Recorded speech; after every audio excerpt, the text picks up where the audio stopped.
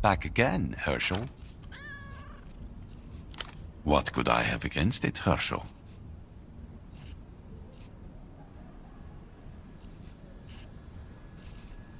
The cat is its own animal, free from the burden of society and property rights.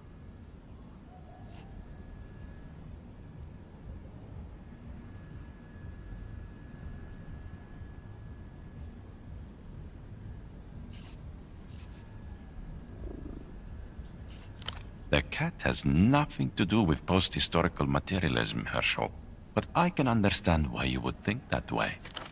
Everything has to do with post-historical materialism. Even the whiskered shirker.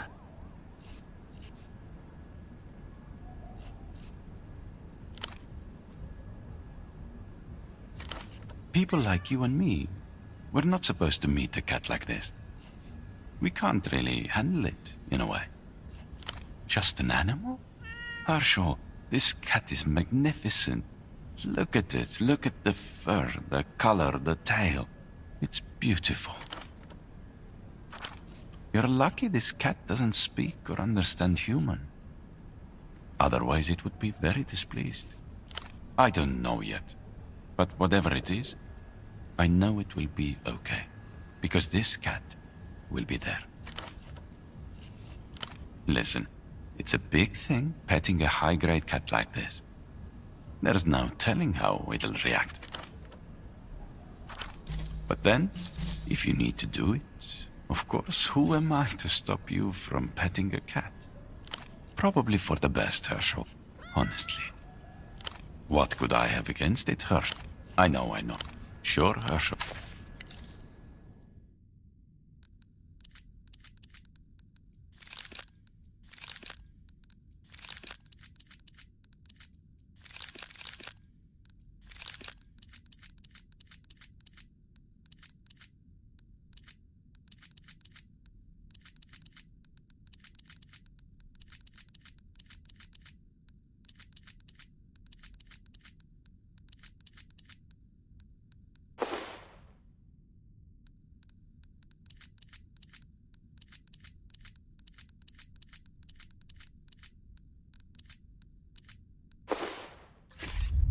Back again.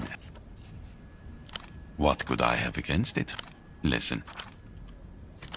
But then, if you need to do it, of course, who am I to stop you from petting a cat? Probably for the... Sure, Herschel.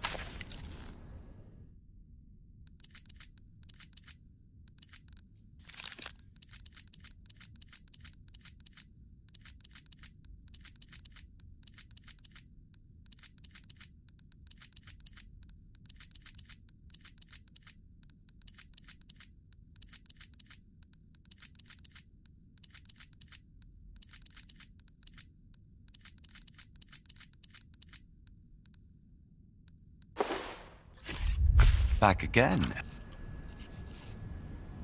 What could I have against it, Herschel? Listen. But then, if you need to do it, of course.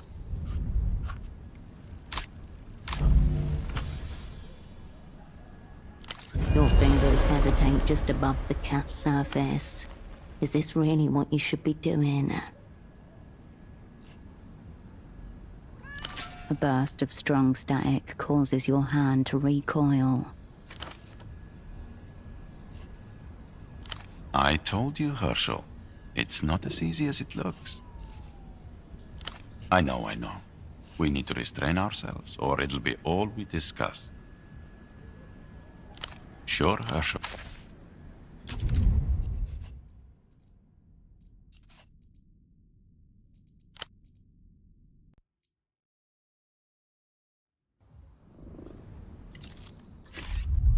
Back again. What could I have against it? Listen.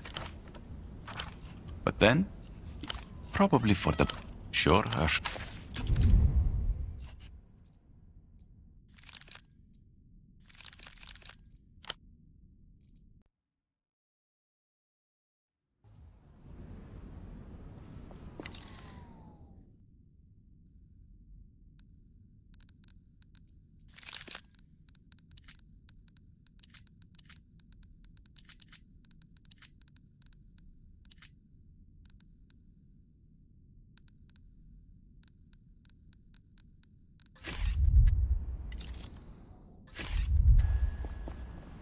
First things first.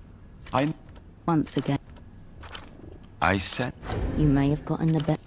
This lapdog of the techno-fascists has been following your scent with impunity.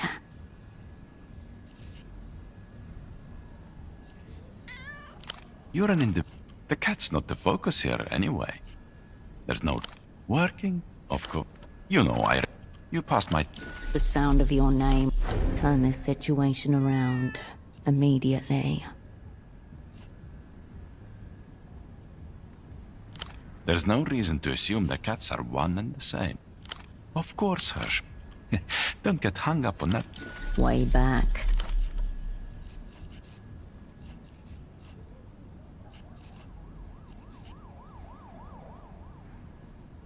That's a very hurtful thing to say. Easy now. There's no need for that. I'm not here to fight you. I thought our long-standing friendship is above such displays of aggression. Long-standing? We don't know this man. His face drops. That's a very cruel joke, Herschel. 5 years gone, and that's how you greet your friends. 5 years? No entries in archives, systems, or communications. Expand in search. The crew's in here. He's not in it.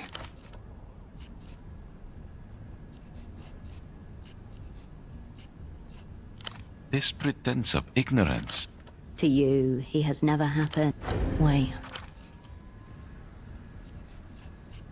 You remember me now, of course. The coat. It's a recent acquisition.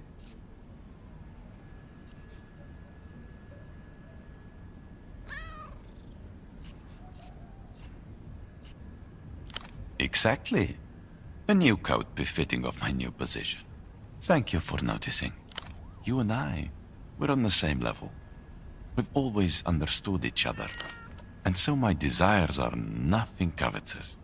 I'm simply offering you the excellent opportunity to work together again. Just like in the old days. Highly suspicious. Warrants further investigation. Approach cautiously. There may yet be gold hidden. She's beautiful. The cat... Herschel, the cat doesn't need property.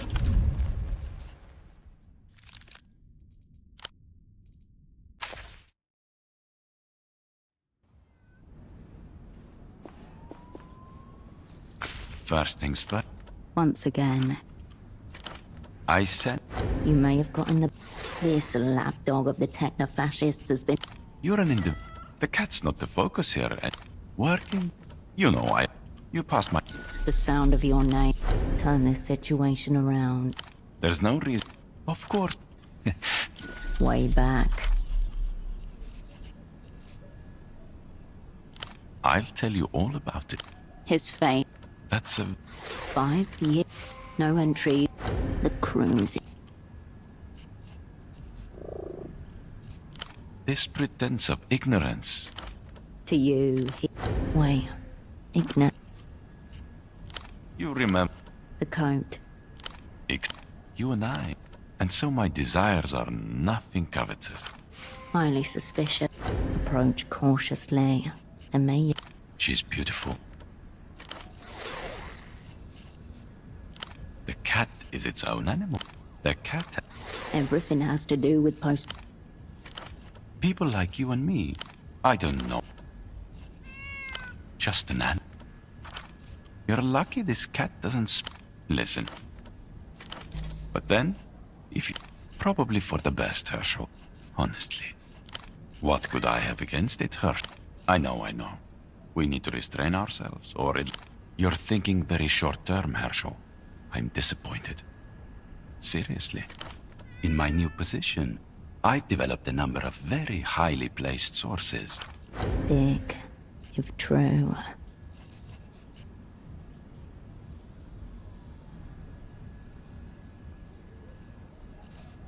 I must say that they are pure and full of heart, much like this cat.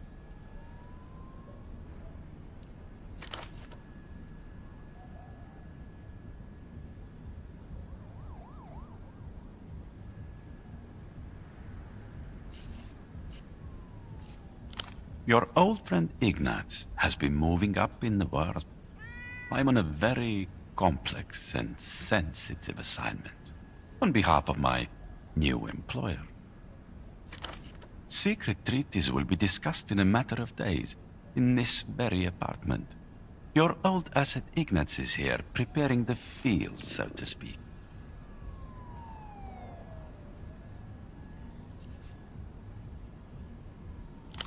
Fucking leaks, Herschel. Unbelievable. Who was it?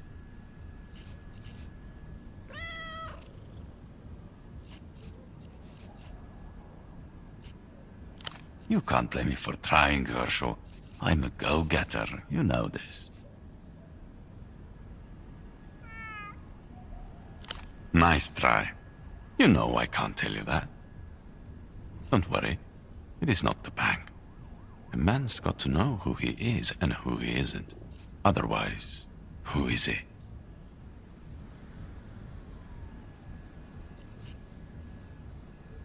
Please, Herschel. That's a very offensive term to use. Some of them are very honorable people. Servants of the state, like you.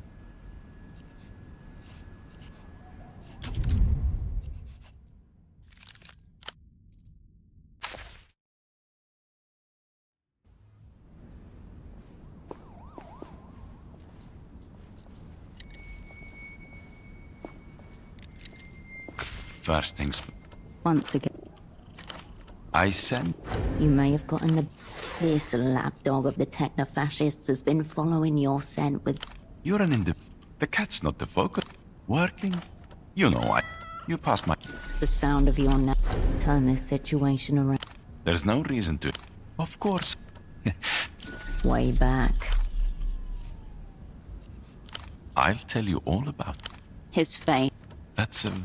5 years. No entries. The cruising. Desperate... To you. Wait. You remember... The coat. You and I. And so my... Highly suspicious. Approach cautiously. There may yet be gold hidden. She's beautiful. The cat is its owner. The cat... Everything has to do with post-historical. People like you and me. What? I don't know. Listen. But then, if you need... Probably for... What could I... I know. We need to restrain ourselves. Sure, her...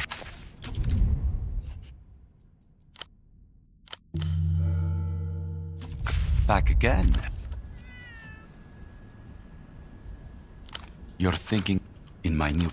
Big, if true. I must... Your old friend... Secret treaties will be discussed. Nice try. You know. Please, Herschel. That's a very offensive term to use. Some of them are very honorable people. Servants of the state, like you.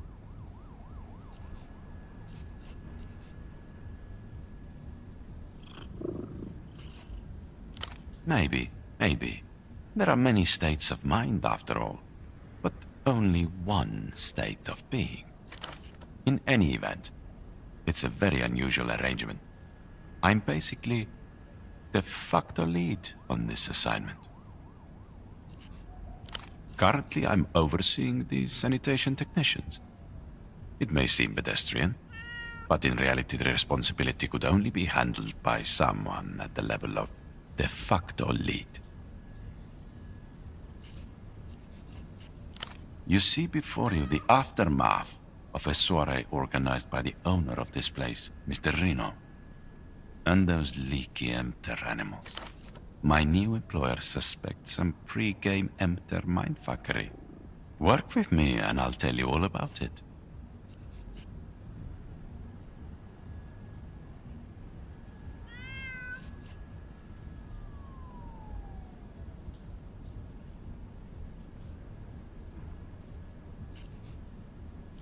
Think like an animal, Herschel. They don't look at the stars and ask themselves if they are really alone in the universe. They just drag themselves from sick pleasure to sick pleasure.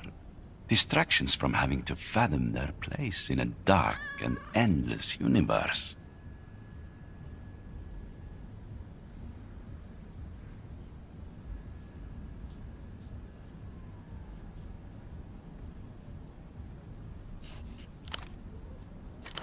Does it not?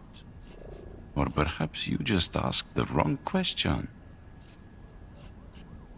These aren't normal cleaners, Ershaw, despite how you may perceive them. If they came in their true form, it would arouse many suspicions. These are very highly trained specialists, retained by my new employer for the most complex and sensitive assignments. More than that, I can't tell you for your safety. And rituals of good living. I light candles to Aldebaran, who governs the hustle. I work out at the gym. I don't discharge my essence too often. It is all in the routines. The essence belongs to the state. It is to be discharged regularly.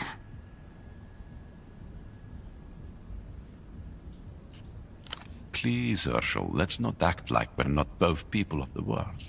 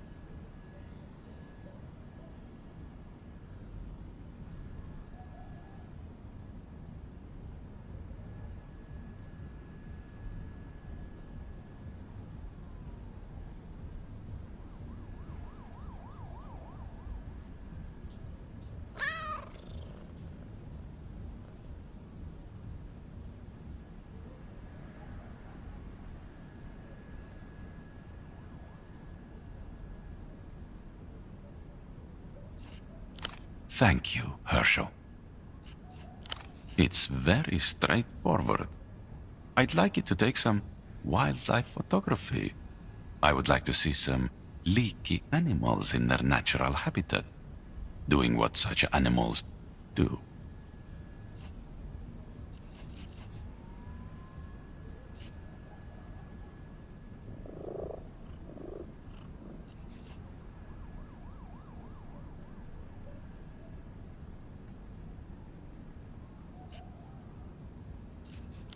You misunderstand me. I'm not concerned with the bank's wayward negotiators. I've identified a different target embedded in the talks, of a far more secretive nature. One of the men providing physical security for these upcoming talks is a filthy carabinero rat.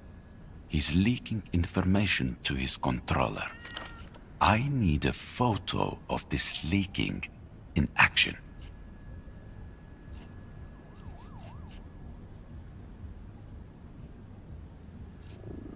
The Carabineros act as empty security detail for the upcoming talks, and just like their masters, are notorious for their unreliability and corruption.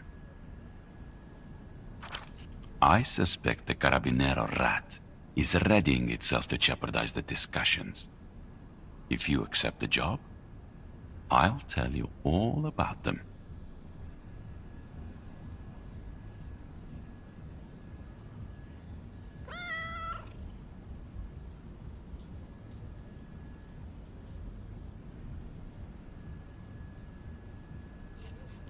Herschel, you of all people should know that power differentials matter.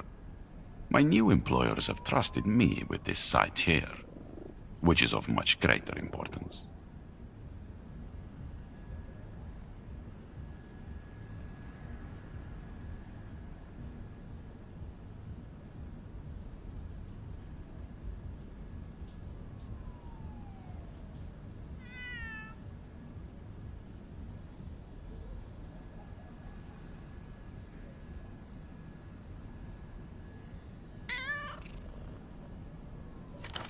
The wall of glass behind him is quite something.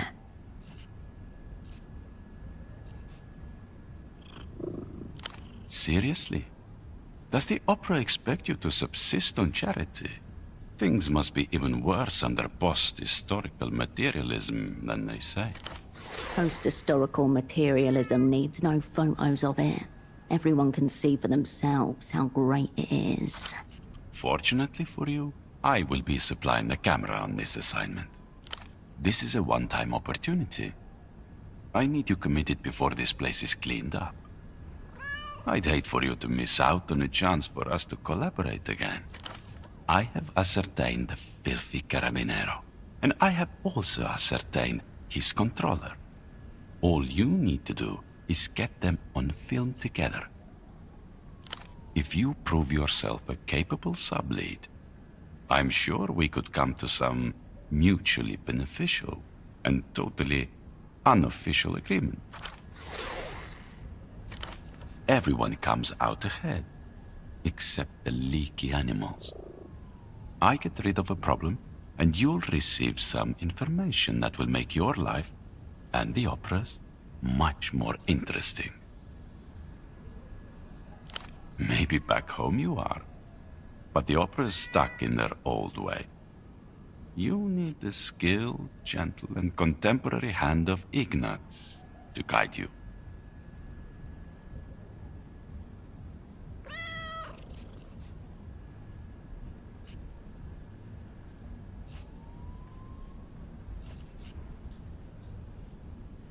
This is very disappointing, Herschel. I do not like to hear it. I'll only keep my heart open to a change of yours until this place is cleaned up. If you don't come back before then, I'll know where we stand. Herschel, I thought you would be coming here for your old friend Ignatz. I am disappointed, but also empathetic. This makes one live longer. That's what the latest literature says, at least. Mr. Reno, I believe, is in the kitchen, waiting for this operation to conclude. Tempo? Our old crewmate. What about him? Truthfully, Tempo worked with me, but that was already some time ago. Better pastures find Ignatz, always. So, men of many talents, like me, are always in high demand. What do you mean, dead? Come on, Herschel. We professionals know how the game is played. We have the sense to not ask people whose answers might be inconvenient to know. No, I never touched him. Despite the verbal evasions, his manner is genuine. He doesn't know anything about Tempo's demise. Besides, I figure he's just disappeared again. Probably on vacation. Work with me, and I'll tell you all about the secrets, Herschel.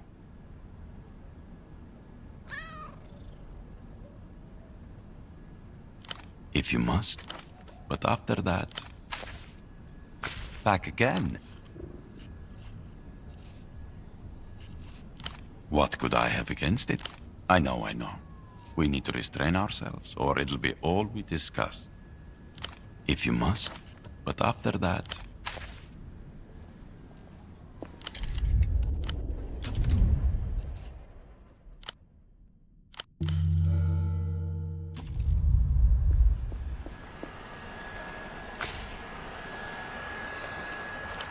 Muffled noises emanate from within. The figure shakes, not its head, but sort of the whole top half of its body, and turns back to its portable vacuum.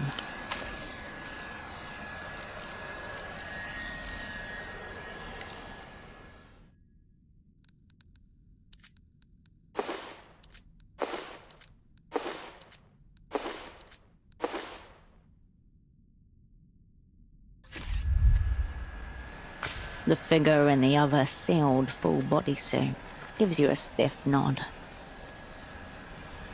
Your head inclines.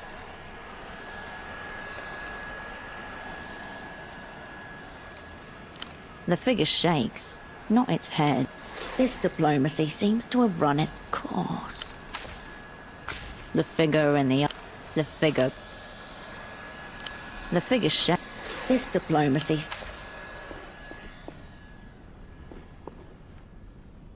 back again, if you must. But after that,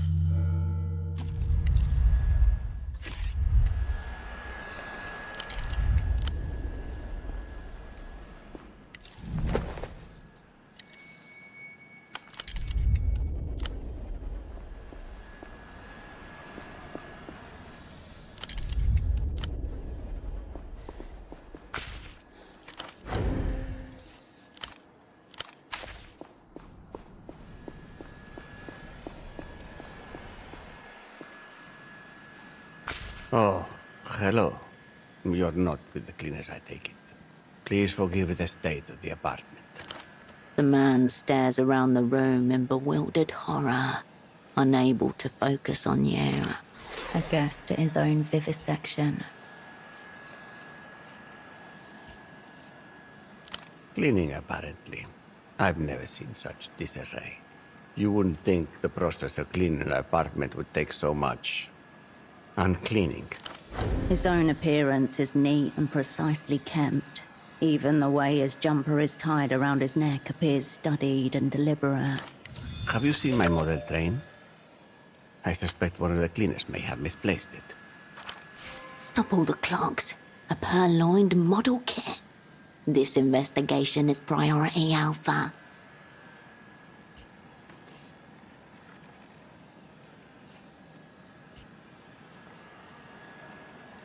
Still looking around the room. He doesn't really register what you've just said.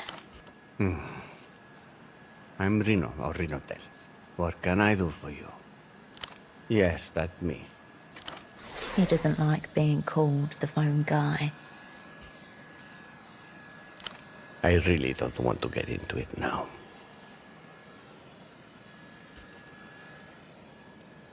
Oscar is alive. Thank heavens. But no, I have nothing to say on this now. Just look at this mess. Of course, he's the cleaning coordinator. I've been assured the Lusians are handling his bill.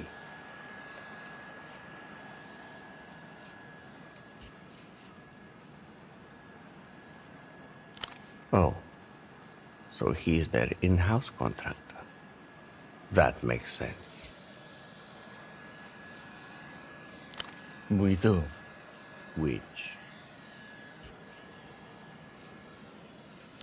There are no tricks to it. It's largely compound interest and time.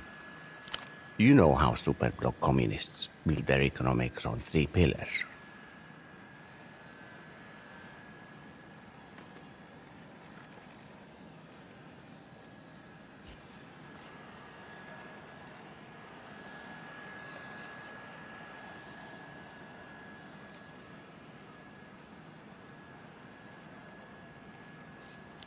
Precisely. As we in the developed world don't have the luxury of relying on magic, we've replaced it with compound interest.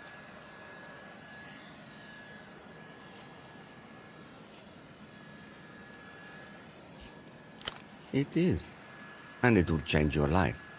No magic required. It's what I don't have right now, to be perfectly blunt. Well, it's not very politic to say, but most people suffer from poor impulse control. Factually untrue, as evidenced by his ilk's corpses not dangling from the city's lampposts.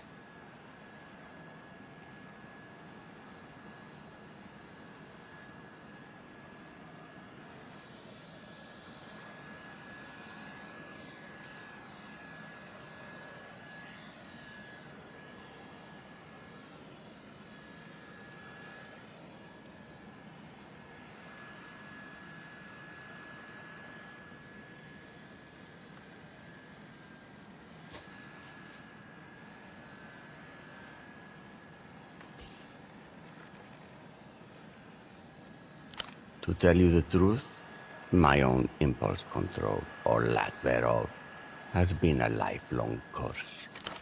First fault, best fault. My business endeavors have succeeded because I've spent years fighting my own wiring. To not fall prey to market logic, but instead bypass it, often by esoteric means.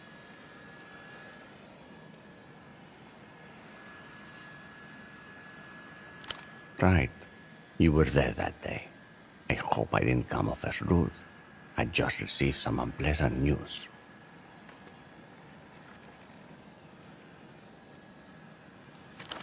That is its own topic, one we can discuss if you'd like. Where to even start?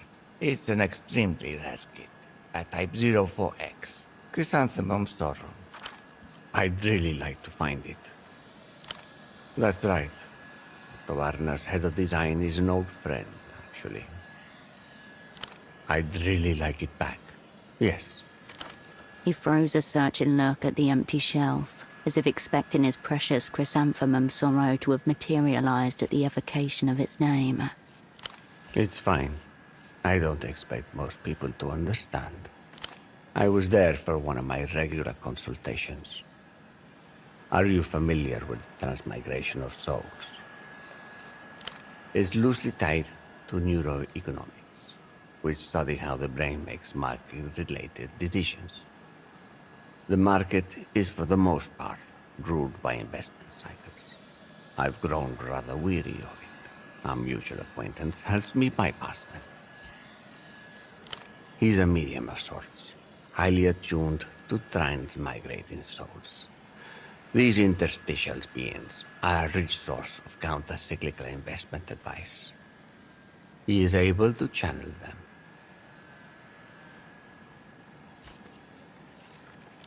Of course I only pay for things that work. No, not as such. Seizures are simply... they're a regrettable prerequisite. You've heard the sounds that come out of him, yes? Speaking in tongues almost. It's terribly distressing. Primal at times. Senseless. And that's the point. Using your asset in ways never known to be possible. A flagrant misuse of man for his own gain.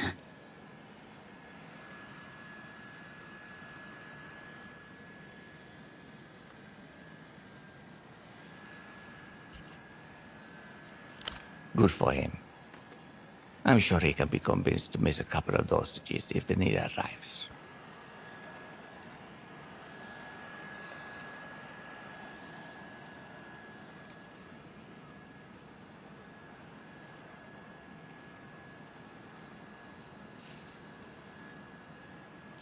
Your words mean nothing to me. His do. Be well.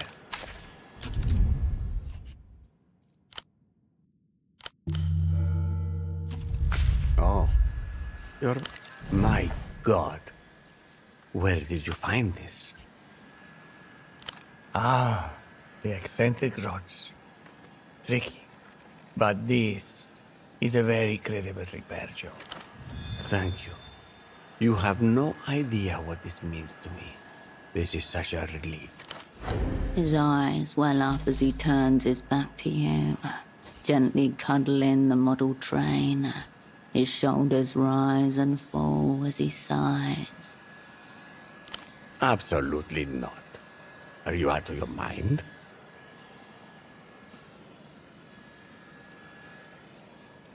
Chrysanthemum sorrow. Is priceless to me. I will not part with it. The industrialist has fallen prey to the cult of nostalgic objects. Sickening, yet logical. Be well.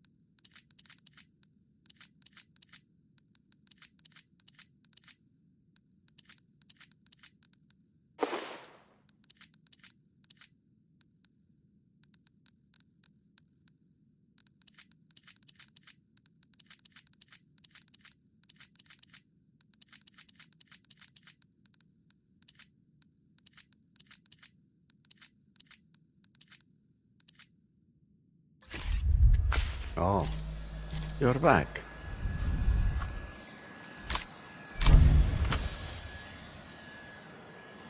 This is a certain O-scale replica, of which only 15 commemorative models were ever cast, by Tovarna Radosti no less. You need to know everything. Forensic analysis. Custom.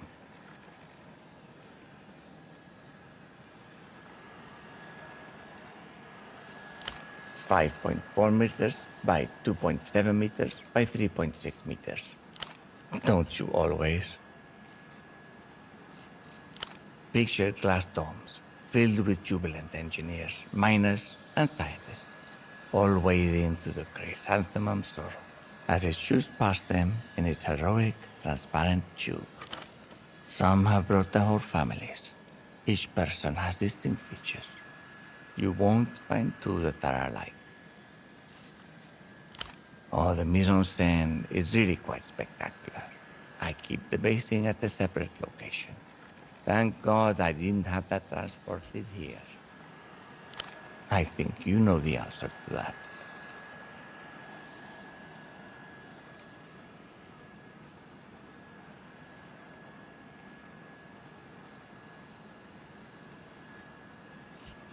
Yes. With models like these, there's always something else. Be well.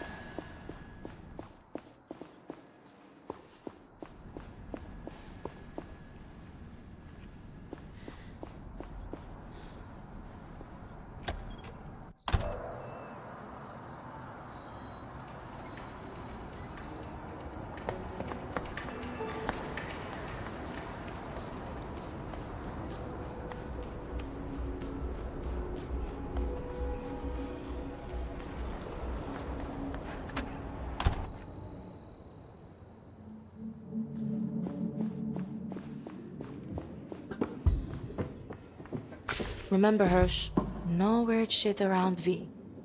Later, Hirsch. Hirsch. Sweet. Remember, Hirsch, no weird shit around V.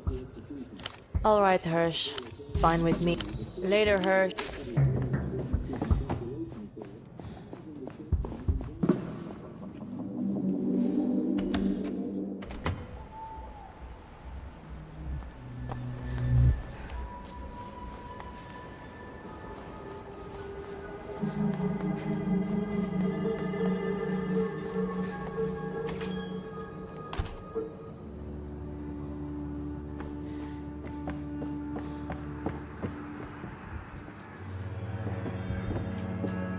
Hirsch. No star shaman last night. I had a good dream. Or it would have been good. I don't know. It was about Septimus. Sex dream.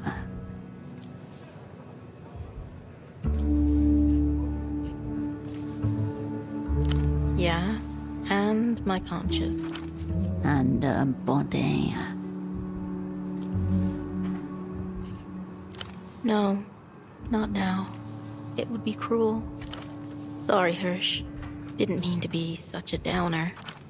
She smiles and ruffles her hair. See you.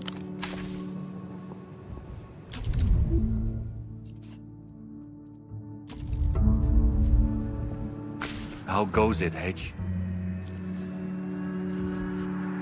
Don't be a stranger. Up around.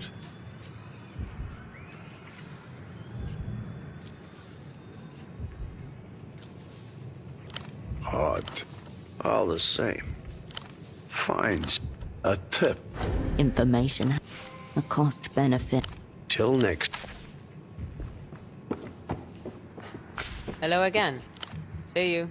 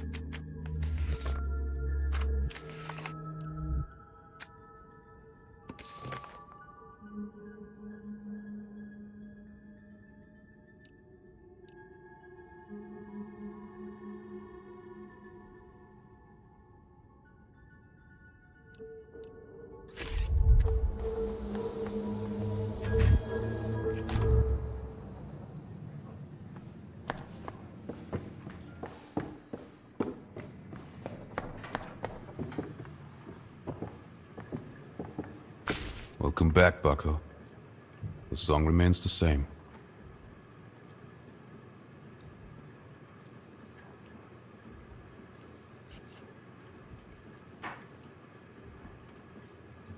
I have been known to, on occasion.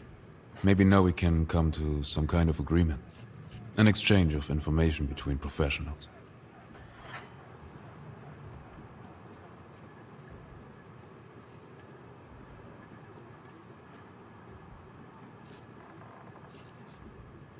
Don't dilly.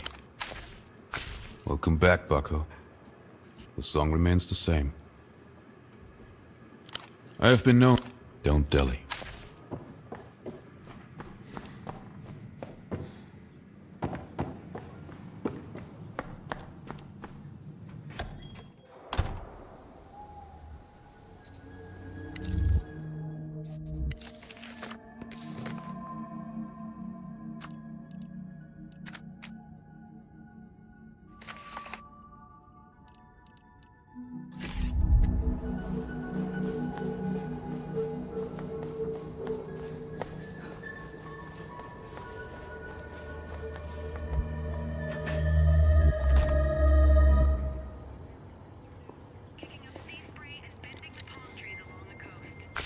Oh, Prince. I'll be here. You approach your double's bedside. A brief red pulse, without batteries.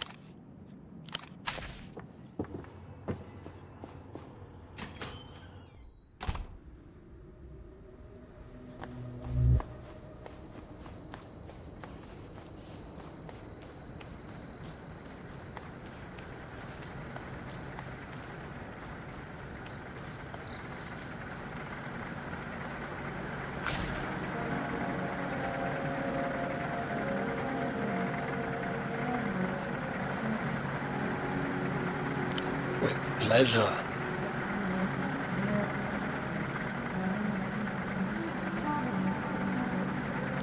All right. With pleasure. All right. I'll be seeing you.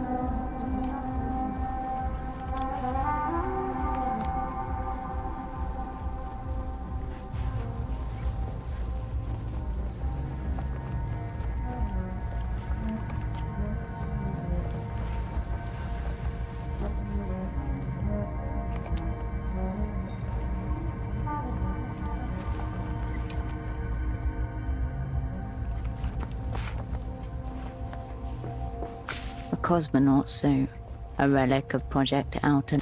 Your focus widens.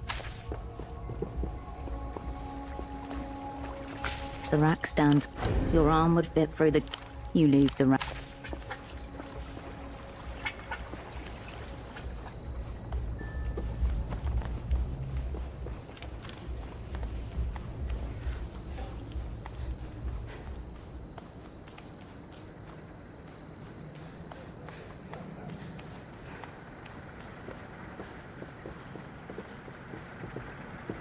Ahead. You will light the next aero trap.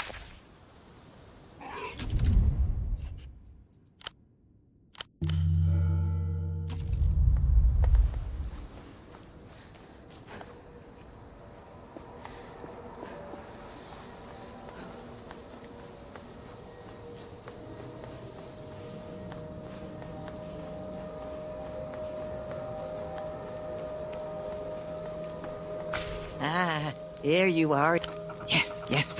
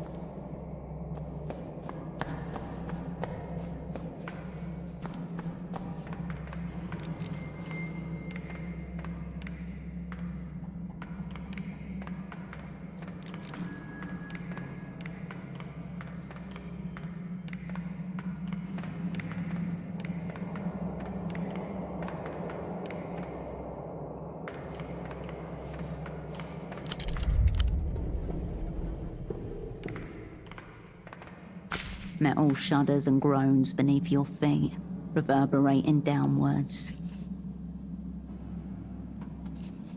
Red lights fade into nothing. Abandoned, dusty, throated by concrete.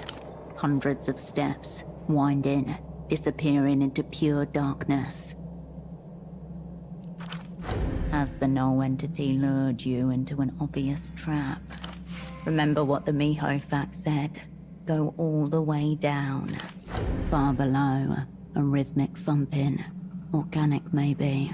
And is that the smell of sweat you detect? A small measure to fend off the encircling dark. You look at the metal between your feet, a square grid that cannot contain the emptiness that surrounds you.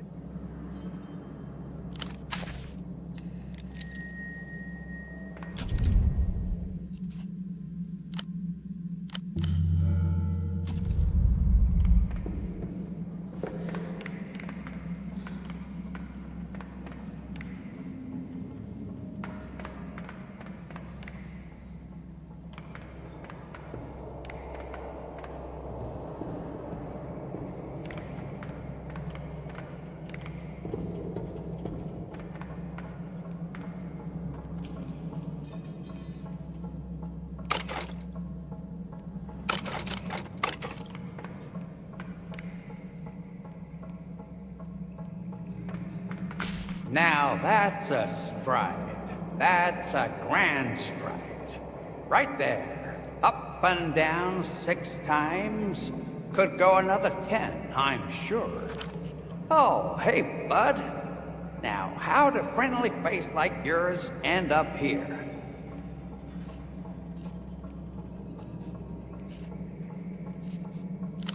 Working on myself, but I'm all about done for now.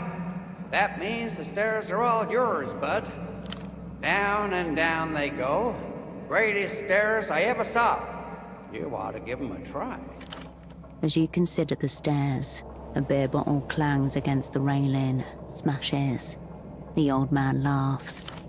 You know, it's nice to have company. Good chinwag helps stimulate metabolic ignition.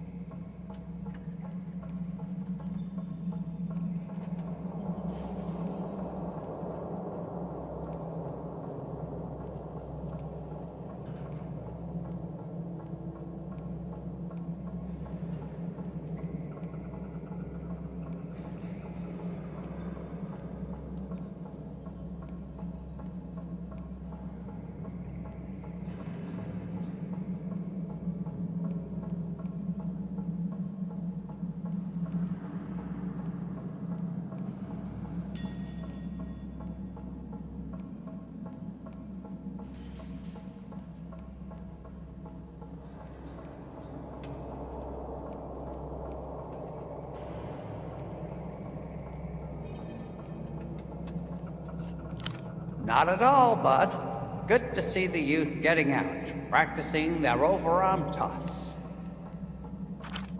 You hear a whoosh and a crash as another bottle falls to its death. Must have been very unlucky indeed. Aha! Hear that one? Went straight to the bottom. Excellent aim.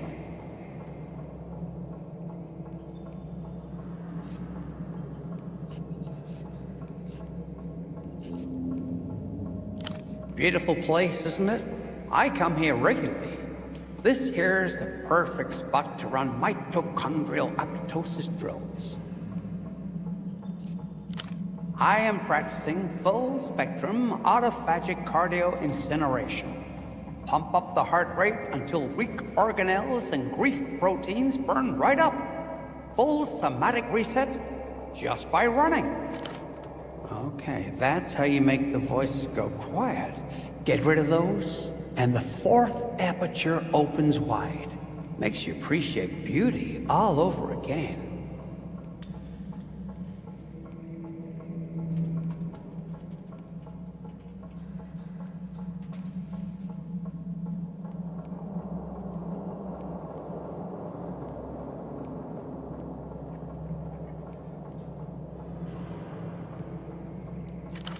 Hardly anything he said makes medical sense. It barely makes linguistic sense.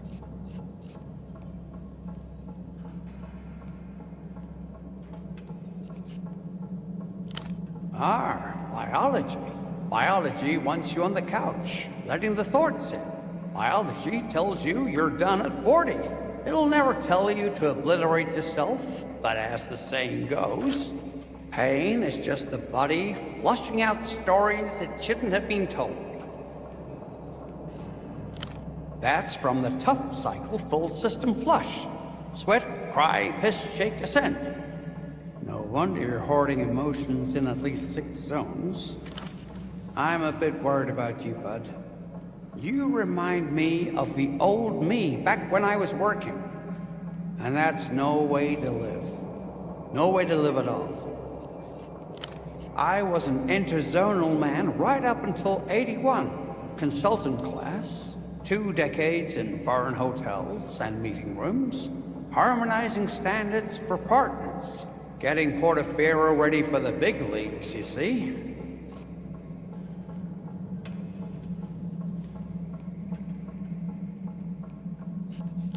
Joining the developed world at long last. Decades of work. Sweet Nestor set it all in motion. One could say it's still in progress, but I had a small part to play. Maybe so. Grinding 16-hour audits, sleeping 4 hours, once for over laundry tag phrasings for 9 months. That all ended when I heard Rimtuff speak. No need to be childish. An athlete, author, visionary, found one of his discs in my hotel room. Figured it was junk, something to fill the silence. That's when I heard. You don't have a buddy. You are a buddy. I started doing lunges across the carpet, right then and there. I kept listening, and that's when it happened. I smiled. Middle of a lunge, legs shaking, sweat pouring down. Half a mini bar bottle still in hand, just smiling. Next morning, I called the boss, told him I was done.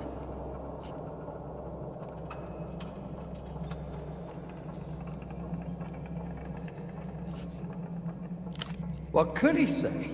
I had made up my mind. Slumped thoracic spine for one, that's grief pooling in the vertebrae. You're a bit pale too. Capillaries holding on to despair. But the biggest problem's obvious. It's your lungs. You're dealing with a lot of anticipatory shame, aren't you? That stuff pulls up in the alveoli. If only. There's plenty of past shame too. I hope you don't take umbrage at my words, bud. I remember the days when bad thoughts slipped in right through the weak fiber. Does this fool doubt the resilience of the people's respiratory tract? That's how we make sense of the world. There's no need to fall for it.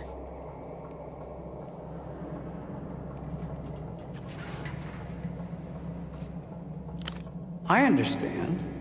I spent many years in the throes of denial myself. This is an old man coping with existence by clinging on to a nonsense routine. Let it be. So he insults your psyche as well. I'm glad to hear it. Of course, if you have any doubt, we could put those to rest with a little sprint around the loop. The top floor, when you come in, that's the loop.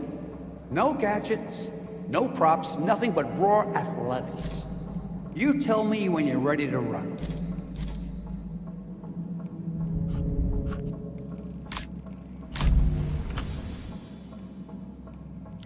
Warning, you are going to die.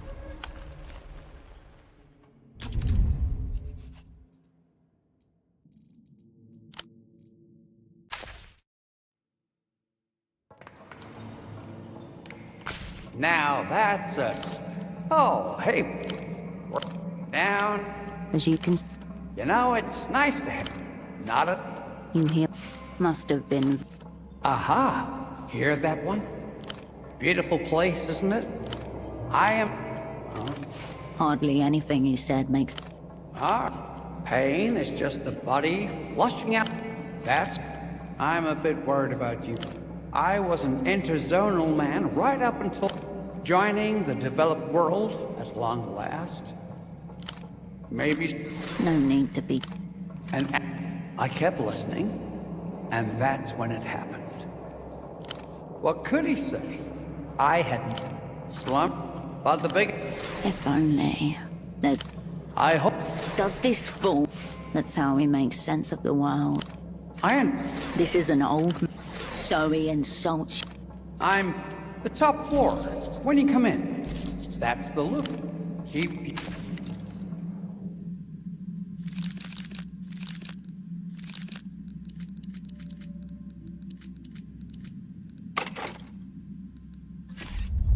Hey, bud.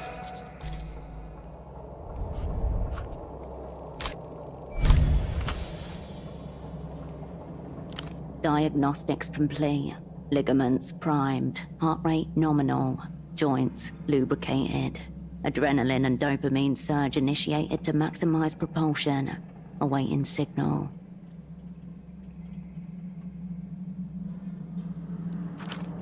Oh, yes. Ready, steady, go!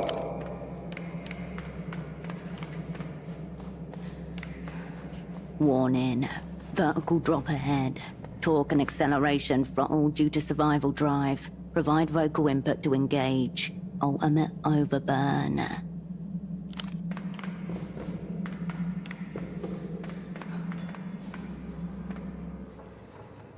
Run. Complete. Desired performance achieved. System switch into reward mode ++. Enjoy the endorphins.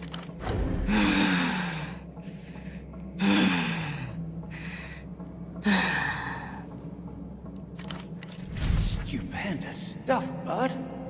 The speed, the leap. Sure.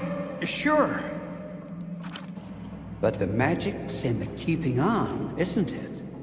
To keep being stubborn against the world. Keep you...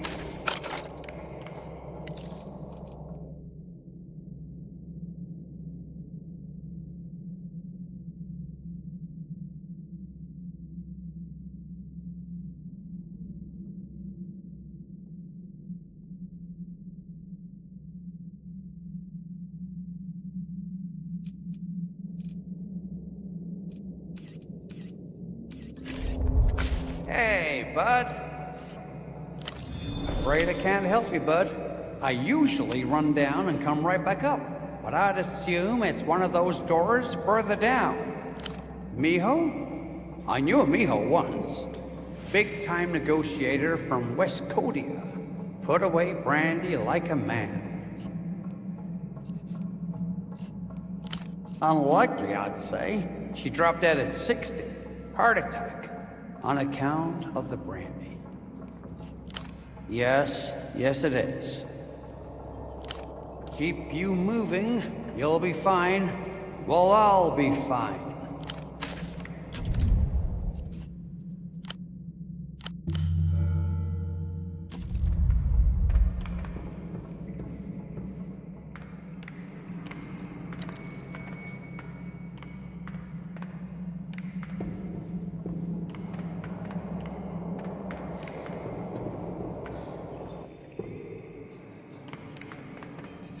Whatever light that slipped in from above has nearly drained away.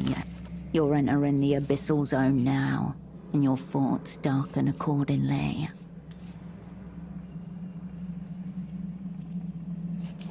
In a windowless room far below, a thing crawls out of its tank. Slick grey skin over limbs too long, webbed hands, and on its back, a blowhole. A being with the strength of a bodybuilder combined with the echolocative powers of a cetacean. They do too. They've been terribly lonely down here.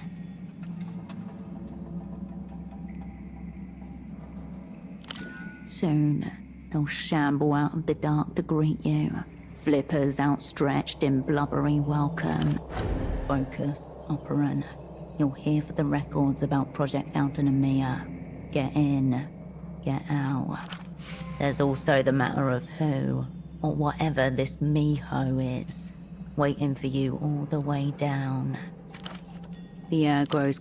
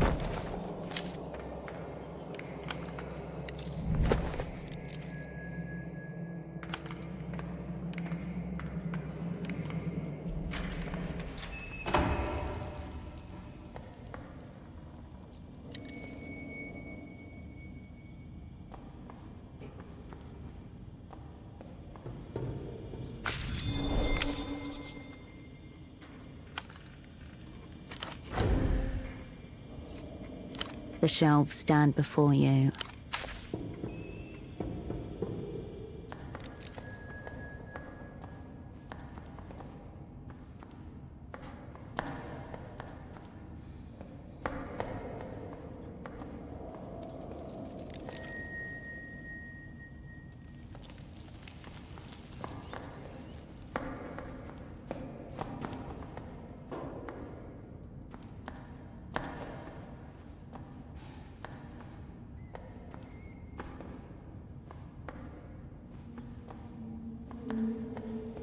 You stand before an archival shelf.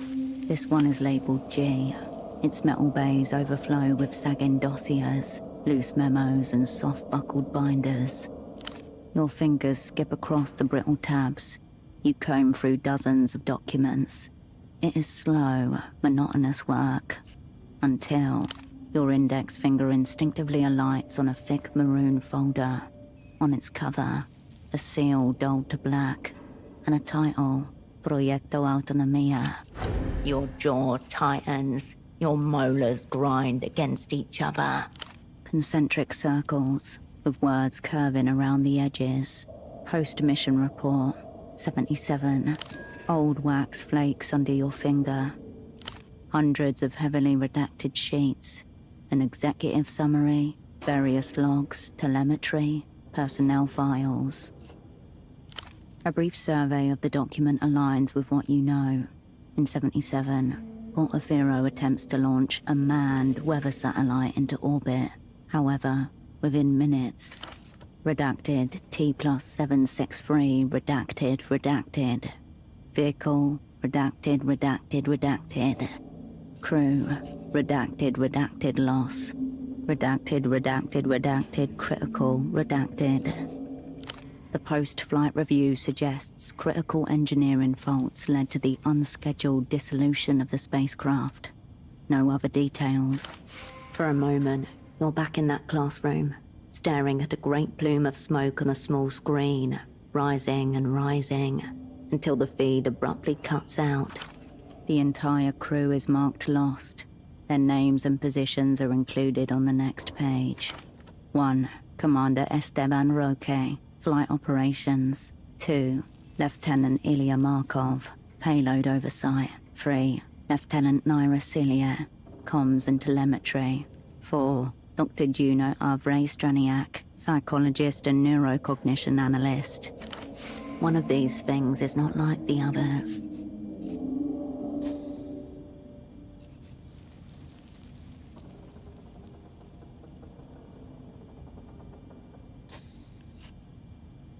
Dr. Straniak's responsibilities are listed as maintaining crew morale, ongoing performance management, and evaluating cognitive stress. Horrifically vague, yet ominous. Here's a thread to pull at. In the weeks before launch, he conducted multiple psychological evaluations of his fellow crew members, which are included here. The assessments are grouped and associated with each member of the crew. Commander Roque's self-worth tied to performance. Lieutenant Cilia exhibits maternal anxiety pattern and clings to her position as caregiver.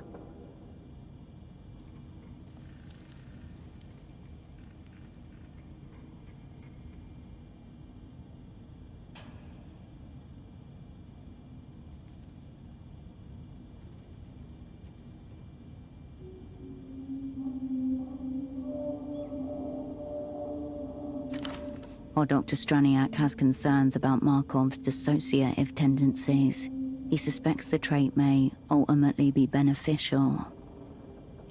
According to the remarks, entering sustained, prolonged host-reception state during which minimal autobiographical bleed-through is preferable.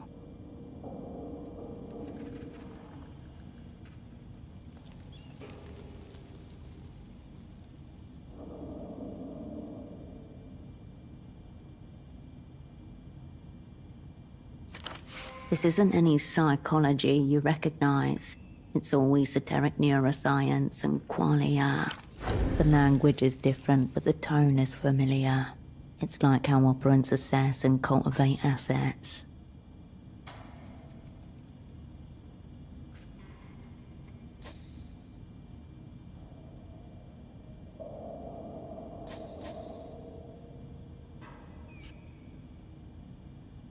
Across all three assessments, the language is strikingly consistent. He rates each of his colleagues for narrative identity, perceptual decoupling, and emotional flattening. The doctor circled his last name twice and wrote below it, Grenzen sind Illusionen, alles sich zurück. Boundaries are illusions. Everything looks back.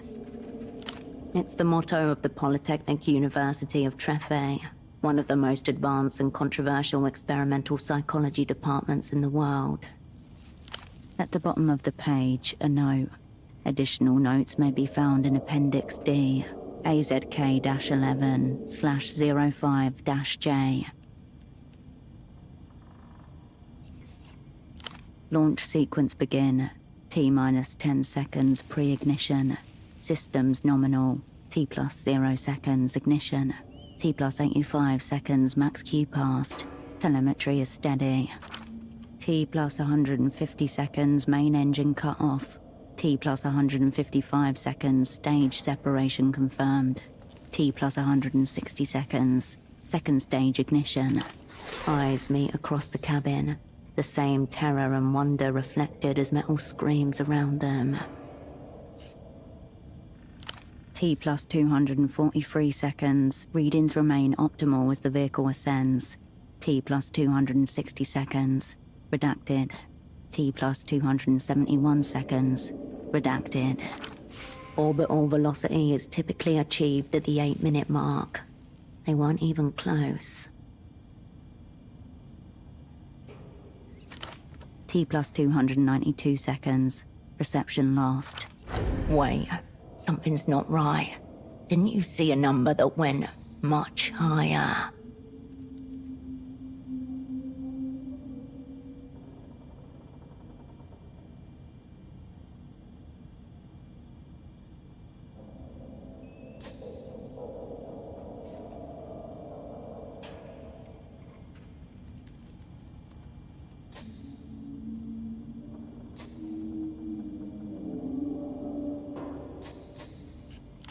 No typo. You flip back to the executive summary. There, buried among redactions.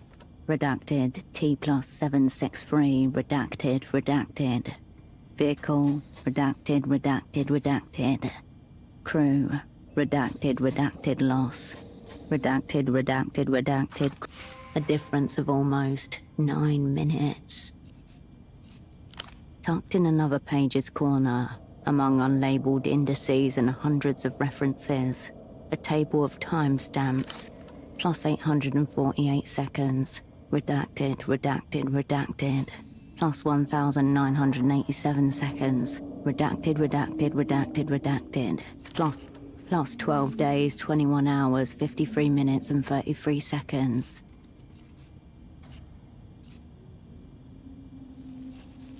By the final timestamp, a footnote pointing to a document. See SUP Housekeeping and Transmission Storage, HKT-04/17-E. It must be here somewhere. You go over what feels like every folder on the shelf.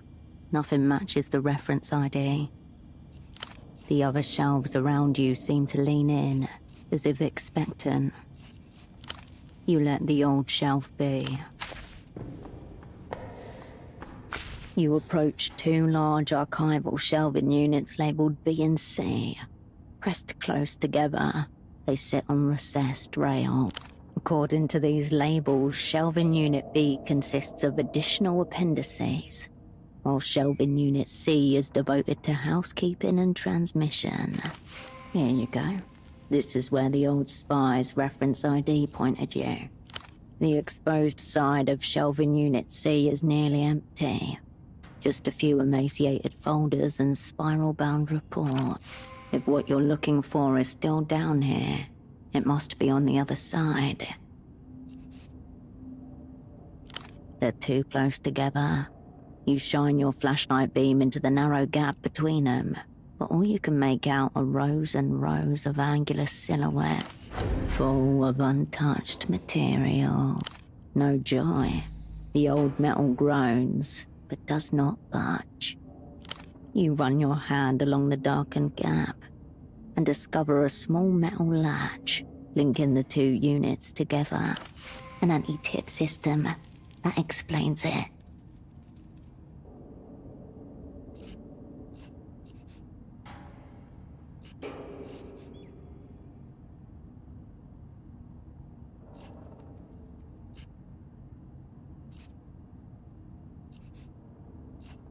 You disengage the lock on this shelf.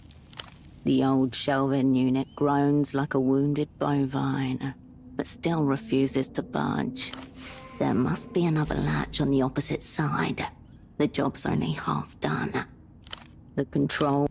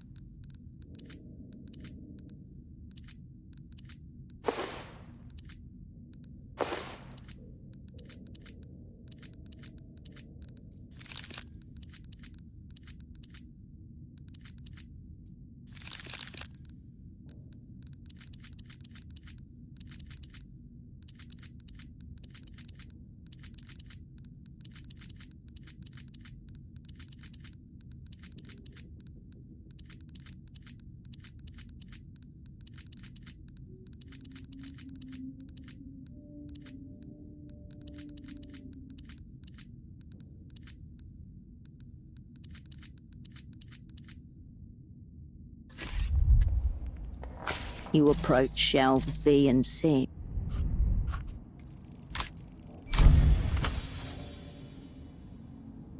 You pop a small hatch open and slip your hands into the warm cavity. Nice. The rail bus connector links every shelf here via the tracks. Force them into maintenance mode and their contents are yours. Go ahead. Tinkerer's choice.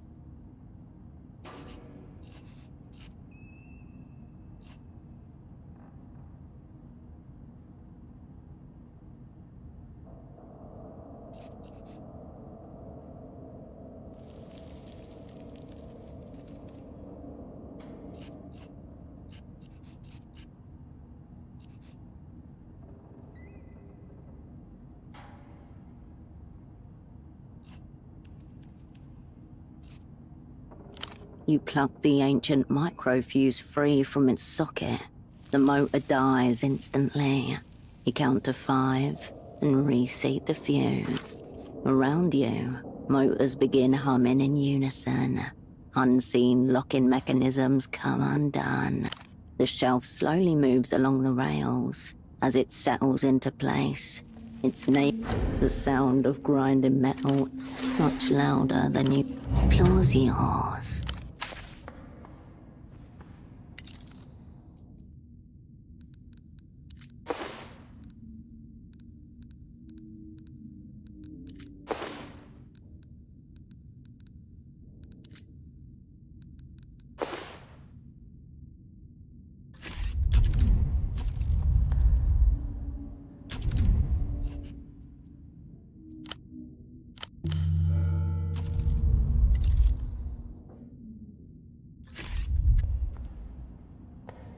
You approach the open shelving units. Newly disturbed dust hangs in the air.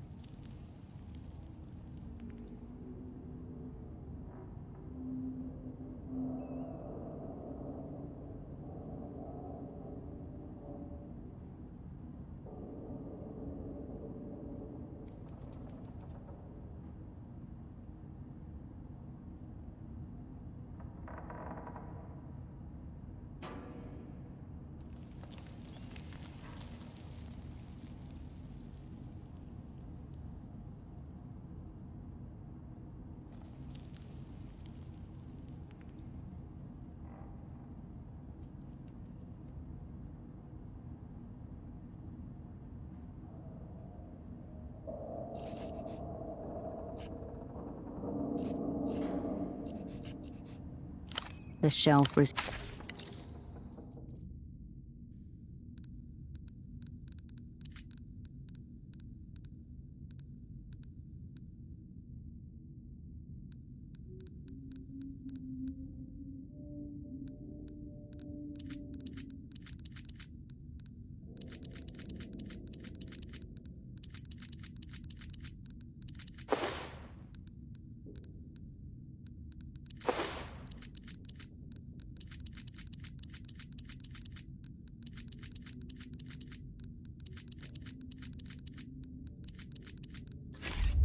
You approach the open shelving unit once more. The shelf is thick with nearly identical records. Special plastic binders, meant to contain paper records and disc-based media. Your fingers race across the files. Already expert at this, you take a mustard yellow record from the shelves. The reference ID HKT-04/17-E looks back at you. Inside you find... And yet the old spy's words were true. The rubber band is brittle and dry. It practically dissolves as you pull the paper free. The text reads, Summary of Contents, Transmissions from Satellite Autonomia, 16 Decatur 77. Under additional comments, someone has added, all contact C-17 deck. Crew presumed lost. Refer inquiries to redact. So the trail ends here. Its casing is yellow, the disc inside nearly white. It's not like any other you've encountered. This is a U-matic. Are the form factors the same as any modern disc? The encoding method is entirely different. Your part in this exchange is done. The null entity had better come through.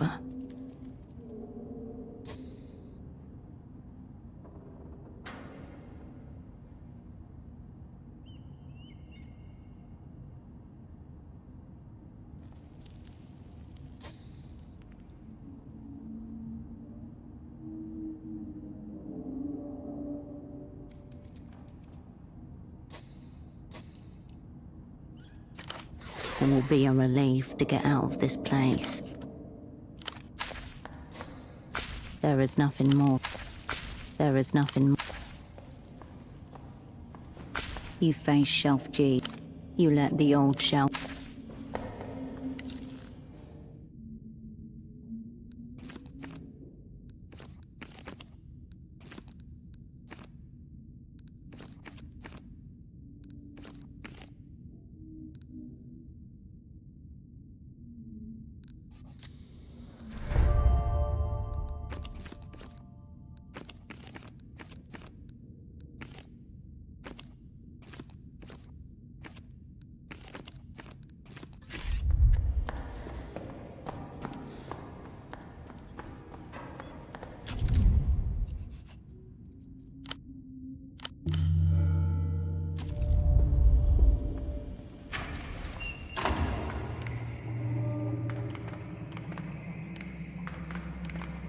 It all happens in milliseconds. A sharp blow to your elbow, the flashlight flying out of your grasp. The inverse flash of sudden blackness. An instant of sheer confusion before the panic can kick in. In an instant, all the air in your lungs evacuates. Only then do you realize something has struck you with great violence.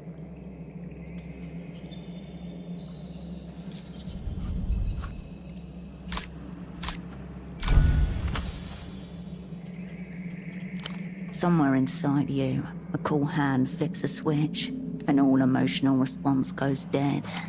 Time to examine your situation dispassionately. You have just been attacked by unknown assailants at the bottom of this silo.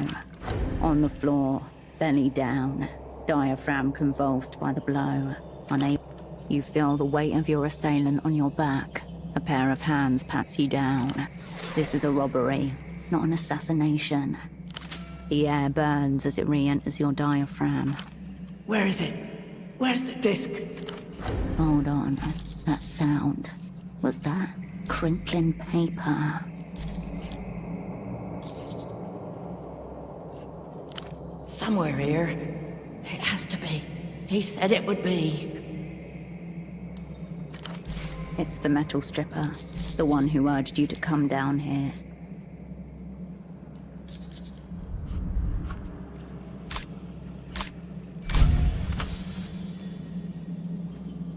You cannot see your opponent, but you can sense her shape, her hot breath on your neck.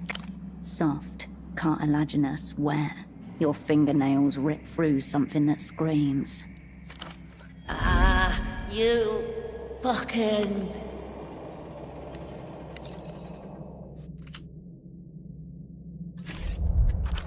She's getting up. After her. A rustle of paper and clanging metal as your attacker flees up the stairs. You bound to your feet, but immediately crash into some hole. The footsteps patter away. All right, gang. Just breathe. Let's take a moment to gather ourselves. The room is empty. Your assailant is nothing more than the clanging echo of her steps on the metal stairs above you. Insane, maybe, but not random. In any case, she left empty-handed. There are no casual muggins in an abandoned rocket silo. She came down here looking specifically for you, and for something specific on you.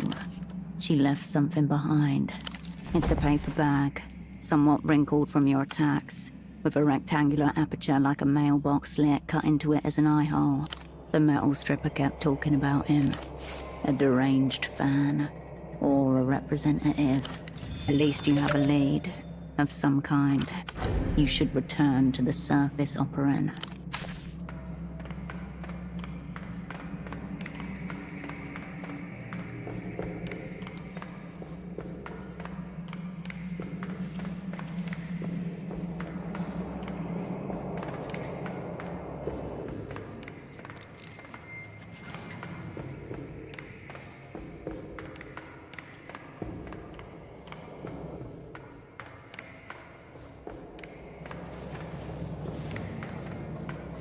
Hey, bud.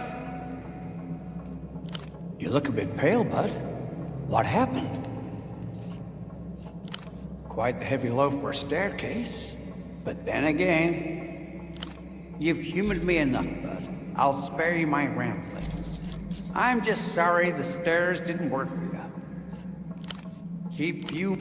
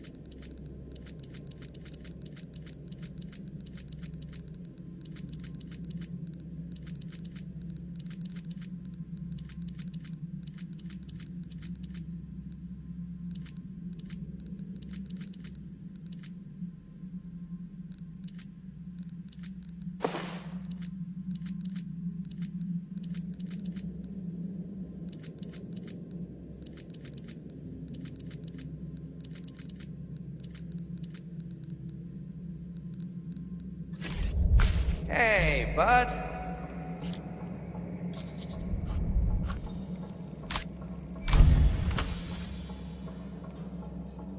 His silly theory isn't about you or him. It's about places. Places like this one. Most of them are. It's just more palpable here. You know, I've been wondering if places hold on to things. Not like we do, but like bodies. This silo's been through a lot, hasn't it? Got its own muscle memory, bruises, scars, and aches. Built with hopes, dreams, and purpose. And then... a violent burst, followed by a great hollowing out, leaving only silence. Is it any wonder such a place would still reverberate? Wouldn't be surprised if it outlasts us both. I hope the stairs won't stop you from coming back, bud. I've been thinking of starting my own exercise group, you know. Get some people in here, give the place a bit of purpose again. Keep you moving.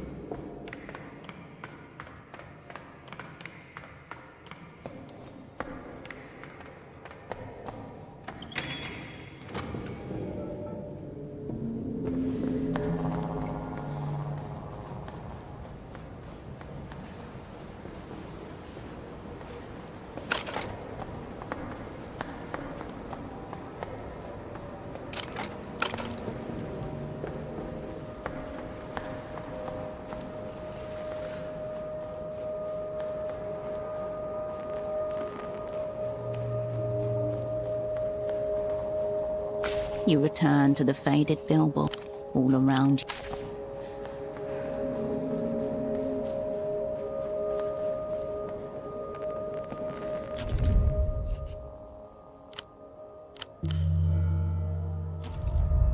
Ah, here you are, yes, here.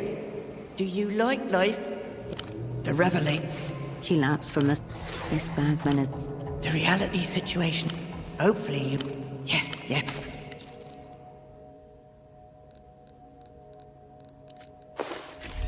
Ah, here...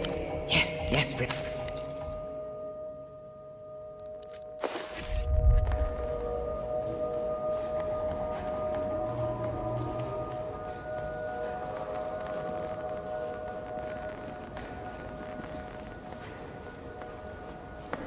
ahead.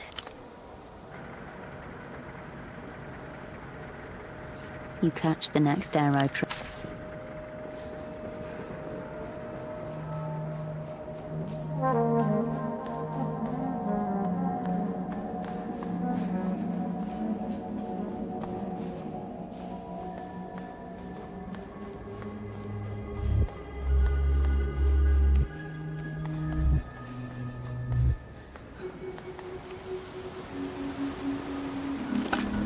You pick up the dolphin doesn't poke back, but it might consider it at this point, if it had any sort of brain to consider retribution. There is no answer. The receiver clicks back into place. The Reno-tailed dolphin. My agent of fortune returns. Don't forget me. The receiver clicks. You step away.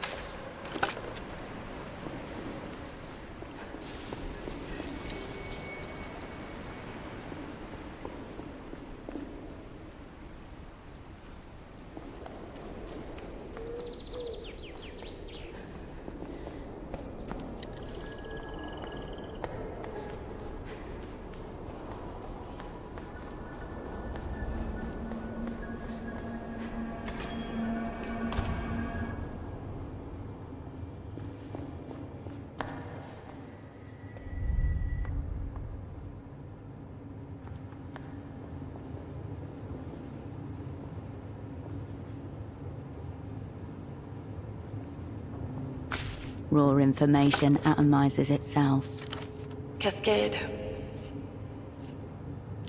Go on.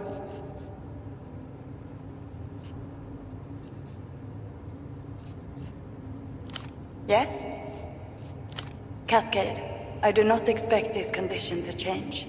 You do not need to keep telling me. Okay, Cascade, you are not a doctor. Leave him alone. Yes? Certainly. Yes? I told you, I can't help.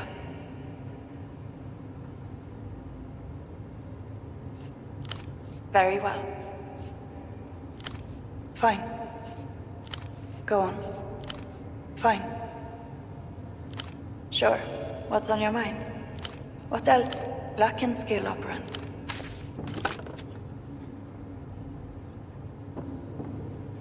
The bed welcome.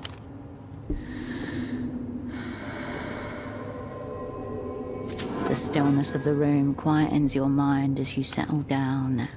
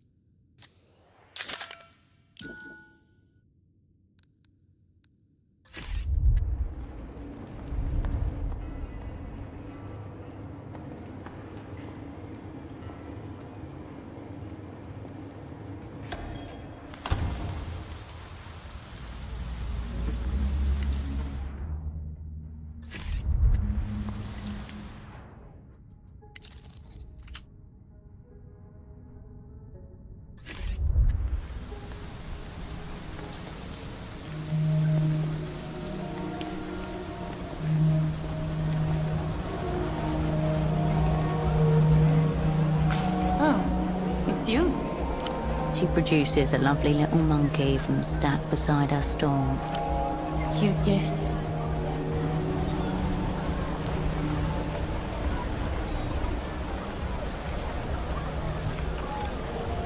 Enjoy your nice little monkey. What takes your... you need... Thanks first.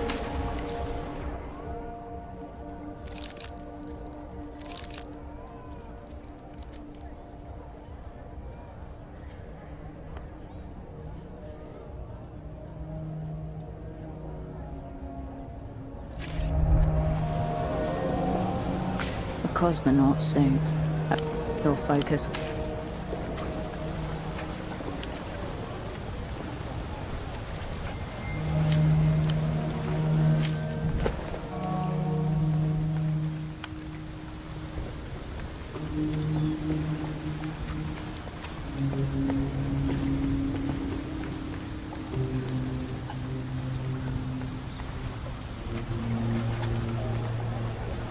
Good day. Oh, yes, when that bastardo Nestor ruined the city. Carmona witnesses all the sorrows of Portofino. Survives them too. Oh, yes. Very handsome. Very suave. It was a gift for Nestor himself, so must have been some official. The opera's best. She is a truly appalling judge of men's characters. How is she still alive? How do you know that?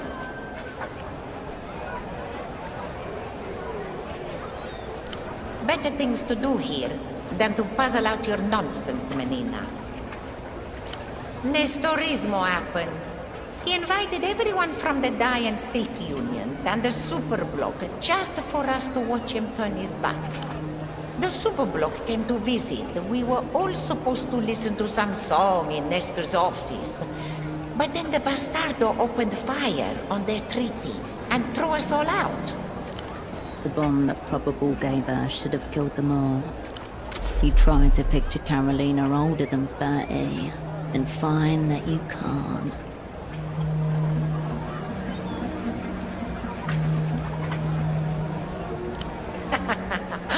Oh, Menina, if only.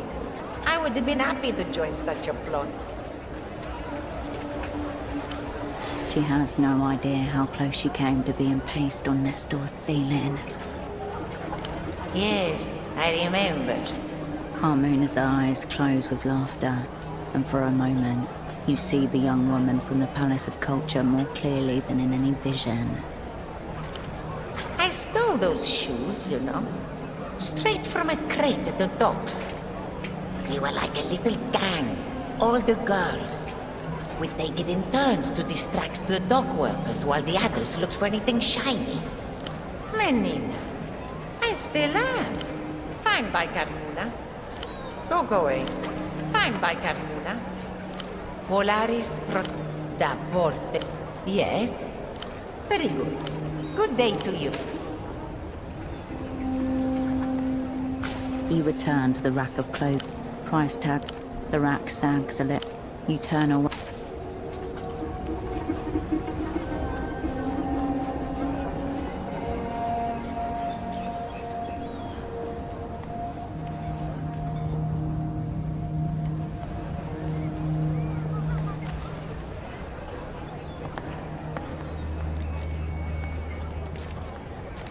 Welcome back, my good replay. Shelves are replete with crass rips. You'd like to? I wouldn't expect to. Sure.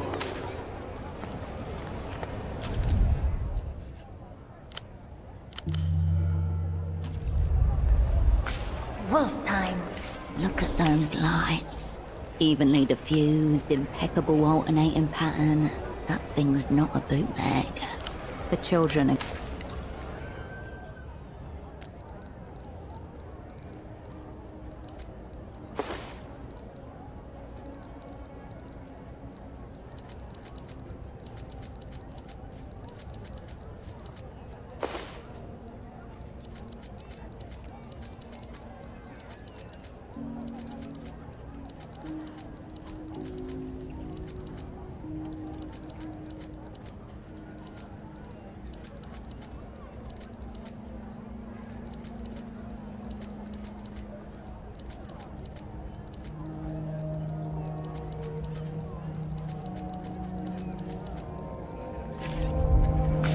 Wolf time.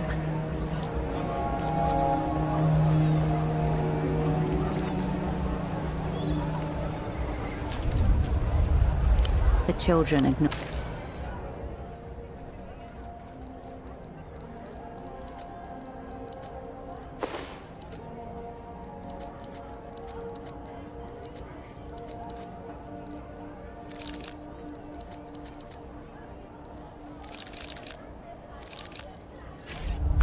Wolf time. The children ignore... Wolf time.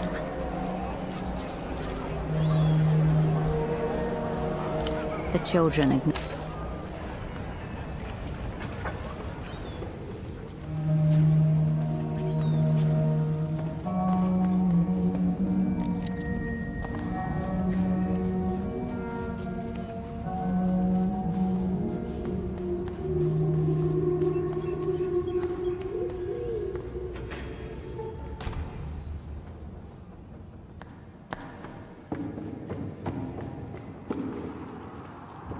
Hirsch. Haven't slept since you. See you. It's still warm. It's getting worse. I read. The TV.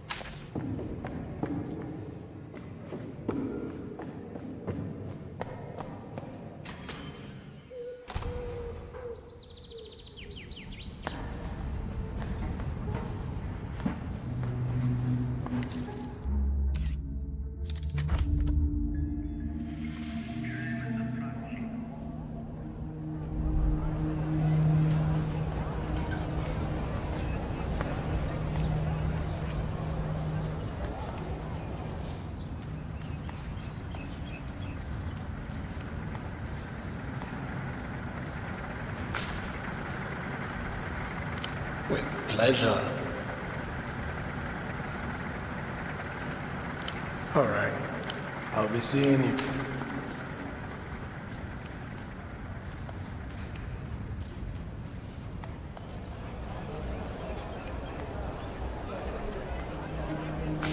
Wolf time. The children.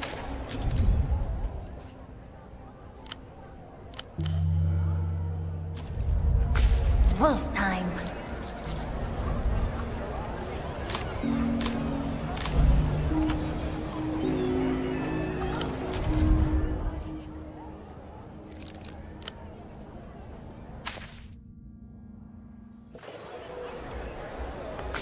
Wolf time.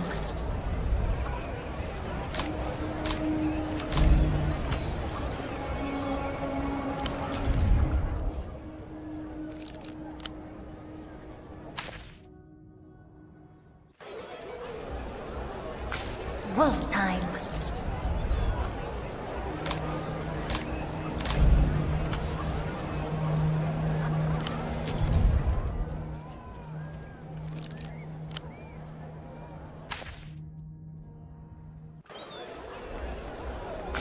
Wolf time.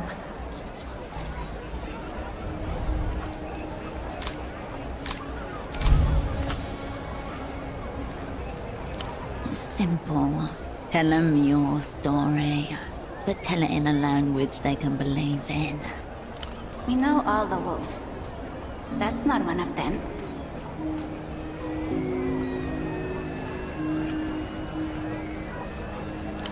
Cool. But if she has a power, that must mean she has a curse.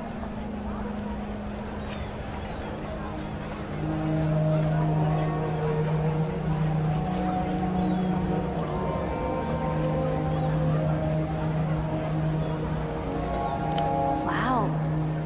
So how can she get rid of the curse? A weapon to break the curse. Slowly, with great care, the boy lifts up his sword and hands it to you. I hope it helps. The children ignore you. In high-end, latest generation consumer tech, probably employing the same batteries as the device Yana gave you.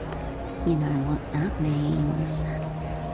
The form of your human work awaits, dormant inside the marble of pseudopod.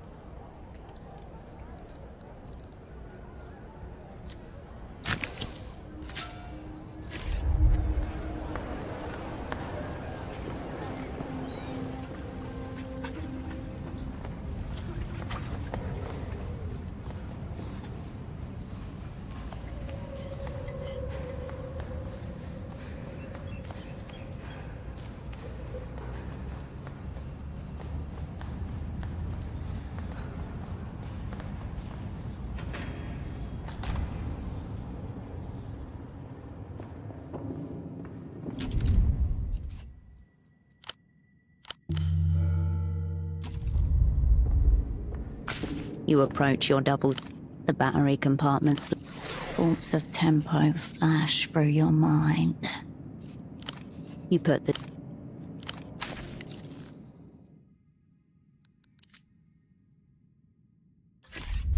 You approach your doubles. The battery. Thoughts of tempo. A soft shudder runs through the device as it powers on. Ave Imperio Luminoso. The screen boots up with the salute of Lelou's, comprised of 5 vertical lines. No salute. Blood splatter.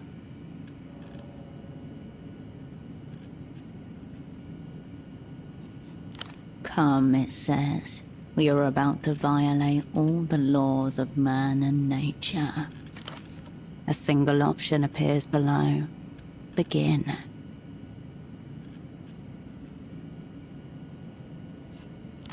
The salute fades as a new command appears. Immobilize subject.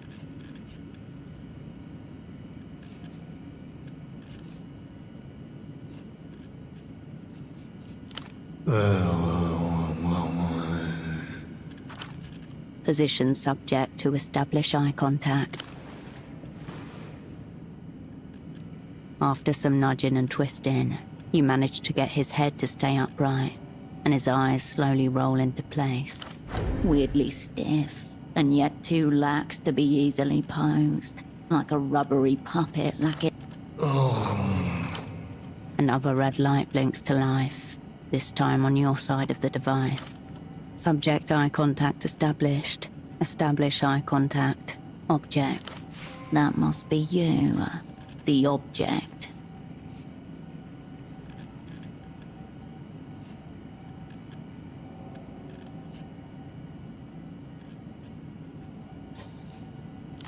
The red light blinks with a slow, steady pulse. What begins as a single intense point in the center of the screen gradually radiates outwards across your field of vision. A diffuse, bruise-colored glow. The world shrinks. Visualize memory for biological imprint, or select manual impression to force imprint. The old prisoner said that the more formative the memory, the better. A sacrifice for the machine god. To get a clear biological imprint of you, the memory should be as personal as possible. For example, your recollections of your old squad mates, or of that summer way back in Landau, or your recollections of the past 5 years in the freezer.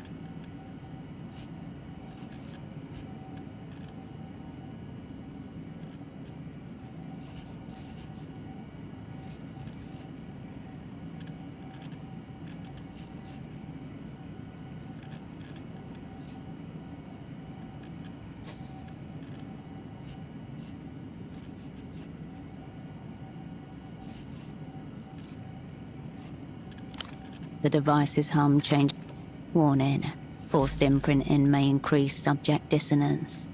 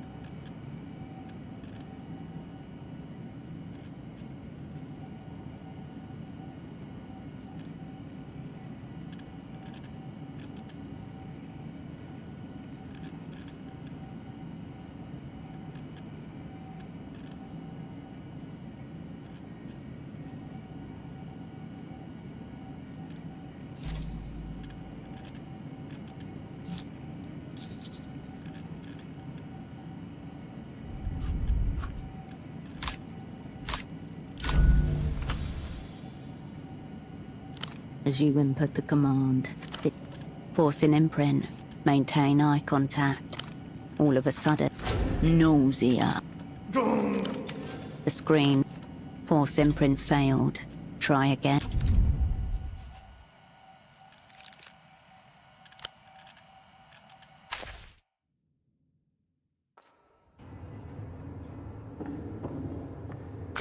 You approach your double's bedside. The battery. Thoughts of a soft. Are they? No salute. Blood splatter. Kermits. A single op. The salute. Immobilized sub. Positions. After some weirdly stiff. Another subject. That must be you.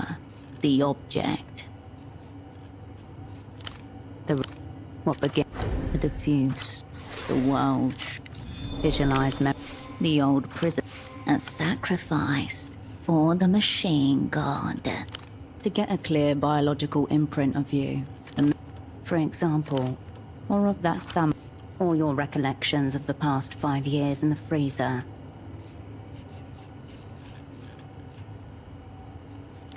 The device. Warning. Are they?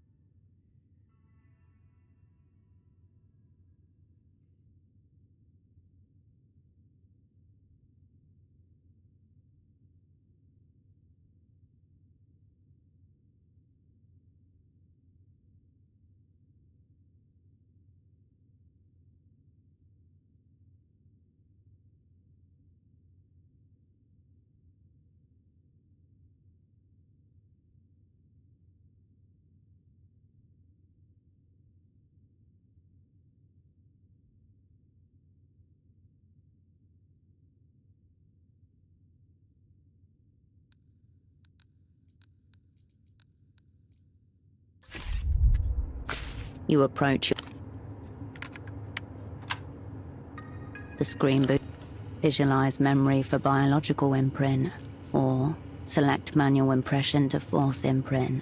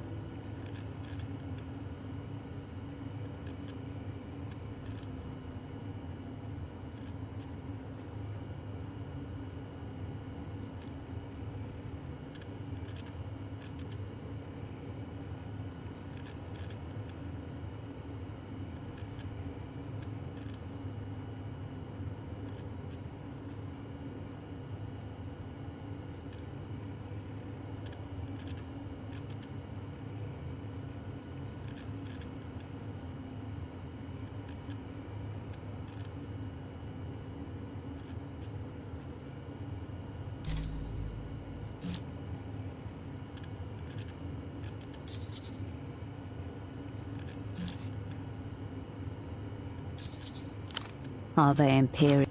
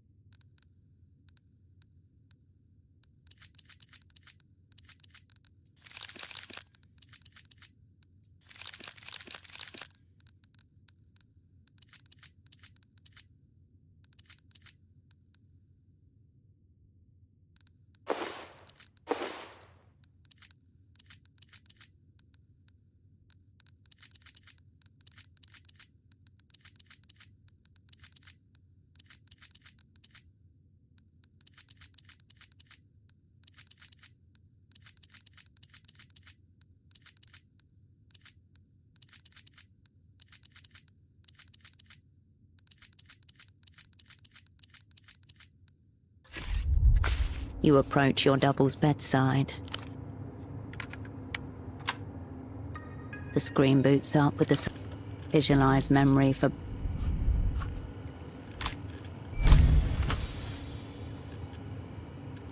force and imprint. Maintain eye contact with sensor. Pseudopod begins to tremble. At the same time, you feel something vibrating deep within you.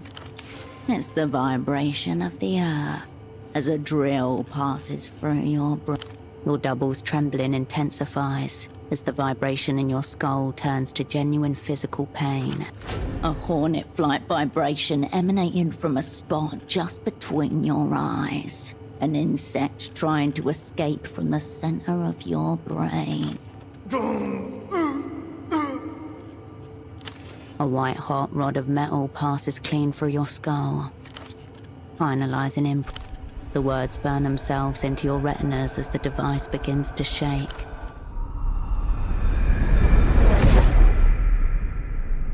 I once knew a spy.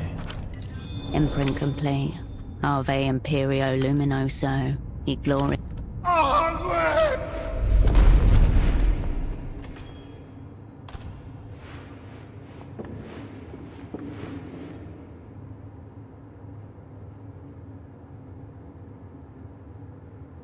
As you pull yourself off the ground, two things become apparent. Your double is gone, and you have an absolutely throbbing headache.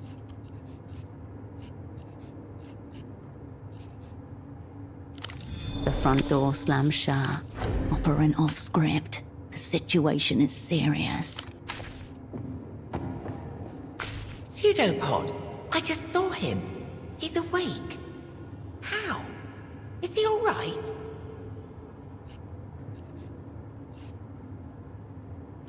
Out of the door. He was running towards the roundabout.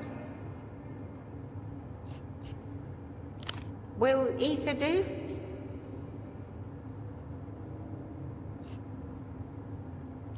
A nice rag to take the edge off. You turn toward.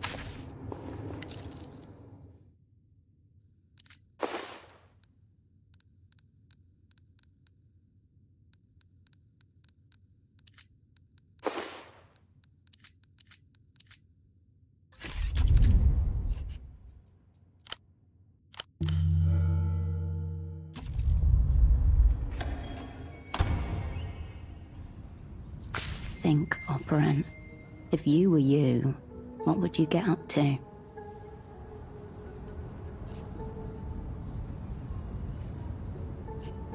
Perhaps the logical response to suddenly waking up as a resurrected clone. The alleyways and canal.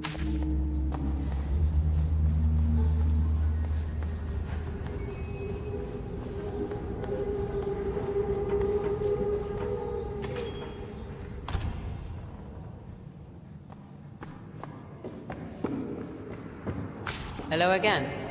See you.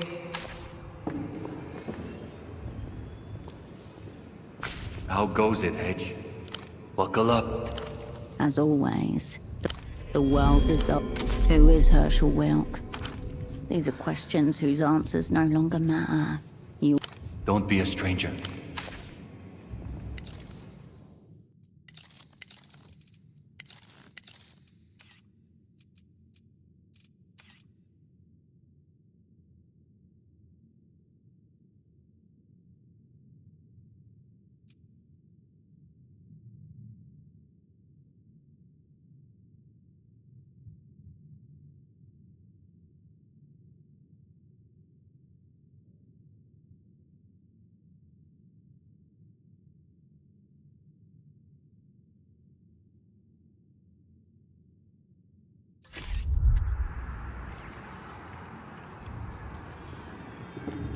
Hirsch.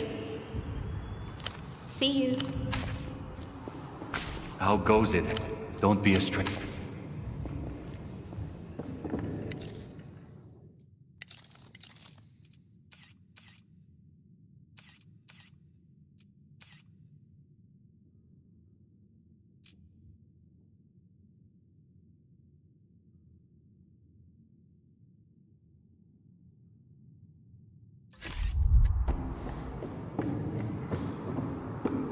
Hello again. See you.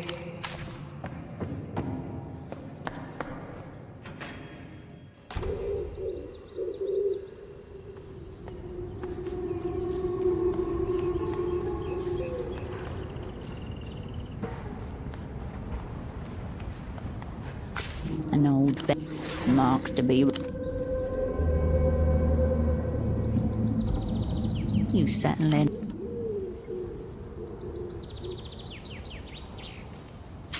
Before long, you...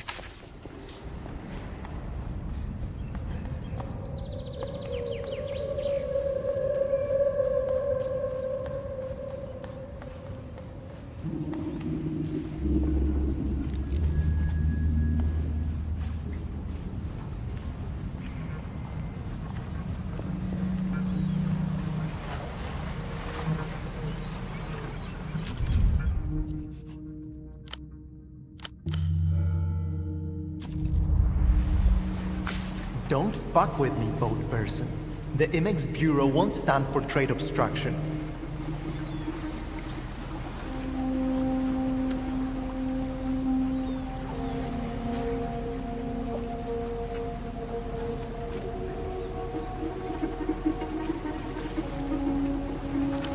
Your pantless double stands before you, weight shifted onto his back leg. The posture is defiant, unconscious, and terribly familiar.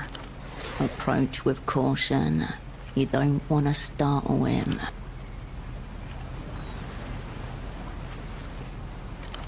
I demand to see Tempo. He's expecting 2,000 pairs of state-issued knee-highs. Are you going to help me or not? Your double seems to have retained the outline of the assignment despite his recent coma. Best to play along.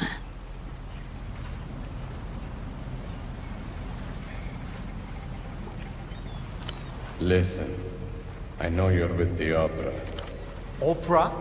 The preferred art form of the bourgeois homosexual? What are you insinuating? That they employ you. Trade? Your comrade falters. Go to his aid.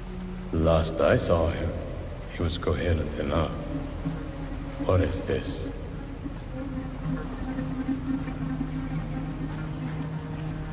Looks like there's still room for improvement. Trade agent? Snap out of it. Tell this man about the 4 cubic meters of coherent cotton Tempo is expecting from us.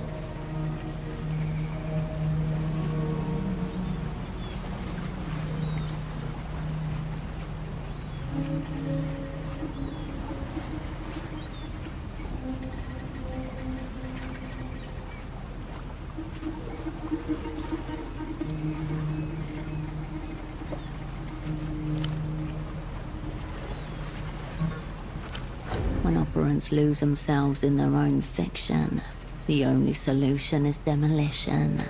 The Cardenas 2 verbal maneuver. It involves reciting a specific sequence of words to gradually unspool the delusions the operant has wrapped himself in.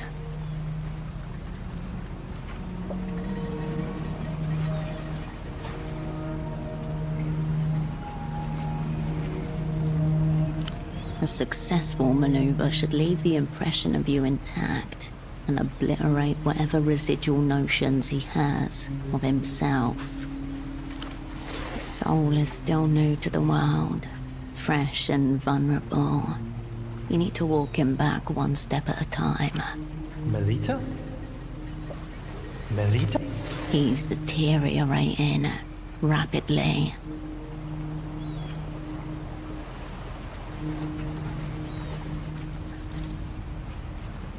You can't be serious. It's Herschel Wilk. Why do you care? This man is an unknown known, ignorant of what he carries inside him. You can't let him go on like this.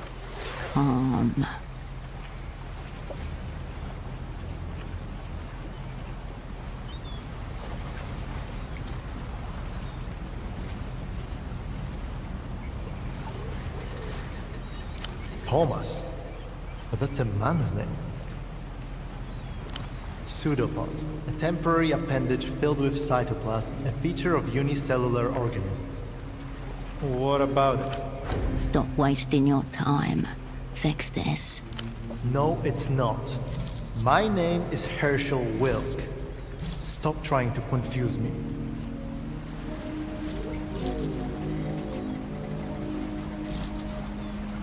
More or less. Kept repeating the story he first gave me, as if we'd never met. Socks, tempo, purchase orders. Yes, yes. I'm still trying to get some clarity, man of boat. From you too, trade agent. He also started apologizing at one point. Took a few minutes to stop. We must accept that he is gang. He says that he is us. We feel him to be us. But who is he to us? A child or a brother?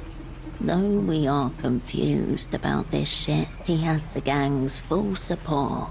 Maybe he'll turn out to be sick as hell. Trousers? What's that?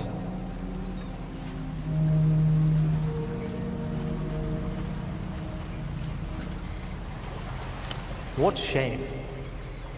These are regulation black. 42% combed cotton.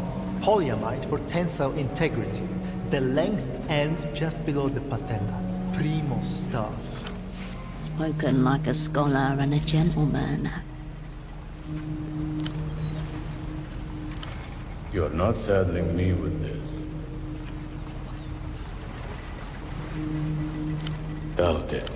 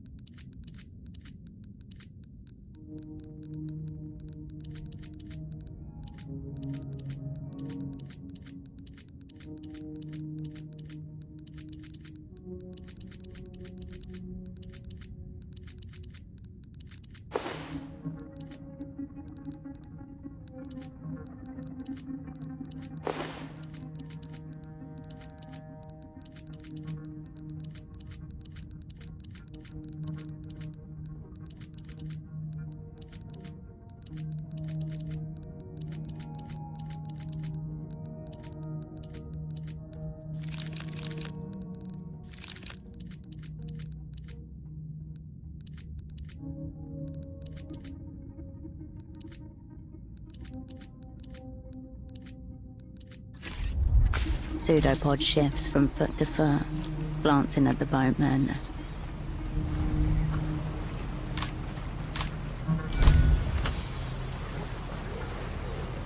The sock merchant persona is pure projection, hinging on the ability to regurgitate a barrage of memorized details. But if one were to question it gently... I've had a keen interest in sock importation since '81. I caught the nylon bug during my student days after witnessing a demonstration against high-priced hosiery. It turned violent and I got shot. That's when I knew that the world needed to change its stockings, one pair of legs at a time. Oh, what an odd combination of you and the cover.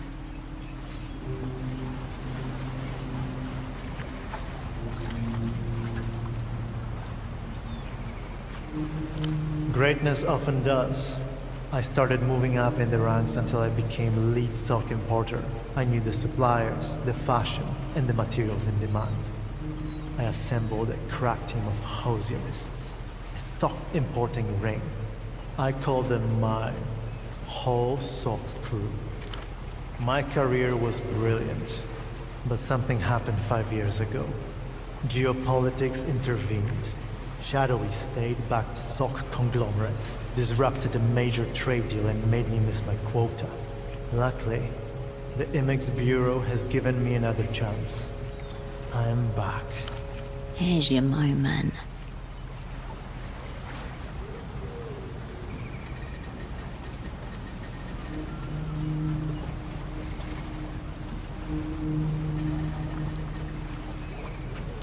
He looks around the docks. The rusty crane groans. A boatman What are we doing here? His lips curl into a smile, then thin abruptly as your reality dawns on him. It's all gone to shit, hasn't it? I fucked it. Again. We know the feeling.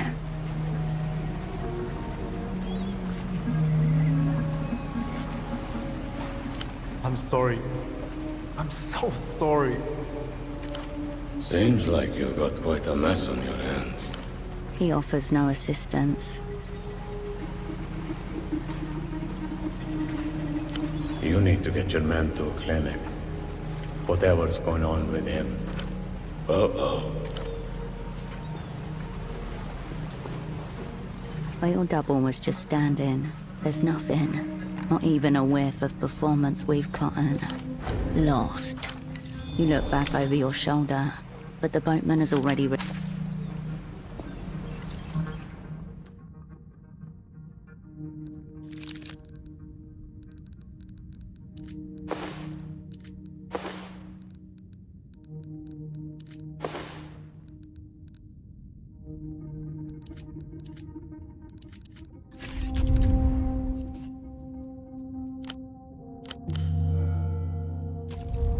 Go and leash your...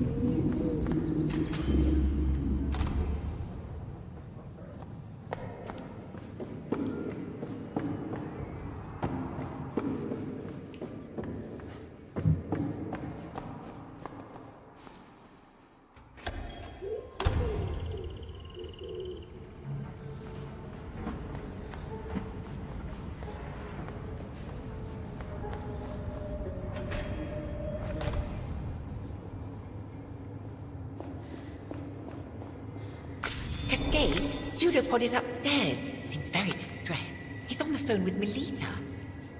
I don't know that that's a good idea. Their conversation seemed very odd.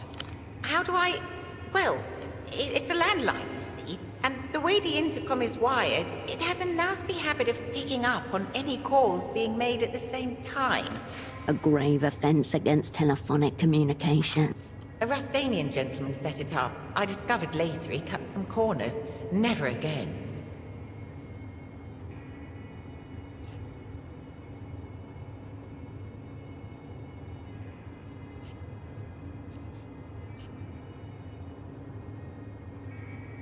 I'm afraid Pseudopod is discussing stagecraft, techniques, former assignments, all quite riveting.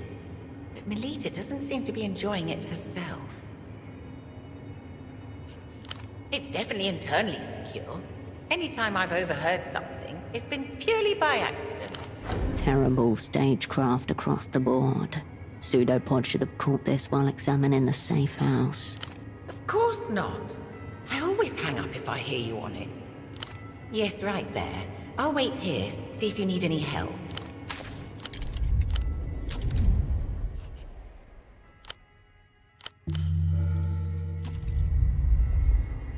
As you press down on the intercom button, a little light comes on. But that was all supposed to be self-hold. And I shouldn't know what self-hold means, but I do. Self-hold? Why do I know what that means? See? He has a soul. Right. And where did you say you met Cascade again? A viper uncurls and presses against the inside of your ribcage. What do you mean? I'm here! And this junior operant you sent me, she's completely insane. Delirious, even. How am I supposed to find forgiveness with people like this? Tell him there are no small roles, only small attitudes.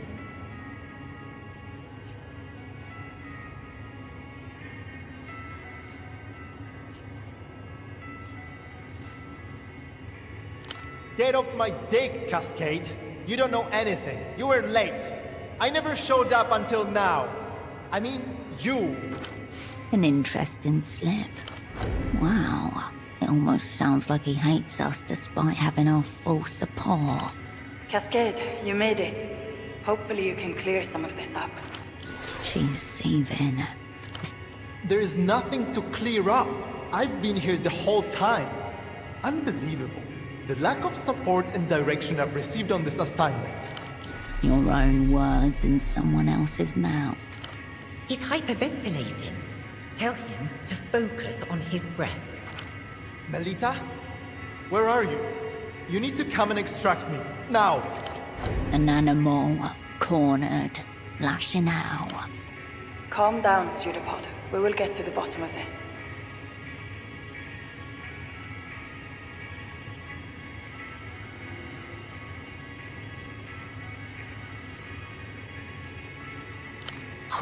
Cool. Except by cool, I mean not cool.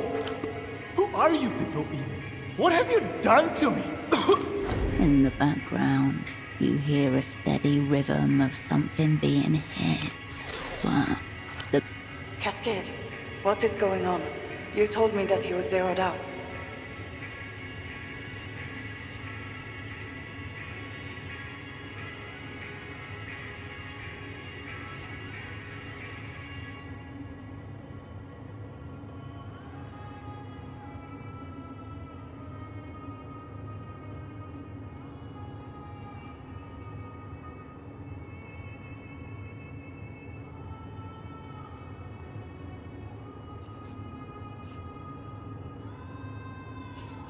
Why didn't you say so in the first place?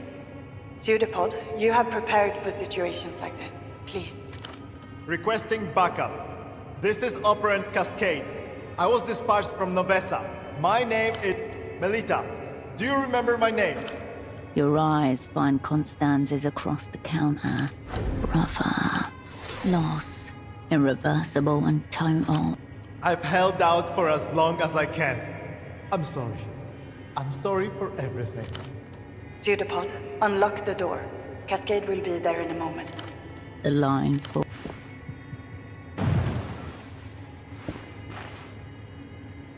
Above you, a flurry of footsteps. Oh no. Cascade, I heard glass breaking. What is going on?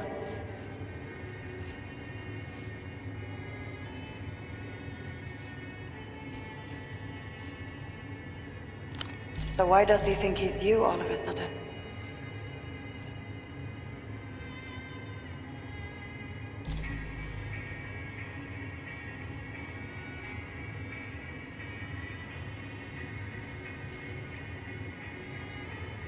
Silence.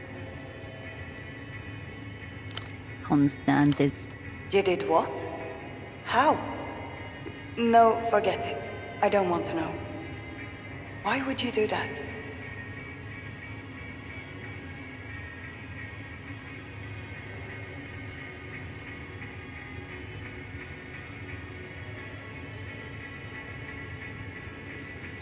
Of course it wouldn't help.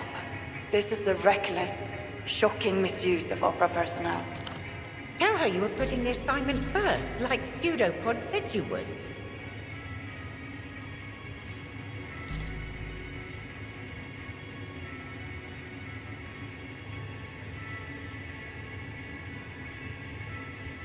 That's completely uncalled for. Don't listen to her, Miss Melita. I'll be filing an expense for my window as well. What? No, don't change the subject, Cascade.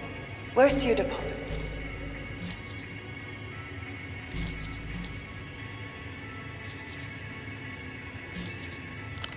Cascade, find Pseudopod and shut him up. This is the assignment now.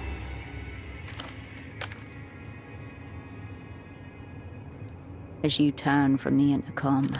That Melita of yours, a bit dramatic, isn't she? And Pseudopod, whatever happened there?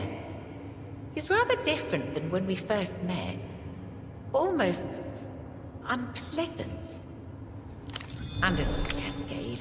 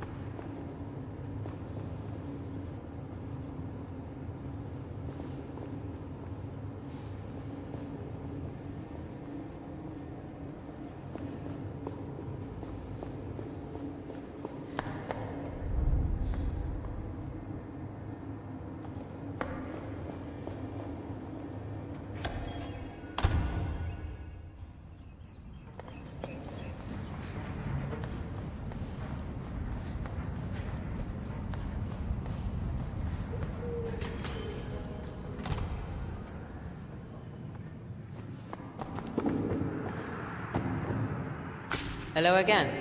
See you.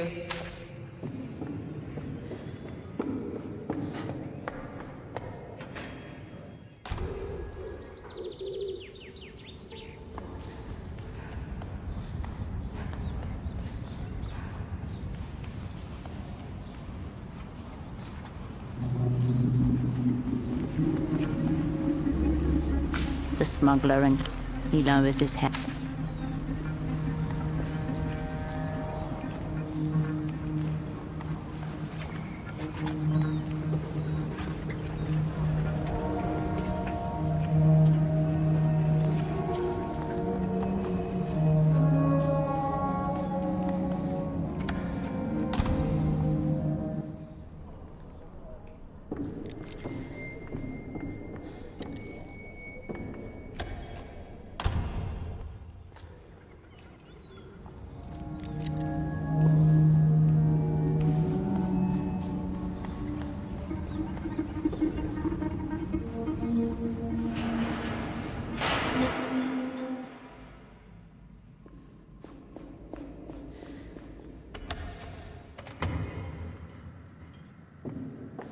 The monkey is... You can hear his breath. No response. That was a terrible apology, Herschel. Listen to the poor thing. Do it properly. Restore his heinous pomposity. You leave the monkey...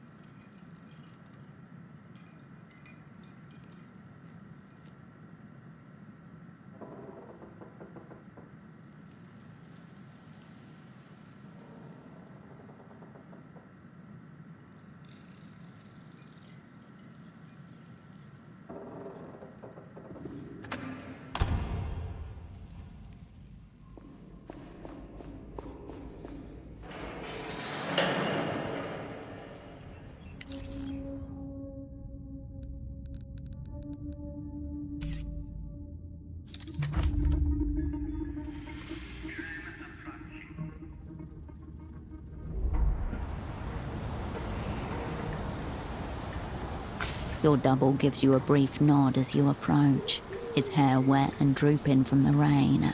From above, a beautiful young woman looks down over both of you. Kaleidoscope said that this is where he gave him the red disc. All traces of fear gone. That's her, isn't it? Melita. Replaced by a different type of affect. It's odd. It's odd. I wanted to keep running, but she stopped me. She means something. Who is she to me? It's almost as if I know her.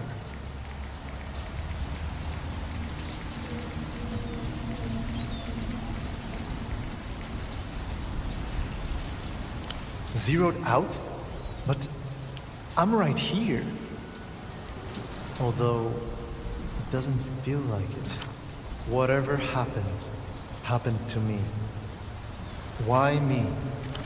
The prisoner Dante warned you the quality of the device's work was highly variable.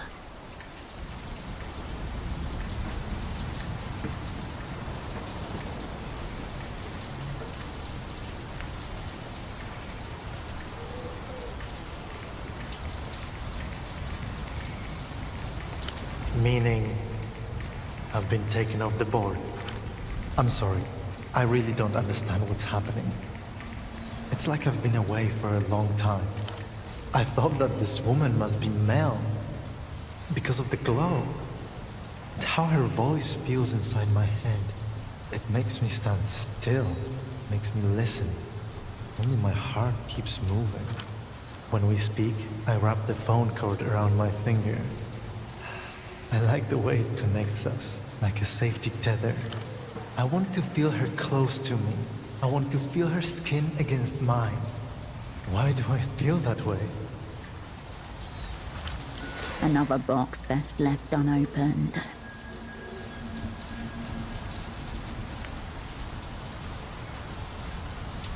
A dilemma then.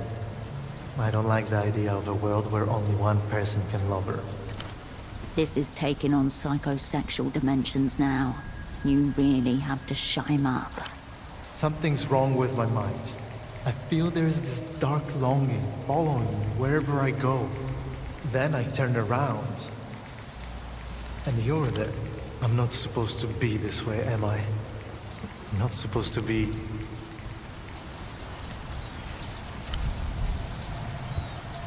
Is that it? Or how do you know that I'm you? How do you know it's not the other way around?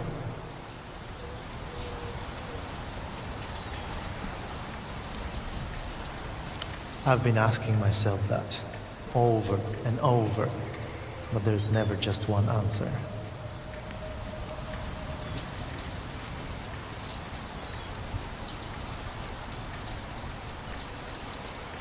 My name is Herschel Wilk.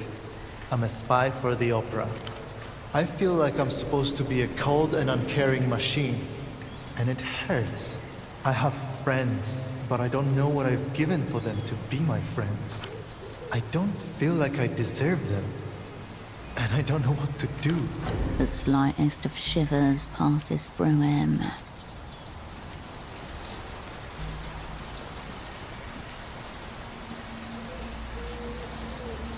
I do, and I can understand why. There is something wrong with me. Are you going to? I really don't know what to do in a situation like this. I have no experiences to draw on, no reference points. What was I supposed to do?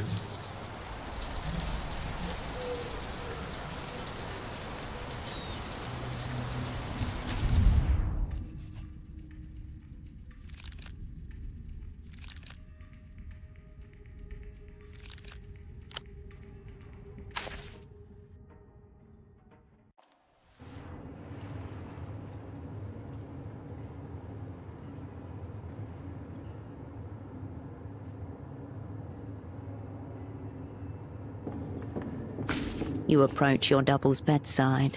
His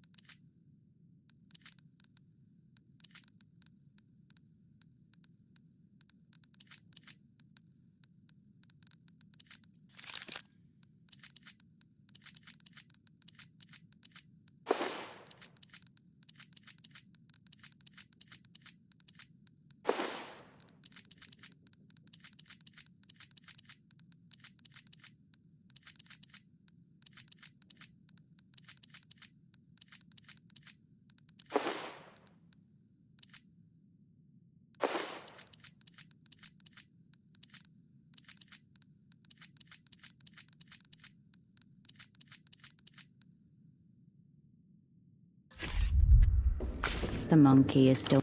You can hear his breath. No response. That was a terrible apology, Herschel.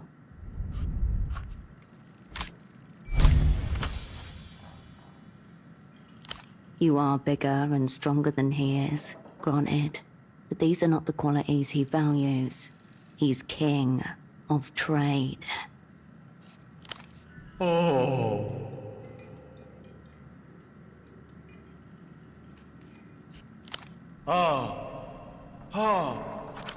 You hear him padding towards you, the cursed golden light of his eyes glowing into view as he rises.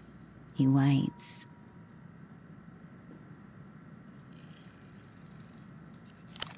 Pleasing sound, humble words. Yes. Show me your things. Prepare yourself for exchange!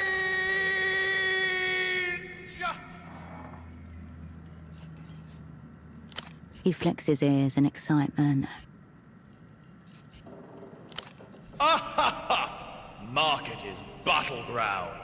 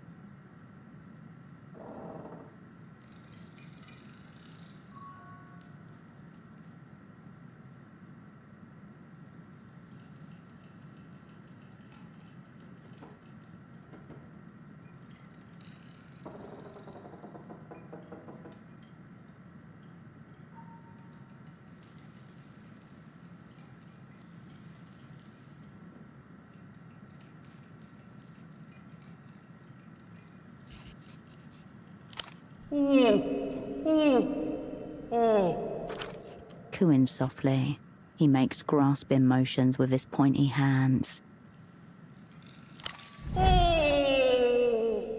Queen of trade! He cradles the plushie in his hairy, rangy arm. He's going to fuck it right.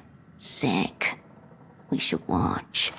He lobs the plastic tube in your direction, narrowly missing your face.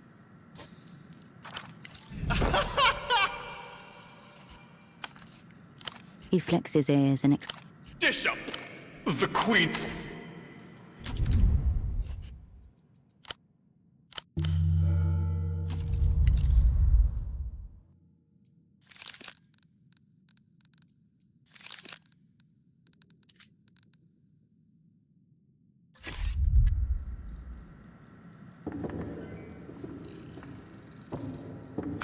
Return to me in the queen.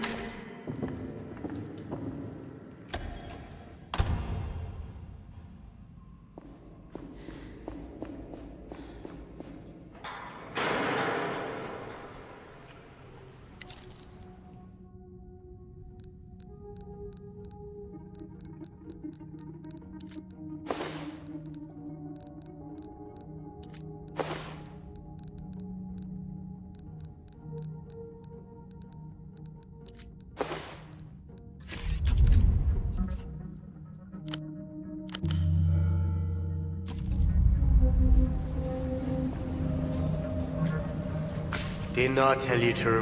The GM gives...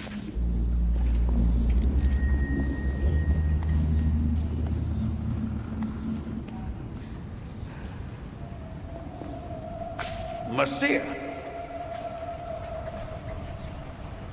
Until next...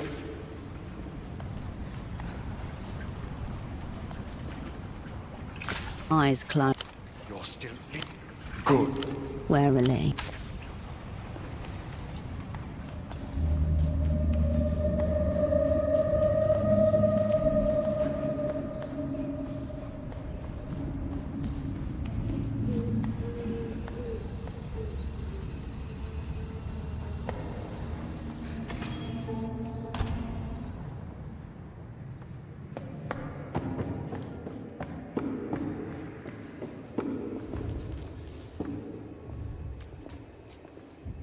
How goes it, Ed?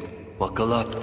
As always, the process, the world dissolved. Who is Herschel Will? These are questions whose answers no longer matter. Don't be a stranger. Hirsch, haven't slept since you... See you. Operand, you look like you've been put through a shit extruder. Even worse, you seem to have made the local news. The old spy jabs his cigarette in the direction of a nearby television. I am the deficient pawn of the so-called Operant Bureau. This is Sub-Commandante Bagman. Hear me out. Do not give the disc to the heartless man. Come see me instead. I know all about the ritual you're meant to partake in, and I'm prepared to reveal everything, live in person. No one is suggesting that he's watching you through the TV screen. That's ridiculous. The raised hairs along your arm must have some other, more mundane cause. I trust an explanation is forthcoming.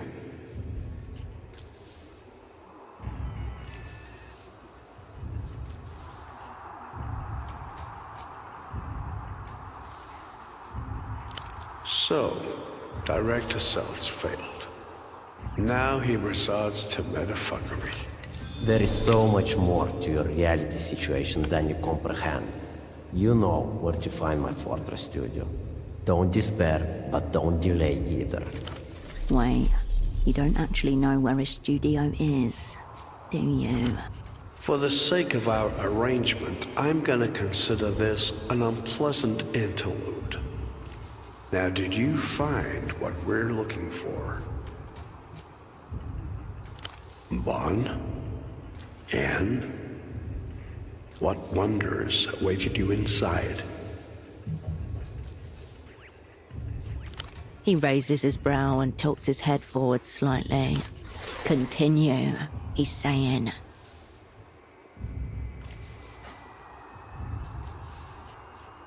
Trebone, you haven't disappointed, Operand. Out of curiosity, while you were slumming it in the dark, sexy tunnel, did you come across any references to the Polytechnic University of Trefe?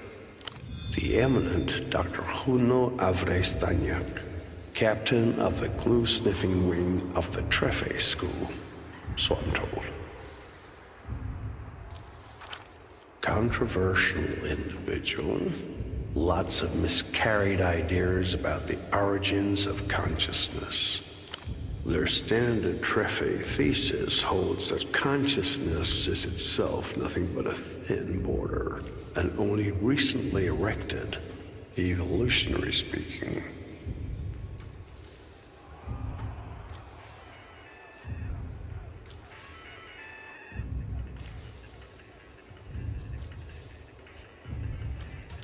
Lots of competing explanations, take your pick.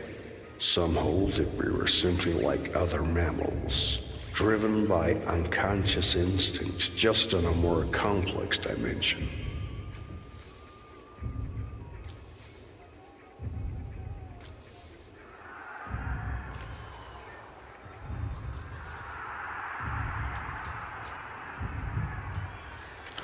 That's your so-called conservative wing.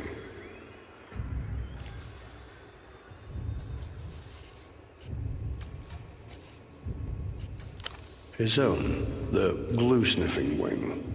He thought the astrologists got it half right. It's not the stars talking to us. It's our distant progenitors. Meaning we were once part of a single universal consciousness. Galaxy spanning, as he had it. All minds threaded together, knowing and feeling as one.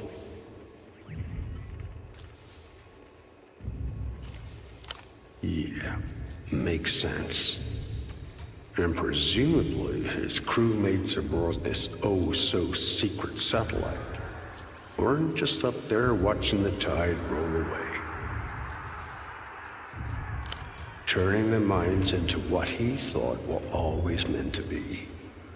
Exquisitely sensitive instruments, made to detect signals nothing else in creation can.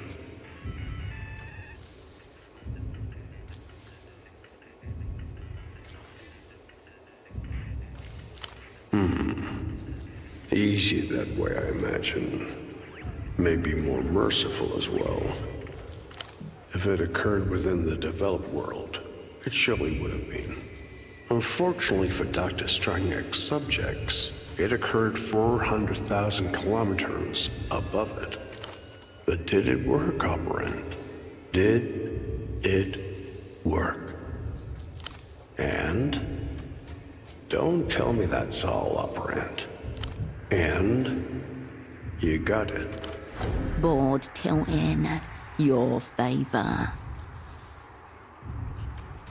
Come on, Operand. Have you got the disc or not? Pneumatic.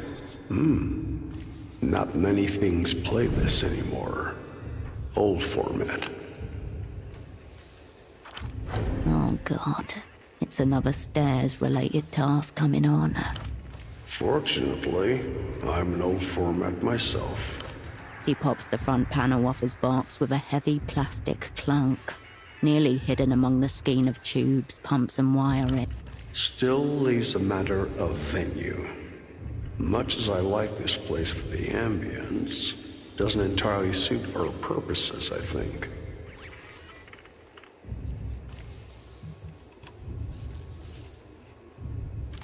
I think yours should do fine. If we have any outstanding business, we should settle it now. Hard to predict what will happen once we spin this thing up.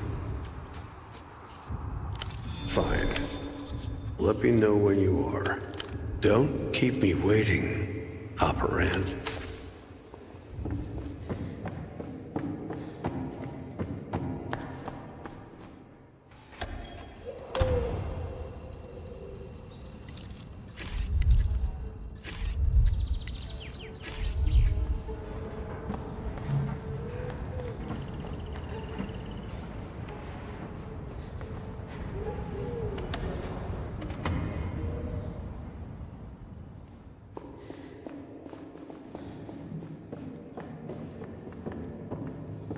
Hirsch.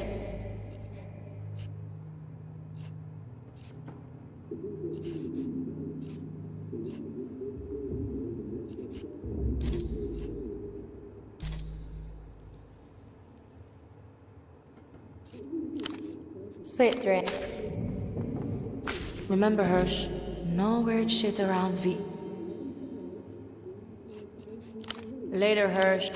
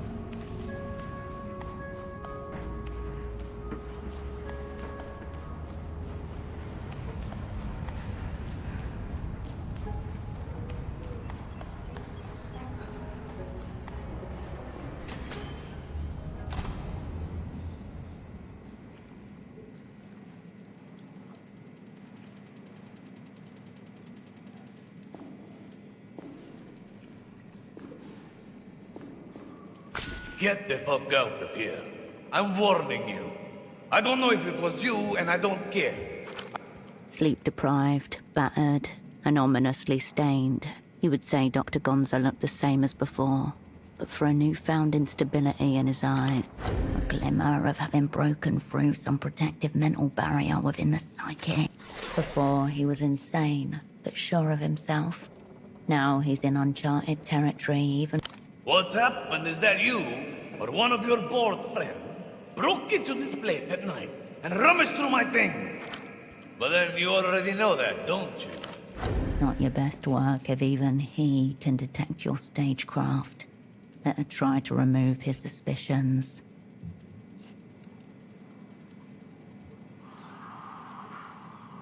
Yes, a skillful board nut, if I ever saw one. Get the fuck out of here.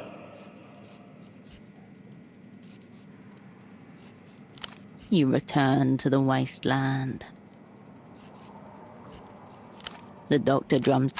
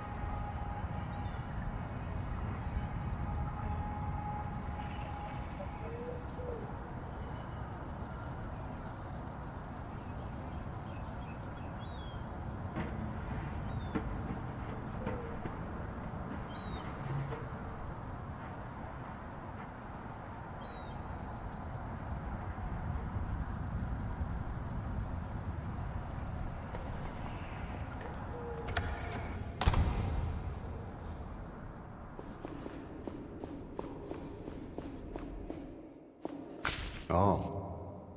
We do. Which? He looks at his... Be well.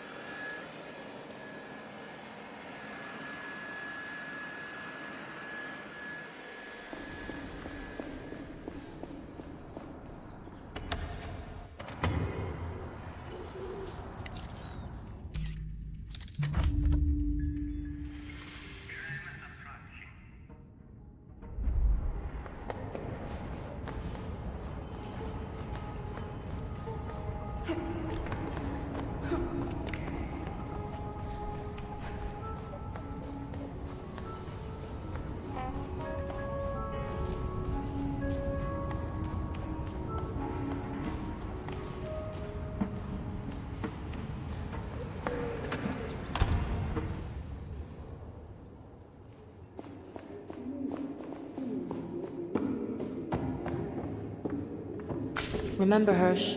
Know where it's... Later, Hirsch. Hirsch.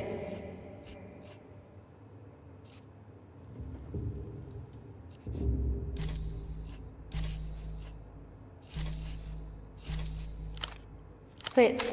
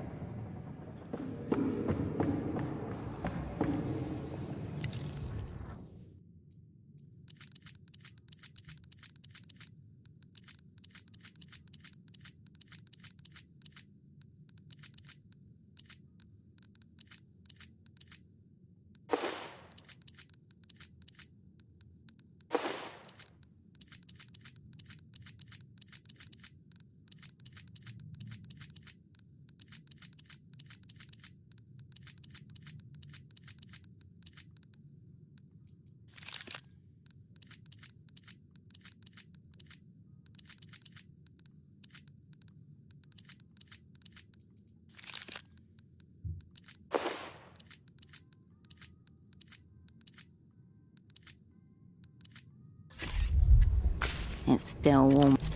It's getting worse.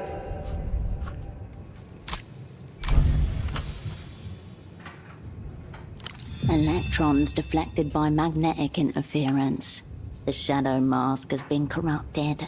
Without an instrument of magnetic banishment, you are near powerless to exorcise the demons of distortion from the fogged mirror's television. Oh.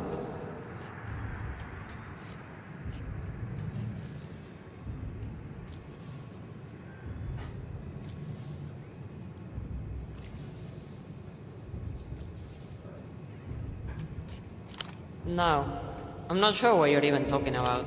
All hope may not be lost.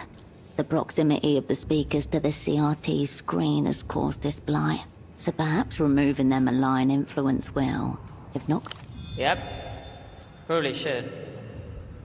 The bartender stands on her toes and moves the speaker a few centimeters. Almost instantly, the purple blotch recedes. Well then. Good eye. Thank you. For a quarter of an hour, you watch as men in short shorts and tall socks hurl. You study their movements carefully. A beautifully choreographed display of physical prowess.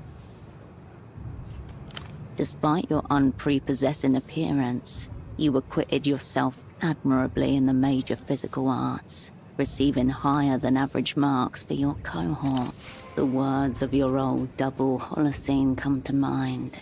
In the so-called developed world, the whole political and cultural economy of a place is revealed through its sporting rivalry. That's Kisok PC. Everyone around here goes for them. The locals local. Team of the working classes with strong ties to the old silk industry. Thin ribbons of the old fabric sewn into the tops of their socks. Viva Kisok. Just remember that we're not allowed to use the WCs in another team's arena. I guess they're worried someone will take it upon themselves to recreate the ceramic panic of '83. One person rips out a toilet and lobs it into the stands. One time! And if not, there are plenty of plastic bottles around.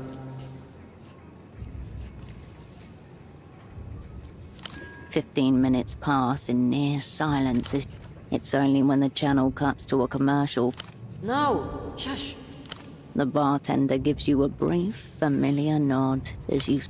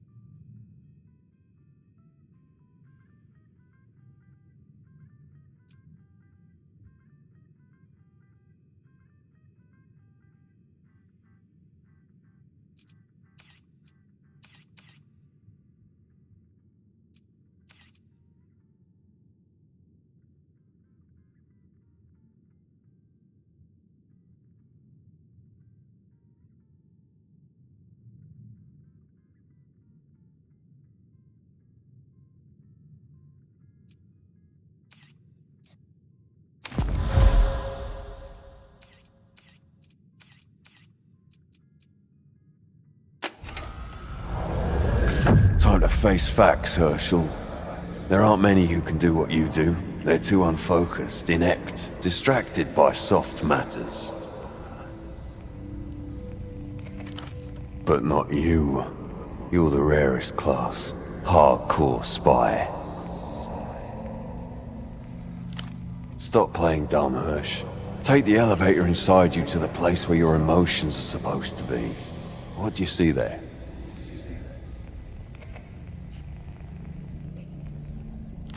No, you slow cunt. There's nothing but a stained mattress, a handgun, some takeout containers, and a couple of trophies. Just don't spend too much time there alone.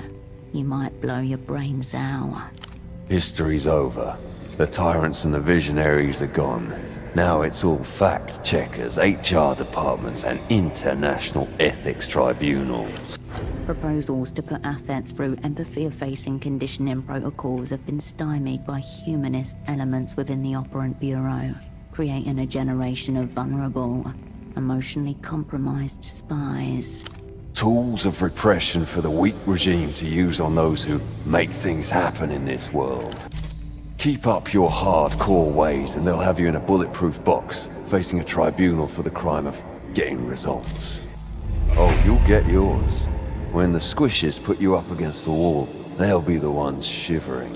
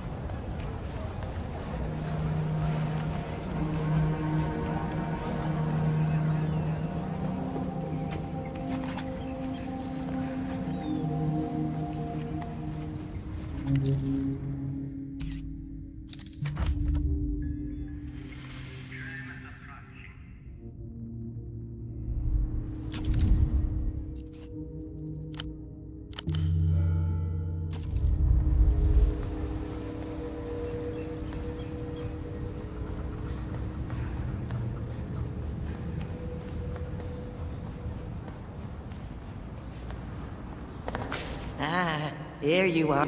Yes, yes, Rick.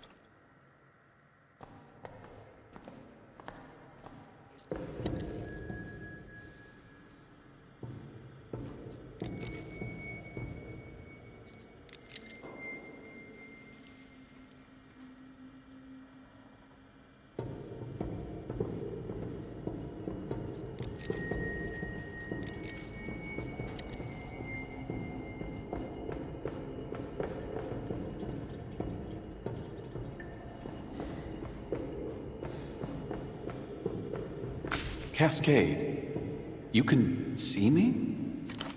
Your former double gazes at you, stooped and slightly twisted. Of them all, he was the one you least expected to ever see again. His hair looks like it exploded. Okay, you can definitely see me. That's less than ideal. You could have been anyone. I've put a lot of time into psychogenic translucency.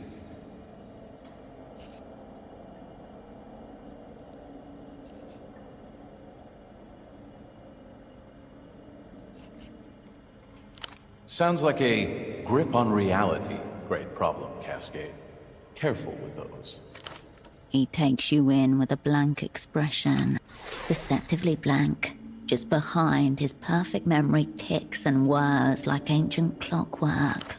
Thanks for enduring the stares. I'm aware they're significant. I'm glad my facts reached you. I assume you destroyed it post-reading? A document tastes better when it's extra sensitive.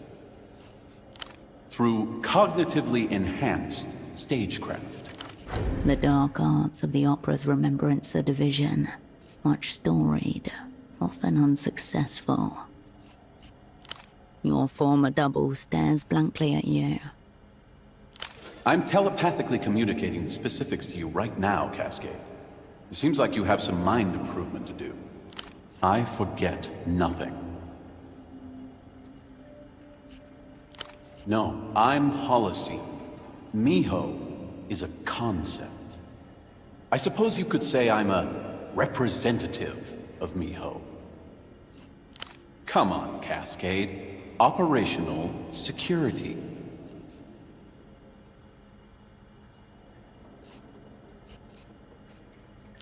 Well, I was hardly going to phone you. And you're not exactly psychically equipped to receive an astral projection.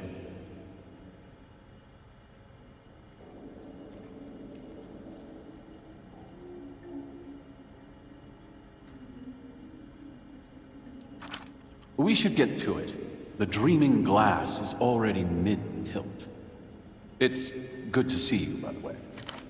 A brief grin irradiates his pale face.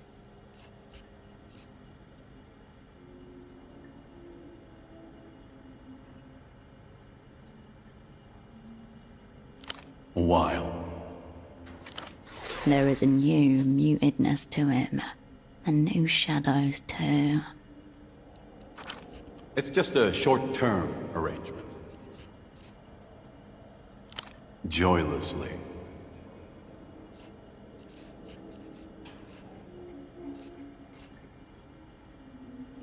This. I had to escape the Weeping Eye's blast radius. So I reckoned with our dismantling by going silo-solo.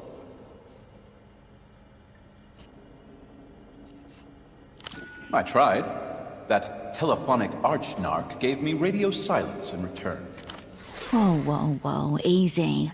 That nickname is offensive and unapproved.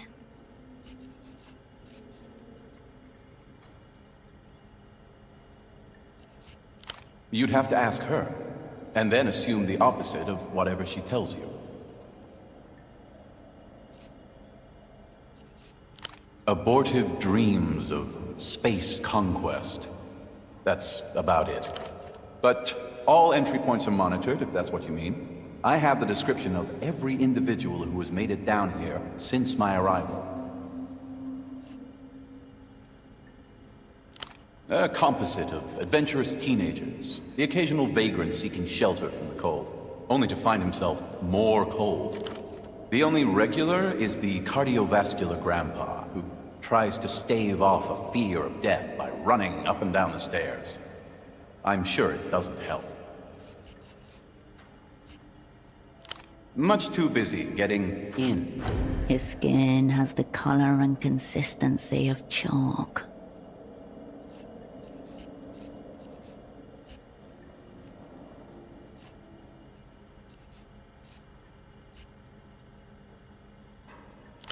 Your former double gauges you. The right side of his face twitches. When I was a child, I had a book about a monstrous dragon that lived in an ancient well and only emerged to devour rainbows. After it ate them, the dragon became the rainbow. I read that book 53.5 times. I don't know why that memory just came to me. Then again, I rarely do. That childhood book has a strange grip on him, even now. The Dragon Without Color. And the dragon was called Sakura. Because I was an idiot 6-year-old who wanted to know why the dragon was eating rainbows. Through 53 retellings, I got no answer other than this. Some dragons are driven to devour rainbows, and given the chance, they will. Halfway through the 54th analysis, it suddenly felt like the right time to move on to other material. I also considered suicide, but, you know, the 6th type of ambiguity is my least favorite. 6th type. Something really, really, really, really, really, really ambiguous.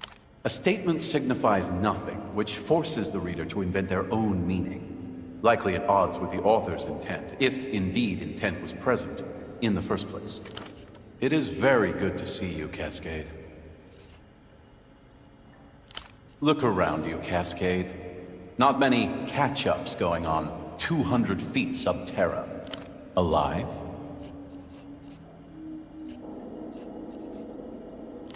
Through a medium, of course, or highly advanced astral projection. I assumed he would have killed himself by now, given his condition. Highly suspicious that he hasn't. Siding with the enemy. Inevitable for someone like her. I can only imagine she's also gone full war crime denier.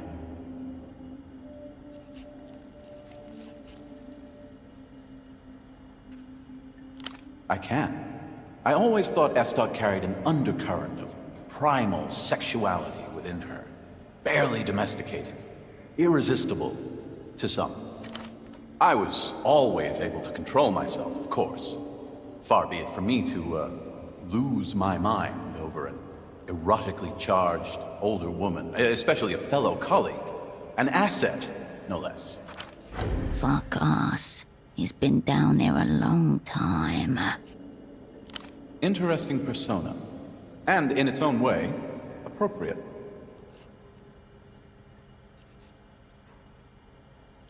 Torture?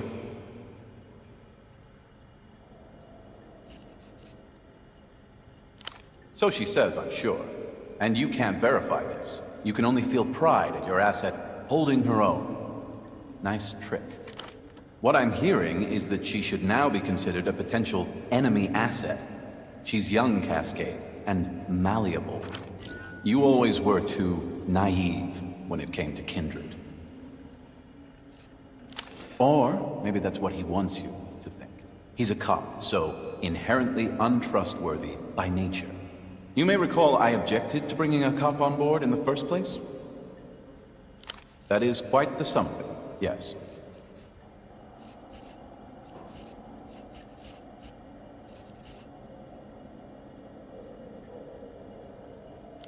The specifics are irrelevant. You've been sniffing the opera's glue again, Cascade.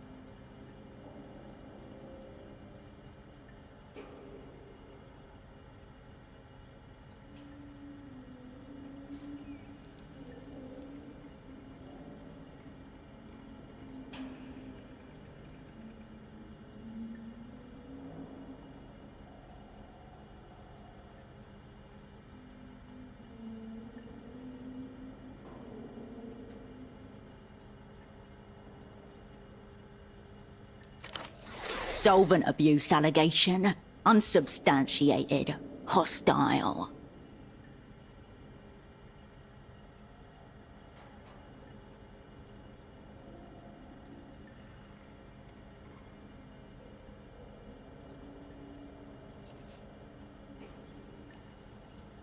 They've got you on a new assignment already. I can practically smell your singed ion channels.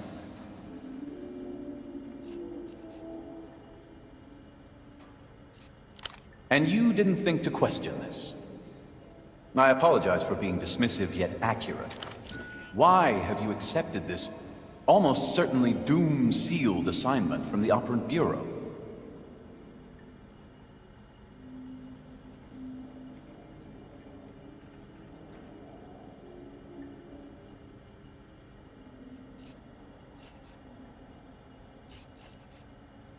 Good luck with that one, Cascade.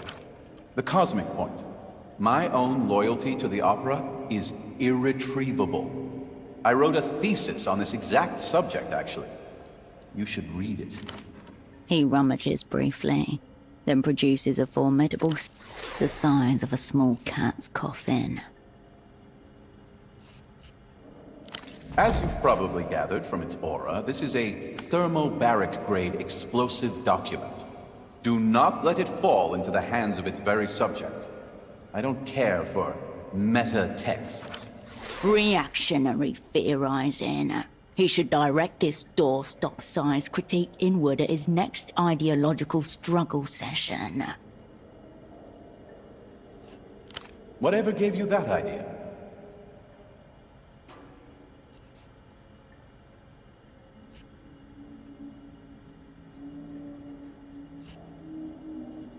"862 pages of beclowning.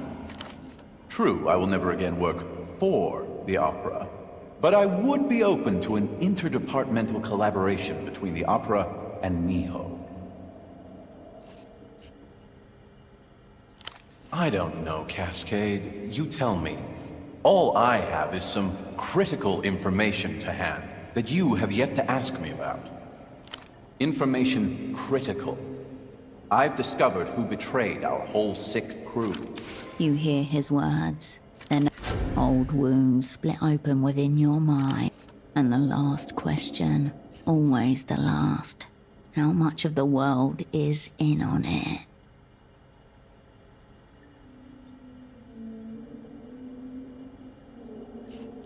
I would have done it myself if I could, but I fear this will require the old team.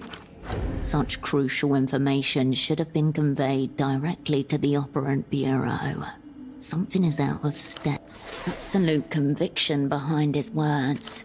I'm eager to delve into the specifics of who turned us to searing dust, but can't commence an intra-agency collab without defined terms. Intra-agency? You joining Miho, and Miho riding Shadow Shotgun with the Operant Bureau. He keeps mentioning this Miho thing. Ominous.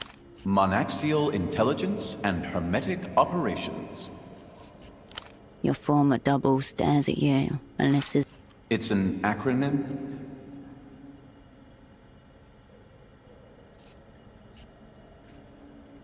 Very good. No. In this instance, hermetic bears a double meaning, both utterly sealed and in the tradition of a cult. That is probably the word I'm most proud of in the acronym. Thank you. Miho is a brand new counterintelligence agency, one devoted to the pursuit of absolute reality through supracognitive espionage.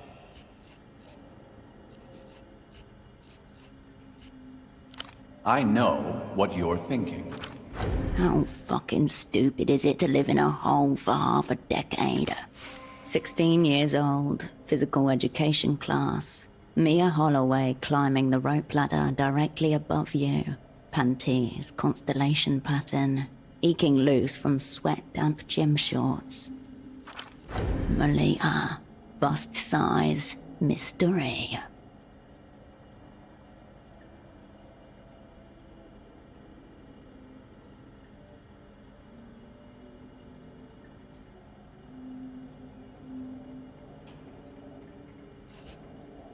No, I mean I can anticipate your initial reaction. And it's okay. Miho is well prepared for its detractors. He's taking this seriously. You should too.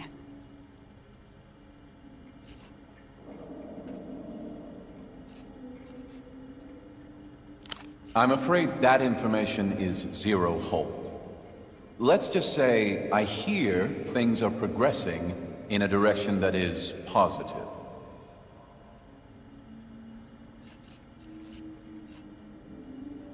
You are speaking with its director, yes. Due to security and communication concerns... Miho is gangless. A one-man intelligence agency. Typical remembrance her histrionics.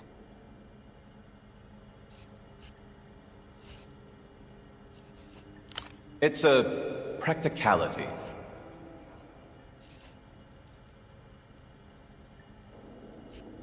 How do you mean? Well, to be honest, Cascade, Miho's development, while advanced, has stalled somewhat. But maybe that's why you've appeared.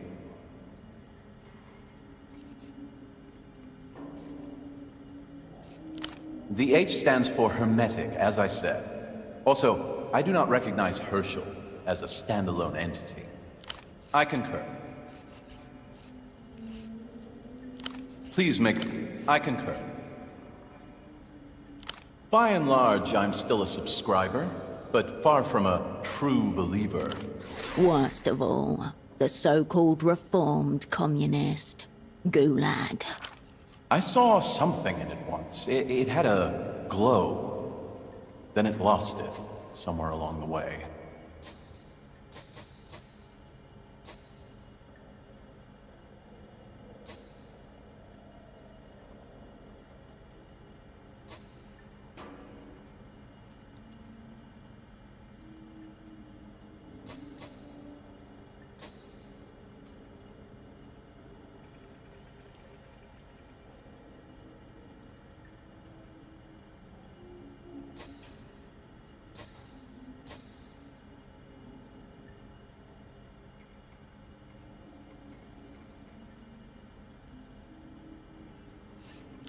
The end of history.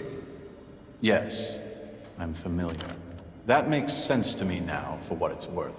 History is not a linear march of fastidiously checked events. Better to end it. Roll credits, then smash the projector. Because we're spies. We can't change anything anyway. I was let in unawares. Seduced by communist hermeneutics. Let me put it like this. I wouldn't be who I am if I hadn't once been a communist. But now that I am who I am, I can never be one again.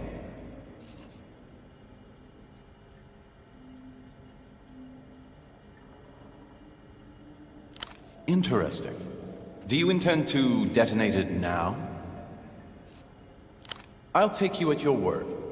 It seems you have the upper hand, Cascade. Let's see.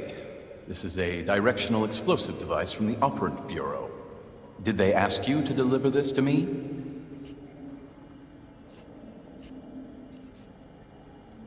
Oh, excellent. Please, compile a report for the Miho analysts as soon as possible. During the late 50s, the Operant Bureau became obsessed with sound-triggered explosives. This one's directional, intended for assassination, not terrorism. Of course, a rocking little number by the False Midnights, which hit the tippity-top of the charts for 6 weeks in the spring. Ha! The Operant Bureau always did retain a sense of humor. You're still functioning, Cascade. Why not this little guy, too? Directional bombs often do, one way or another. You're welcome, Cascade. Be careful around classic radio stations.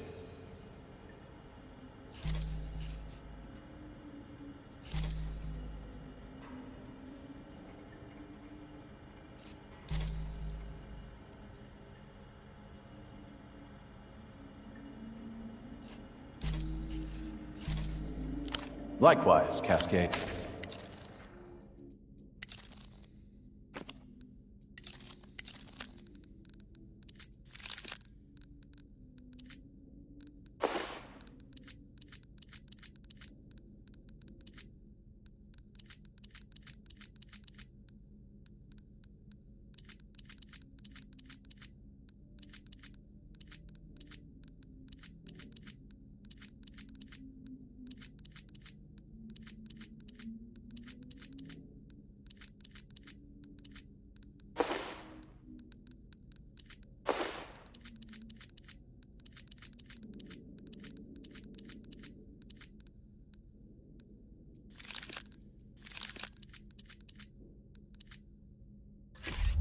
Cascade.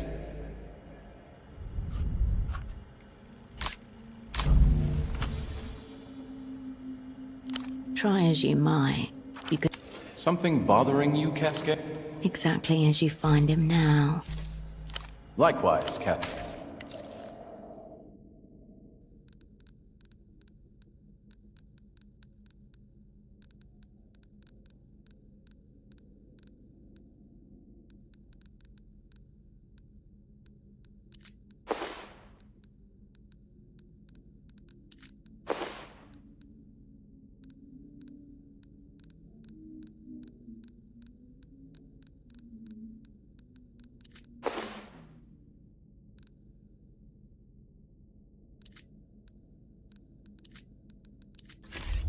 Cascade. Excellent idea, Cascade. Miho would assist you in completing the assignment, while you would join Miho as the agency's first special asset. A shocking demotion. Wrong. I would act as assignment lead for Miho, you would act as assignment lead for the opera, and therefore assignment lead for the assignment. We will never once speak of our collaboration.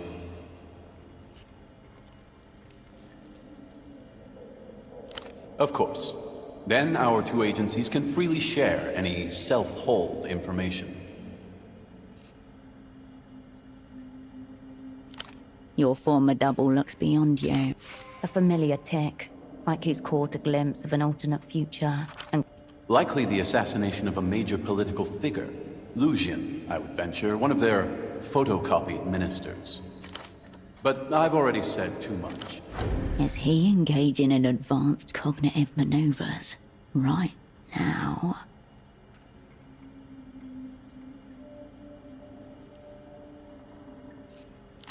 Good thing I brought all my chips. There is my proposition. An interdepartmental collaboration. You join Miho as a temporary asset. Miho lends its full force to the opera. Temporary asset? He has lost his mind. There is nothing temporary about Opera and Cascade.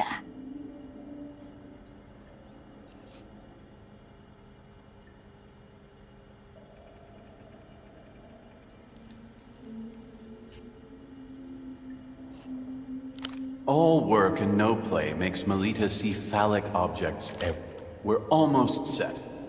Of course, we can't kick off collaboration with our base of operations in such a state. Let's see. So, here's my first directive, Special Asset. Get cleaning.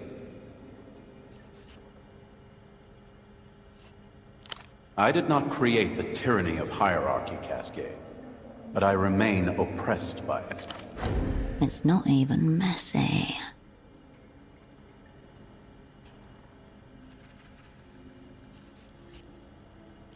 I can barely hear you above all this mess, Captain. As I said, impossible oversee. My take is that it's clearly not a conspiracy, just a barely concealed truth.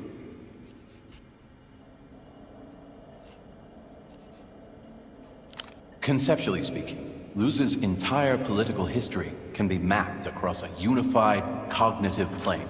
There are divergences, of course. Any mind will inevitably turn against itself, given enough time and ideas.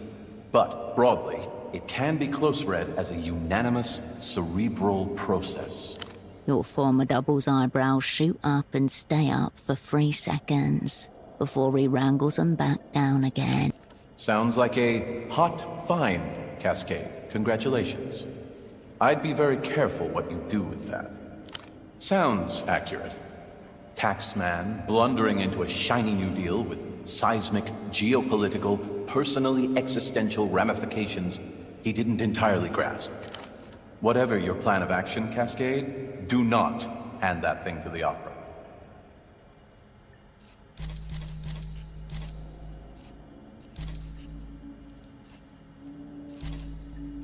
In your own time, Cascade. A silver brick, foil wrapped and creased with factory precision. Beneath the word Cosmo Comida, a grinning cosmonaut, one gloved hand giving a thumbs up, the other squeezing. Produced by a company called Vanguarda 79, it claims to be the food of the future. The best futures are preserved. This one comes freeze-dried, sealed in foil, tossed in the corners, clotted beneath furniture, dozens upon dozens of silver pack. This is a man with a system, a tried and tested one. 5 to be precise. You went east, he went south.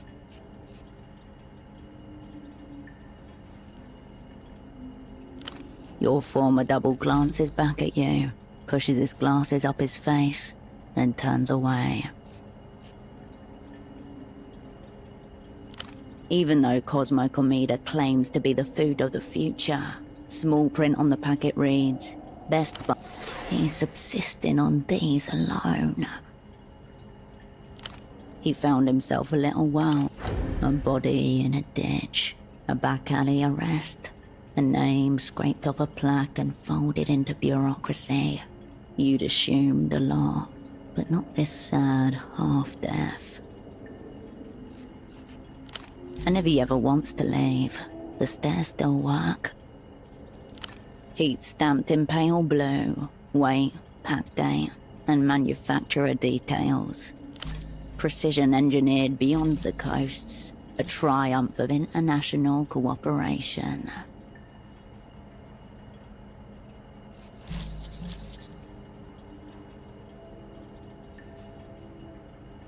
The packet makes... The Russian pack crinkles as... The packet makes...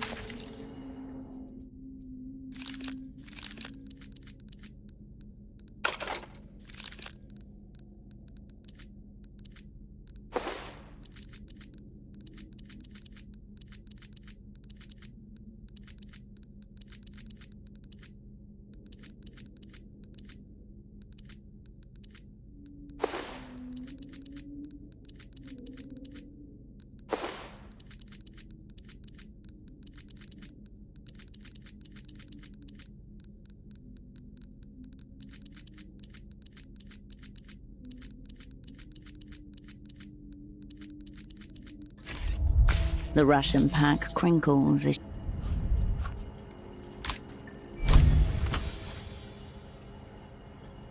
This is not about cleaning. It is not even about this room. Of course, there is a room behind this one, locked within your former double's head. You'll need a key. He wants you to find something he cannot give you. It is disguised but not hidden, so probably something like that piece of paper right there.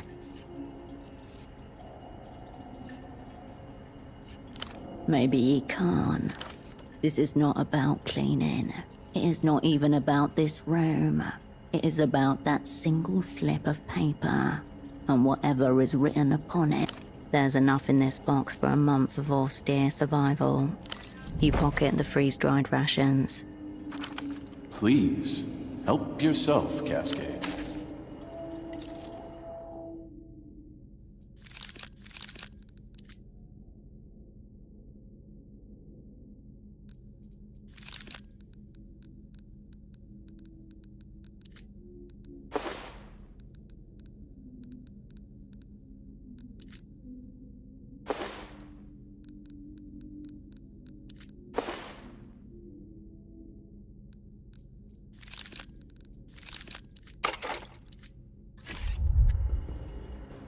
A dark patch, damp, slightly raised. The mold has a vague and irregular shape, like black splotches of malignancy on an X-ray. Slime class. Educated mold guess. Not really. Nothing observable, at least. Quiet calculations, chemical negotiations, feeling the terrain. 1,000 skinny antennas. The tendrils seem to favor seams and stress lines rather than smooth concrete. It doesn't need to survive bleach. It just needs to grow where bleach is not. The denser part sits low, where the floor dips, tucked into the upper corner. An old vent definitely came from there. It's just a little coward patch, nestled in the... You try to conjure up cross. It's not an infestation. Just...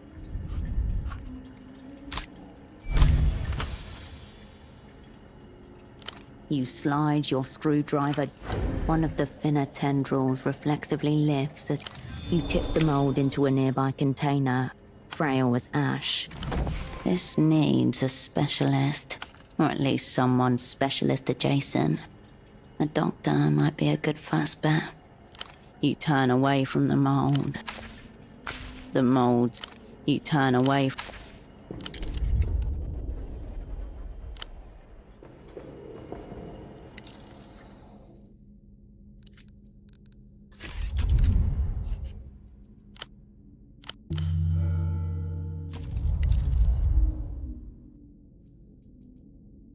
Opera Furiosa, a close read-in of the Operant Bureau and its contradictions.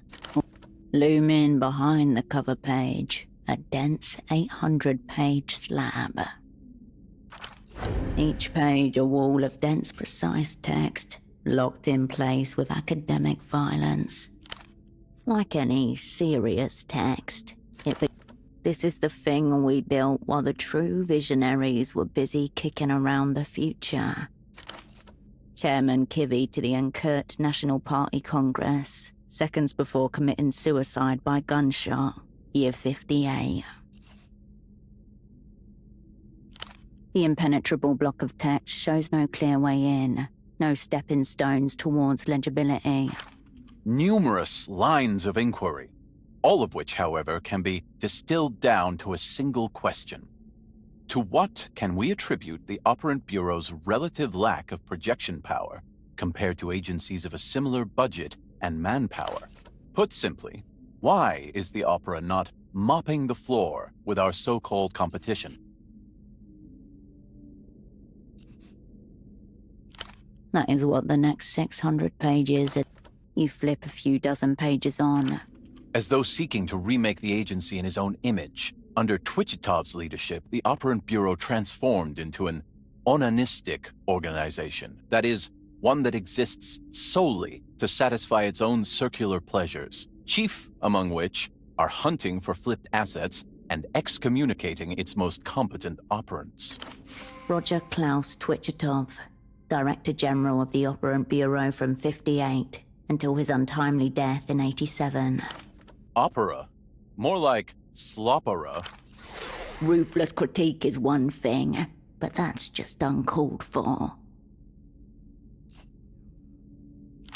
Mixing metaphors between cannibalism and masturbation, Holocene paints the picture of an Operant Bureau consuming itself. Only through repeated tests of purity and unwavering destruction of those who fail them can a people's republic populated by actual people be created. As for Operant excommunications, Holocene is a case in point. All intrinsic to the self-propagating nature of containment mania. In layman's terms, if the Opera were a human being, a psychiatrist would diagnose them as being addicted to self-sabotage. To master the own goal is to master the element. Internal opacity, even when necessary, devolves into bureaucracy with mathematical certainty. It follows that an agency run by a being such as Twichitov, a vision-bereft bureaucrat at heart, regardless of assent, would view ever-accumulating clearance levels, recursive encryptions, and sanctioned erasures as signs of progress.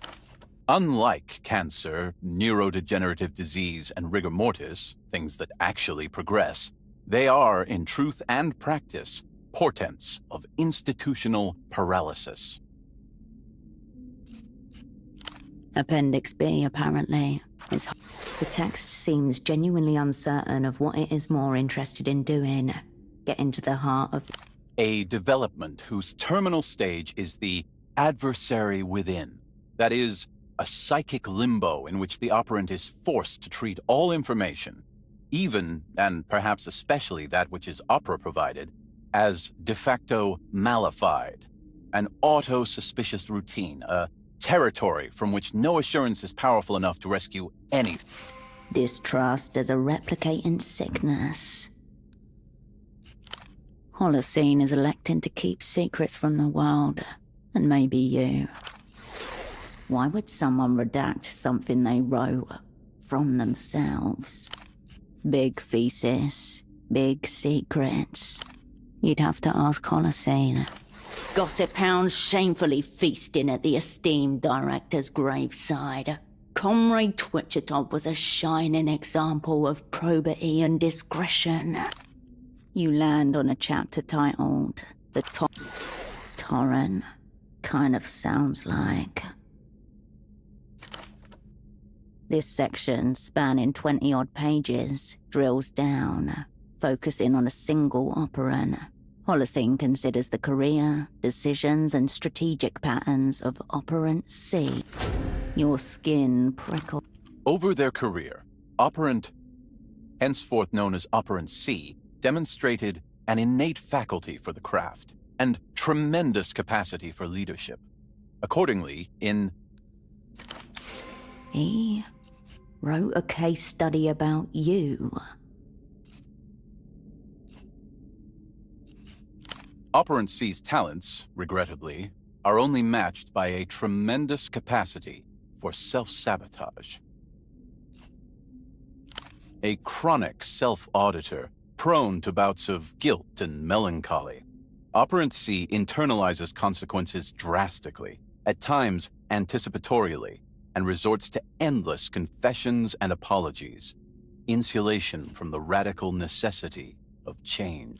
A melancholic air of permanent regret, and an insistence on taking everything upon oneself alone. But Operand C was not alone. They had people beside them. I do not wish to indict a fellow operand, but to cement a larger point, one that affects all operands. The Operand Bureau itself is to blame for what I call professional deformations.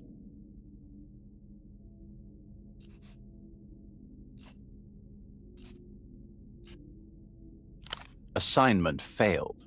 It couldn't help but fail.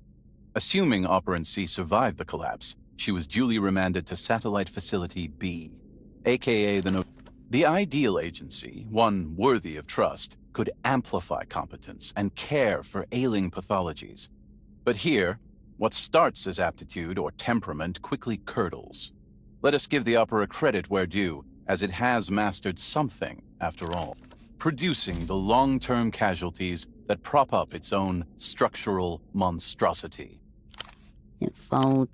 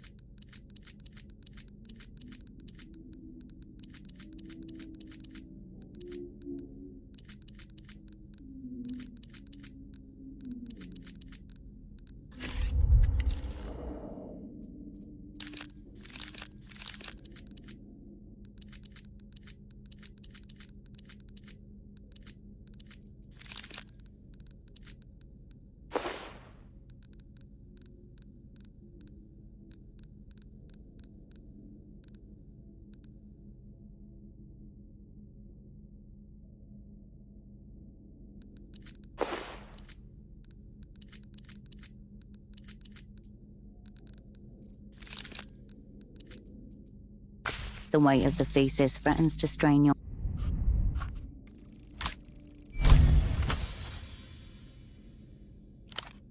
You synthesize, taking into account its size and manpower. The Opera should be a bigger player on the world stage. The Operant Bureau shuffles along on its rusted treadwheel, shotgun perma-pressed to foot.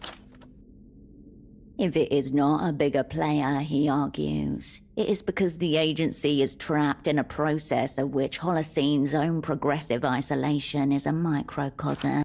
To ask why the Operant Bureau exists at all is to ask the same of the Superblock, and to confront our place within it.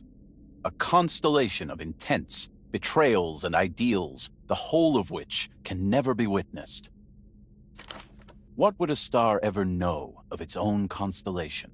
Or remember of it, given that most constellations are formed from stars long dead?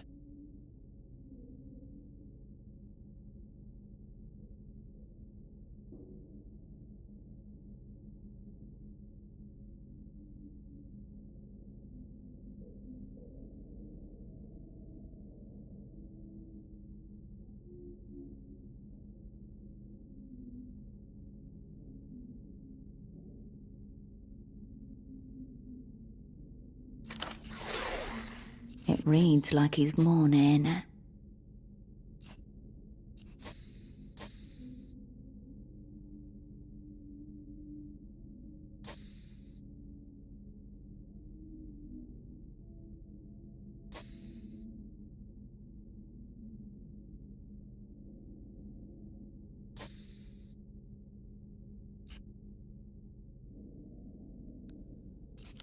That assumption is part of what he is questioning. It is not trust he is looking for, but a shared ground. Some foothold in the undeniable. The task is diagnosis, not treatment. Your eyes linger on a phrase. Ultimately, the cruel irony of infinite mutual distrust being the fundamental principle on which intelligence agencies are founded should be evident to the intelligent reader. An endless spiral of mirrors, all facing inwards, none of them reflecting the world. The thesis makes no mention of Miho, or what Holocene hopes it will achieve.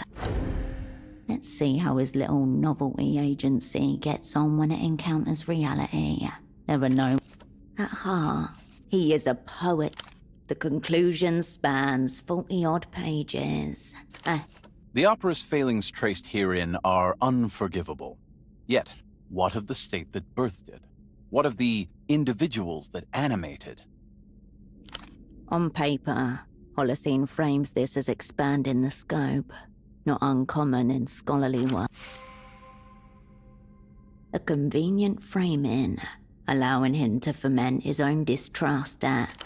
The People's Republic's dream of a kinder world. The opera dreams of revealing it. The operant dreams of dreams. All fantasies in waiting, yet to be given memory. With that, the thesis ends. It folds shut with...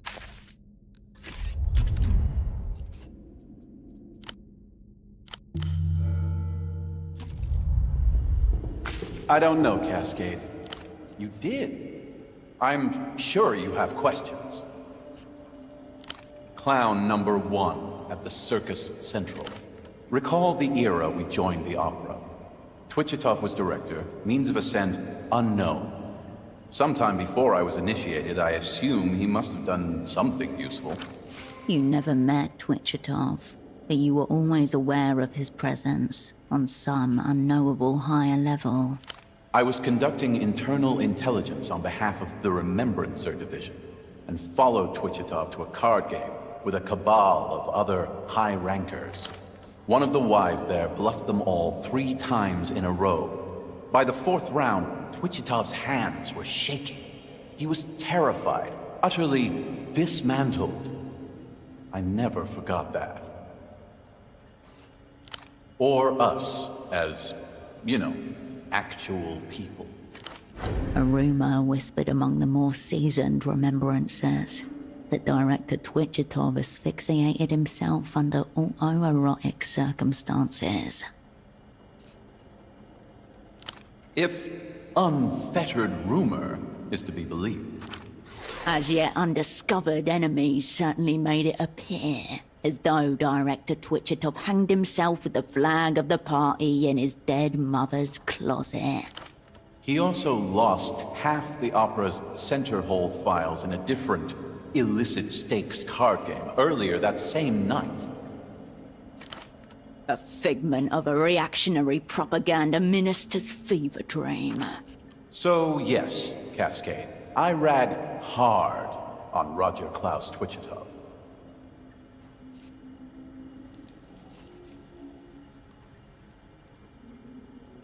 About you? I'm not sure what you mean, Cat. Oh yes, the torrent of one. Reflections on function and fault. Your former double gazes at you. For a long moment, he looks switched on without the sound. I can conjure no response to that question. I believe the chapter you're talking about is deliberately and adequately redacted. And like any good academic-turned-operant, I abide by the redactions.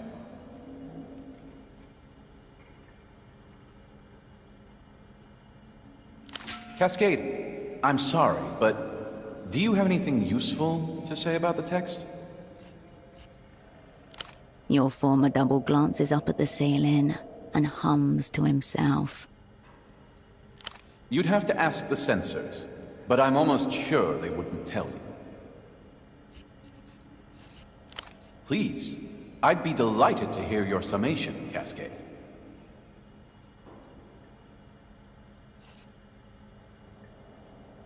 That's pretty much the opposite of the point. What you know as the Operant Bureau is nothing but a metaphysical conceit. Know this. If there is an opera, there is also an inner opera.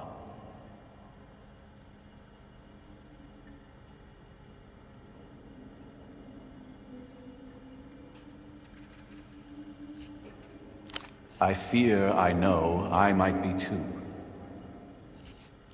Have another look when you can, Cascade. I think it really starts screaming on the second read.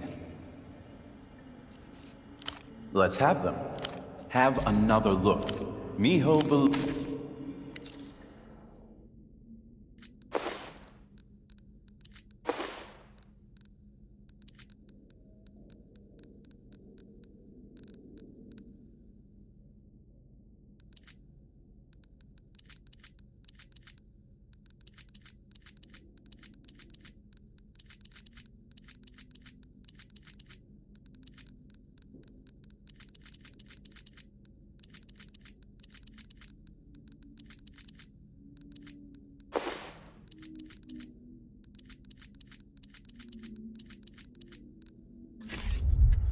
I don't know, Cascade. It still looks a... Miho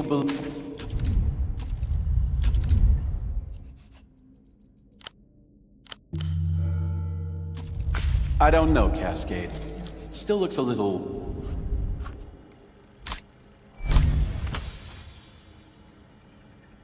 He didn't choose this. If he had his way, he'd be 10 books deep in a dusty library. Someone must have ushered him in. Of course. Plucked straight out of my college days. As were you. A bullet knocked you down. The communists dragged you clear. I studied modern languages initially, but swiftly, some claimed alarmingly swiftly, pivoted to new criticism in my second term. I soon became involved with the socialist poetry magazine Playoffs as a regular contributor. The editor was a woman I admired quite a lot. There. How it so often goes. The emotional spell cast as ideology. Gifted. Curious. Persuasive. This editor was a communist, and upfront about it. What she was less upfront about was her covert role as an opera talent scout. She was well-versed in socialist hermeneutics, the literary application of materialism, and I was very young, very malleable, and very keen to close read the world. So eventually I dropped out of college and followed her to the superblock. And slowly, too slowly, realized that communists don't believe the world can or should change. And if you cannot change it, Cascade, then interpreting it holds no meaning. He skipped over the part where he followed this woman to another country. Dial V. Odd cadence. He hasn't said that name in a long time. Define thing. Nothing as real as that. I was only interested in intellectual abandon. His perfect memory is failing him here. Right at this critical moment, he followed his heart and dragged his mind along behind it. I saw her again once, in Novessa, March '91. Just before we left for Portofino, by coincidence. Although there is, of course, no such thing. She didn't recognize me, and I didn't even bother to correct her. I felt nothing, Cascade, for the world or for the cause. Or for her. But I have many happy memories of more idealistic times, and for those I owe her a lot. Miho believes. The molds. You turn away from the...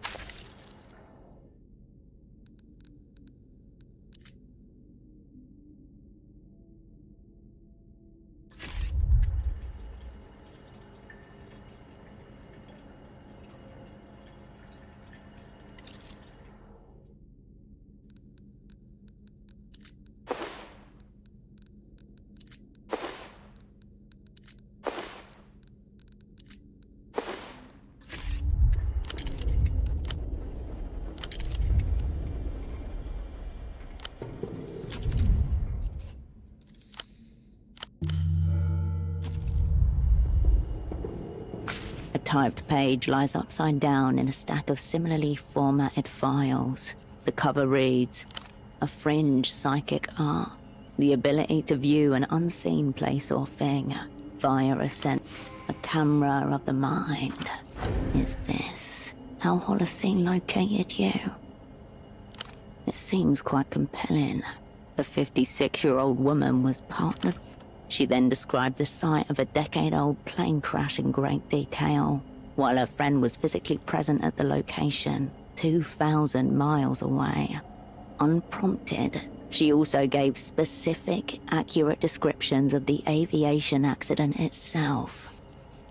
The testimony is light on cause, but it involved the collision of 3 separate aircraft. It doesn't really. No. Exceeding bank angle, increasing engine noise. Exceeded, not enough. Calm, calm. This is it. Oh, please, God, oh no, I can't see. 1644.54. End of transcript.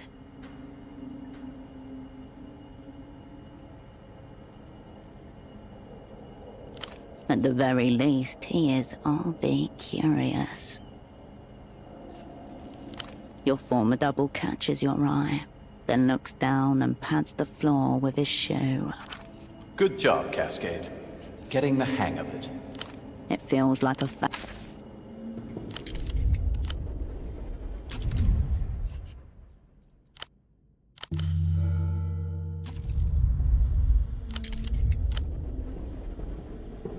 A file stamped with Miho internal. Below the stamp, a heading. Project Eschaton. In a matter phasing conclusions. The rest of the cover is obliterated by Eschaton. You have no idea what the word means, but it lands with a pleasant heaviness. Exactly what it implies.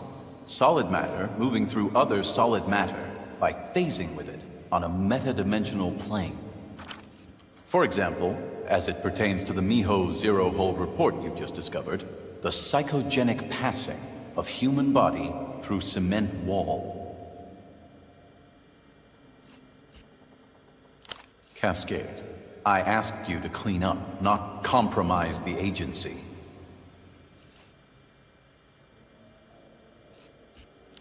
That is live ammunition for metaphysical warfare. You have been cautioned. The file is dense, tens of pages long. There must have been at least an occurrence of some kind to warrant such a file. You feel Holocene's eyes on your back as you take your time straightening the document. A sheet of thick paper lies on the floor, folded in half, and impossible consonant clump. Melvorchskva osmowordevishv nigkonedka fumapubtiviga johelakatjivata ichpugduverskazvilurbitsju gzningarnbek salas van roos convershmere. Six joy sakfe vi sexborg richugvika swalvijkorgiti shivlium wilv. Oetjunuvik of Betilak Simvadivge, Gumengoxplodiv Schmingum, Iloahabje, Sikalshivikum Bidagat, Huarg bitches figurikist, Umbloavishkavdivishka, the Havimitifer whirl, the Herbijikaku, Yuam Yum, Nuxping Vajagaf the pump.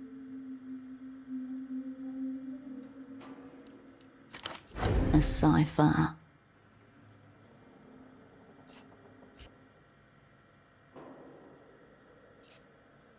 Almost certainly. One glance, and you know it is. Beside you, a gradual. Right now? Operant, please. This kind of stagecraft takes application, a methodology. You can't just dash it off.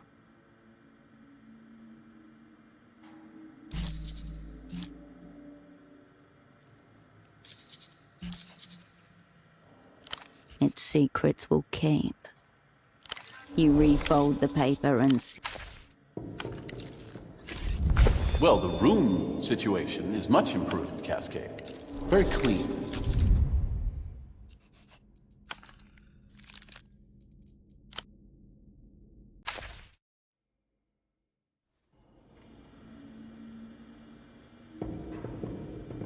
A file's below the eschaton. You have no... Exactly. For example, as it pertains... The file is... Cascade. I asked you to clean up. That is... You feel...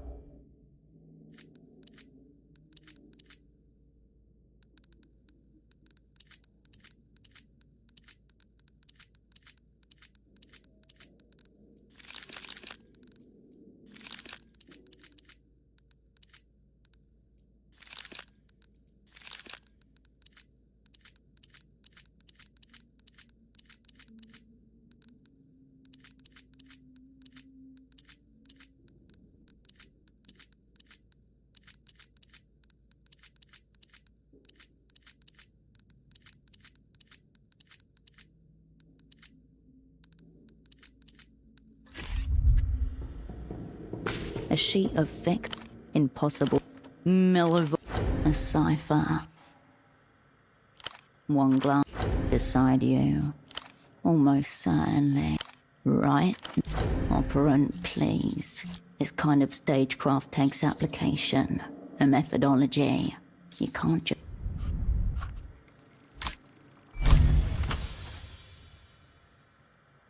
Endless lines trace and retrace, frenzied scribbles on the white walls of your skull.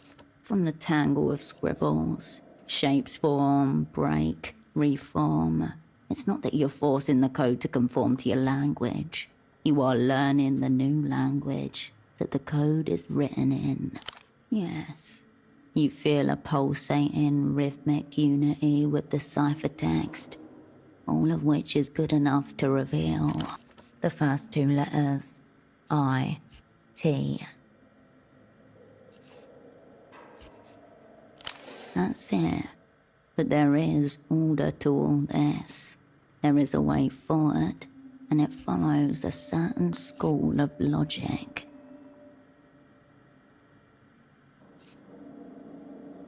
Slapped, dashed, and self-congratulated. A flying start indeed. You refold the paper and slip it into your pocket. Well, the room situation is much improved, Cascade. Very clean. Fine job.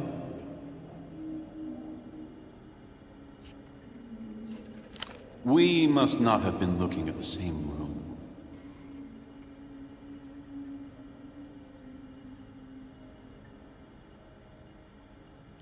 Oh, yes. I'm afraid I can't elaborate on that right now, but please remind me to elaborate on it later. This is a case of non-elaboration, for the time being. Your former double stares blankly at you, as if you never spoke at all.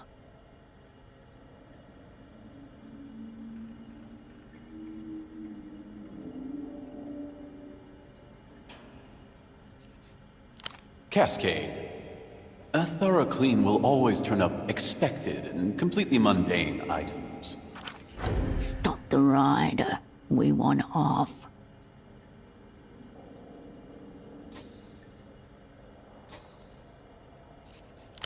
He runs a smoothing hand across his hair. It springs back up, even more disarrayed than before. Miho's counter-analysis is the finest in the hemisphere, but its stagecraft is amateur at present. I'm sure you can, Cascade. Now, please, go and practice your stagecraft in more suitable surroundings. Miho believes in you.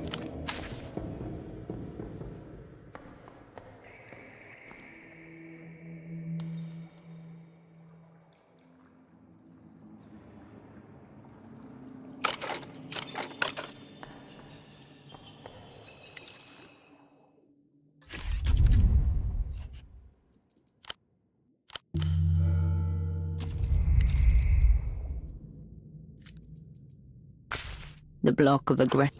Through it, a shadow. The text remains as impossible as your Yamoxi. This is an entirely different beast than the Rosetta Cipher pseudopod left you.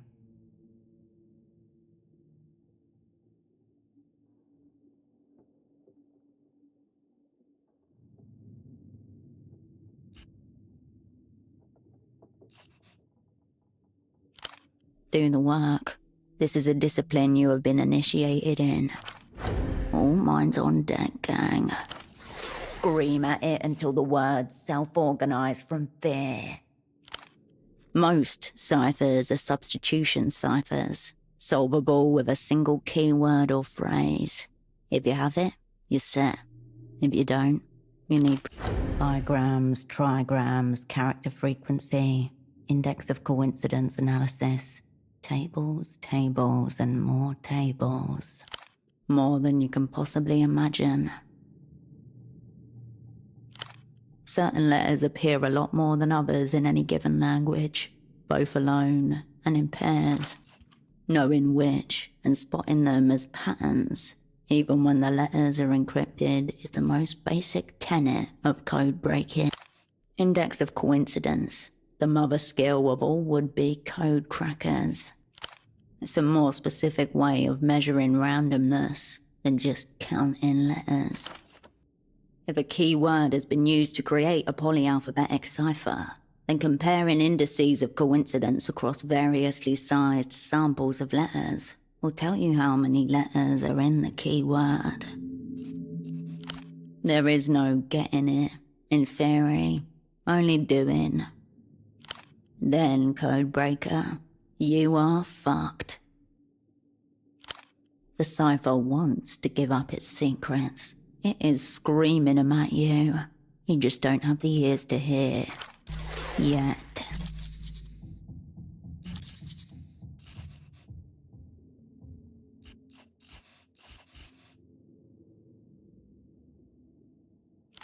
Many cryptologists have resigned to the same. Gauntlet has hit the ground. Cascade is nothing if she is not brute force. The text from 26 times you move through the document, tallying robotically. You fall into the rhythm of it. The instances of each letter jump into your eye one by one as you move through the text. The letters that appear most often are H and T, with 18 occurrences each. Take H as an example. In a text with 291 characters, that's about 7%, which is more than double the number you would expect to get if it were entirely random. But also only half the rate at which the most frequent letter, E, appears in the regular alphabet. Two things. First, it's almost certainly not gibberish. And second, the cipher is somehow masking its character frequency, ruling out a simple transposition or a fine shift cipher, probably polyalphabetic. The cipher wavers like a mirage, a madman's shopping list, equal parts banality. 3 bigrams appear 3 times, NG, JG, and YX. Combined with your character analysis, this proves that parts of the text, at least, retain their internal structure. You know from counting the letters that it's unlikely to be this simple, but it's worth a shot. No set of 3 letters appears more than once. Dead end. On the page, the letters gibber. It's divided into 23 blocks, each between 1 and 25 characters long. 1, 14, 9, 3, 5. You begin to pencil down the correspondence of each number. N, I, C, E. T, R. Chills run through you with the letters. Nice try, salutations, me-ho. Each standard code-breaking procedure you apply yields only another veil. Steady yourself. You've slipped deep. You try grouping gibberish. The fact that it starts with a 1D. The letters spin fervorishly. You begin the laborious task of rewriting the cipher on 4 columns, 5 columns. The caged letters and numbers proliferate. A bureaucrat's wet dream. A piece of paper and a notebook is all you need to go insane. The rows bore a hole somewhere in the center of your forehead. 4 columns. Sub-random. 5 columns. 0. Your attention span buckles and cracks under the strain. 8 columns. 0.6. There's an undeniable spike in coincidences when you are looking at a polyalphabetic cipher with an 8-letter keyword. 8 letters to be found, 8 numerical displacements, and the cipher is solved. 2 parts grunt work, 1 part intuition. Find the key. Prepare body and mind. The Opera have a machine dedicated to this.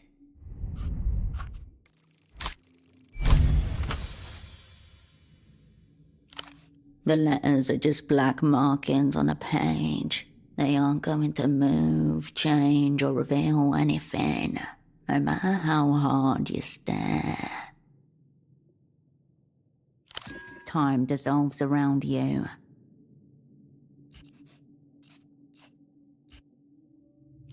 It's 2 months before your network collapses. You returned one night to the safe house and found Holocene alone there, flipping through a white-spined paperback.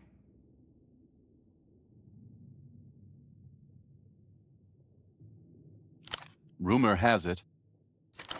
I was just thinking, Cascade, a book would make the perfect cipher key. It's full of letters and requires a personal touch to fully comprehend. A cipher with soul.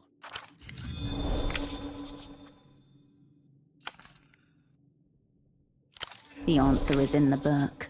The text was only part of the cipher. The meta layer. Oh look, a fresh rung on the abject mental illness ladder. Down we go.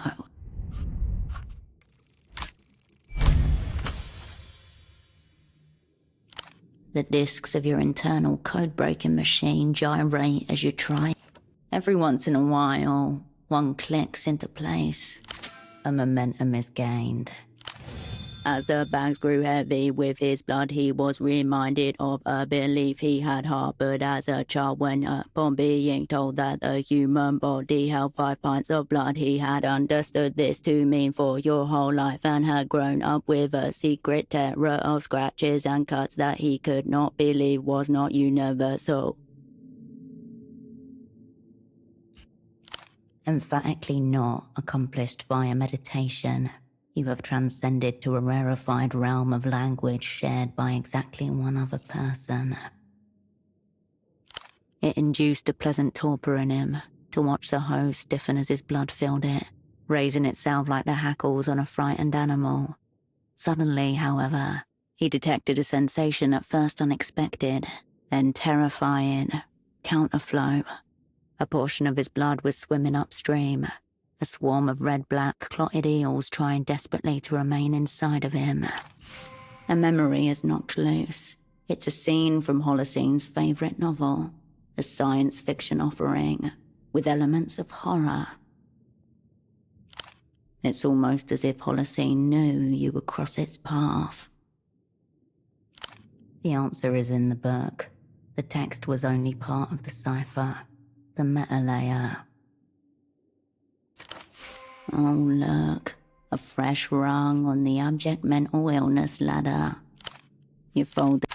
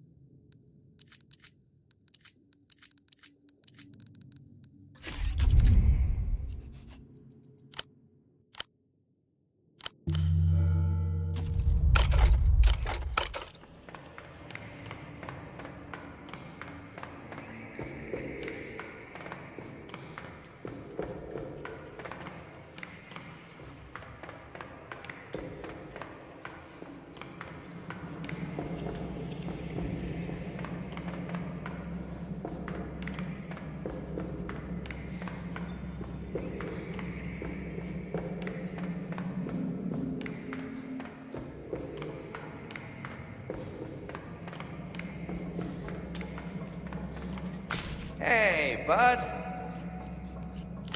Keep...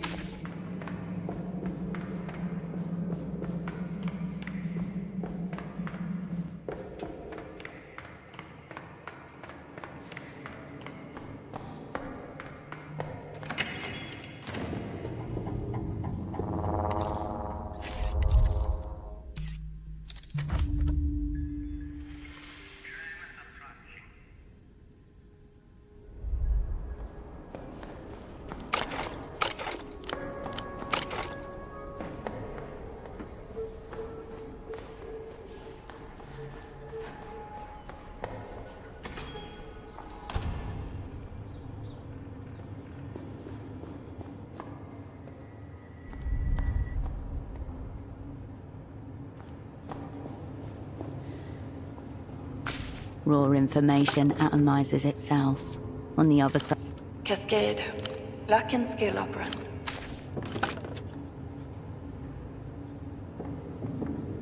The bed well...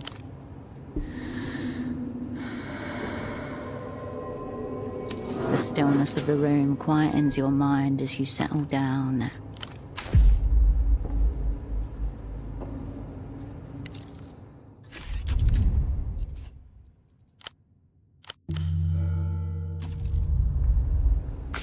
Raw information atomizes itself. Cascade. Go on. What does that have to do with the opera? Fascinating. Leave him there.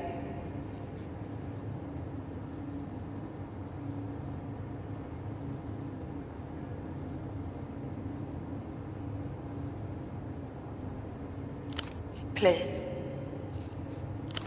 Fine. Yes, you said. Please. Yes? Okay. Fine. Luck and skill operand.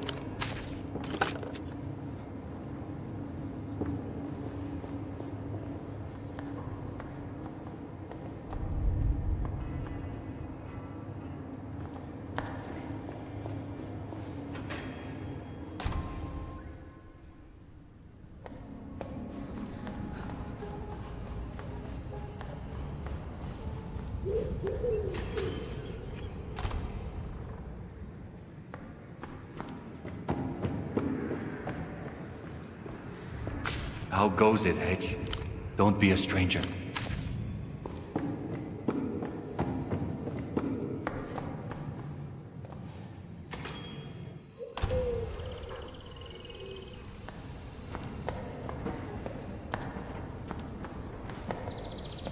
Hello again. I tried to, but I couldn't finish it, which is always a sign. I aspire to finish every book I pick up. The writer clearly lacked intention and seemed incapable of inserting surface-level sense into his prose, let alone subterranean meanings worthy of excavation. Yes, I wouldn't recommend it, but I'm also not one to discourage people from reading, even if what they read is drivel. Still, you may find something in it that I didn't. You've been taken in by them as well, I see. Ah, some as you wish. Goodbye.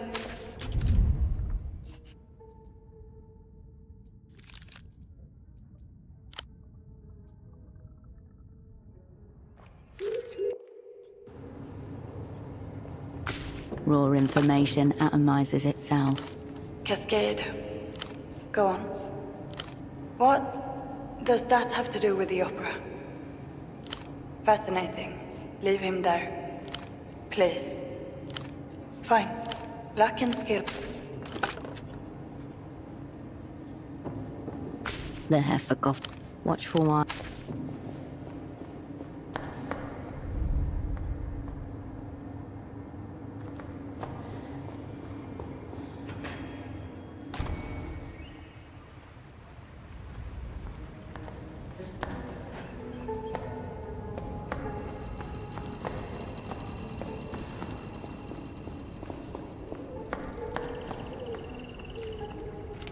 Hello again.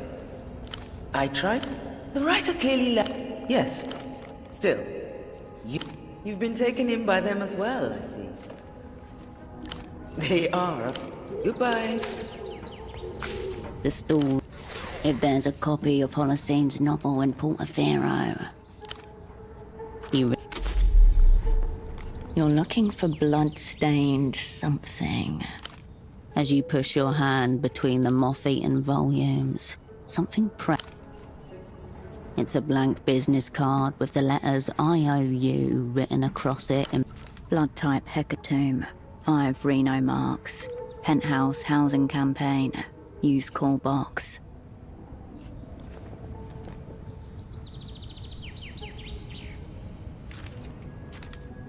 It seems your former double and the richest man in Portofino share a similar taste in literature.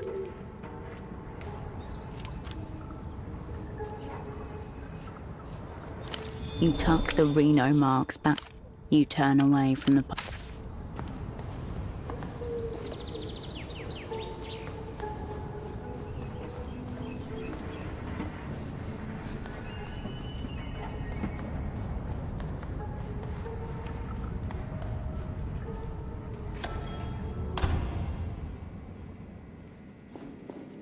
You return to the ruinous desk. It's all for an inhabitant now.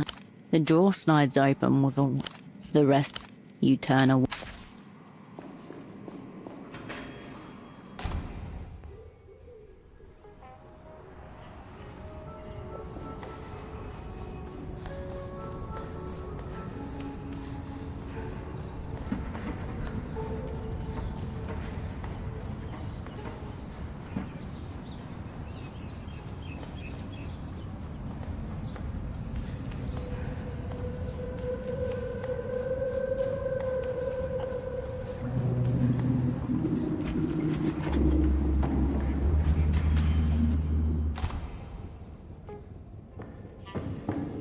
Hello, again.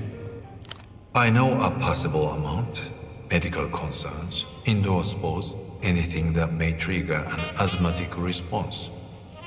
Why do you ask? A subtle shift in his position. He's mold curious. Continue. Fractal branching, yellow veining. Where did you collect this from? Do not reveal the location of a fellow operant's safe house.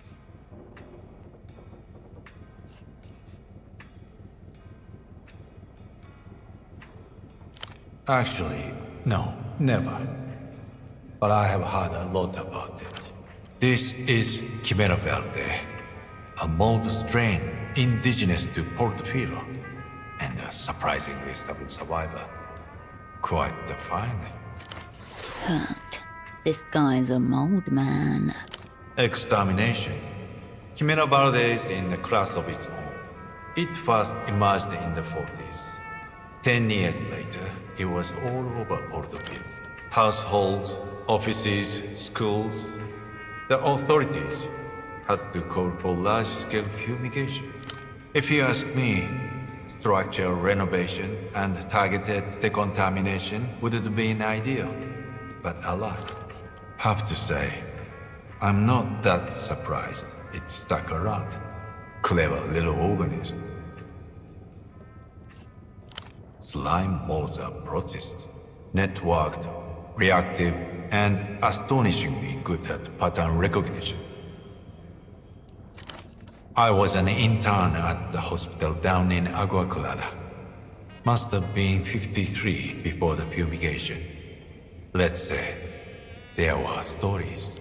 Biological attack, industrial compound parasite, the first Lusian cultural front. But what you won't find in the official literature is the reports of dream. Something in him stirs. Some germ of the real doctor behind the porcelain mask. Dreams of speaking to the mold. Patients couldn't recall the words, just the impression of exchanges. Some said it gave instructions. Others said it's just listened. No, they were lucid. No fever, no delusions, vitals clean. Most of them didn't mention the dreams until asked. When enough people report the same pattern, you stop thinking in terms of coincidence and start thinking in terms of contact. As in, could there be neurological symptoms? To an extent, sure. Mental fog, sleep disruption, given time and proximity. The immune system would be worn down. I'd go for ozone therapy. No, but it is very promising. Of course, you have to be careful with the dosage. Ozone is oxidative. If something soft and slow is growing where it shouldn't, ozone will, well, get rid of it. I'm afraid I can't help you. He turns away, unlocks a small cabinet and rummages through.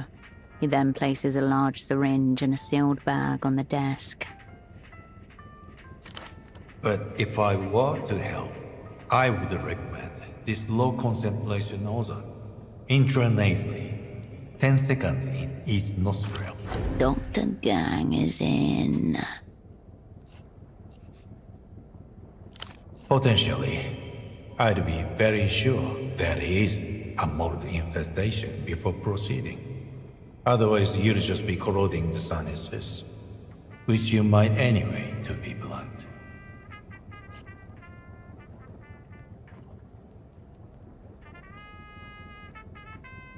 He turns and looks out of his houseboat window as you pocket the syringe.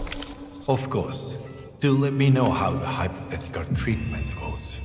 Just out of a hypothetical research interest. Until next time.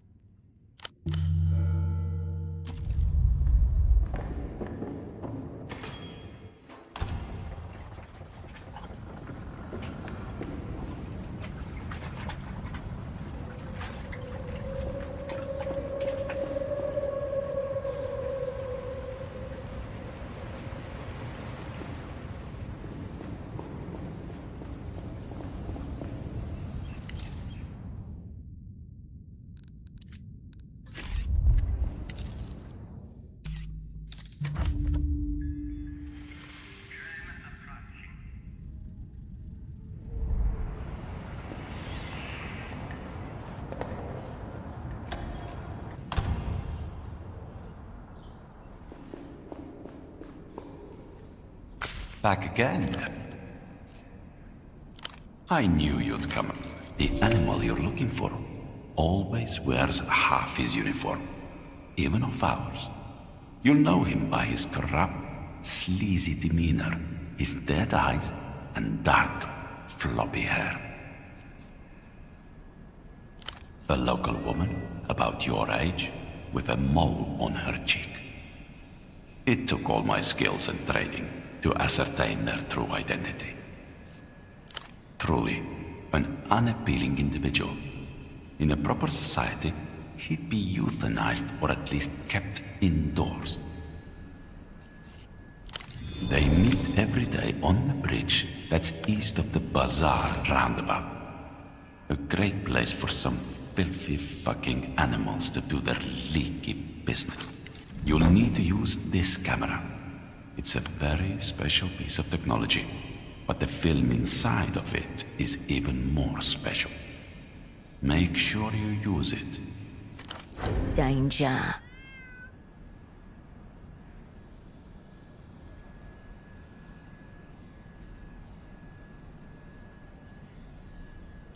My new employers have different ideas about privacy and conscience than you or I.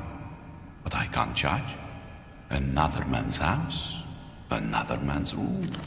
They're trying to build a post-historical final society, with a final man as its subject. So naturally they can't have old-style thoughts going around. That's how I understand it, at least.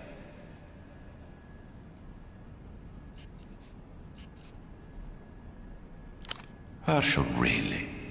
Poverty of imagination is a very concerning quality in a sublet. Thoughts, Herschel. It takes pictures of thoughts. Please, Herschel.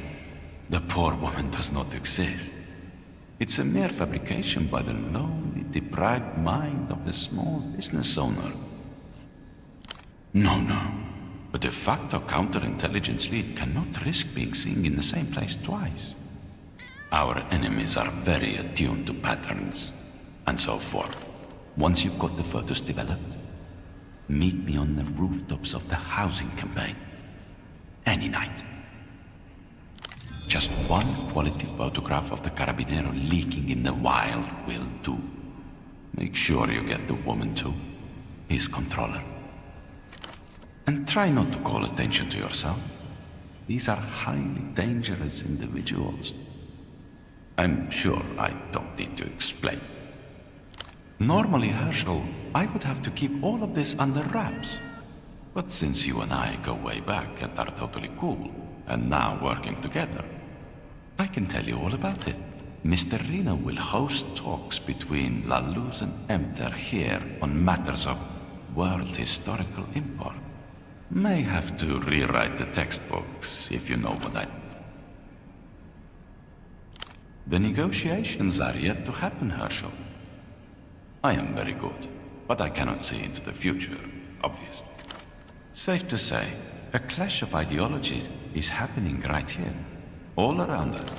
Around you, cleaners continue their work diligently. Monks in thermoplastic robes, carrying blunt machines. You're probably thinking, how did my old pal Ignaz best me? This is what I mean by observations. I've been extremely diligent in my observations. Our friendship means a lot to me, Herschel. I would not be wasting your time like this.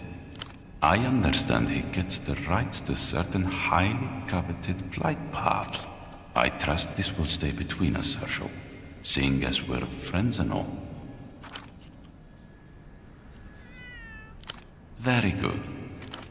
You have...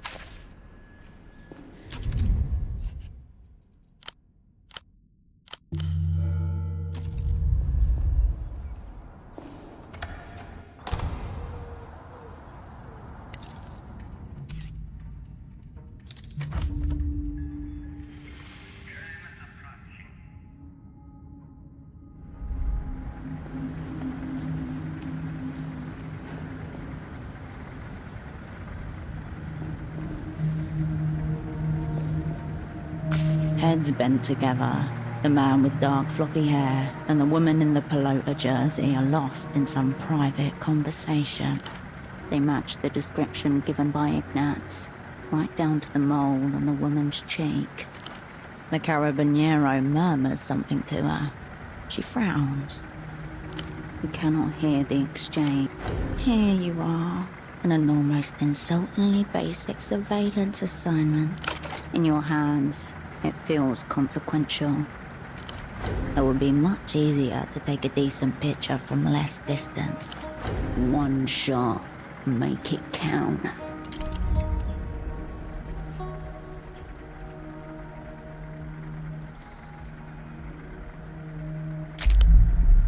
The pair are totally focused on each other, oblivious to your presence.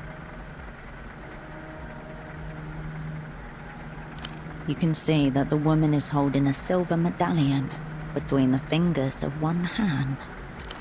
She's the bartender from the fogged mirror, Lucia. Something's not adding up here. The back of her hand grazes the side of his face. He leans into the brief touch. The woman's head is solidly in frame, but unfortunately, the view is of the back of her blonde ponytail, rather than her face. Attracting attention is a risk, but a better angle may present itself. None the wiser to your presence, the Carabinero continues his monologue to his controller, who's turned her gaze to the ground between.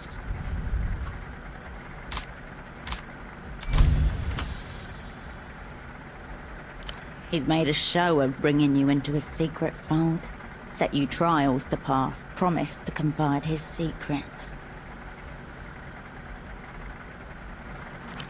This is choreography, not trust. He idolizes you.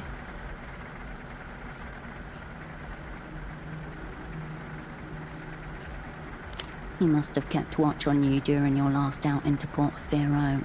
Who knows what stories he might have conjured up of the two of you over these years.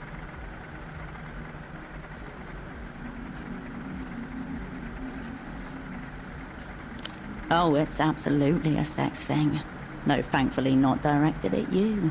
These people he's fixated on aren't spies. They're just having some minor affair. He's stumbled on evidence of their trysts, likely while following Lucia around. He's 100% stalking her. And in his espionage-obsessed imagination, he twisted it to suit his own interests.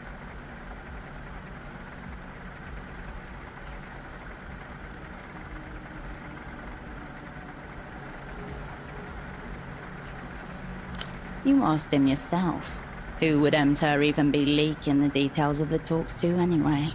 And how could it possibly benefit them to do so?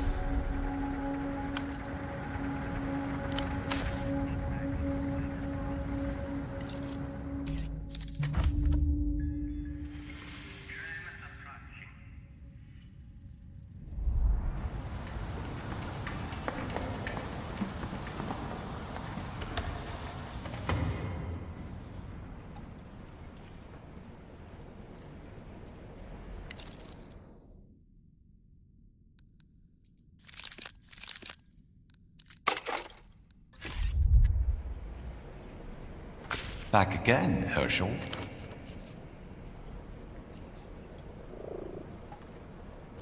Very good. You have... Back again. Very good. You have...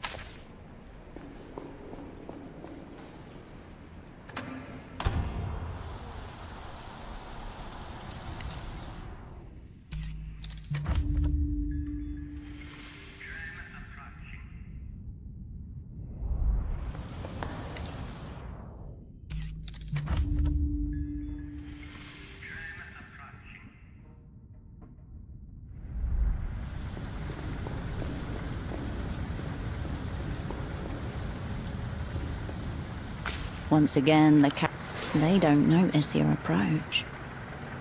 The woman's attracting attention is none the while.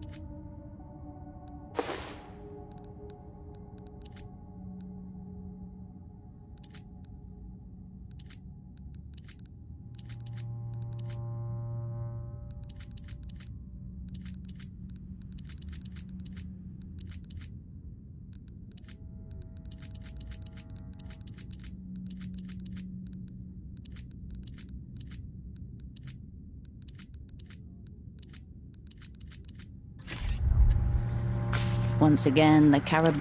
They don't notice you're a The woman's head. Attracting attention is none the wiser to your presence.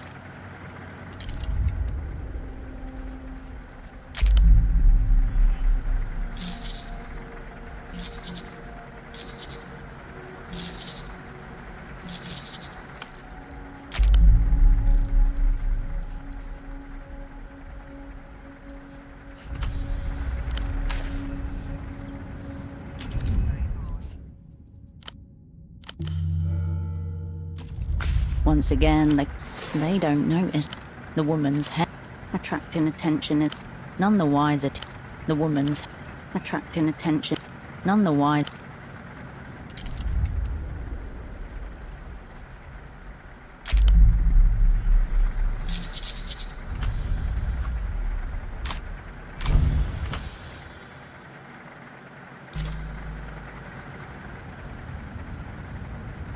You move towards them without a sound, a ghost on the pavement, his hand hovering by our waist. On his finger, a wedding ring. A press of your finger, the click of the lens, just as he closes his palm over her hip and bends down to press a kiss to her closed mouth. She closes her eyes. With your subjects none the wiser, you slip away.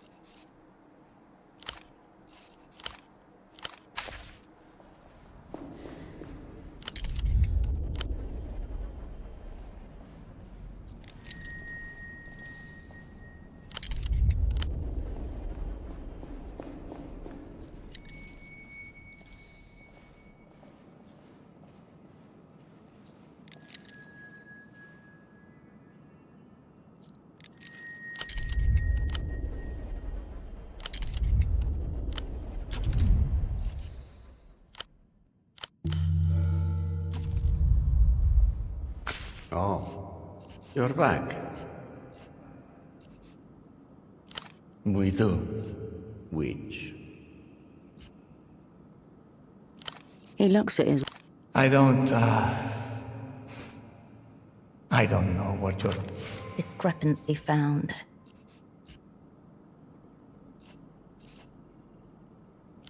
Oh, right. It's possible I offered up my peer if there is a venue. More as a courtesy than anything. A quid pro quo, even in the legal murk of the developed world.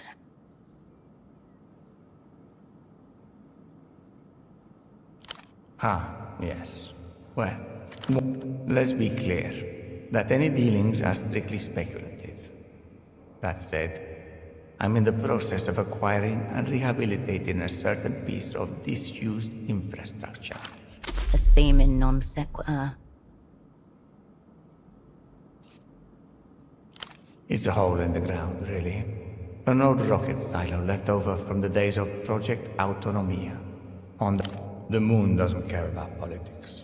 And besides, my involvement has mostly been via my contacts within MTER. I had very little to do with our strange cousins.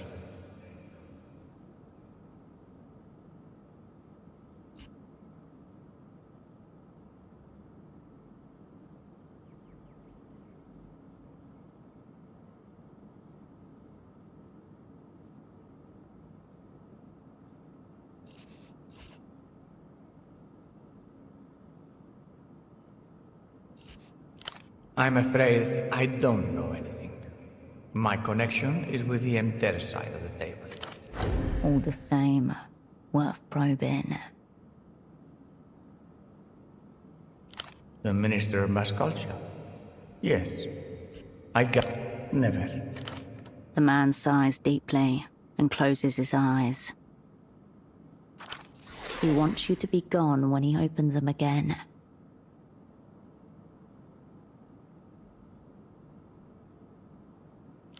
Well, I can't attest to their present condition. My dear friend Oscar and I went a bit hard. I haven't seen him in several days. Rather the opposite, I would say. But if you and Oscar are already acquainted, he's the one you should be speaking with. Well, there was also his deputy, the junior to Oscar's senior. Though I have to say, the young man seemed quite stressed. That's it, Frederick. Strange young man. I think this is his first, biggest. He's the one to speak to, I would say. Now please, let's never discuss this matter. We do. He looks at... Be well.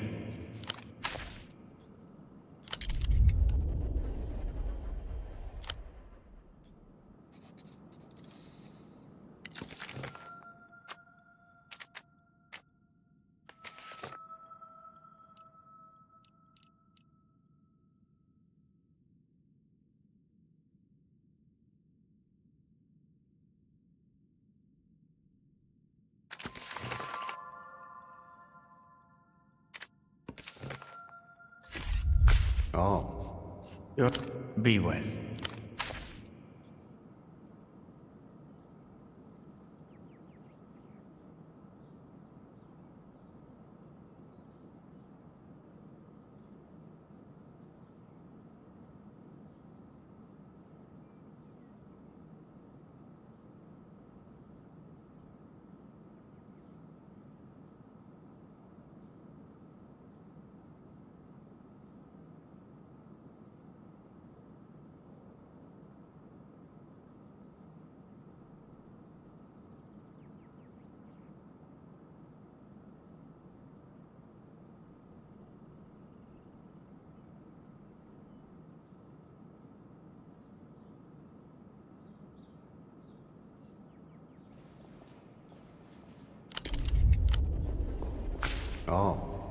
We do.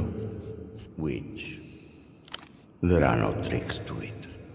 It's largely well, factually untrue, as evidenced by his ilk's corpses. To tell you the first full bet. Maybe. Yes, a fascinating topic, and one we've already discussed. We do. He looks at... Be well.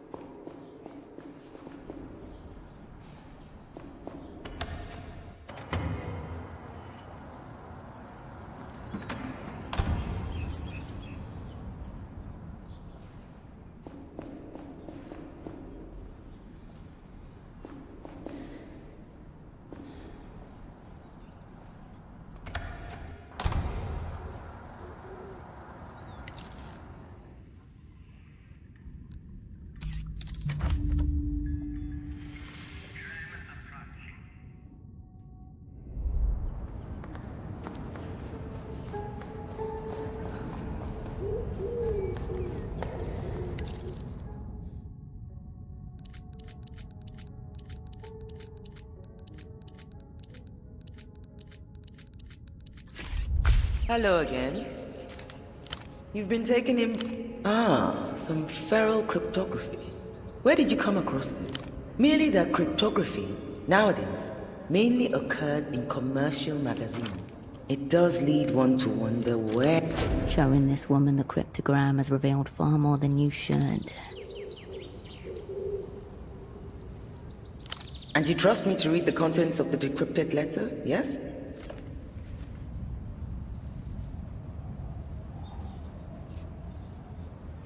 Well then, come back in a few hours.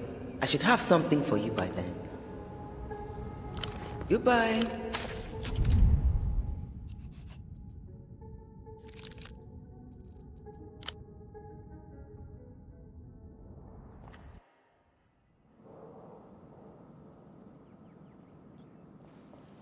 Oh, you're back. I don't... Discrepancy found. Oh. A quid pro quo.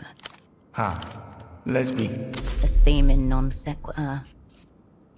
That's correct. The moon doesn't care about politics. And besides, I'm afraid... All the same. That's certainly... Never. The man said he wants you to be gone when he... Well, right. Well, there was also his deputy. That's it. He's the one to speak. Now please, be well. Oh. Be well.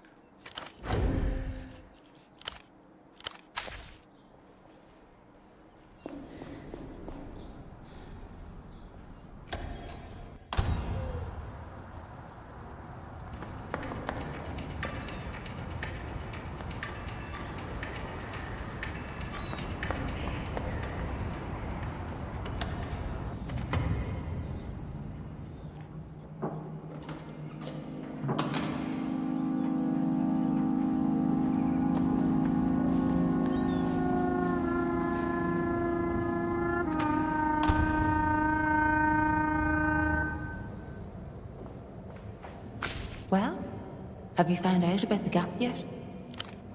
No. Oh my goodness. That's why I couldn't work it out. There's nothing in the space. To think, that tormented me for so long, hon. Well, thank you for solving a mystery. I appreciate it. Silly as it all turned out to be. So funny. See you later.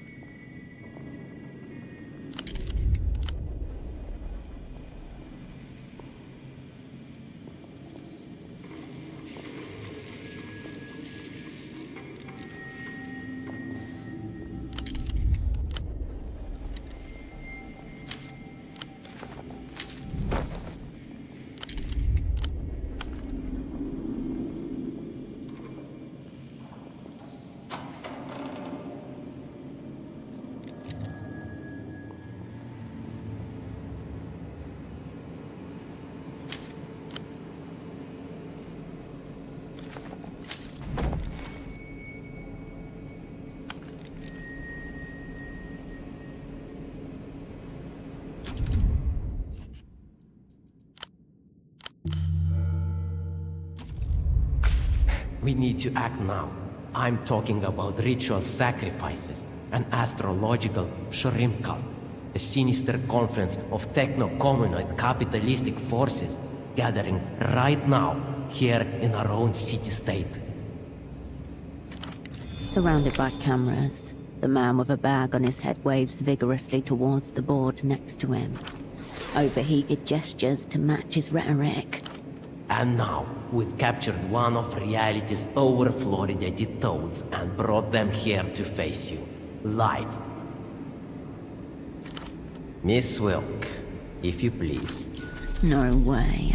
You are not here. This is not happening. Do not fear and do not resist. You're an enemy combatant, but you're also under my protection.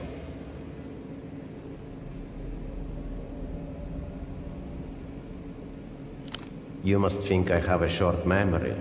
Alas, I've been studying your methods and techniques for a long time.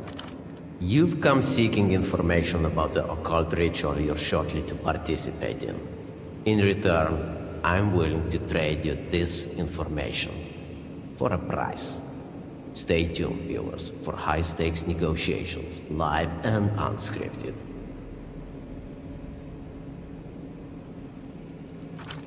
And now, Miss Wilk, you're on the reality situation.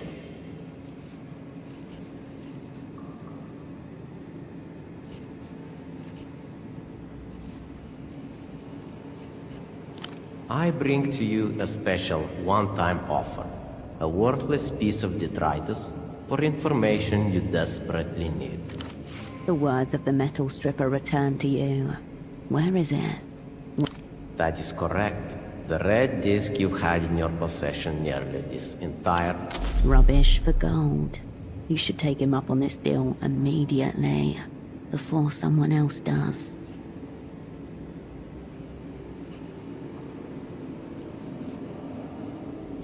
An empty shell casing, valuable only as a reminder of former engagements. It represents the past. I want to tell you about the future.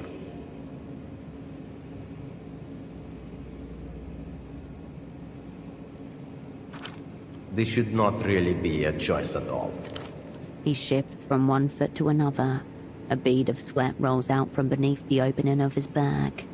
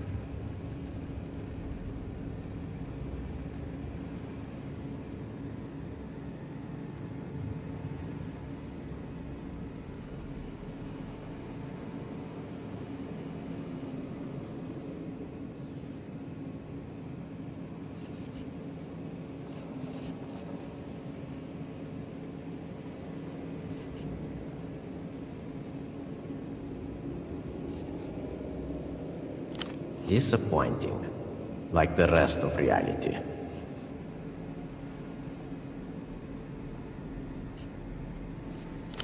Excellent. As for the information you covered, you must find a Lusian ginkgo tree. The ritual will begin once the tree has shed its leaves. Confirming what Dante told you. No doubt left then. The Lich will come. These trees are very special. They all lose their leaves simultaneously. This is absolutely reliable, unlike the fake and bullshit time the rest of us suffer under. A convenient signal, you might say.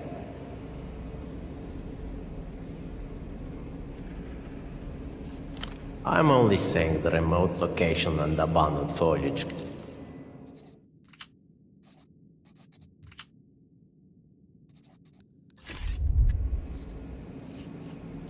Nothing at all. Our interview is concluded. It's time for you to prepare for the ritual. The situation is obvious. It's all fake and bullshit. What we call reality is nothing but cardboard stand-ins set up by the ones who broke the world.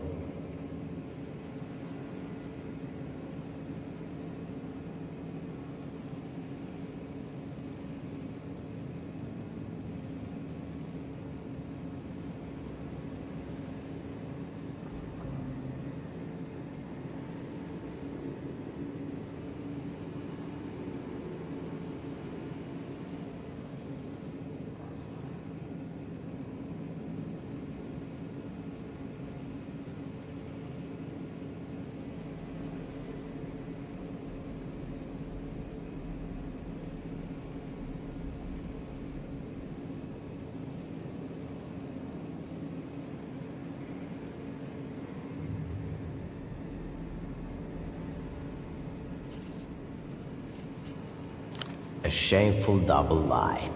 One that you perpetuate first on yourself, and then on everyone around you. Enter, the opera, the Lusians. It was a joint effort. The basic facts of the story have been well established. Year 0.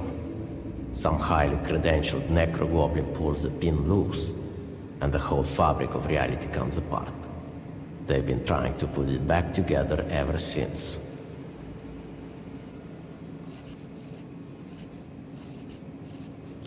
An exceedingly important question. But first, I must re-optimize my stack.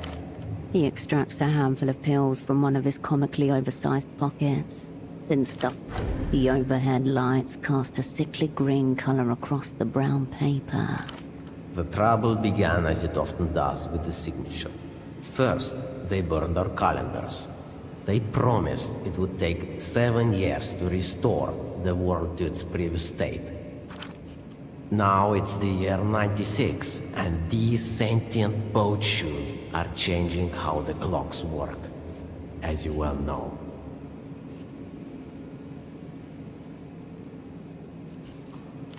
On paper, in truth, the developed world and your superblock are a two-headed lizard, one driven by plentitude, the other by lack, both trapped by the situation. I've laid it all out quite clearly here. In some ways, the Lusians see the situation more clearly than anyone. Their techno-imprints are enacting a 300-year-old plan to enslave humanity. That part, at least, is not wholly off base. But for now, they too participate in the ritual to appease the astral shrimp, and so I must count them among my numerous enemies.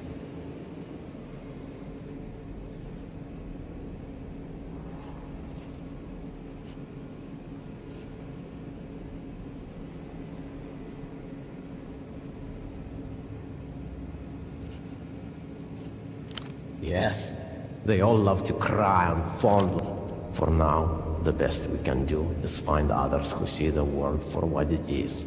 Keep them close. Let the rest mock and criticize. They are addicted to the illusion. By you, of course.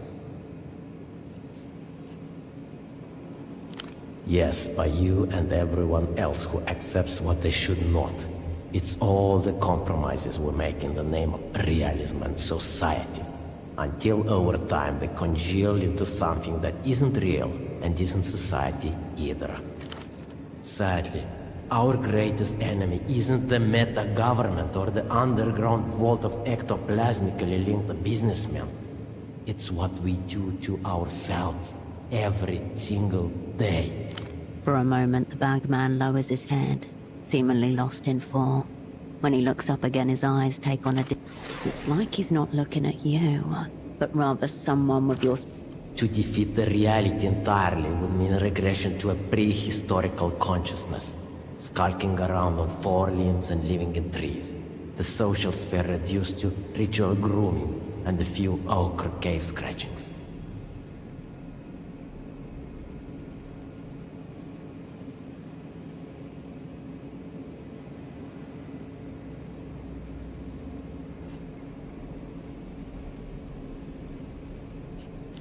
I'm saying without others, there is no self.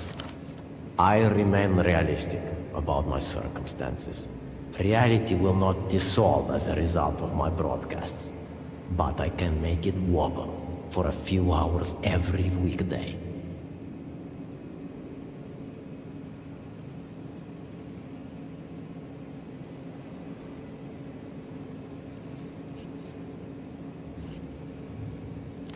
No.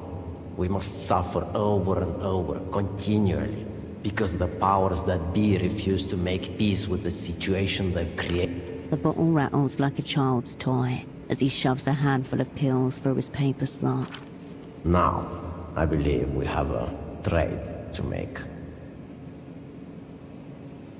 Of course, you accepted my gracious invitation to appear on my TV program. Unfortunately for you, this was a devious pretext to expose one of reality's toadlings to my loyal viewers. A small sign lights up above one of the large... The truth is, there was no need for you to come here, except your own self-deluding curiosity or obsessive task-checking. Unless you have aims you're not even aware of.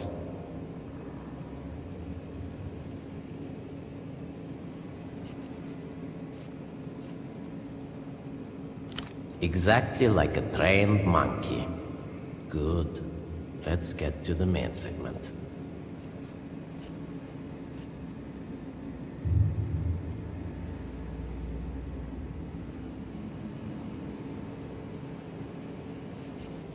A meaningless question, since time itself is fake and bullshit. A better question is, why am I surrounded by enemies with them? The gesture is meant to drive home how limp these dicks are.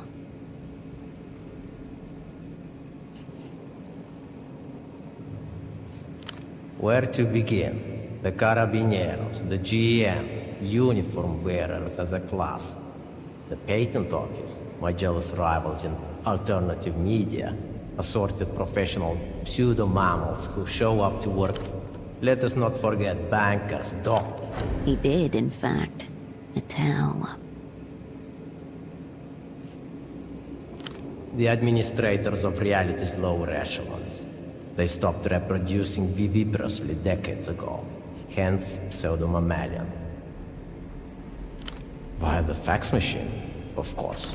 It's good that you've stayed far, far away from that accursed thing. Simple. They're the most vicious enforcers of reality. I personally refuse to participate in the fraud of fiat currency.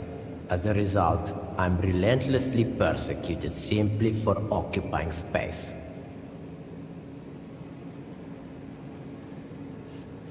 Honest exchange is impossible when the medium is completely meaningless. No, I cannot deceive you.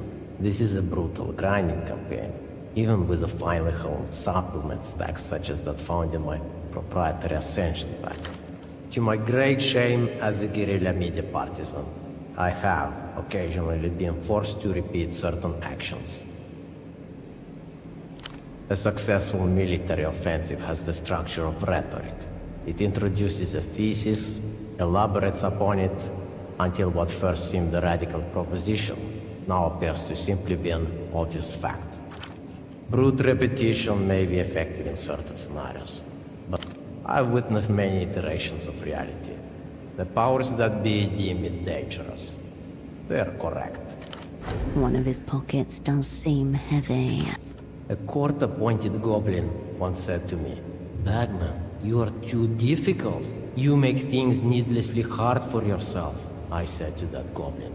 No, it's reality that makes things needlessly hard.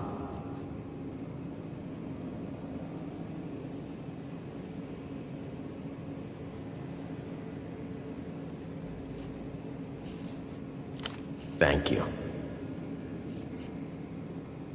You think the bootleg bazaar is the real thing? They've got 3 more set up in aircraft hangars across Coulange and the Eastern Republics. That's where these filthy collaborants practice their scripts before being shipped here to put on their performances. In some ways, he is correct. People often perform for someone or something, mostly themselves.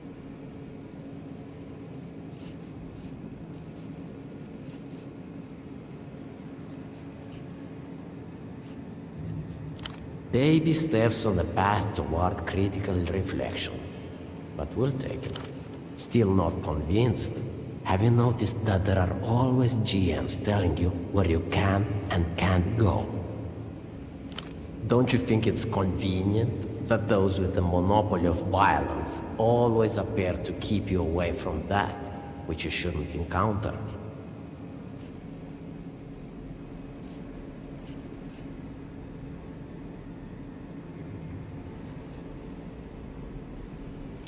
Either you're lucky, or you've so internalized reality's logic that it doesn't. I let you in on a little secret. For a time they considered replacing the GMs with genetically and surgically modified boars, intended to surveil and obstruct. Physically stronger than any GM, and less prone to alcoholism.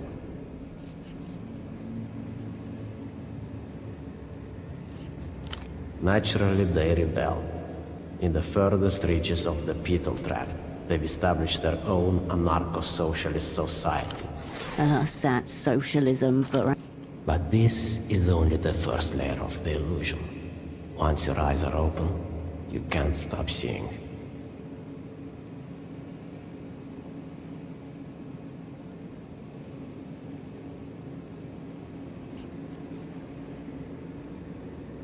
First off, let's dispel the pretenses. It's you who needs to know about the ancient astrological ritual. That's why we've come. This is where the shambling, money-stuffed corpses who govern our reality kick back and ritually sacrifice one another before an effigy of a giant astral shrimp. Astral shrimp, yes, which in their feverish imaginations the money men claim fell from Canopus and granted them dominion over humanity. I produced and distributed a 14-hour documentary on this very subject.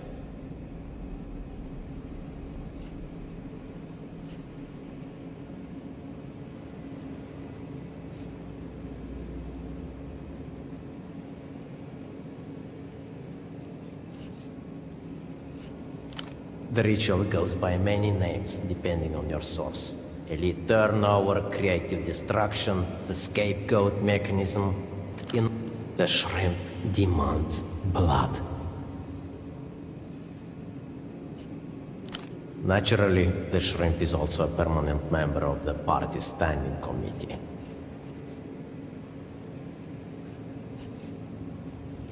I can say no more.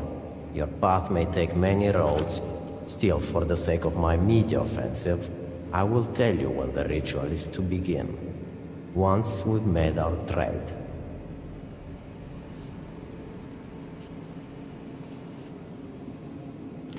That depends on the reality we're in. Sometimes we come. In a select few, you become my most trusted partisan. That last one can be ruled out.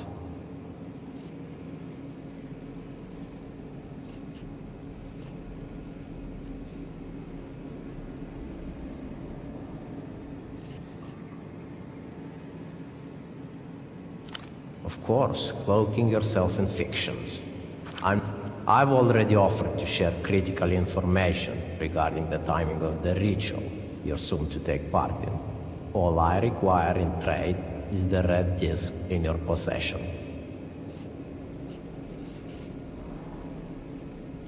There will be no professionalism here. In any case, you are just today's attempt. If you fail, they'll just send another and another, until one of you succeeds. Cameras loom as sign. That's right. Wave to your longtime fans. They've always got more copies. Your data records old, like you in every way that matters. Except that they haven't failed yet.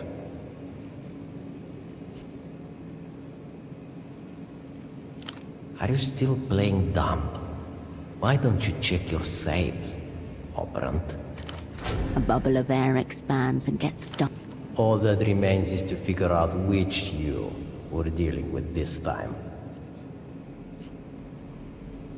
Think it over.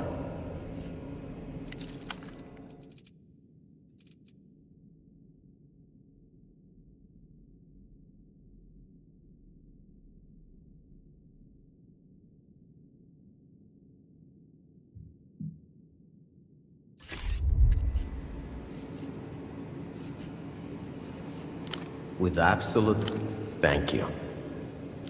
He pulls a large box. Regular viewers are more than familiar with my essential pack. The camera aperture whirs as it zooms.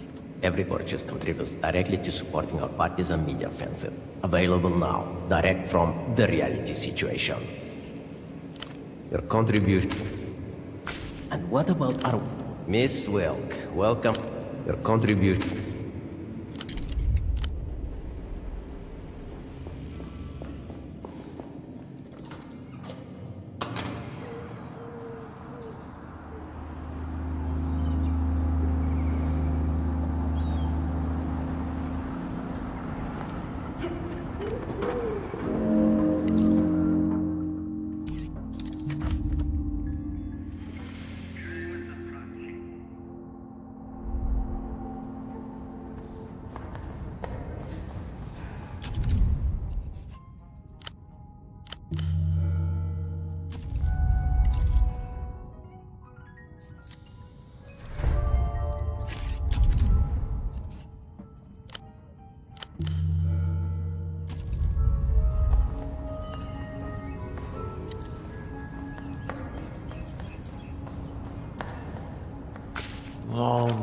His half-hooded eyes. Goodbye.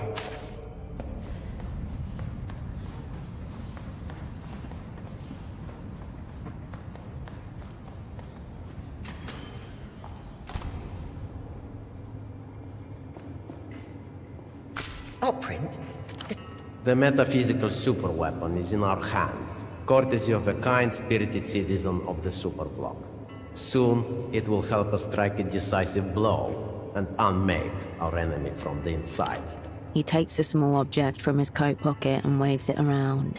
It's hard to make out, except for an unmistakable flash of red light. I take it you do know what this is about, then? To our viewers and brave partisans, more than ever, stay vigilant and stay tuned. We will soon deploy the superweapon, live on air. He really did repair the red disc by himself. Astounding and terrifying. Uh-oh. He's had this little speech playing on repeat for a few hours now. Quite a bore, I must say.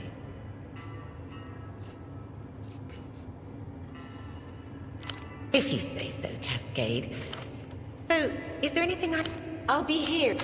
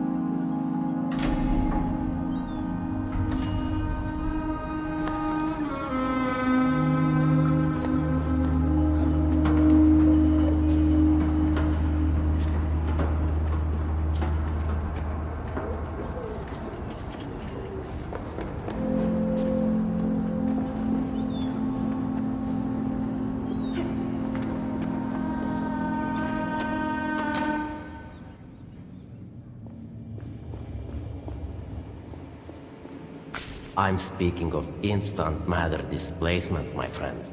Communist metaphysics, whole wardrobes of disguises, secret arsenals.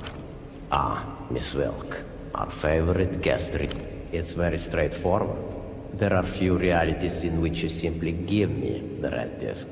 Therefore, I was obliged to resort to subterfuge. Finally, you're asking the important questions. But first, let's recap the journey of this extraordinary object for the people watching at home. As you know, this disc is a prototype for a powerful weapon, developed in secret by the Lusian Ministry of Mass Culture, as part of their diabolical win condition.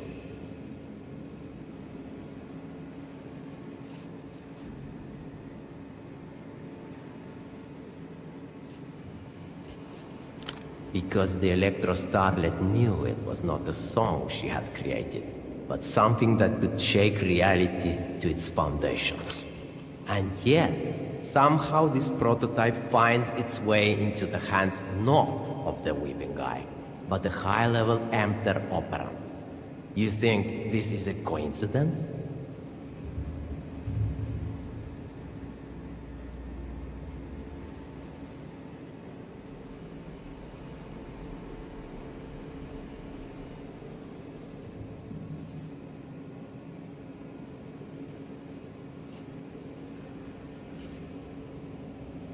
Which brings us here. The next time the disc appears, it's in the possession of the so-called communists of the opera. Kindly explain this coincidence to the people at home.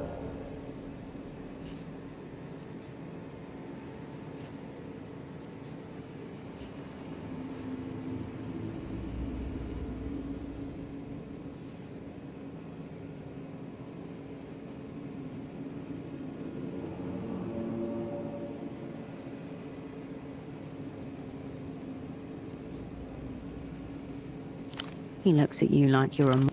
Because, Miss Wilk, you always have the red disc.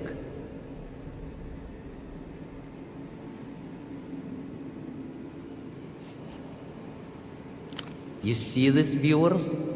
We were right to struggle so hard and so long. And now, the superweapon is in our possession. With your help, of course.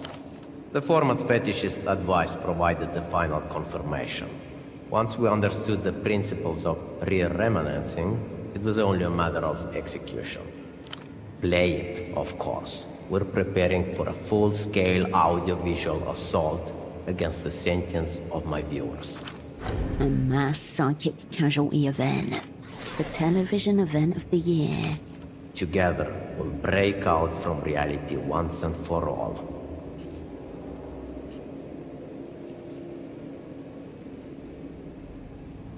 The husk is nothing to fear. It's simply what the taker would be double. Currently laying in bed on the ground floor of a photo shop. Enjoying pure existence, unencumbered by fake bullshit.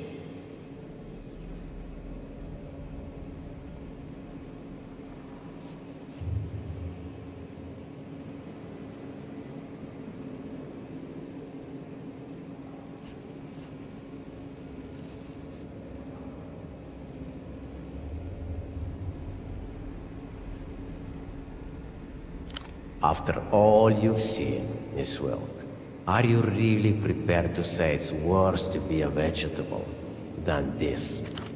Our partisan offensive is reaching its crescendo. With the help of you, our metaphysical arms trader will soon achieve breakout. This man has thousands of daily viewers. Innocent civilians, children. A metaphysical superweapon could make the difference in your assignment. Better in your hands than his. Your contribution... Miss Wilk, your contribution...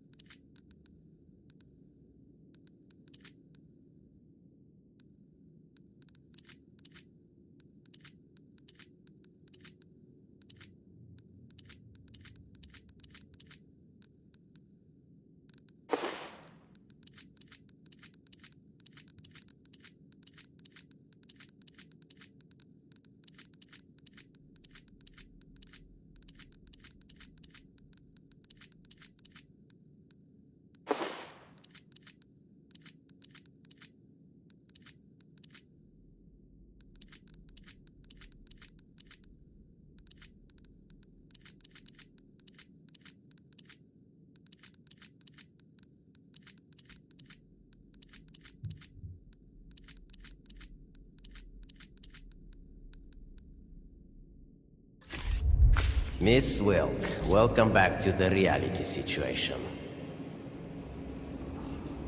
Your contribution...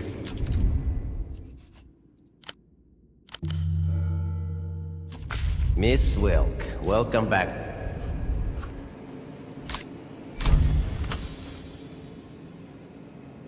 You decide what reality and its situation is.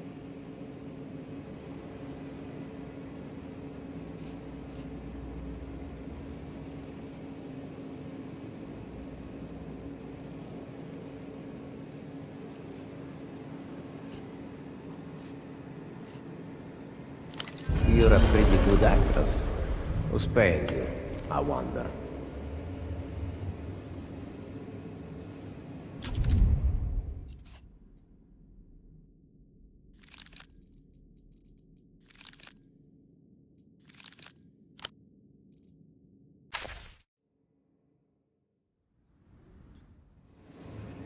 Miss Wilk, welcome back.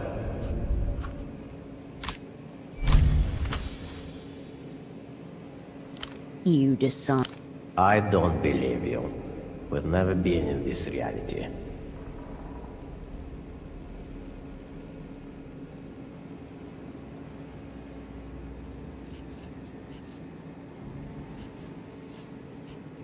A brief moment that extends into eternity.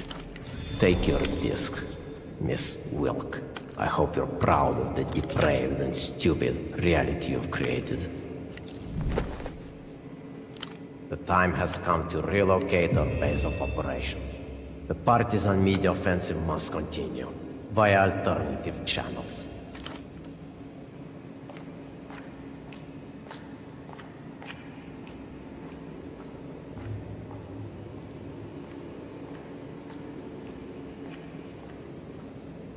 A wave of stale body odor washes over you as he exits the street.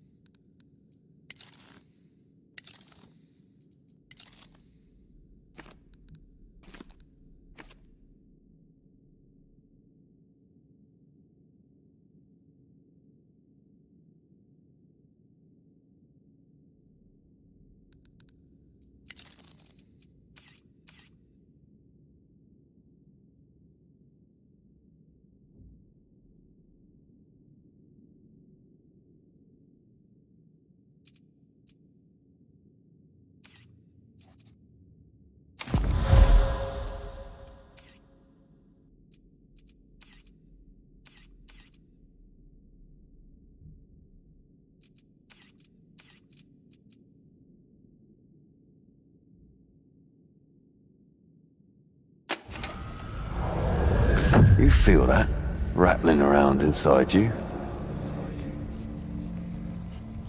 It's part of you. Fangs, claws, nasty glowing eyes and all that. The animal within. It's been caged down there for years, sticking its snout in the lightless dirt, licking the insides of aluminium cans. You are an animal. The divide between human and beast is an illusion. Stops you unlocking your full potential. Your connection with primal impulses and power. There are times when an operant's humanity prevents them from getting... Throw open the cage. Let the beast come forward in all its stinking, biting glory. The animal is out.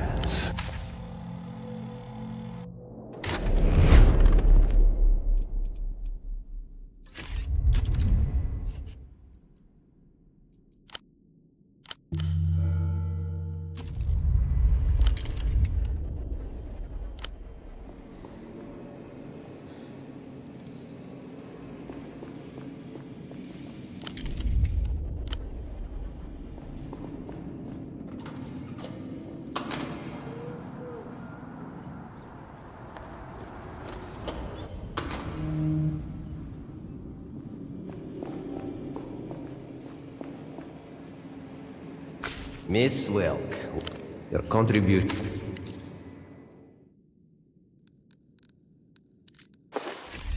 Miss Wilk, welcome back to the reality. Your contribution to our efforts.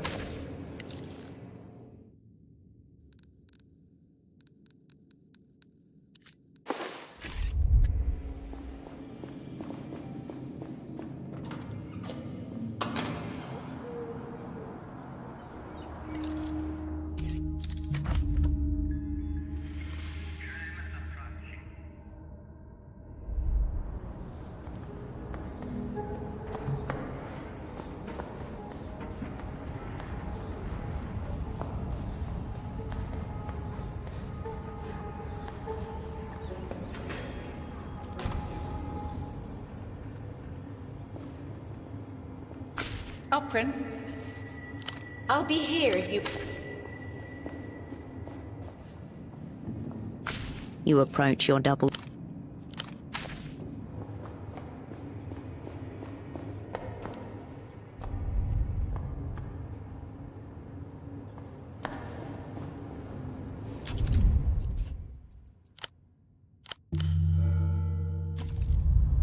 The stereo is right where you left it.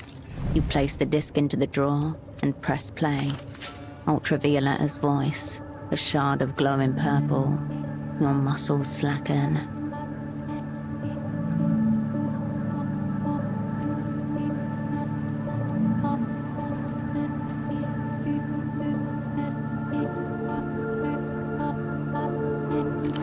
Evil, evil. Turn it off. You have no choice. The room sways. Monks chant around an open flame. We're going to die.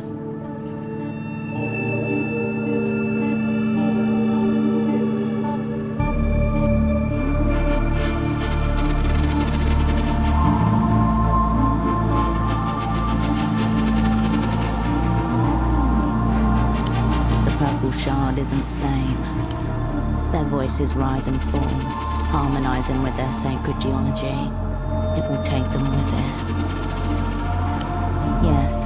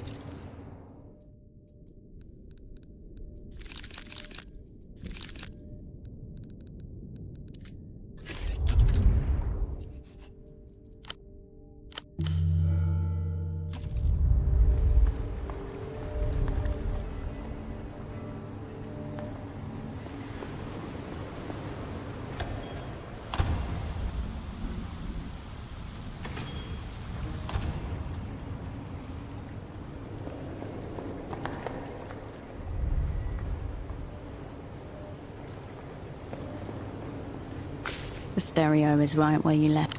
You place the disc into the... Your pockets are vibrating. You feel like there's something very... The bomb. Maybe we're bomb-proof. Maybe we die grooving. Either way, it will mean thick. Cold or hot, the world will stop. The explosion rings out across the city, destroying Photo 24.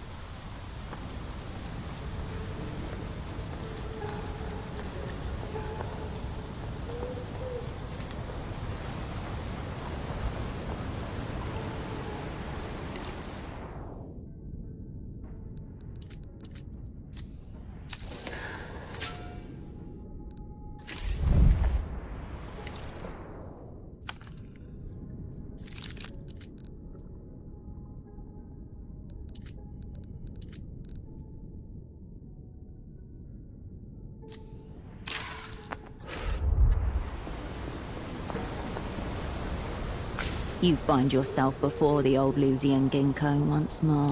The leaves rustle. You're on the world's clock now. Uphold party standard time. Reject botanical deviationism. A dab of saliva darkens the uneven tile. The time passes. No one takes note of you. Nothing much. Time passes. No one takes note of. Nothing much. Time passes. No one takes note.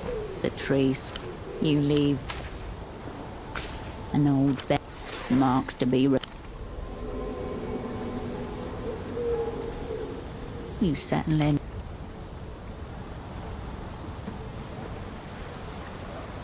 Before long, you...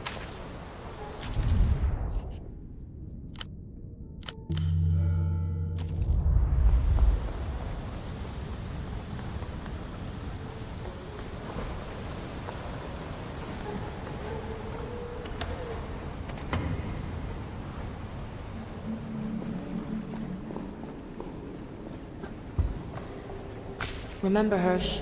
No. Later, Hirsch. Hirsch.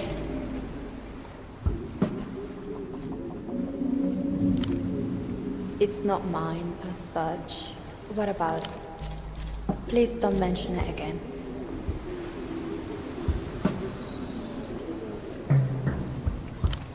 Sweet dream.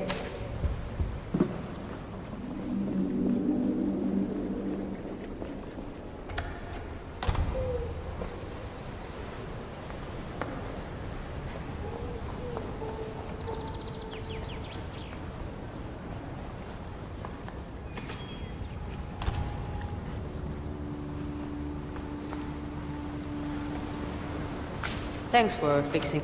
Kisok versus Sporting if you're into. With the purple bloom gone, you can clearly see the action as the pelota players volley the ball back and forth across. The bartender squints at the empty booth. What was never there can never leave. He won't be back. See you.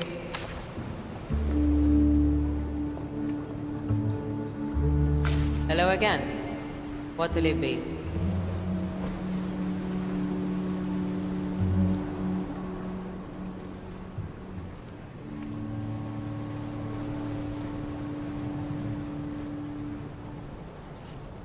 The bartender squints. What was never there. He won't be back.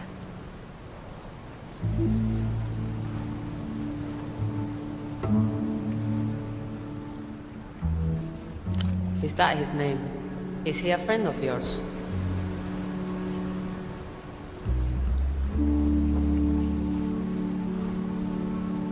Does he really? How unfortunate.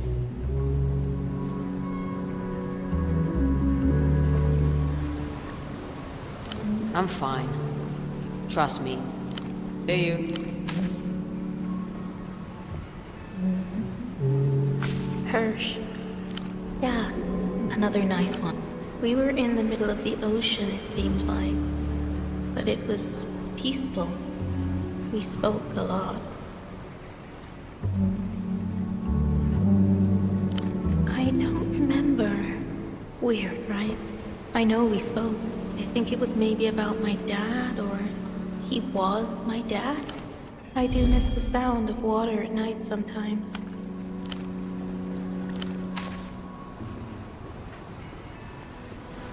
How goes it, Hedge? Jagged.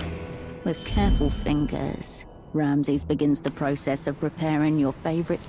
The world dissolves into its own haze, and with it, all your worries. Don't be a stranger.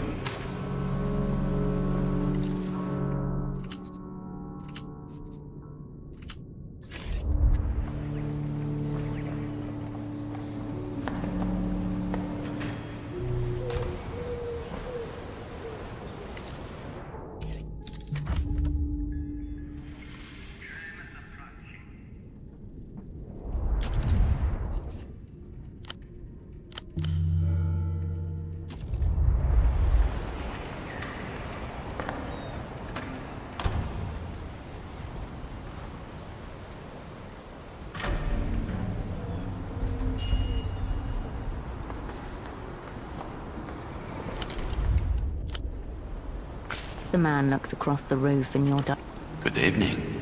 Pretty cool for us to meet here. In the dark like this, Herschel, isn't it? What have you got for me?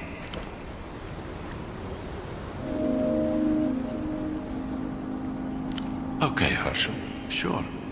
We can talk about the cat some more. That's a pretty full-spectrum question, Herschel.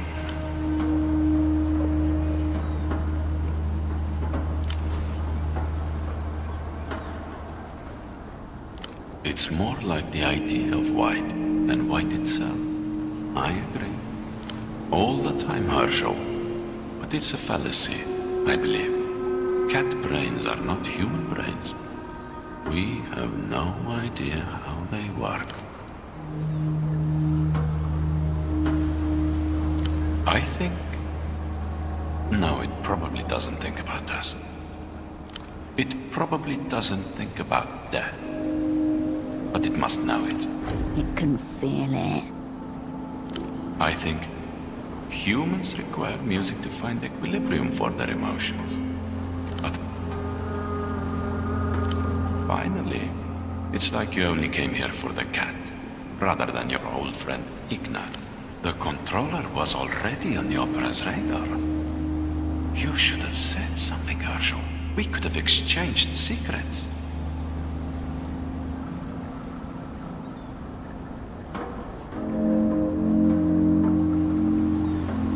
She's fooled you.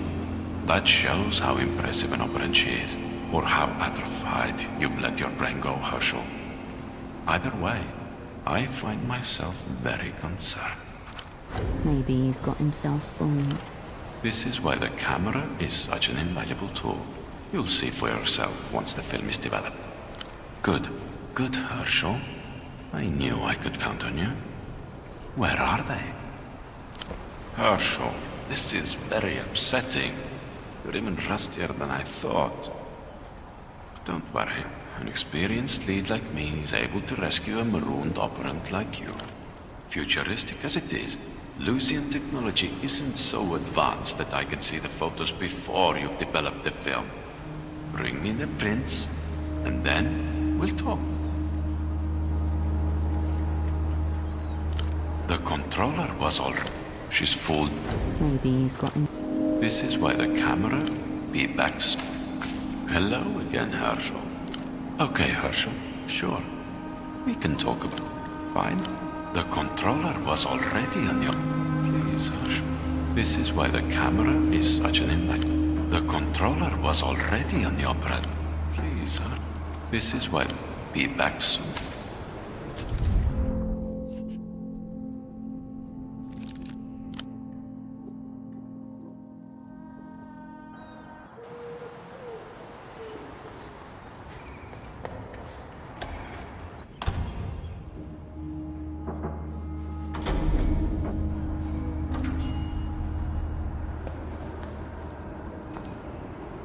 The man looks across. Good evening. Okay, Herschel, sure. It's more all the time. I think it probably... It can fit. I think that's a pretty... Finally, it's like you only came here for the cat. The controller... She's fooled. Maybe he's got him. This is why the... Good. Good, Herschel. I knew I could count on you. Herschel, this is very upsetting. You're even rustier than I thought. But don't worry. An experienced lead like me is able to rescue a marooned operand like you.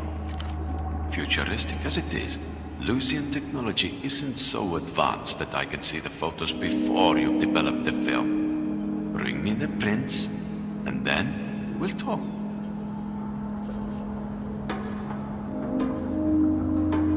Be back soon.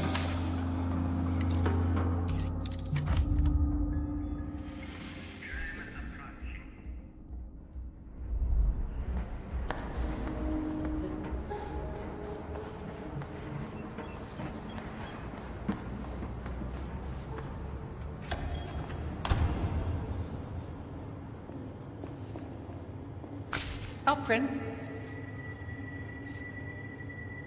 Very well. She hefts the cam. Her features seem to harden ever so slightly. I've seen this camera before. This is a Lusian model.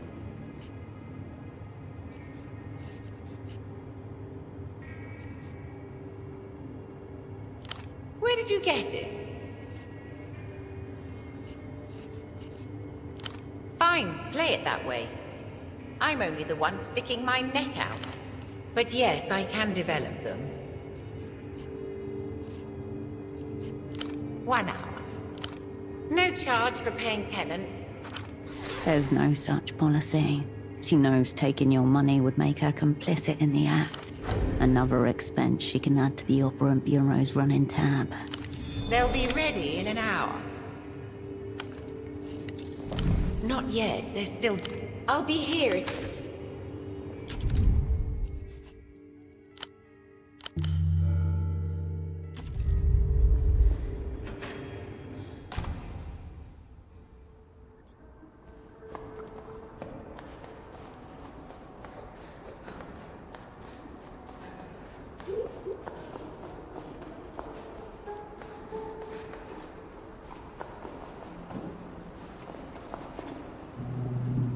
Did not tell you to remove. The GM.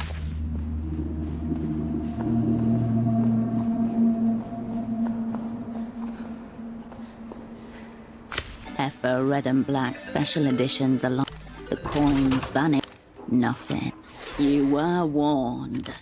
Maybe this machine fears you. Something rattles within the machine. Your hands, cumbrous movement, glacial reaction speed.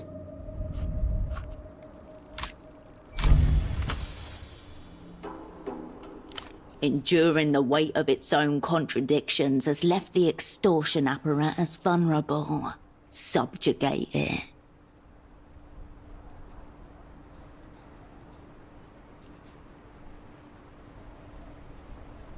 The machine whines on impact.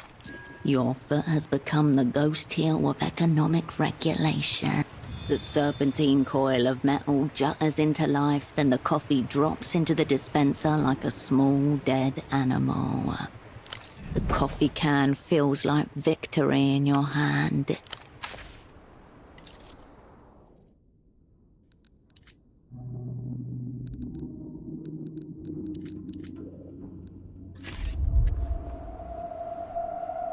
The vending machine awaits your selection. The machine is...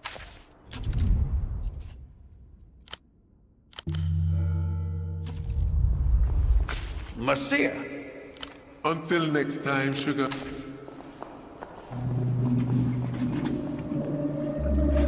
Eyes closed, the young man remains lost in his...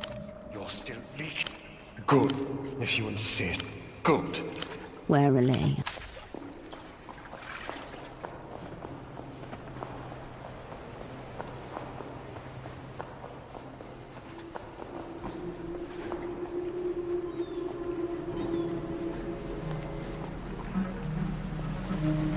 The smuggler inclines his head in silent recognition.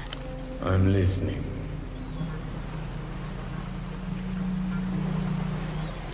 Sure.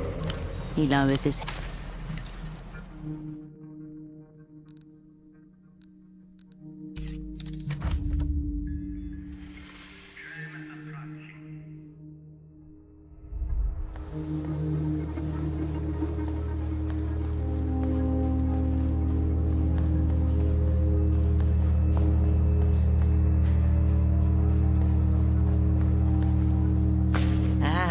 There you are. Yes, yes.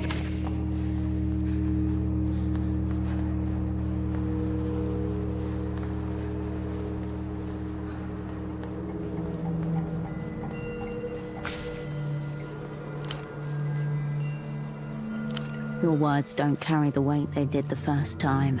Their meaning is adrift.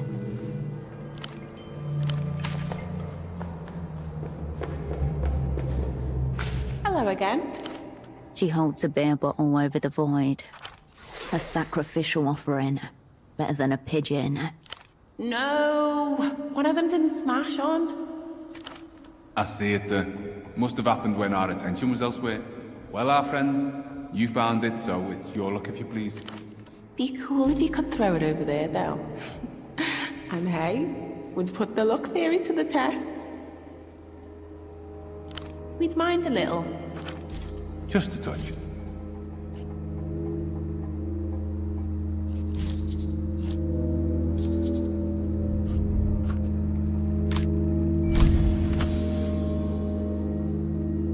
You draw back your arm and throw, overarm. The bottle leaves your hand.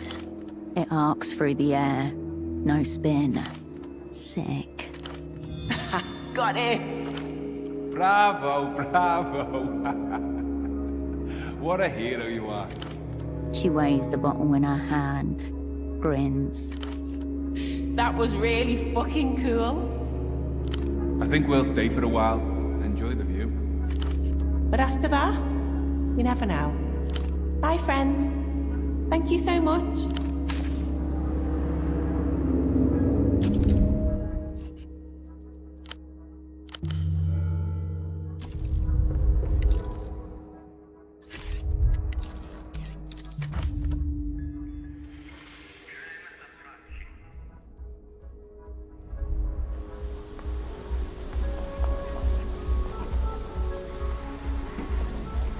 Cascade.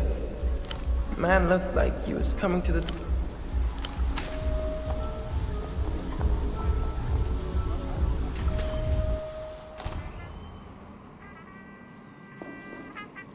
What do you want?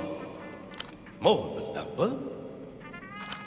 You must be out of your mind bringing that shit in here, woman. Get it out, and get it out. And you bring it here. Here's my medical grade advice. Go back outside, curl up in a ditch, and wait for it to start giving you orders. The mycelial control. In the meantime, get the fuck out of here. Wait. Sure you feel qualified to make that call?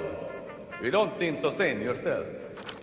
Only one half of his mouth lifts to bare his teeth in the sinister smile it gives you. Delusional how?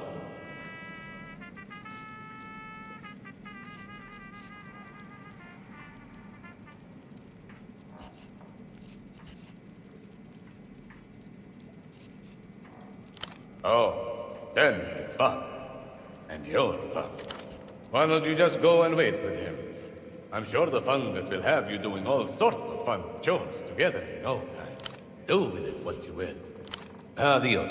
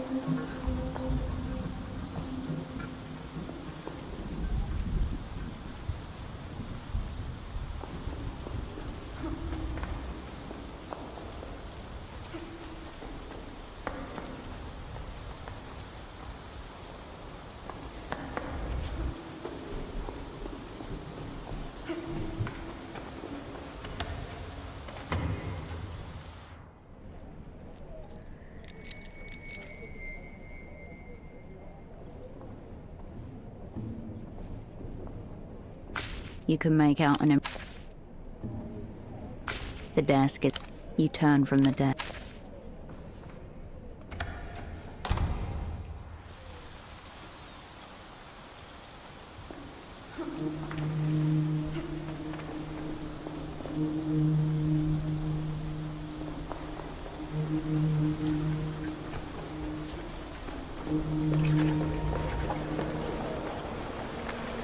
Welcome back, my good replay.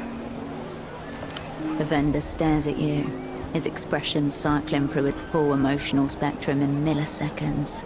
Confusion, then surprise, Awe, fear, rage, disgust. Finally, it settles on a profound despair. He stares. No more. No more of this. The vendor won't look at you. He recoils slightly as you step closer. He needs time. The vendor won't look at you. He needs time. A low, tilting shelf marked in heavy block letters. Various sections are separated by the shelves. You turn your... Oh, it's you. What takes you? You need any... Thanks first. The cosmonauts. Your focus.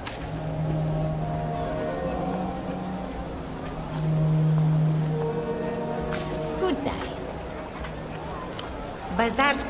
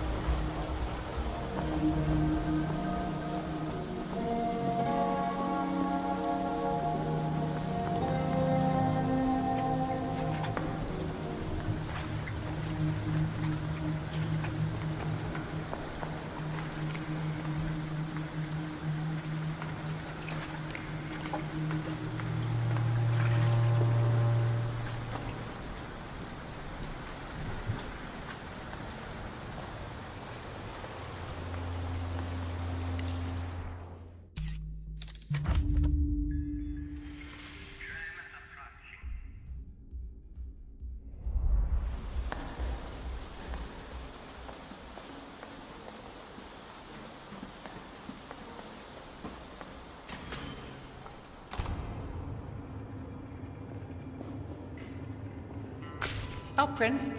Not yet. They're still... I'll be here.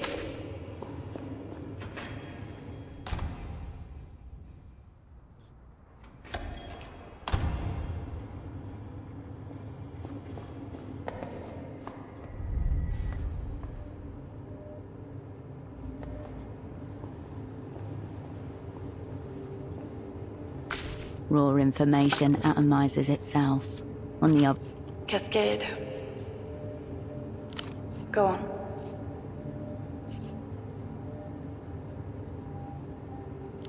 Yes. Very well. Fine. Sure. What's on your mind? What else is on your mind, Operant? Luck and skill, Operant.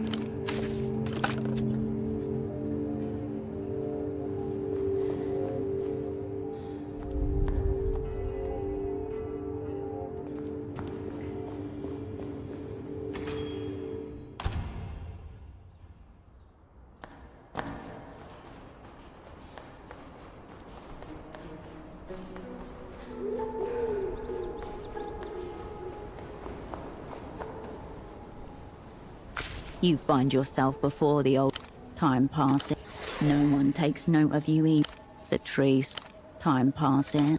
No one takes note of you. The trees. Time passes. No one takes note of you either. The trees. Time passes. No one takes note of you either. The trees. Time passes. No one takes note. The trees. You leave.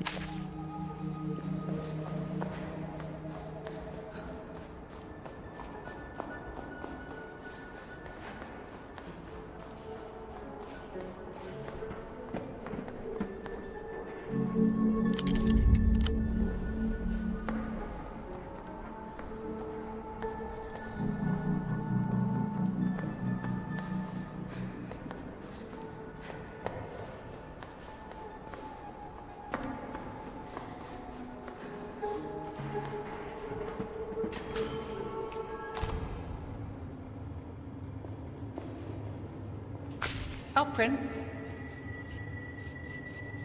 I'll be here if you require anything. Bagman gestures wildly on the television screen. This is the ad for the reality situation you've seen before. I know all about the post. What else are they? Now ask, The sounds. Oh, Prince.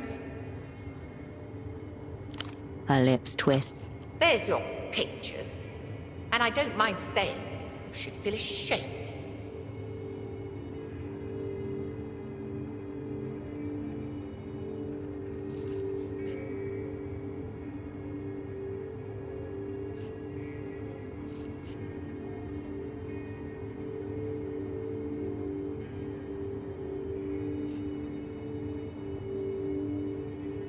Let me remind you, Mrs. Import Agent, that this is still a free city. We have the right to refuse service to anyone.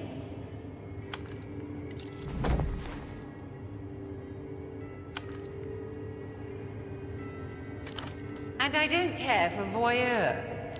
I'll be here.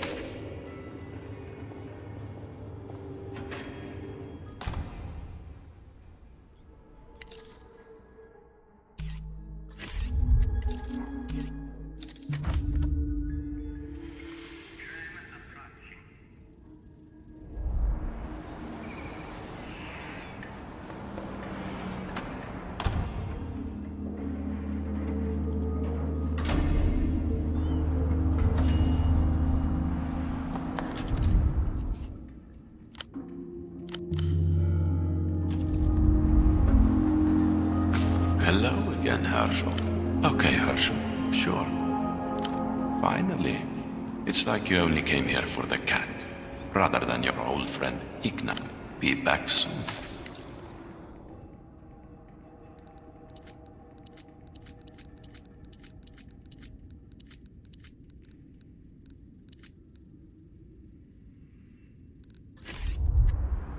Hello again, Herschel.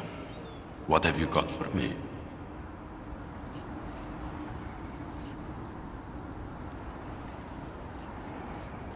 Be back soon. Hello? Okay, Herschel. Sure.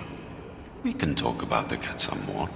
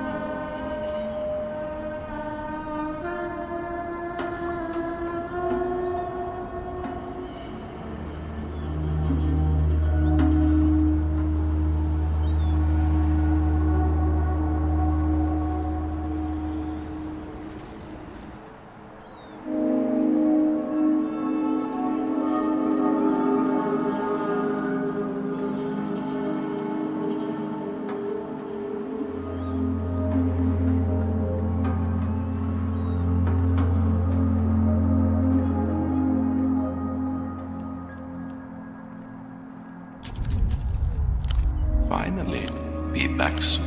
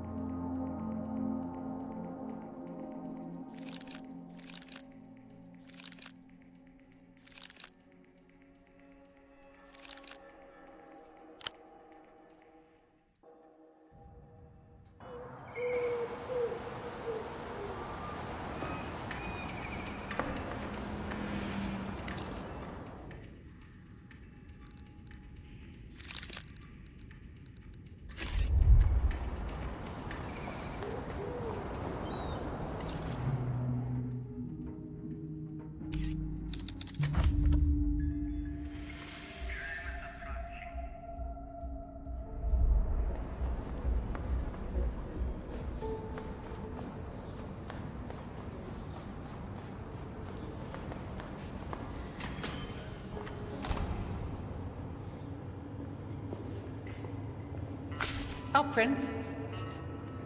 Very well. She hefts her features. I've seen this camera, but where did you get it?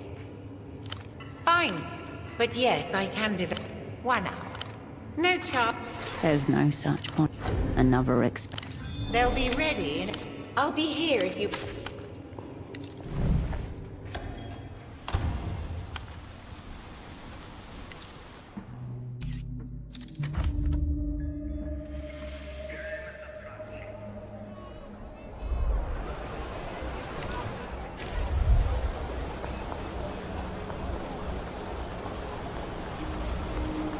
Welcome back, my good Reaper. The vendors finally no more. The vendor, he needs time.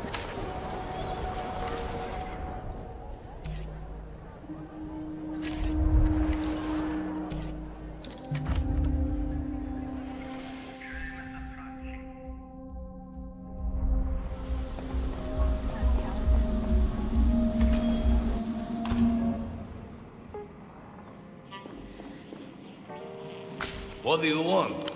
More stuff. You must be out of your mind bringing that shit in here. Can't you bring it? Here's my Am I seeing? In the meantime, get the fuck out of here. Wait. Sure you feel... Only one half. Delusion love. Oh, why don't you just do with it what you will? Adios.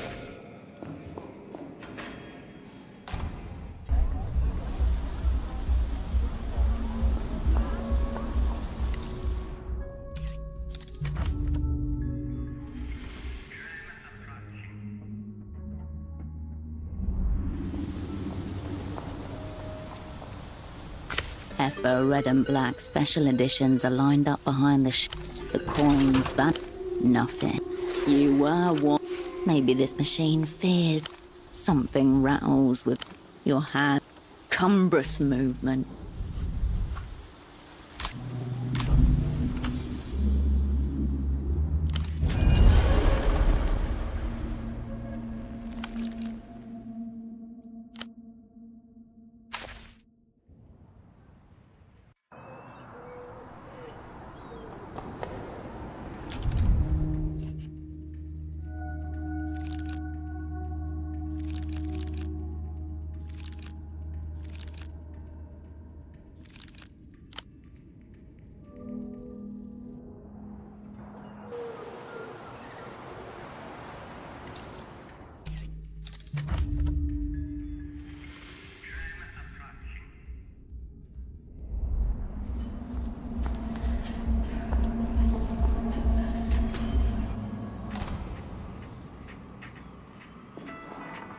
What do you want? More stuff. You must be out of your mind bringing... No doubt. Here's my The mycelium. In the meantime... Wait. Sure you feel... Only one half. Delusion love. Oh, why don't you just do it? Adios.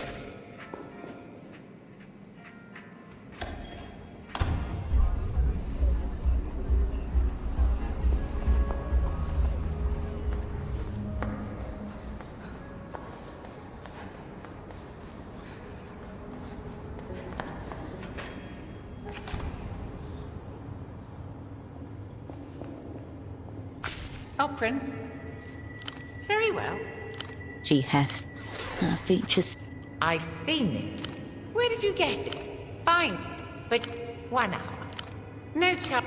There's no such another They'll be ready in an hour. Not yet. I'll be here.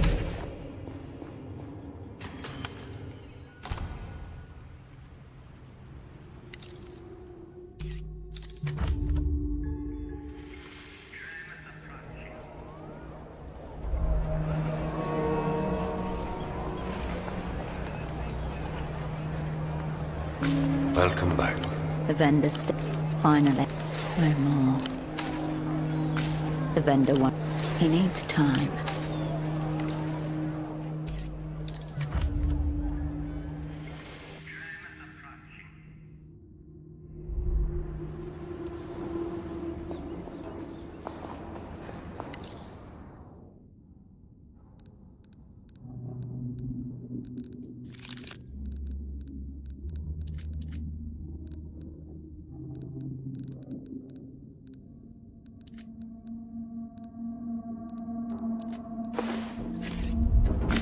paper red and black.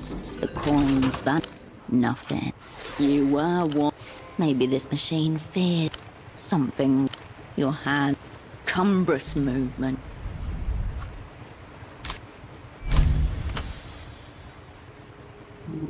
Enduring the weight of its own. The machine whines. Your foot has the serpentine coil of metal. The coffee can.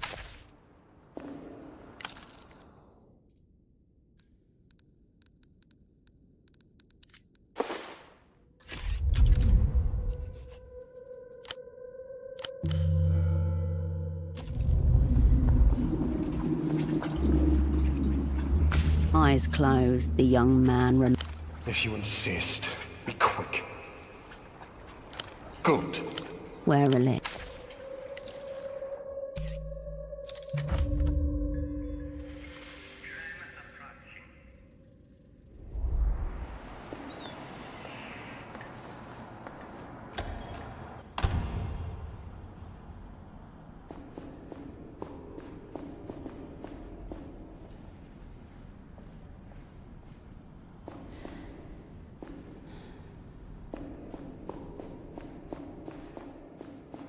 Oh. Be well. Oh. We do. We. He looks. Be well.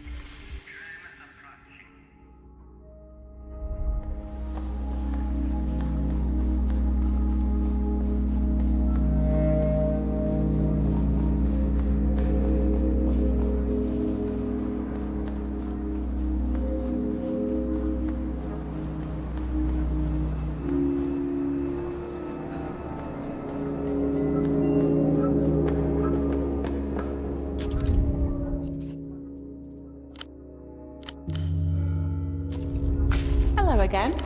She holds a sacrificial offering. No. I see it. Be cool if you could. We'd mind a little. Just a touch.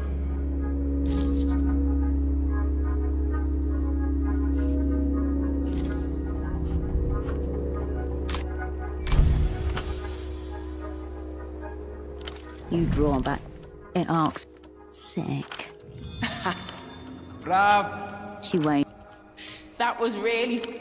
Think we'll stay. But after that, bye, friend.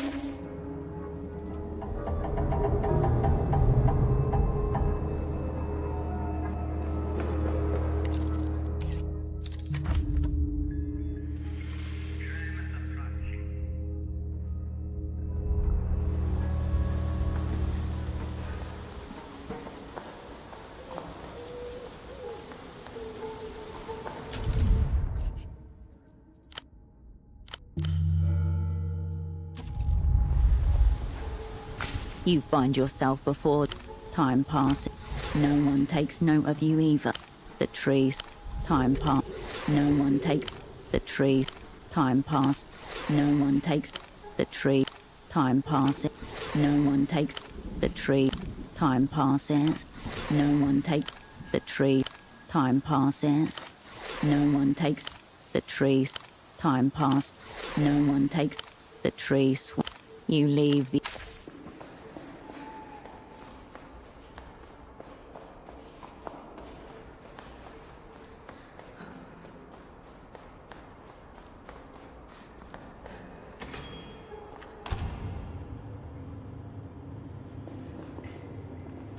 Oh, Prince. Her lips twitch. There's your pictures. And I don't mind saying, you should feel ashamed.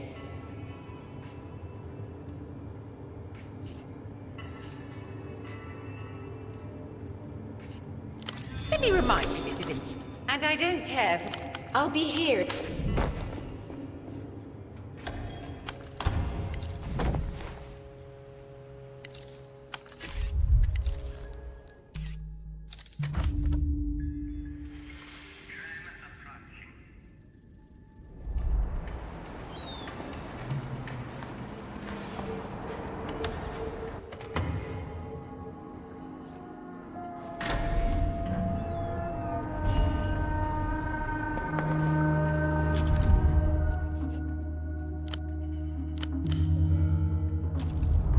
The man looks...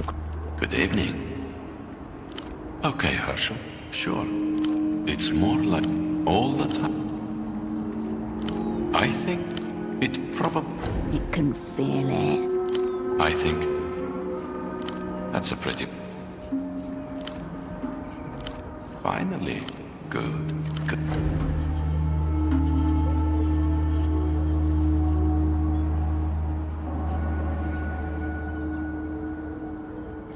Oh, wow. Are you for real?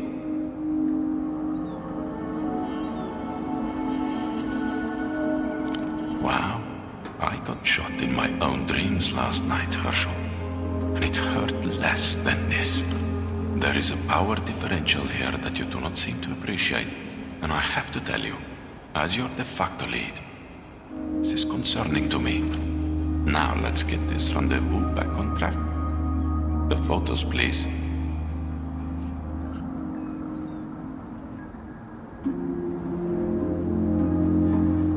When I said you were rusty, Herschel, I didn't mean to crush your confidence. I'm sure the photos are perfectly serviceable.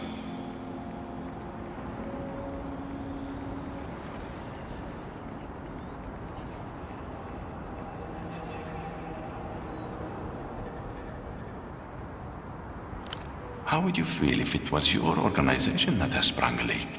Pretty bad, I'd guess. Beyond that, withholding the photos would mean I couldn't possibly uphold my end of our bargain, even if I wanted to. And Herschel, this wounds me deeply. That's more like it. Now let's see what we have here.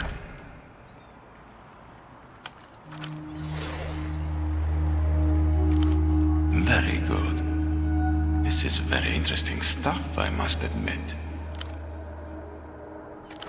I can tell you our friend here is a fucking dead man. These waves here, highly suggestive of ulterior motives.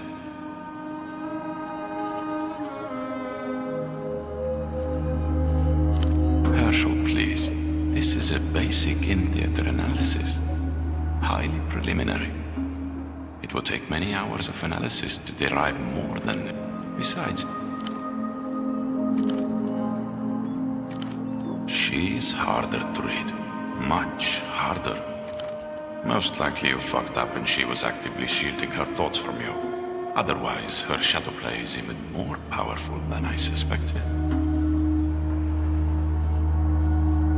Please, Herschel, don't be simple. Woman is an animal, same as man. They experience the same drives. The only difference is what means they have to realize. This is basic gender theory. It's an active field of study. My department has a whole building of trained analysts. Of course, there is no science without art. Fortunately, I possess both in large quantities. You should try opening your mind to experiences beyond your limited comprehension. What do they look like to you?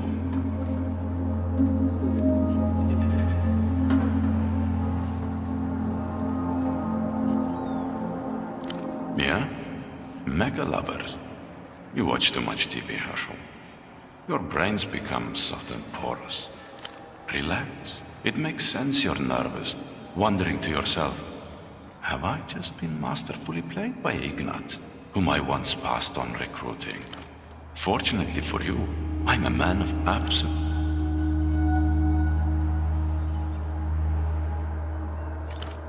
The violet night comes on like a stain.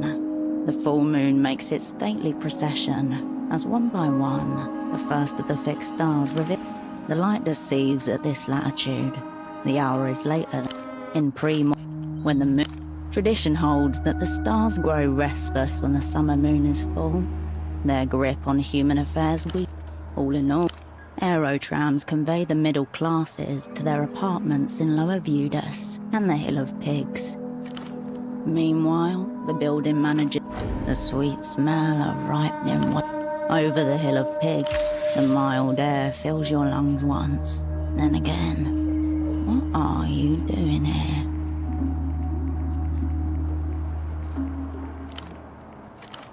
The light of the moon hardens and it no longer appears flat, but as it is, against its illuminated surface. Don't forget the lunar cadmium mines. The moon's light frames your shadow against the rooftop. The last stop for failed spies of no further use to the opera. Men and women, stacked by the hundreds in dormitories filled with... Up there, your heartbeat, working with dangerous machines under nearly feudal... Wise up, you wretched of the moon. You have nothing to lose but your freeze-dried rations and the recycled air in your lungs. You're called to a preview of coming attractions. You hear the surprisingly light train. As I suspected, my sources were very pleased with your work. Well done, Herschel. It's an honor to work with you again.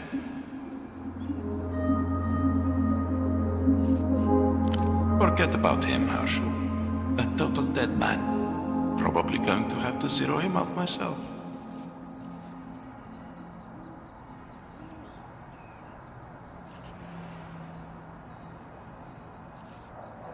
Dangerous work, but what is to be done? I eat what's on my plate. A very difficult case. Who knows how many other operands she's in charge of? It seems I'm forced to make her a special project of mine. For now, leave her to me. Do not attempt to approach her on your own, for both our sakes. My new employers, they're very into security, mental or otherwise. It's all part of their ideology, constructing a post-historical subject, and so forth.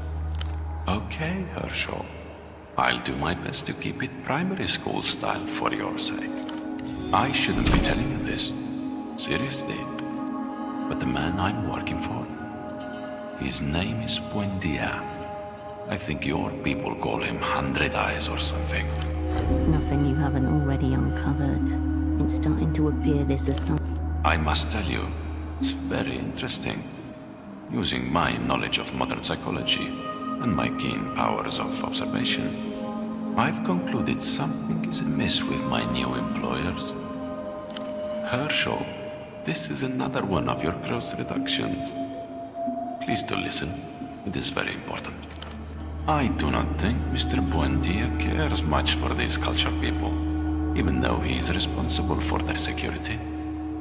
He is what you call a military hardliner. The muscles form a smile, but the expression is not very happy, if you follow my meaning. No, not a word. I would not betray his confidences if I enjoyed them. These are private observations shared with you on a highly unofficial basis. My hands are tied. I wish I could help more, but in this instance I'm a dog with two masters. I believe I'm taking enough risks for you as is. Please don't be greedy. This is a professional note. It's very satisfying to say, is it not? Perhaps it's just the aura of technofascism. He's a very serious individual, but maybe not as bad as the opera makes him about to be. I think you might even get along. Even though, according to his hierarchies, people like you and me would be subhuman. I don't think I should, Herschel, on account of us being on opposite sides in this particular matter. Don't take it personally. Wait, Herschel.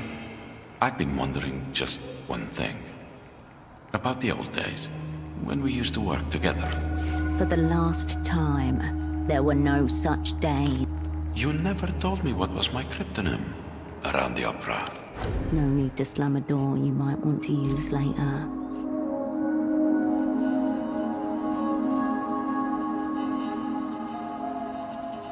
You are right.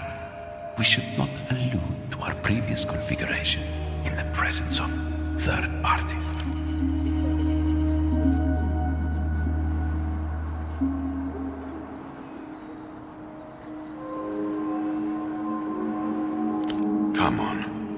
That's a bit rude to say, don't you think?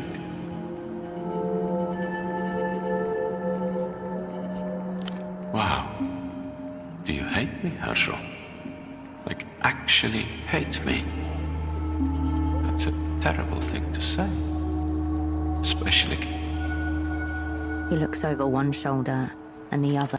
See you around. Try not to get yourself killed.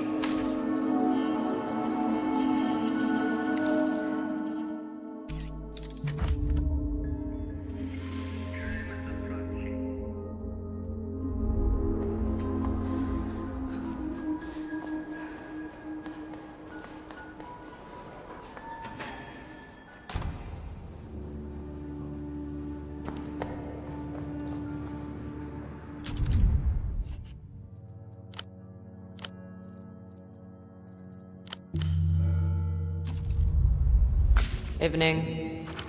Looking past you, keeping half a careful eye on Ignatz. Mm-hmm.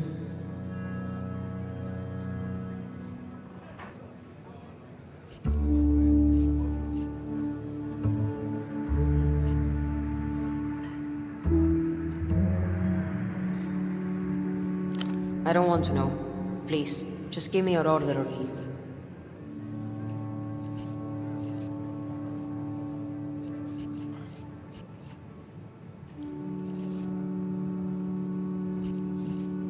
The bartender's was never there. He won't be back. See you.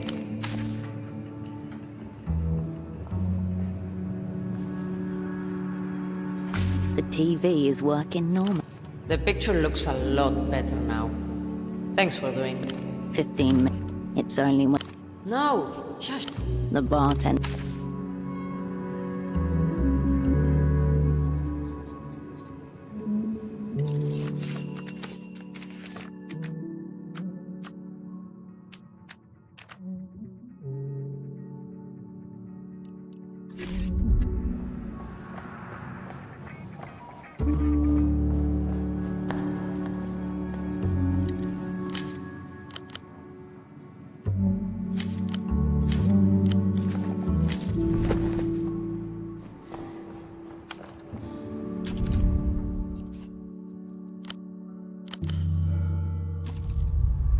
Welcome back, Bucko.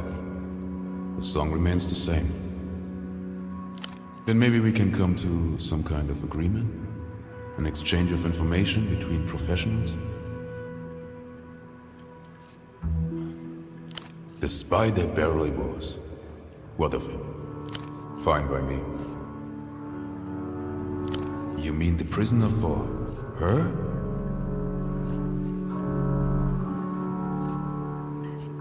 It's certainly compelling. Big play, Bucko. Behind the white blue of his eyes, a rapid recalibration is occurring, alongside fear and respect.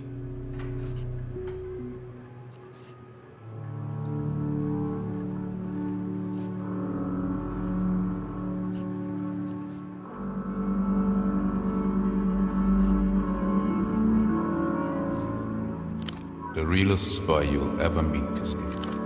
Feasibly, I could break the prisoner out. Can I ask what you want from poor Dante?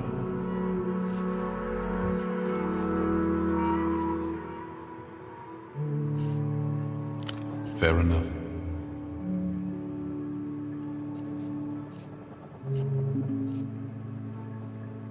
I can see the advantage, but it also represents a steepening of terms.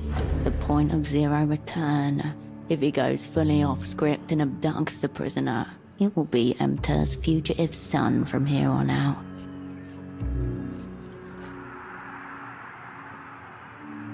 Roger that. Diplomat, high-ranking, inner-Lucian cabal, would-be deserter.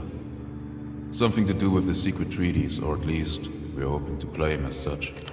So I suppose for now, you'd call him leverage. No, I don't fear her. Not at first listen, the first prizing open of the heart. Of course, what is more terrifying than emotional megatonnage? Beyond the fact that they'll hunt me down, tie me to a crane and drown me in the nearest body of water. No, not really. Emta understand balance sheets, but they don't understand culture.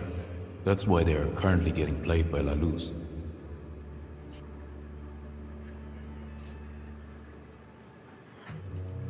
You have direct access to Ultravioletta? Then it seems you have a very strong hand, Cascade. He holds your gaze a moment. I respect your position. Her face flashes on the underside of your mind. The man puts a gentle hand on his headphone. The answer is yes, of course. There can be no other. A whole career, possibly. We have a deal. How soon can you move?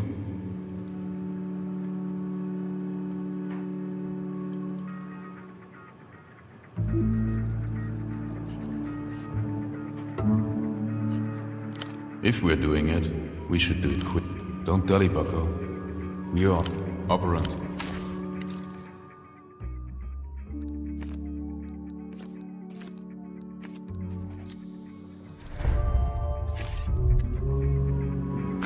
Welcome back, bucko. The song remains the same. I have been known, operant.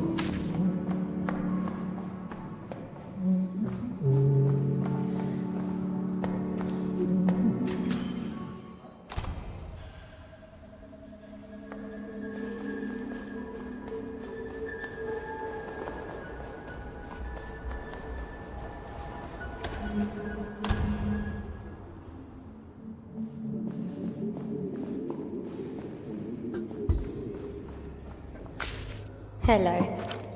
As our knees at our fringes, slow ripples along the shoreline. Nothing's been cool for a long time, Hirsch. Temple said he'd help me escape. A friend of his was going to get me exit papers or something. But it's been weeks now and nothing's happening.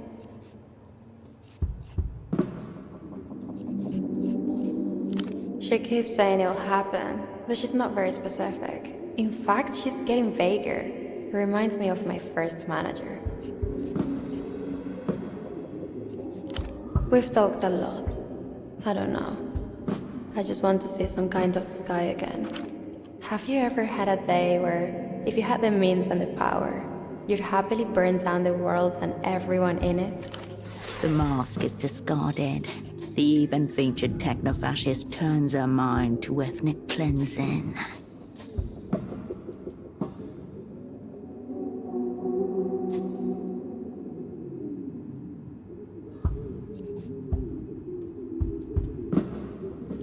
Nah, it's just a thought experiment.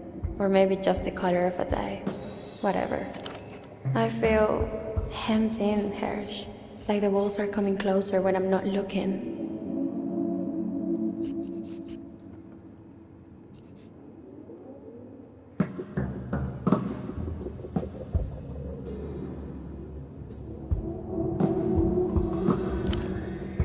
I'm not going. Ever. It's just... Why are you asking me this, Hirsch? I already... Oh, thanks, Hirsch. I really appreciate it. You'll have to speak to Jan about the logistics, though. I don't really get involved in all that. You... Just because you can, does not mean you should. Your path to the Lich goes through this girl. You can, and you should.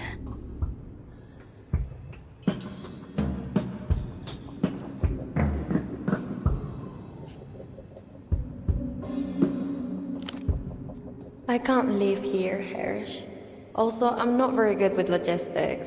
People usually wait around on me. And now it feels like I'm waiting on the entire world. I don't even know if it's revolving anymore. No. But there's pictures of me all over the place. Like, everywhere.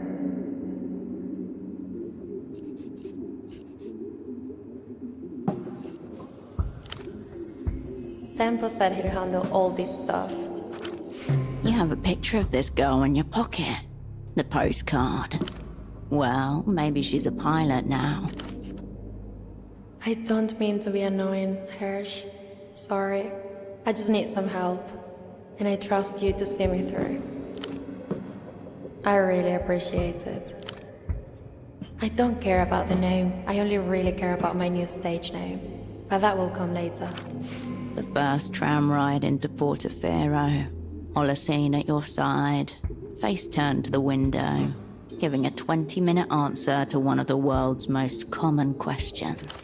And that's why, philosophically, I disowned my name. A name can turn on you, Cascade.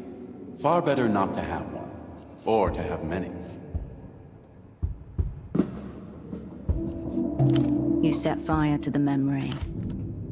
Something generic will work. What's another name? Great, Hirsch. I'm sure you'll find them. Sweet. Hirsch, I've been thinking, or projecting maybe, future-wise.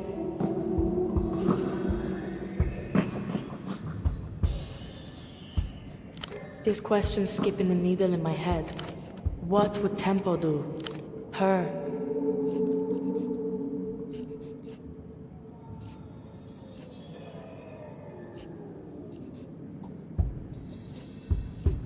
Yeah, the thermonuclear bomb currently playing piano in my back room. Opportunity to correct a teenager. Incoming. An annoyed shrug. A prolonged drag to buy herself some time.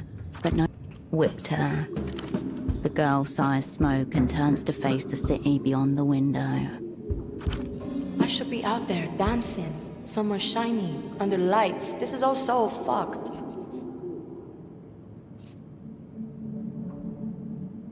That was the deal, yeah. Setting her free in exchange for an imprint of her. But near the end, I started having second thoughts. New plan was to sell her back to the Luthians, imprint and ransom her, basically.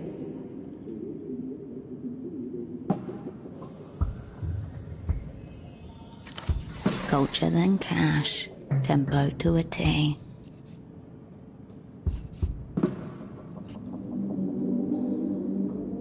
Had a deal, don't have the bootleg. So deal's vapor as far as I'm concerned.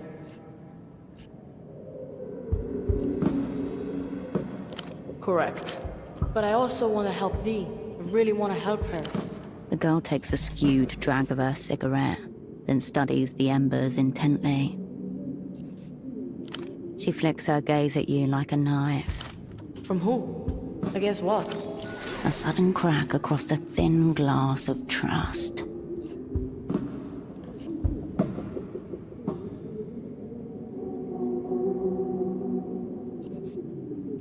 You want to hand me over to the slinky reprobate. He'll lock her up in his diddler dungeon and ram the key up his ass.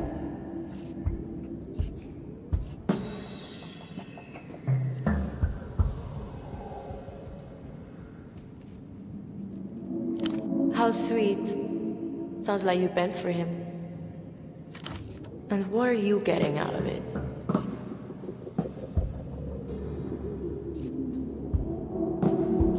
Thought I was fucking up her business. We called you. You must have thoughts, Miss Big Time Spot. Gauging you. Hard. A mega gauge.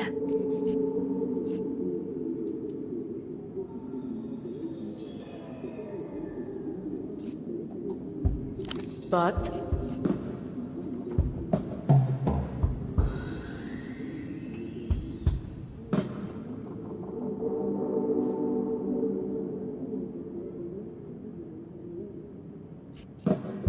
he works for the bank, doesn't he? Tempo used to say the bank will always come to the table. Say we take this deal. What happens to V?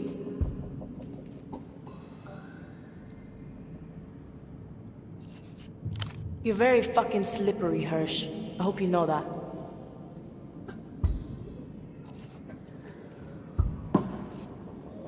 Thought you were just shady, but turns out you're slippery too.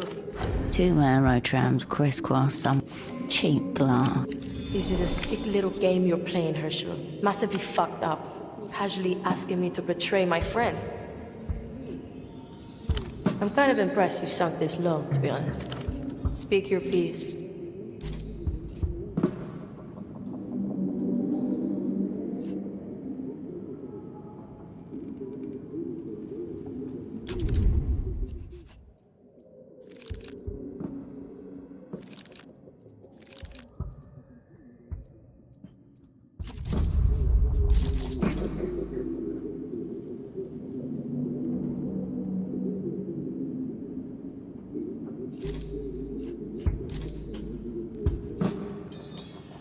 Yeah, Temple was gonna get them off his friend Reno, the dolphin cunt with the phones. He was fucking him for a while.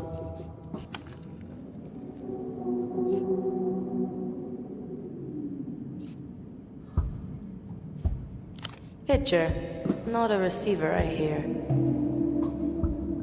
Doubt he even knew about them. Good chance Temple was just stringing V along. Operant, this is a once per eon opportunity to get a shot at the Grand Lich. Let it slip now. Who knows how far back it may set you.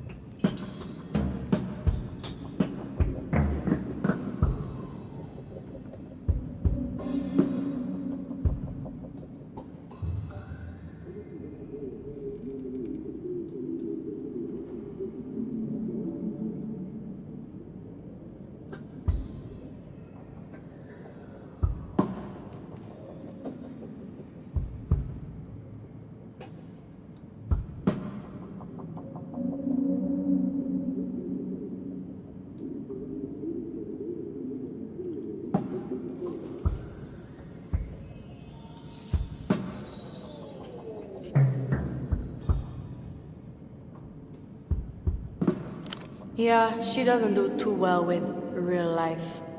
But who fucking does? Regular people are hard too. Temple will call me a sentimental cunt. But maybe I can be the last leg up she needs to jump the wall. A flash of tempo and his child logic loyalty bestowed upon a strictly chosen few.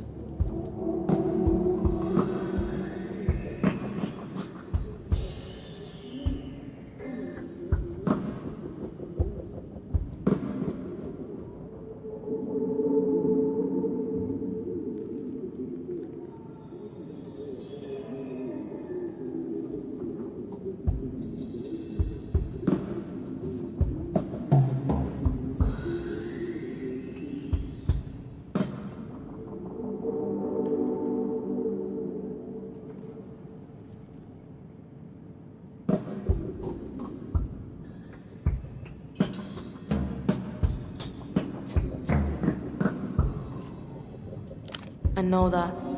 I've seen it even. I think I feel totally fine with getting V-free. Is that how I should feel, do you think? Awaiting your approval. That's good then. I can do that too. Don't be a stranger, Hirsch.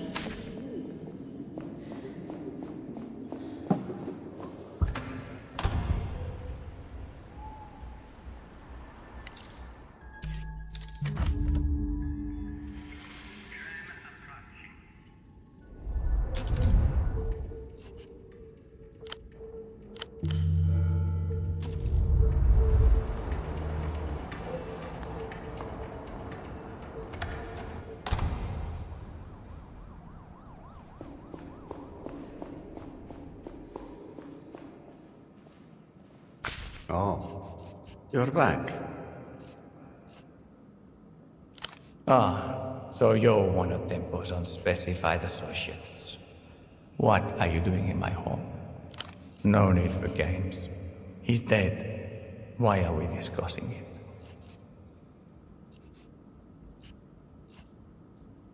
A man whose only strength and weakness was being himself. That passionate and reckless? If you occupy your time with playing all sides against each other for personal gain, there's only one way such stories end. I appreciate the closure your presence brings, but please, spare me any details. Heart. Pain.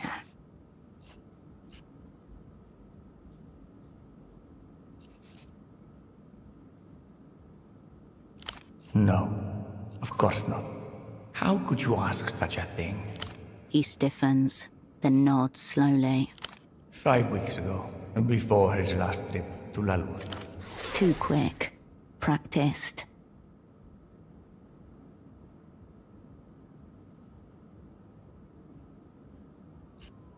I don't know anything about that, I'm afraid. I wouldn't use that word. We worked well together, on a spiritual plane. We saw the world in complementary ways. I don't know how to put it. I dealt with the overworld, he with the under. Safer for us both that way. Of course I knew he did business in Luth. He built the bazaar up himself. No way around it. He was always bringing back new speakers and displays and so on. He was mad for Lucian stuff. El-pop, the rest of it.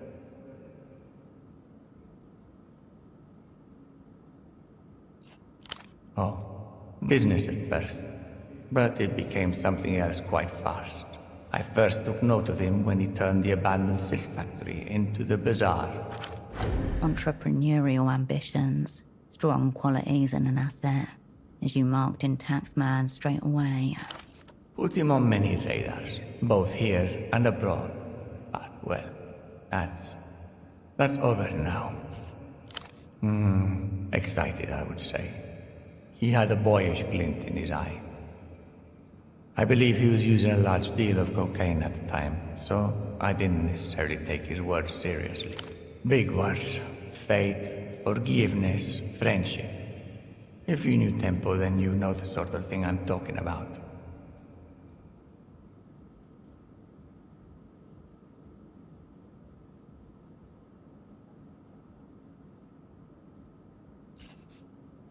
Yes, you might be right there.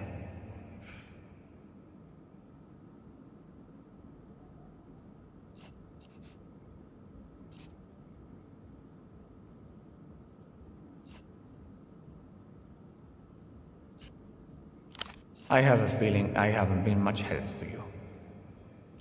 I see. Cash only, with half of it paid up front. No. I would accept 2 million sol in cash. There is no such thing. I should be adding the Tempo premium, if anything. Wow.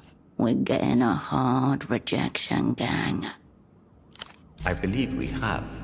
The fee is 2.5 million.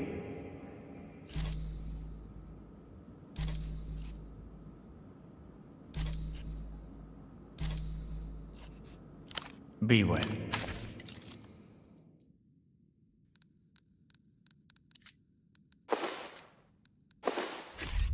Oh, you're back.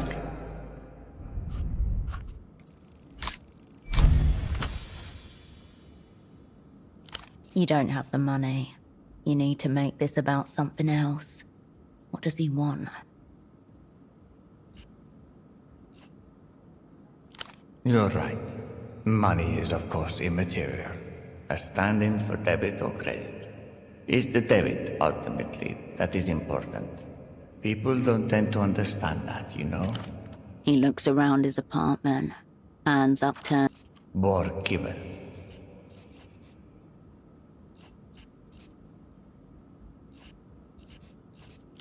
Borkibel. This cat thing must... Just pick me up a bag of boar kibble, please. You can have the papers. I just need the kibble. It's less a catch. More, well, the kibble. It's in the animal zone. So you've met the king. Good. You know what you're agreeing to. These exit papers. I'll need a name and a photograph.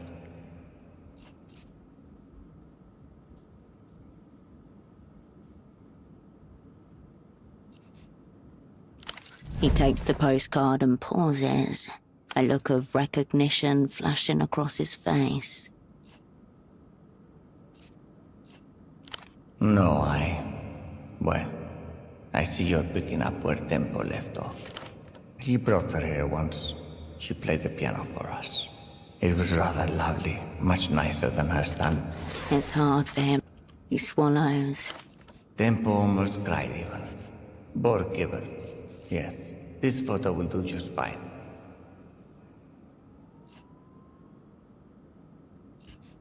Sure.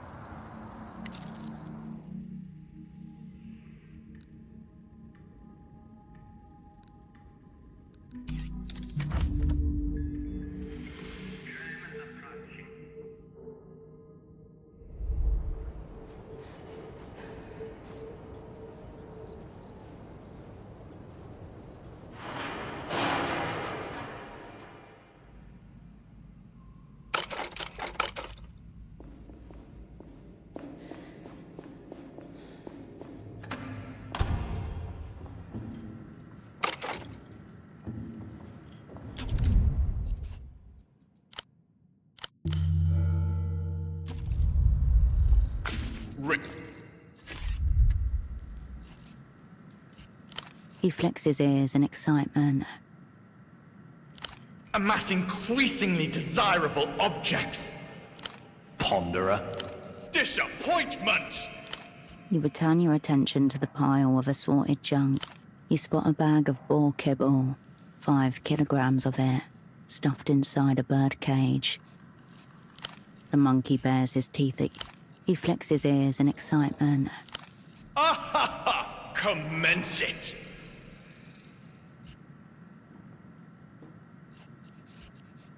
Snakes and shinies already obtained! Ah ha ha!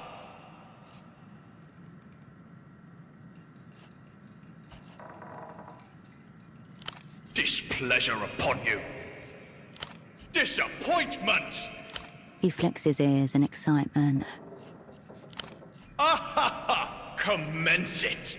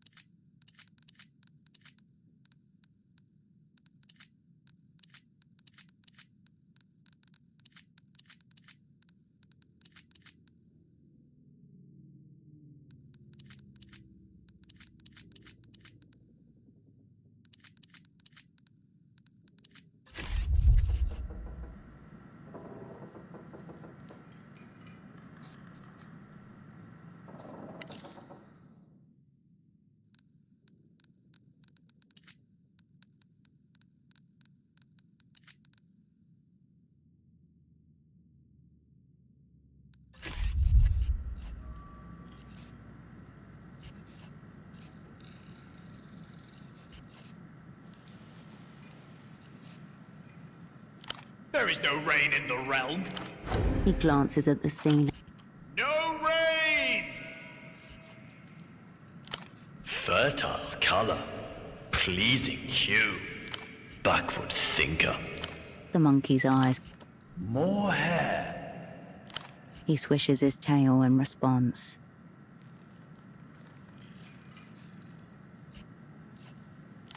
Hair on hair? Ridiculous.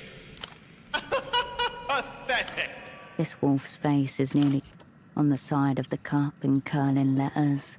Dream Wolf.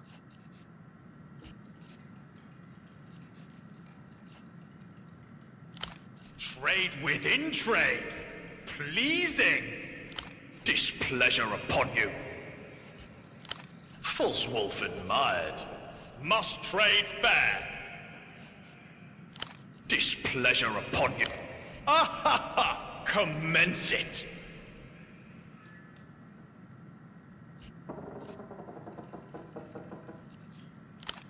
Fertile color. Pleasing hue. Ruttings abound. He grabs the bag of boar kibble with both hands and tosses it to you. A few pellets of kibble spilling across the floor. Useless pellets. Consumption despised. He flicks his ears and False wolf admired. the monkey's eyes. More hair. He cups the moustache in his deep. He digs the. Pointy goblet propel!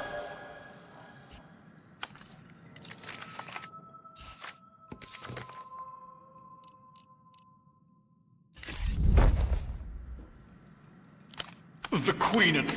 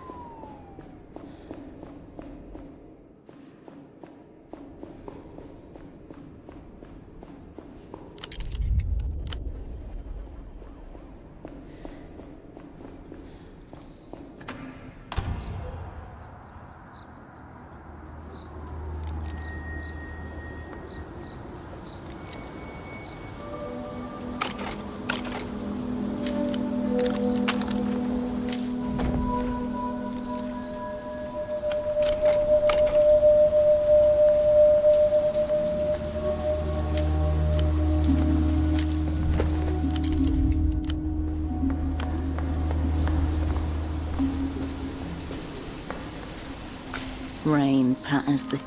You've got the camera. Yes, thank you. Of course. Just one more thing. There's something. Shake that bag of kibble you have there, would you?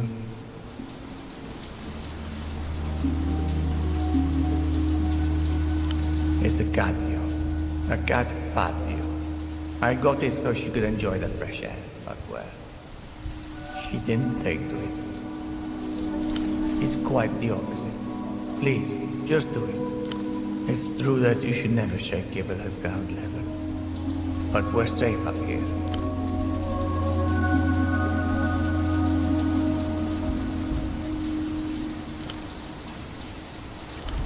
Here, I'll take that. He'll squeal if you're too long about it. He pours kibble into. I found him going through the trash outside some weeks ago. My first instinct was to scare him away. So I clapped my hands together. But he just stared at me. So I brought him up.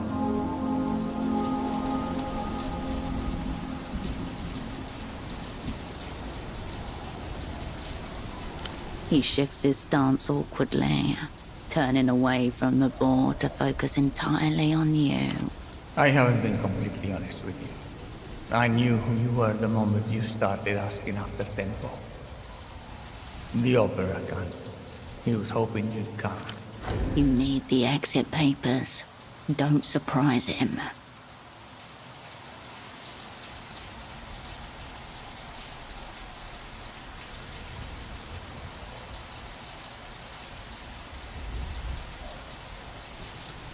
Do you believe in the transmigration of souls?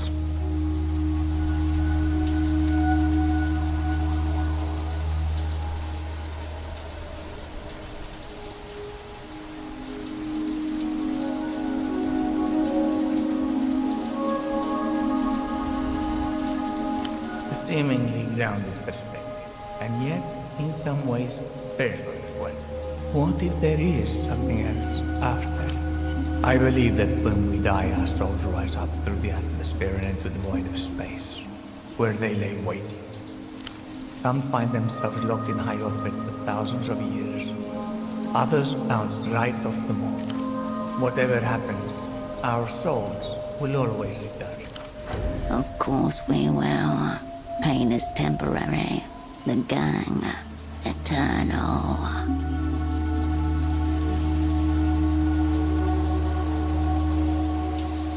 This board was once someone else. Maybe another husband, maybe a man, maybe a woman. He may not have their memories, yet the soul remains intact. It became more erratic in those 5 weeks. I always thought that it would be the two of us. No, that would be a bit silly now. Tense. Cagey.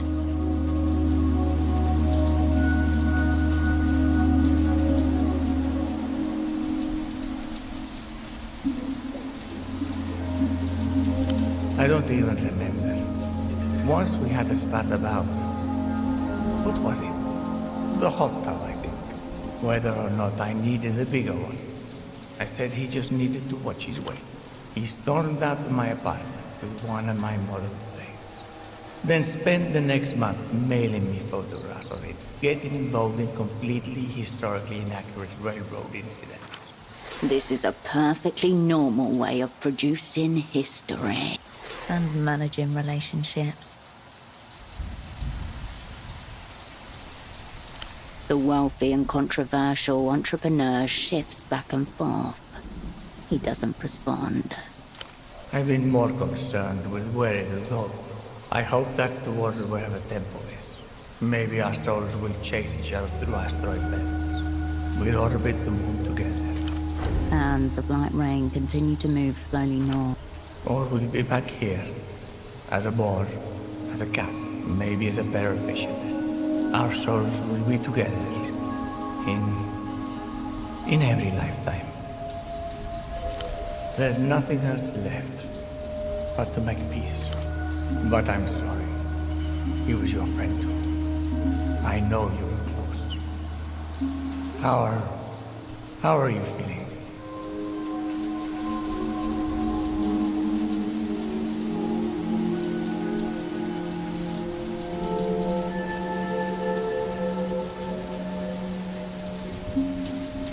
Yes, but it would never be enough, would it? One last conversation, one last kiss, one last evening. Right. Why you're here after all. Please. I hope you get the girl out safely. Tempo would have wanted that, I think. Not that I always knew his heart, but...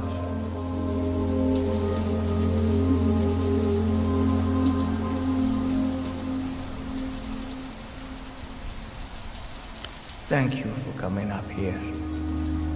I'm sorry for all this. I'm very tired.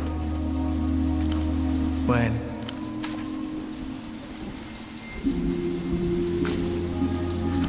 The bore that may contain the transmigrated soul of Tempo del Sur takes another mouthful of kibble. His beady eyes briefly fix on you.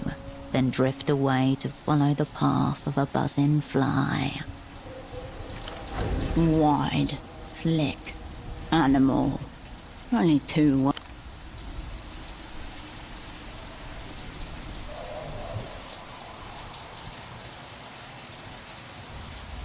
Still chewing, Tempo snarls as the insect lands on his ear. He flicks it off with a violent twitch. Tempo notices your stare. His wet, straining eyes twinkle with a wordless panic before he shoves his face into another mound of kibble. The obscenely loud, crunching sounds rattle through your skull. It's like he's pulled. Just another way by which the animal is superior. Nose pinned to a piece of kibble stuck in the floor. He moves in circles like the arm of a compass. Tempo returns to padding insert. All that's left is animal.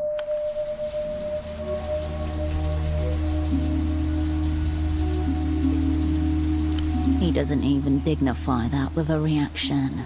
Just scratches a haunch with his hoof. He shakes his head. Witness the imprisoned revolutionary. Despite his hardships, he stays true to economic chastity.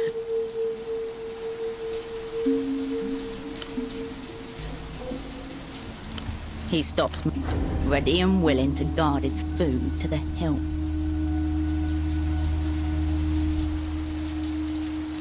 He jerks back and bares his teeth, showing you strands of kibble-brown drool which glisten. Reno looks at you with sympathetic eyes.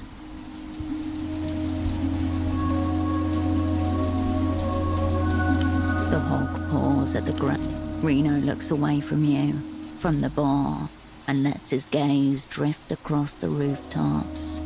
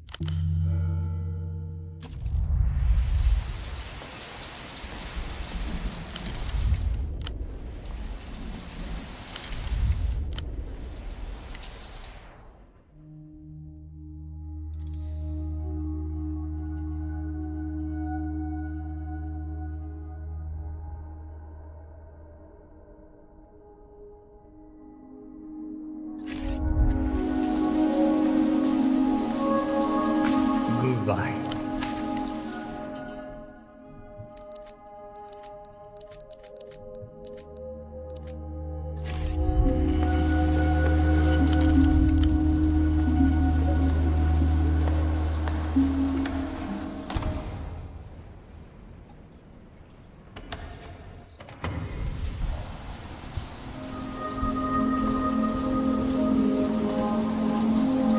Goodbye. Goodbye.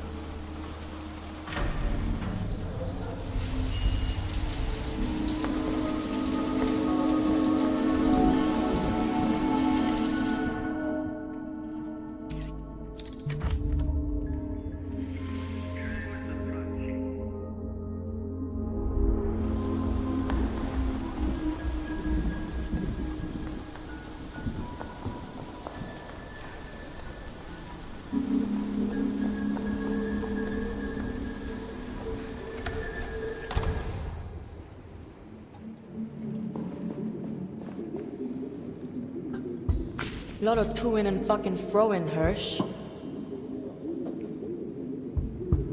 Thanks, Hirsch. These look legit.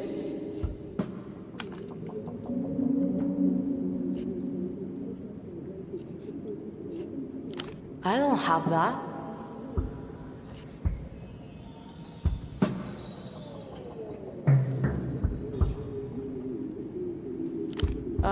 Okay, sure. Revolution to the people, or whatever. Beautifully played. Another young mind turned. She grins. Her face suddenly seems lighter to you, and young again.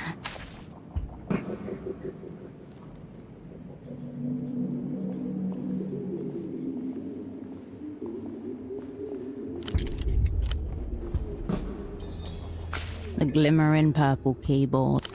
The young pop star. Ready to set course for the Eastern Republics, Flight Lieutenant. Thanks for this, Hirsch.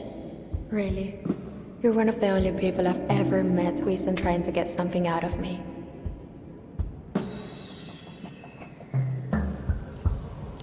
I won't let you down. I've had this stupid song stuck in my head all day.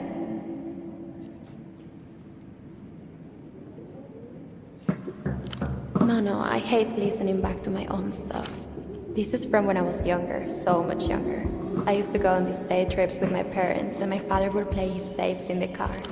It was basic 3-chord rock music, nothing like what I make now. But I've been thinking recently, maybe without those tapes, I wouldn't have become a musician. A fundamental shift. Form irrelevant. The Dark Flight 709. About some guy's girl living on a space rocket. 12-bar indie, I think. You know, D7, G7, all the sevens. Had a feeling would lose all her time. My baby's living on the 709. Even this fragment is strange and painful. Like a... No point in trying to wander or picking up pace.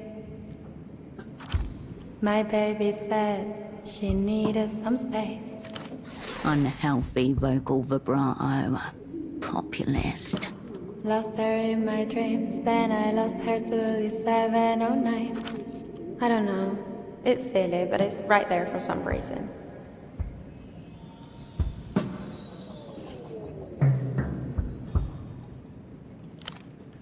Full renegade.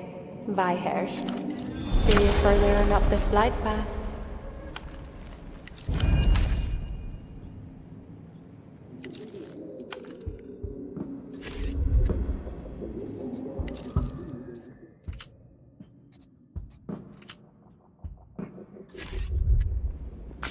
Guess I'll be seeing. She opens up her cigarette packet and extracts 2.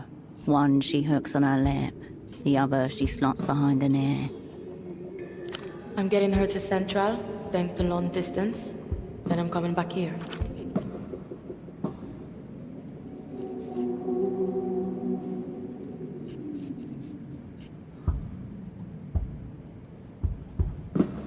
Place wouldn't last a week with cunts like Petre and Carmona left unchecked. What? Dissonant urges rise in you. One to reveal the world as it so often is, and the other to protect her from it. Go on. Tell her about the thing on the roof. Give her something to remember him by.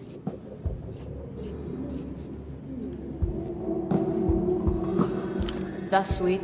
Can I see him? Thanks, Hirsch. Hirsch, wait. Something that's been playing on my mind. That photo of you all, the one in Tempo's office. Why did you take that? Aren't you all spies? Good question. Evidently, you succumbed to a sudden fit of camaraderie.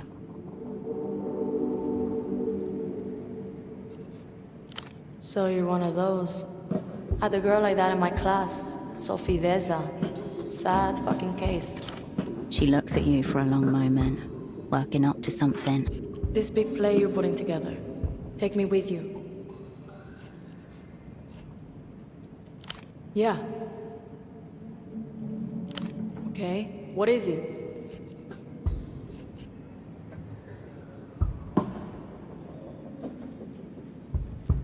Look, I don't care what it is. Let me be part of the team, part of the crew.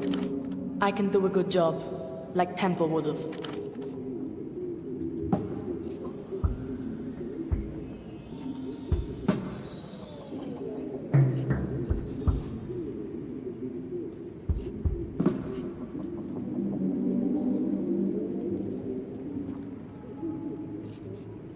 Name is still idiotic, but fuck yes, awaiting.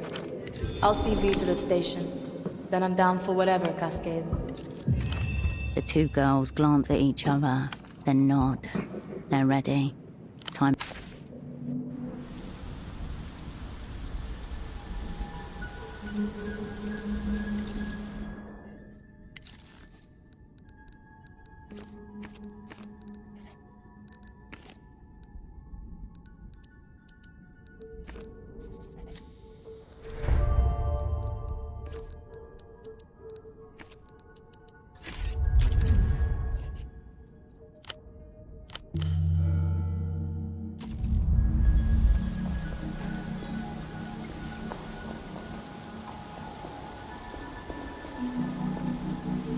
You find yourself before the old loop.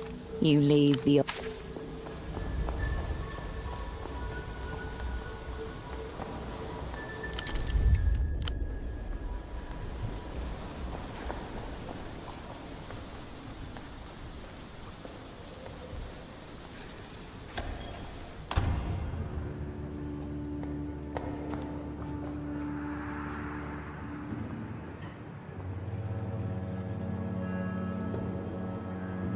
Hirsch.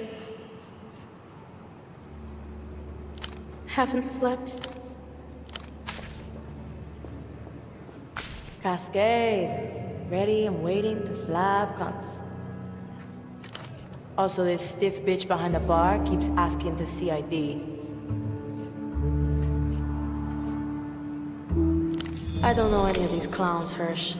As long as I'm second in command, I don't care who tags along. Looks like the makings of a weird group, though. Shoved into locker tier motherfuckers. Happy to be here. Thought I kept recognizing the place, but I didn't know whether it was Tempo's memory or just me feeling at home anywhere bleak and dingy. What would he be doing right now, do you think?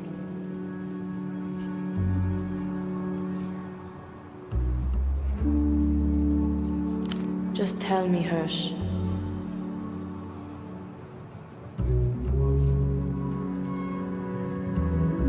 Sounds alright by me. Janky schemes all lined up until one of them fucks me for good. You should tell me more about him sometime. Not right now.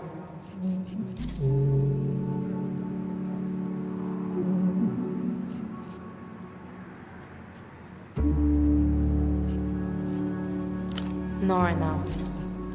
Don't be a stranger. How goes it, Hedge? Don't be a stranger. Hello again. See you.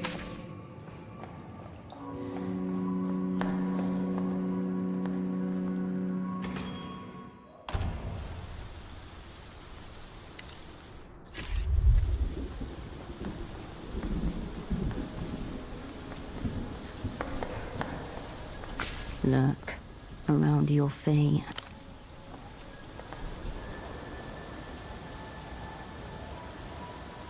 Yesterday there was a curtain of leaves. Now simply a tangle of bare limbs for the ritual to begin. Soon the Grand Lich and his entourage will make their secret pilgrimage to the war criminal shrine, and the operant bureau will rise to meet them. Your blood beats a kick drum rhythm behind your ear. Yellow leaves swell about your feet. The naked branches seem like a mass of fingers pointing in every possible direction. You have the pieces to form a viable squad, but are they the right pieces?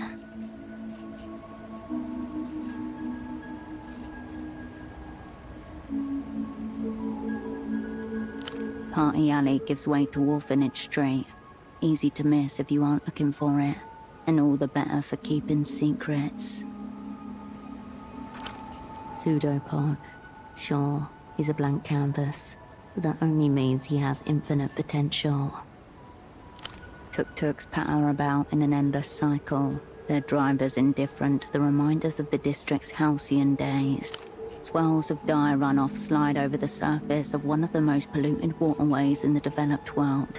Nevertheless, there are those who make their home there. Past the Hill of Pigs, beyond the outlying neighborhoods, the Holocene. Help him escape the wilderness of his own thoughts, and he may work with you again. The bare branches sway gently.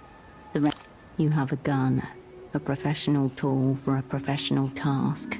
In your pocket, it hums death's tune.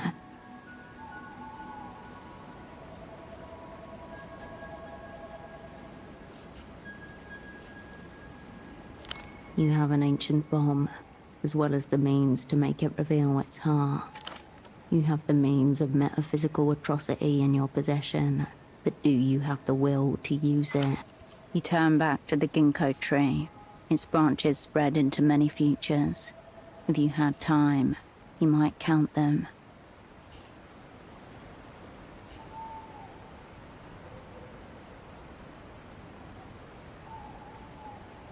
No, you don't. The fallen leaves disagree. The mysterious negotiations deep within the ginkgo's archaic heart have reached their conclusion. This is it.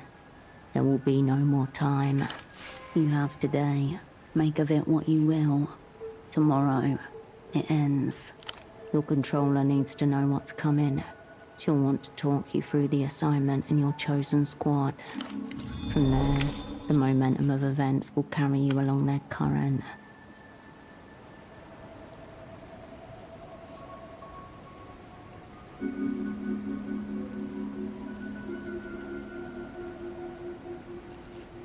Now is really not the time for breath work. The fallen leaves. High pressure coming in from the Nos Correntes means cooler and wetter.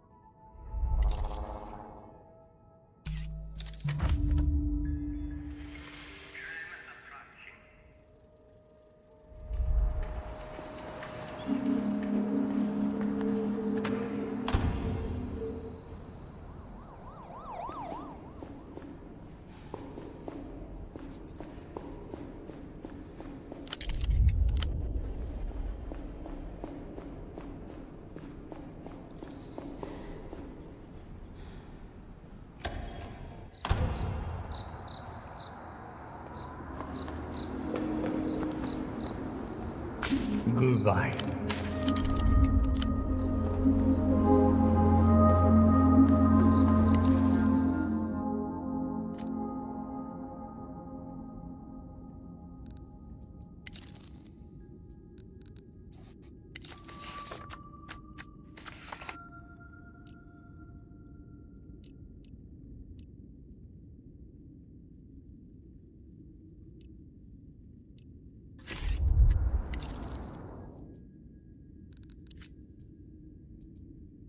HS last.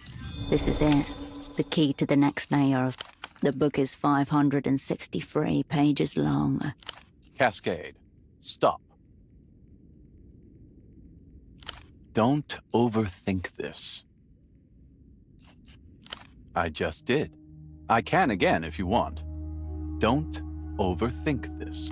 I'm not. This is just a real-time memory dissociation, conjured from the fringes of cipher-induced mania. A likely story. You don't have to read the book. You just have to read the cipher. And that very particular chapter that the extract is from. This is old news. You bested the directional text that led to the cipher's true key, blood type Hecatomb. Also, Cascade, you didn't really best it.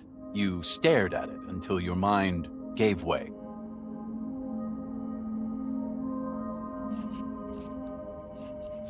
To be honest, it was quite impressive, and I've noted it as such in your Miho folder. Either way, that was the hard part. This is now the easy part. Maybe. Yes, Cascade, exactly that.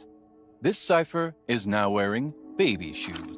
Find the chapter in the novel that the passage of text is from. Then consider the letters in groups of 3, let's say, triad. For each triad, take each letter's numbered position in the alphabet. The first is the page number, the second is the line number, and the third is the letter number. An example. Let's use the last triad of the cipher, MBP. Why is he starting at... You're with him now. Sinks into place with a solid mental funk. MBP becomes 13 to 16. Direct hit. You are now replete with the requisite mind tools. Time to give this cipher what for. No response. Your memory. All message conveyed. He has cut the psychic link and stopped remote viewing you. Put them both together. Your former double's carefully placed torches. An ancient map to the catacombs of meaning. You look at the cipher and the book next to each other. You skim the book and find the relevant chapter, then, taking the first letter to be a page number, the second to be a line number, and the third to be a letter number. The second letter is B. Onwards, you follow Holocene into effortless, nothing. The first words. Oh no. Don't think yet. Just solve. IB trade crew Miho compromise from within. Direct or melee 5D until extraction. Beware small controller. I'm sorry.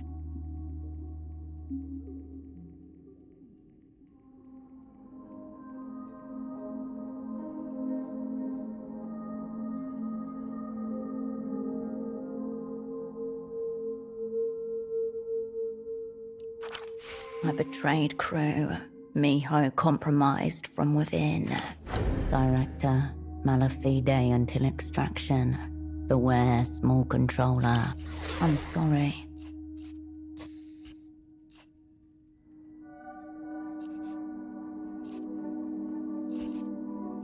So he claims.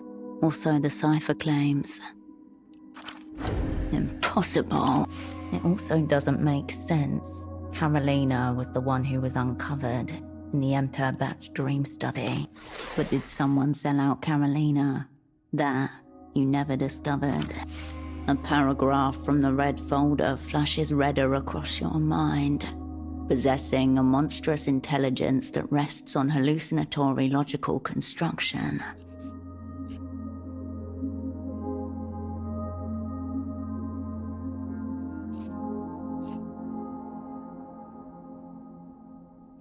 If so, the board has reached its end state. Home gang really did us in after everything.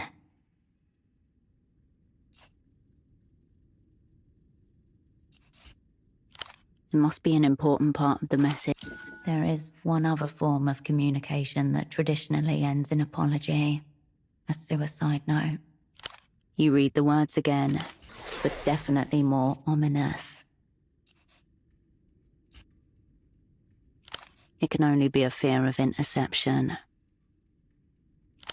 One person is usually all it takes. Your eye catches again on the middle sentence. Direct. Malafide. Bad faith. Standard espionage parlance for contaminated, compromised, or treacherous. Unlikely he means a location extraction. Something more internal. The silo awaits.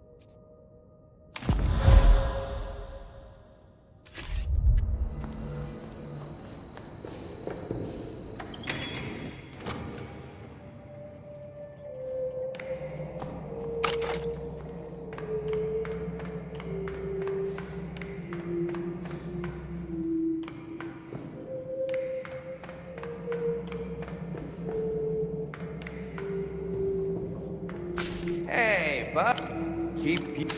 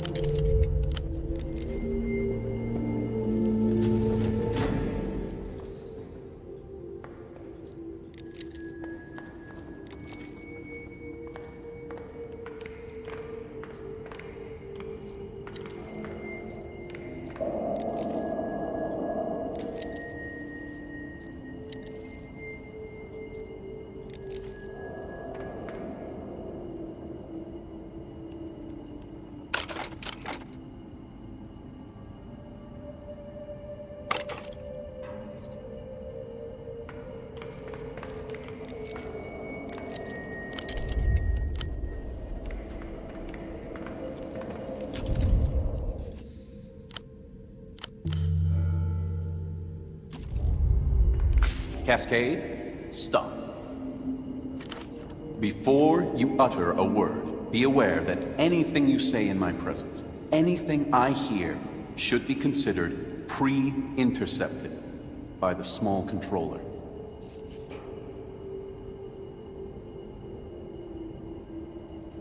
For the procedure, but say no more. Anything it hears may lessen my odds of survival. The air in the room thickens like an aggressive tumor. The treacherous entity in my head that is directing my movements, of course.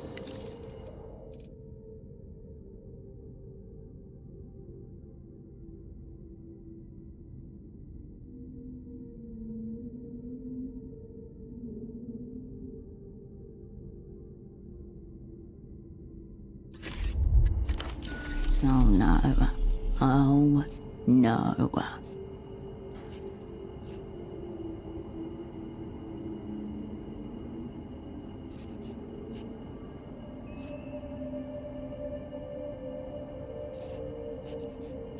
Quiet. Pre-intercepted. The instruction... No irony here. No dress rehearsal either. Identification. Then extraction. We have one shot at this, Cascade.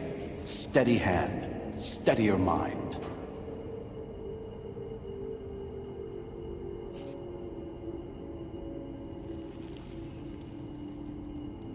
Let us roll indeed.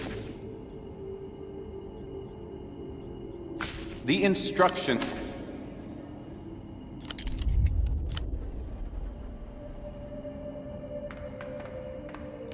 Upon the reflective surface of the table lie a sketch pad, a pen, a strange container, and a crank drill. A regular pen, thick-nibbed and loaded with red ink, marked with the words Entity Containment Vessel. Designed to be taken into the far reaches by cosmonauts, any alien life matter can be sealed inside and brought home.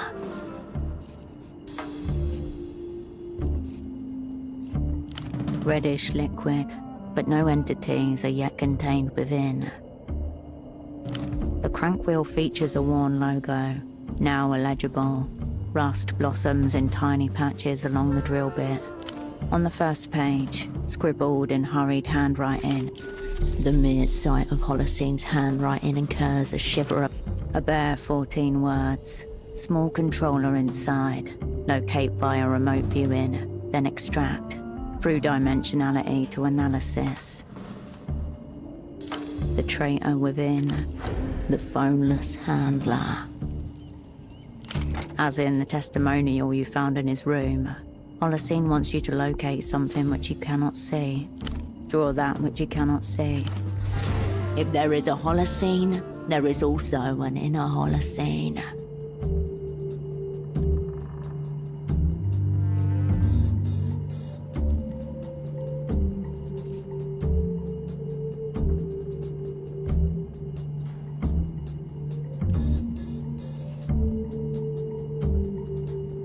If this is too much ambiguity for you, you're in the wrong silo.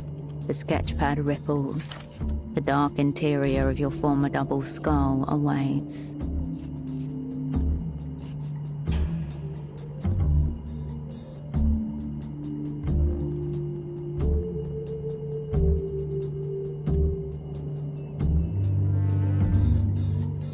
Silence, Cascade.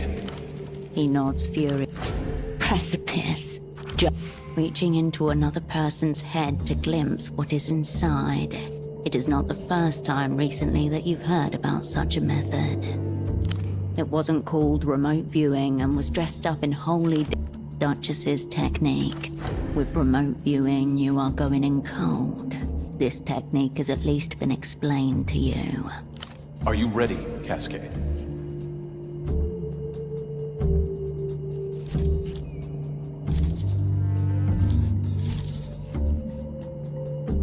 Immobilized like a torture victim. Warm-ups are for pussies. We're in the big leagues now, Hirsch. Gang under the lights. It's for later. Close reading, then take... We're going in with that thing, straight through the bone screen. Cascade, please. You of all people should know better than to trust the words of professional textbook consulters.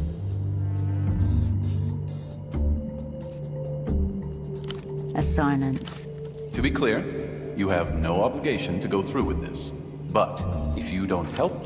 This game's getting played, even with a handicapped substitute.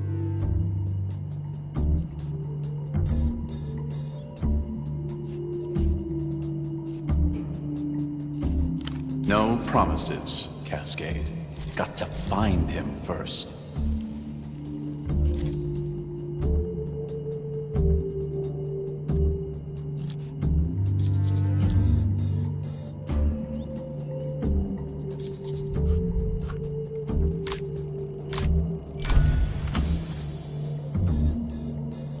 You close your eyes, and blackness, silence.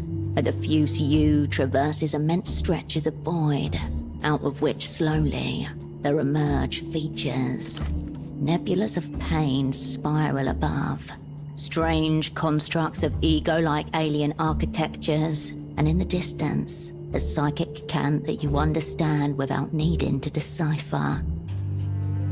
Take it away from me, Cascade. There, the exact nature of his lacking. Just please. Incessant scream of newborn. He couldn't find an answer, so he made an answer. Take the unknowing and the failure.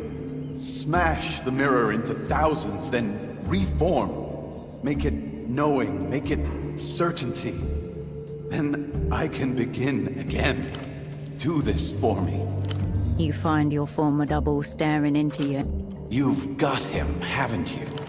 No, you have Holocene.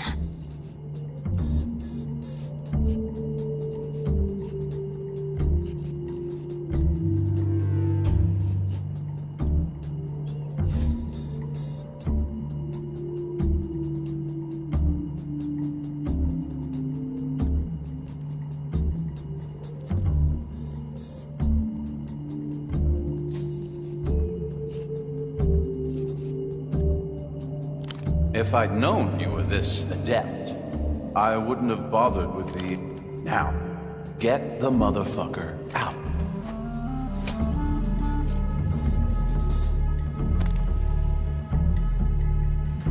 A movement so quick you don't even understand what's happening at first.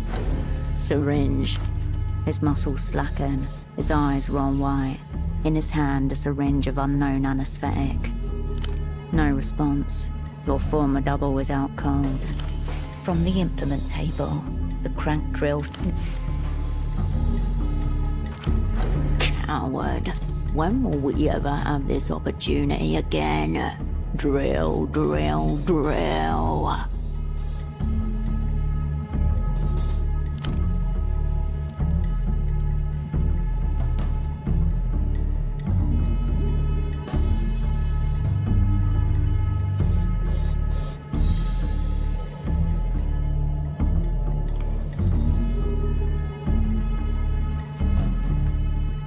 You depress the syringe slowly over the course of 10 seconds, watching the unconscious patient's nostrils twitch involuntarily as they are. As long as his brain doesn't run out of his nose, it's worked. To what degree it's worked, you won't know until he's conscious. A sluggish timelessness overtakes the silo basement as you wait. Cascade, did you... got the motherfucker. But you didn't,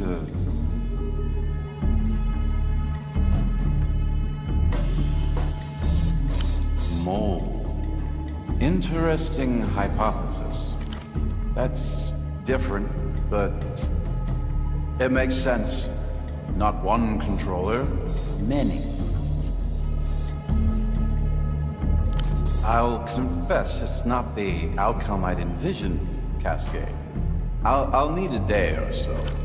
Miho thanks you for helping to root out the subversive elements in its ranks. Be they controller or colony. Fogged mirror. We had fun there, once. Holding his gaze onto you, he retreats back into the sedative. Eventually, his eyes flutter closed and his head... The implements lock.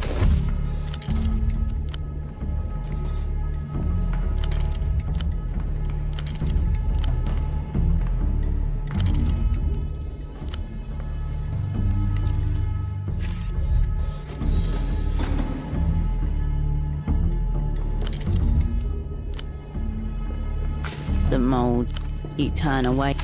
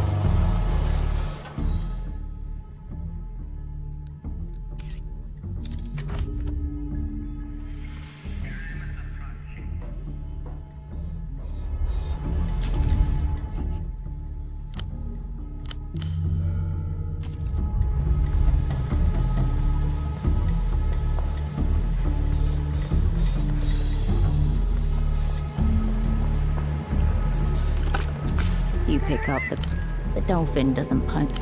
You step away.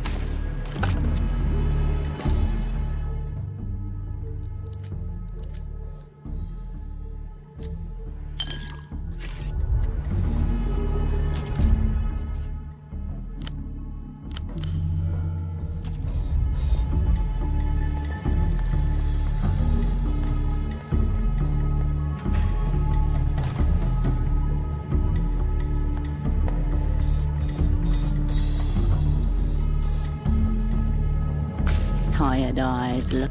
Well. If it is... Alcohol. He must have been going at it for a while. Fancy seeing you here in our old hangar. Did you start to miss me, Herschel? Or have you come to hurt me again? What a coincidence that other members of our crew are here as well.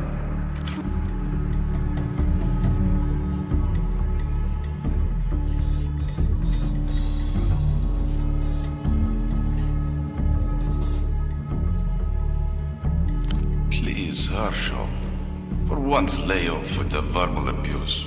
I'm a man, but I am only a man.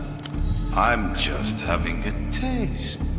Don't leave me alone when I've had champagne, so forth. We are here, living, are we not?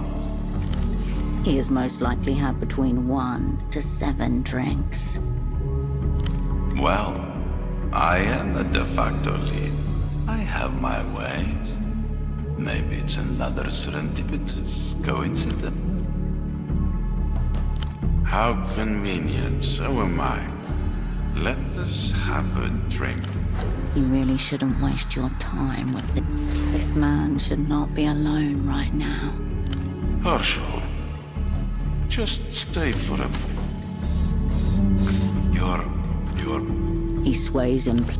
Only his left eye looks at you. Keep him watch. The warden of the streets. You return.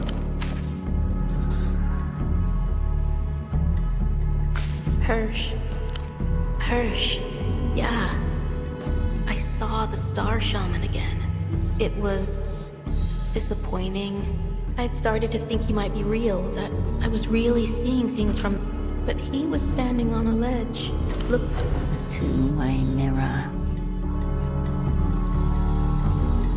I hadn't thought of that. He was so afraid of it, Hirsch. I wish I could tell him it's okay, but it isn't okay. They're all dead, and the world they understood is gone.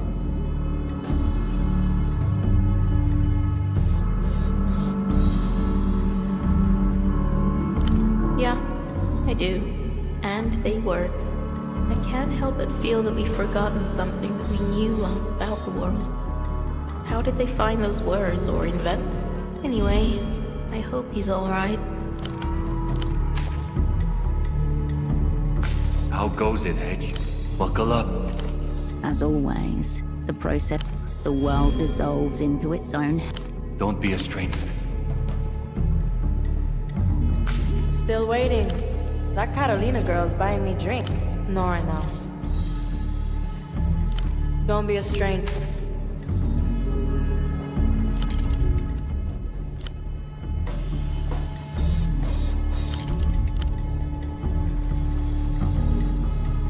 Hello again. What'll it be? Finish your business here?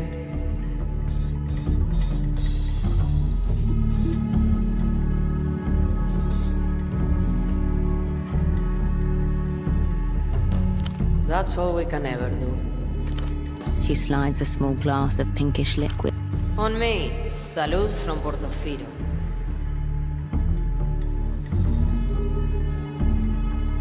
She shrugs. You're an odd person.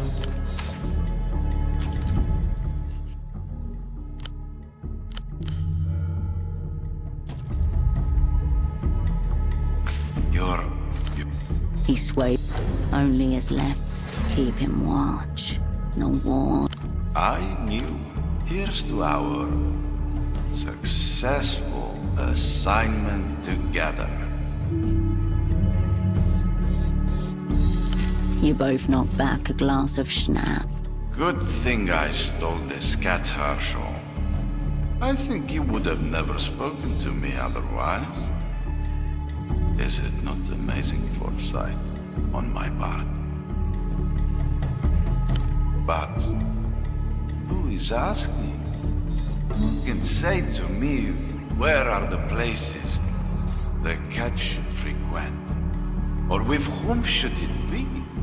You are no leading expert.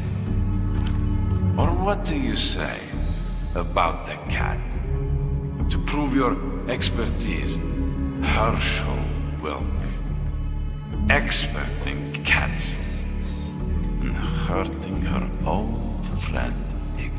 Oh, of course. Make the cat your asset. Pass over your old pal Ignatz again. He is extremely out of joiner. Its fur is so thick. Perhaps a drink to the cat.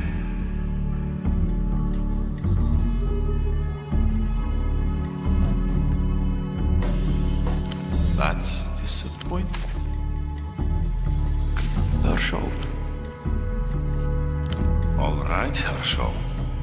You do not have to tell me twice.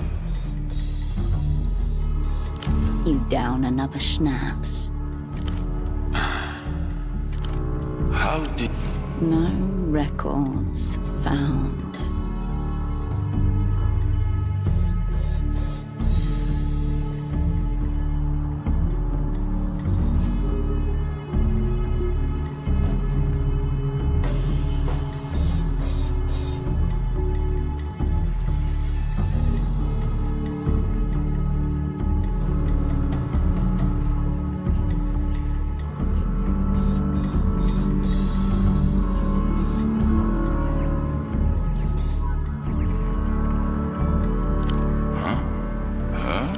The woman eyes you warily.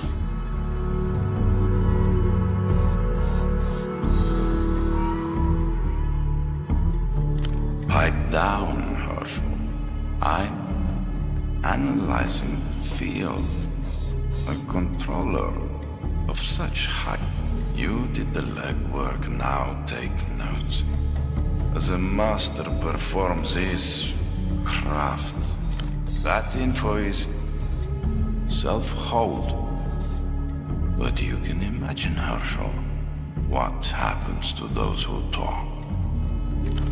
Execution by firing squad in a dilapidated shed behind the music festival ground.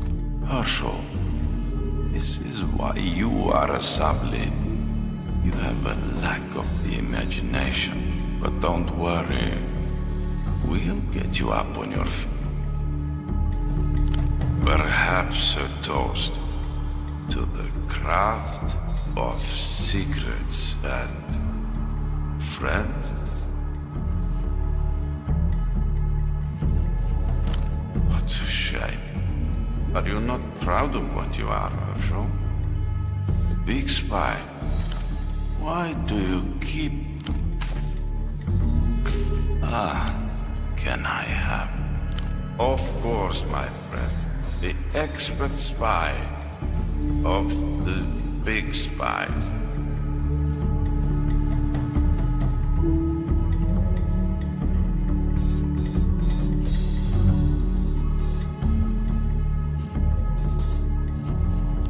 You're both down and up.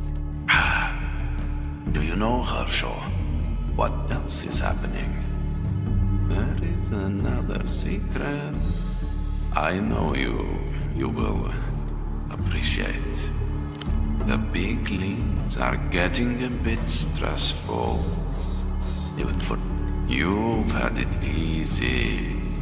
Me being your lead, sheltering you from the pressure, just so you could perform. How does it feel to be so well supported? This is beyond the scope of the what I'm about to say.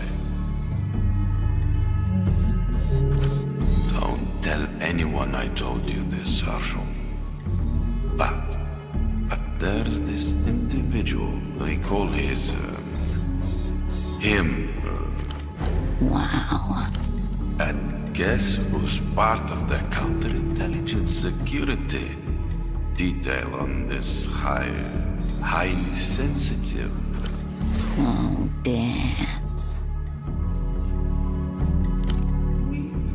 Ignatz, the specialist you passed over. Herschel, I only found out just a bit ago I guess my talents of a de facto lead. Herschel, you try. He raises his glass to his mouth and drinks. Some of the schnapps runs over and drips on the table. I go in the morning, very early. Just some gossip. Friendly gossip between friends that go way, way back. Let's keep it between ourselves and... One more drink and he won't make it.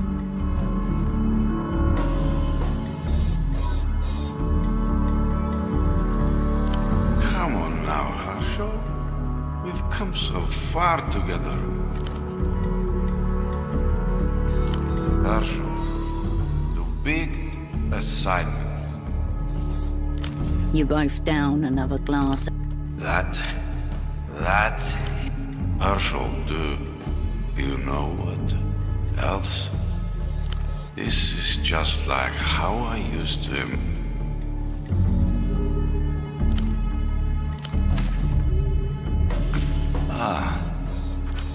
Can I have back too? Of course, my friend. The expert spy. You both down. The big league.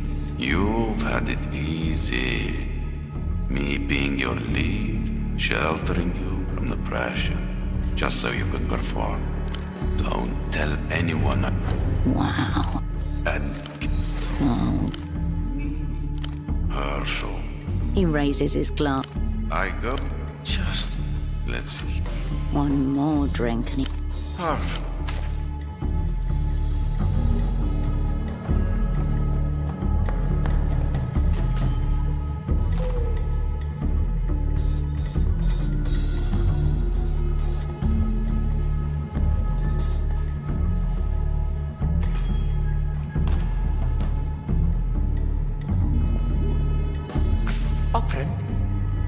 Something big is happening, isn't it?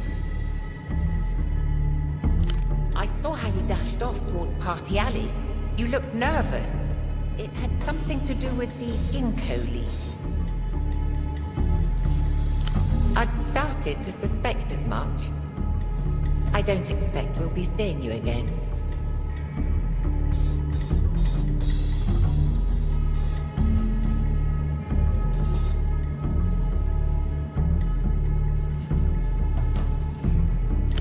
Suppose not. A shame. I know our relationship is strictly collegial.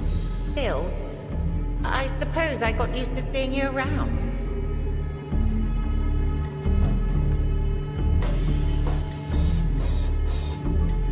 I trust you're saving this for a post-assignment rag.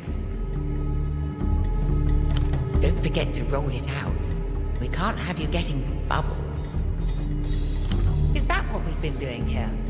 Speaking plainly, here I thought I was signing up for espionage and romance. And instead I find myself developing photographs for my least favorite customer as though nothing ever changed.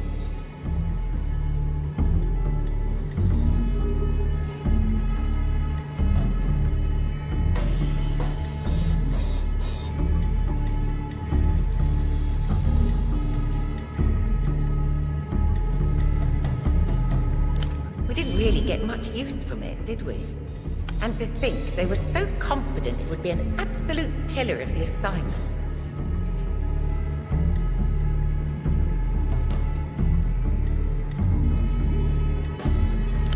Who knows? Maybe I can sell it to some office people in the sunset. Her eyes turn to... It does bother me we were never able to help Pseudopod. I feel there must be something we might have done for him. The club hates to see an operant abandoned on the pitch. Deadly for morale.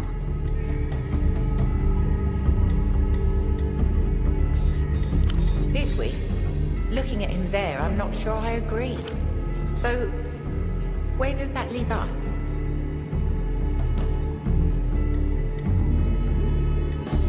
He'll remain with me, I expect. I'll find some way to get him into the aeric tram. Maybe a sledge of some kind. Yes, suppose you're right. She takes a long, slow look around the little photo shop. I've got a demented aunt with an apartment in the Hill of Pigs. I reckon she won't notice if Pseudopod and I crash in her spare room a few weeks. Now, I expect you'll want to get some rest. Come out tomorrow, fresh.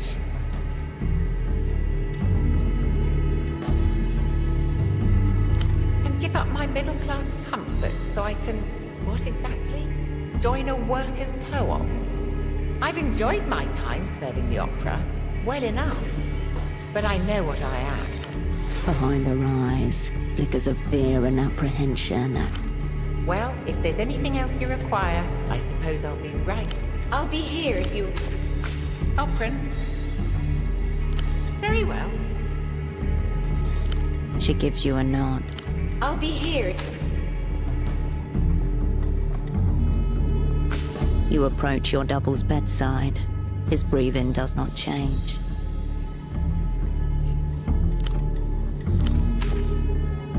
You return to the work. You have already repaired your model train.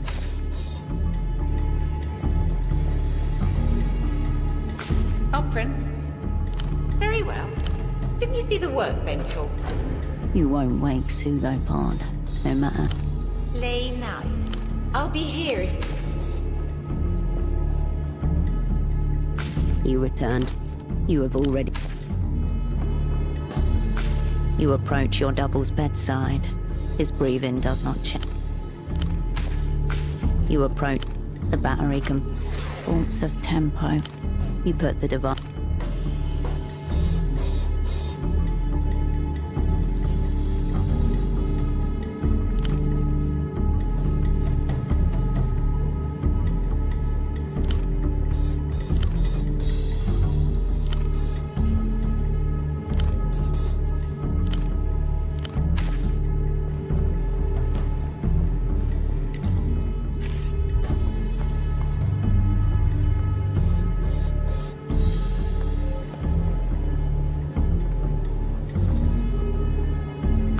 bed welcome.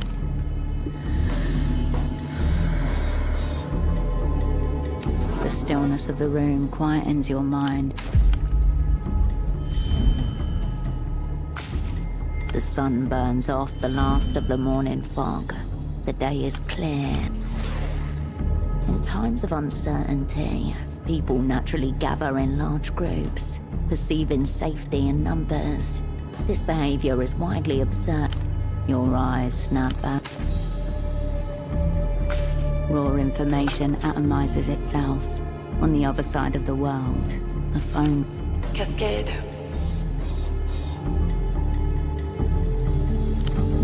Tomorrow.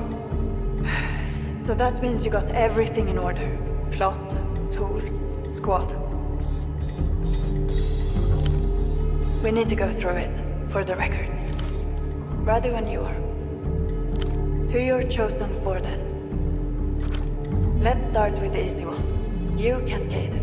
You will be knight errant. To assemble and a tensing deep in your gut as your name is committed.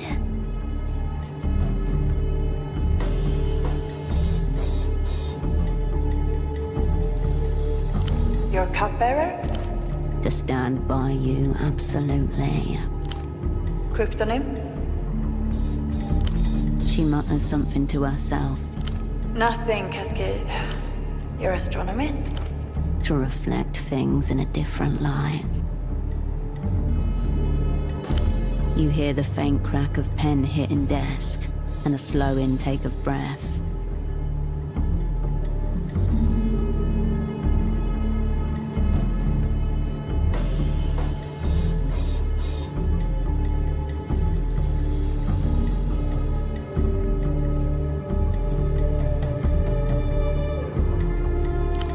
Unfortunately, policy dictates I defer to the assignment lead here.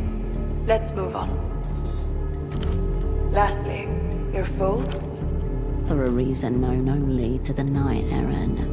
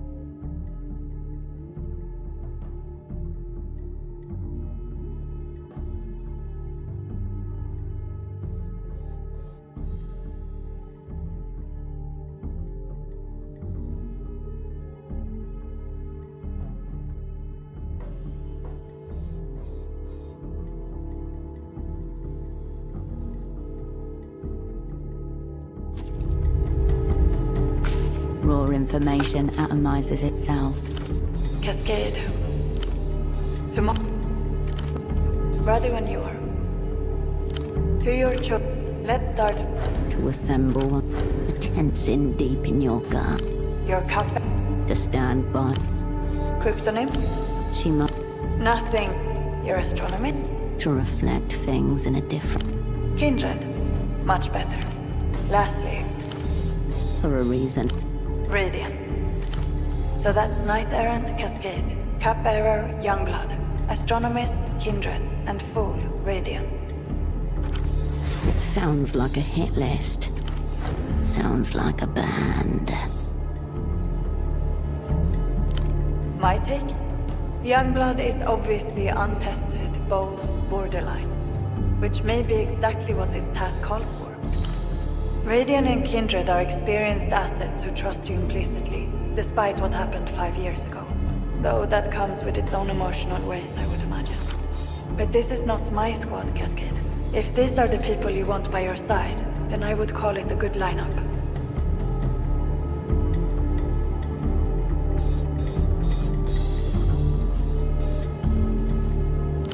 So it is. So it will be. Yes. What have you found out? Good. Very good, Operant. This is a lot to work with. Hold on. The guard detail. What do we know about it?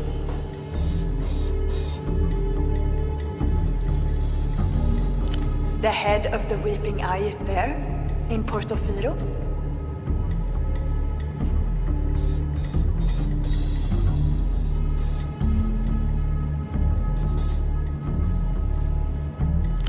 Yes, that matches our own analysis. I wonder... Cascade, something about this doesn't smell right. It makes me think...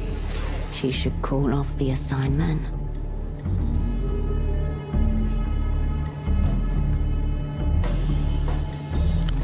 You're right, you're right. We both know what we signed up for. Here's my recommendation. Tomorrow morning, you, Radiant, and Kindred will travel to the War Criminals Shrine by aero tram, as early as you can manage. Youngblood will follow later, on the same tram as the Lich and his entourage. You only know it's gone wrong when a body shows up on the other side, punctured and bloody.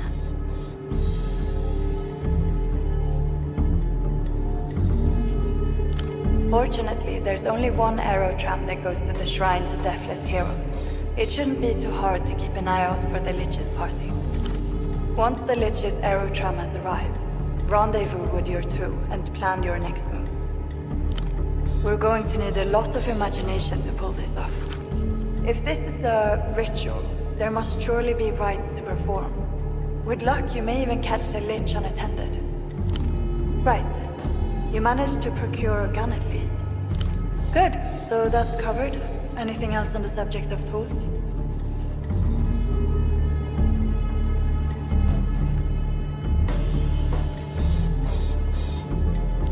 You mean the 30-year-old opera bomb that's set to detonate to a novelty rock song? That bomb? For a while it played at the dance clubs when it was time to leave. I remember it came on once when I was making out with this girl from Lavendi. Anyway.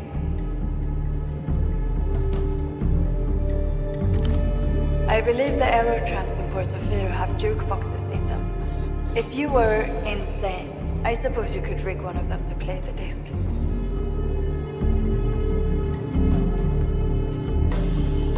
There is something classic about the gun and the bomb. In the old days, operants used to call it the sword and spellbook.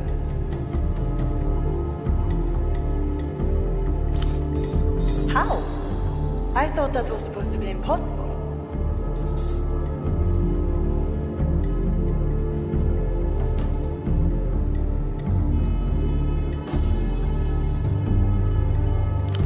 If I recall, the aerotrams there have jukeboxes in them. I suppose you could rig one of them to play it, but... I don't know, Cascade. Hesitation in her voice. I didn't say what you should or shouldn't do. This is your assignment. And What's that got to do with anything?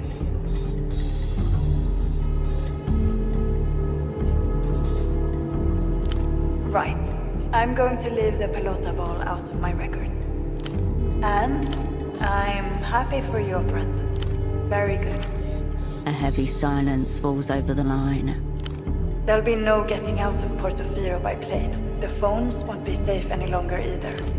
An irreversible blow to alter the world's axis. It will take centuries for equilibrium to be restored. No. Once you set off, Constance will scrub all trace of you and the opera from Photo 24. It will be like you never existed. I can get you a boat. It's a signals vessel, part of the network that makes your magic box work. It's small. There'll be just enough space for you on board. Getting everyone out at once is out of the question, I'm sorry. Your squad mates will have to fend for themselves until we can arrange for their extraction. There will be no extraction, just a box of tools discarded at the worksite.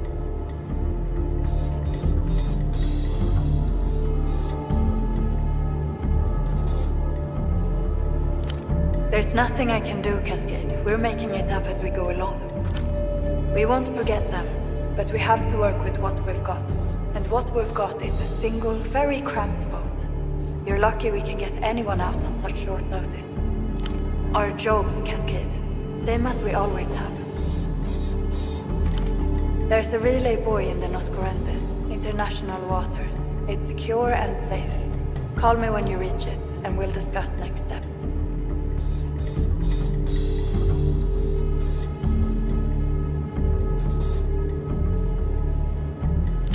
I know. We'll get them out as soon as we can. Get whatever rest you can, and take solace in this. By this time tomorrow, it will be over. She hesitates for a second.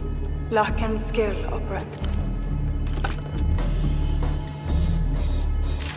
Click in your ear. A moment of silence. Then the familiar hum. Somehow more empty than the silence.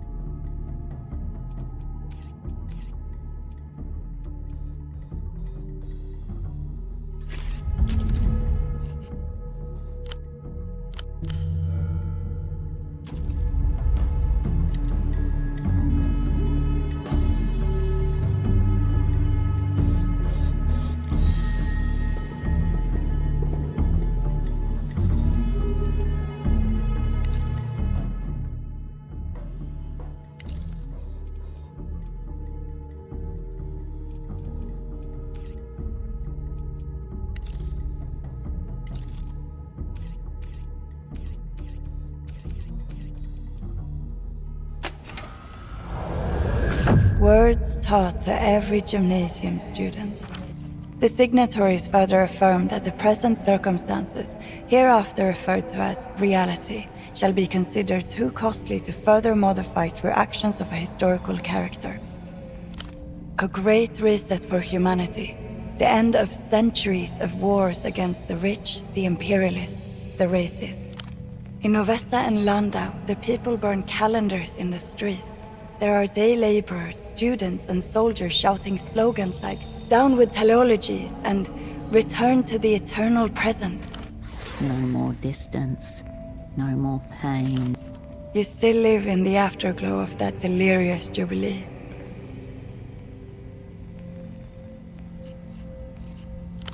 Everything. Nothing. In the superblock, it's farewell perpetual revolution and hello pragmatic market reforms and freedom of assembly.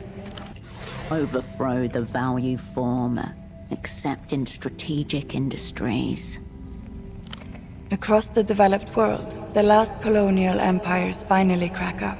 A bloody wound stanched with billions in foreign currency under the guise of MTER's new stabilization loans. Now, a quarter of humanity inhabits a paradise of cheap jeans and dishwashers, even as their real wages stagnate year after year. By year zero, La Luz was widely considered a failed state, without a functioning government capable of signing an international agreement. As a result, it has never recognized the end of history. In year zero, the masses burn calendars in the streets. In 13, the People's Republics opened to foreign investment. In 56, the first lunar cadmium deposits are discovered. In 61, you're born. In 62, the city-state of Portofino accepts a loan it will never repay. In 79, you fall in love for the first time.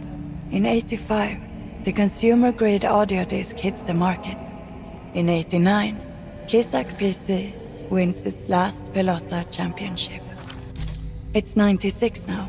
There are still day laborers and students and soldiers, but they no longer burn calendars or shout slogans in the streets. Everyone's watching too much television. For years, you thought to yourself, it can't keep going like this.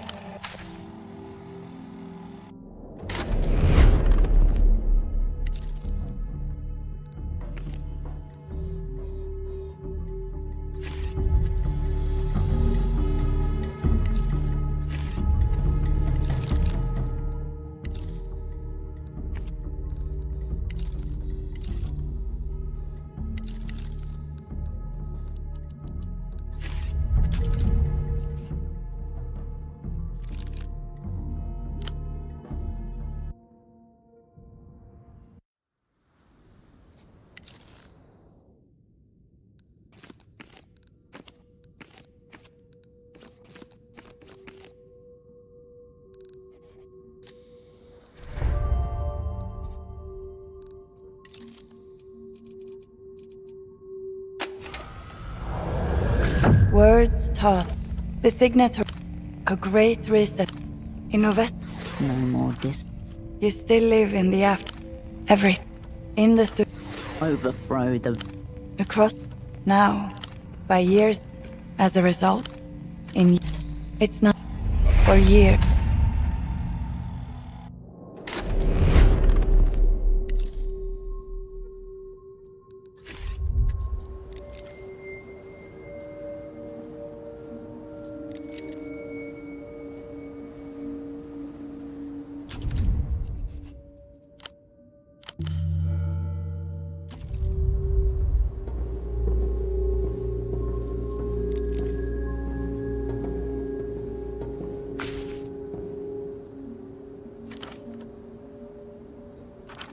This must be Kindred's idea of undercover. She's dressed just like you when you first came to Portofino.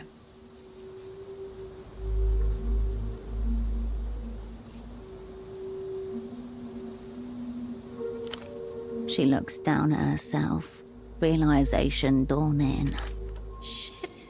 I didn't even think. I just thought I should look normal. Spy normal.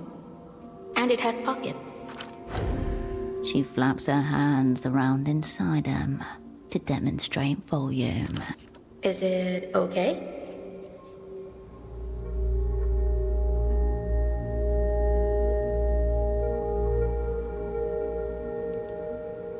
Sick.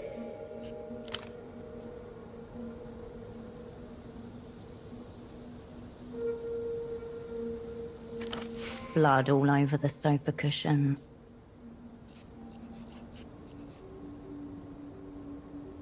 Oh, cool. Do you think she's angry with me?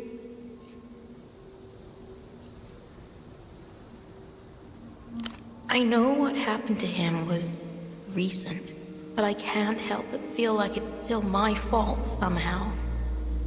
Right, she's not, is she?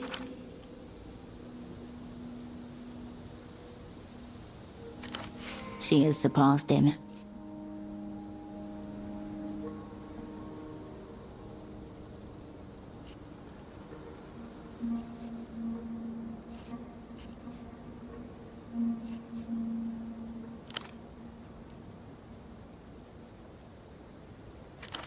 Well, successfully combined, I mean, without killing anyone or anything like that.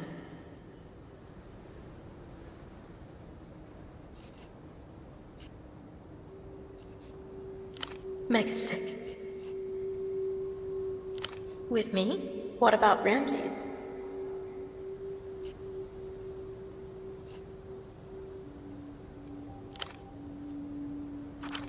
She turns to look across the city below you, visible through scraps of cloud. The tram will be here soon. More excited than nervous.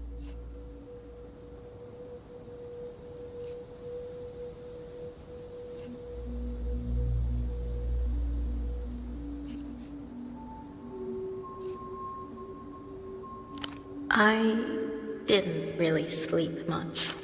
She shoots you a quick glance, trying to read your expression. Because I was excited, Hirsch. I'm not nervous or anything, and I'm not tired. I'm fine. It doesn't matter, does it? Either we win, or we don't. I don't think you should have chosen me for this assignment.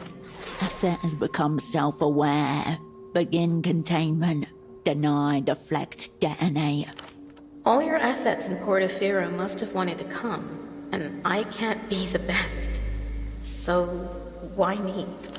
Disregard previous. Glory to the revolution.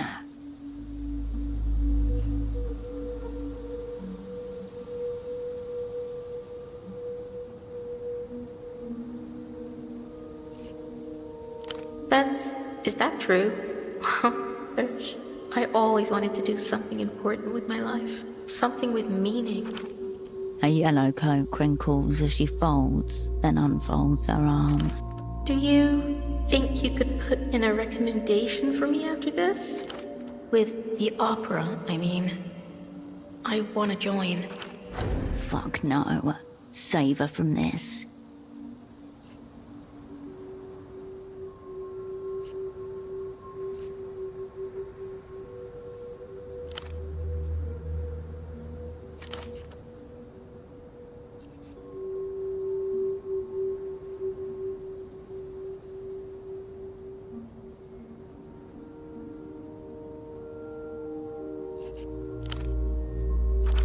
I already proved I can do the advanced cognitive maneuvers. I can be like you, Hirsch. Like you. A self-loathing pity farm.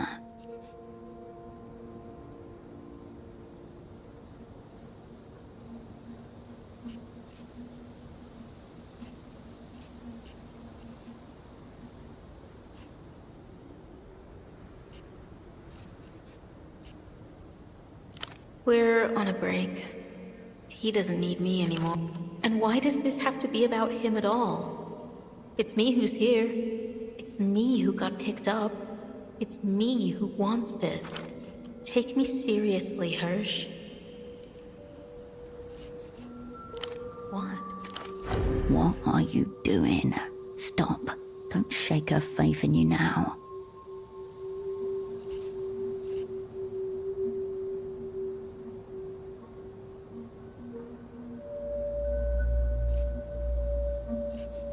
Huh? But you said you did it. You're telling me I'm the first?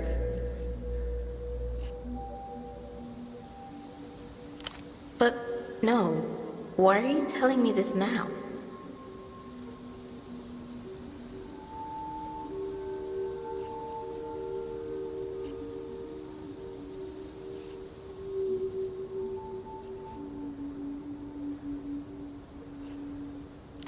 I wish I didn't.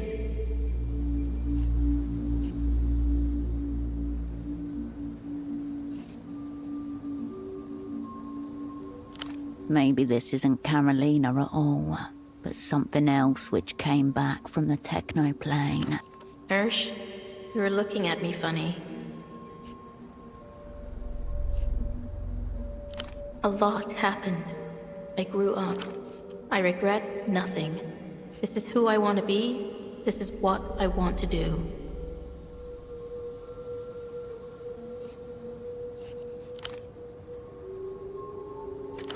Cascade and kindred. A gust of wind blows her hair from her face, obscured so often that you forget how much she's grown, that the picture of her in your head is still no more than a child. You're going to get her killed today. The tram lines creak and crackle above you as the carriage lumbers into view. Stay.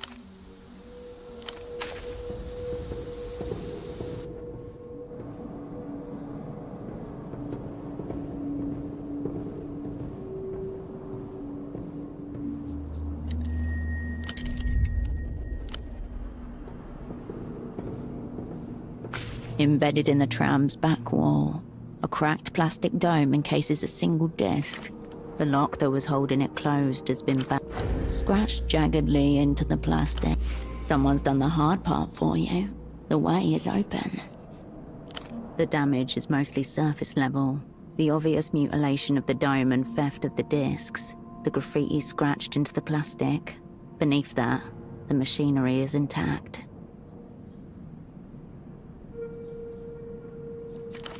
Its body has been broken, but its soul lives on.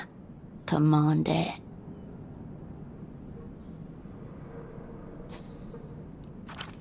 It will do for your purposes. Music for Trams, Volume 7. Gone. Vandals have ransacked this tram's music library. Also, no guarantee at all that Volume 7 is the final one. A cultural maneuver from the president of the tram company, who incidentally has been missing for the last 2 months. Teenagers no longer have to bring their own music to play obnoxiously loud. Privatization has provided the means of sonic production for them. Don't worry, you're about to bring it back, in style. The plastic dome lifts easily. It's a smell of fresh plastic and aluminium coating, still contained within the transparent hemisphere, rises to your nostrils. For a moment, life feels worthwhile and everything seems right with the world. Time to select the Song of Death, or the many songs of death. You can always decide on the most fitting one when the time comes. Better to be prepared. If you have only one choice, you have zero choice.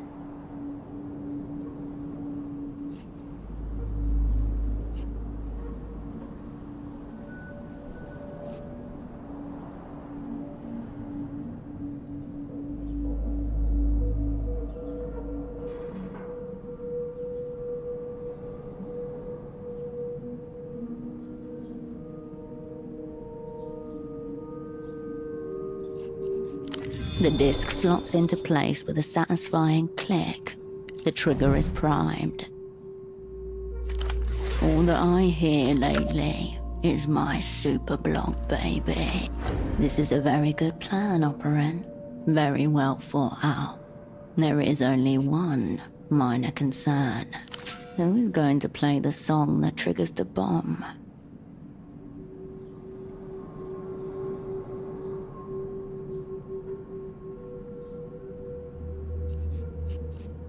So this has become a suicide assignment then.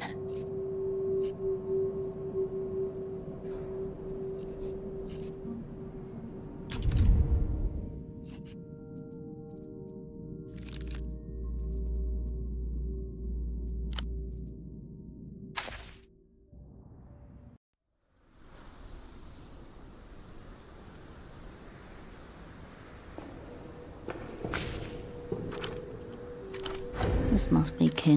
She's dressed just like you. She...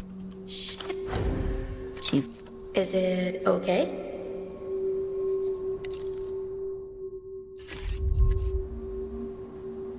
Sick. Blood all over the sofa cushion. Oh, cool. I know what... Right.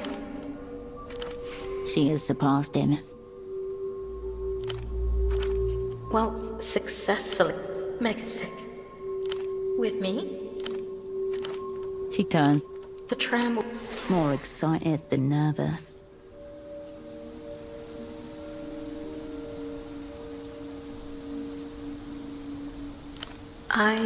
She shoots you up. Because I was excited. It doesn't... I don't think... Acer has become... All you're asking... Disregard previous. Glory to the revolution. That's... A yellow... Do you... with the op... Fuck no. Save her from this. I already... Like you.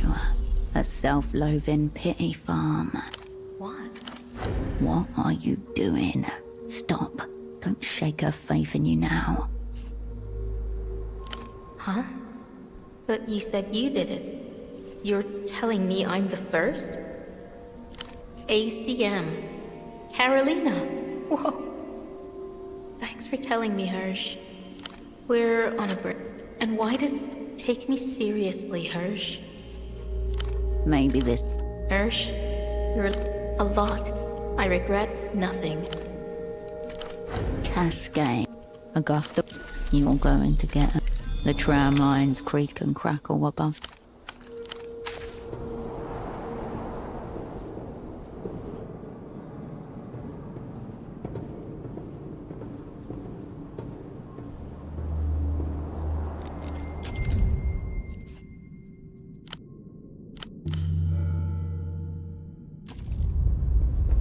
Embedded in the lock, the scratched, jagged. Someone's done music for trams. Gone. Also, no guarantee. A cult. Teenagers no longer have to bring that. Don't worry. The damage. Its body has been. It will do for you. The plastic. A smell of fresh plastic and aluminium coating. For a moment. Time to. Better to be prepared. If you have only one choice. You have zero choice. There are worse things to go out to. They are few, but they exist. The orchestra is beyond the auditory. The Great Cascade. She's dressed in a vague impression of a school uniform, customized to within an inch of its purpose. Individualism is bourgeois for insubordination. Today the uniform, tomorrow the orders. Thought I was pretty explicit on that name. Red line fucking issue. Understood. Let me know if you ever decide to do something cool. I want to be there to witness it. Saw a decrepit dope and some barely sentient goons get on a central. They sat over there at the table thing.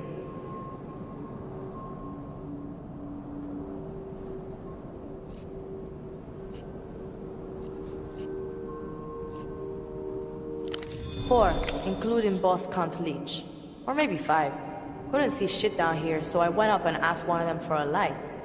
Pro move. Not pro. Deeply amateur.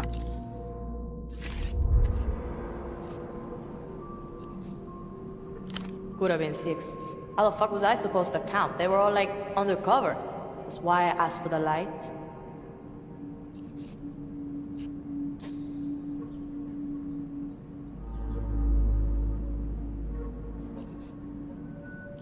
I've got tricks. The old guy reached over with a lighter, said he liked my badge. Ultraviolet. Who else?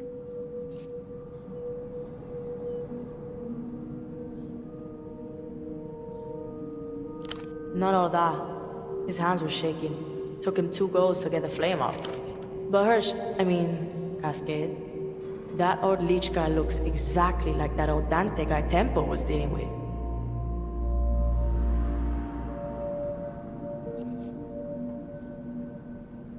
As in, same fucking face.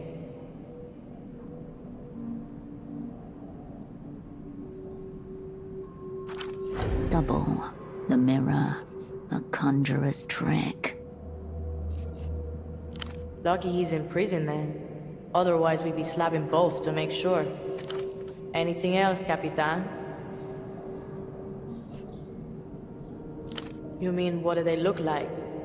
Like hired goons, I don't know. One of them had a ridiculous coat on, fucking standard for these clowns. And another of them had weird glasses. No hair, he looked like the actual boss cunt to me.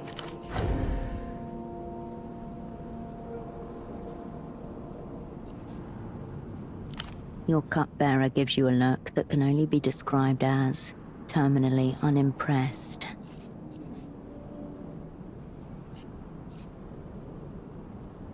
Probably. Dunno. Unbelievable. Enlisting this child was a serious miscalculation.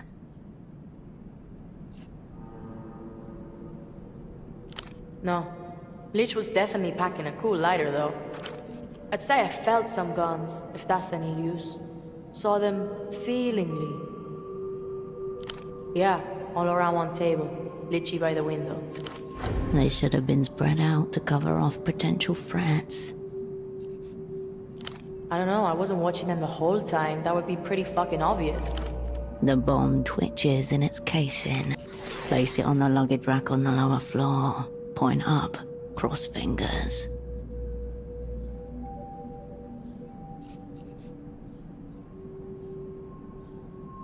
The antithesis of a professional spy. They'll never see it coming.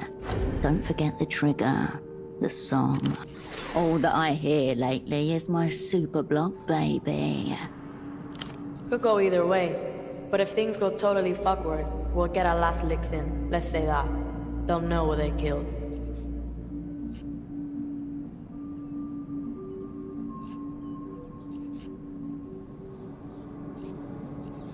Say the word. Fingers on the trigger. You've got some kind of signal, right? If it all goes cunts up.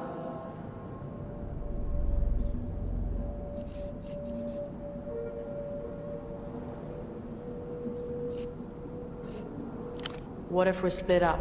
Or we can't see each other? You pick the kill site on a mountain with one fucking way out. This tram. There's a jukebox. Pick any song you want. Think of it as a signal. A sign for us to make our move. She motions to the music player beside her. I thought so. Once more, the Fine. A little quiver here and there. Nervous system at full charge. But she's stable. I know I'm not a trained spy or whatever, but when it really counts, I won't let you down, Hirsch. Yeah, good. You think we'll be alright though, yeah? If you all make it out of this, it will be a miracle.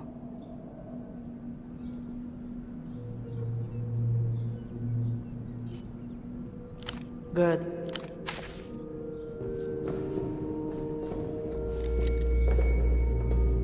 The vandalize.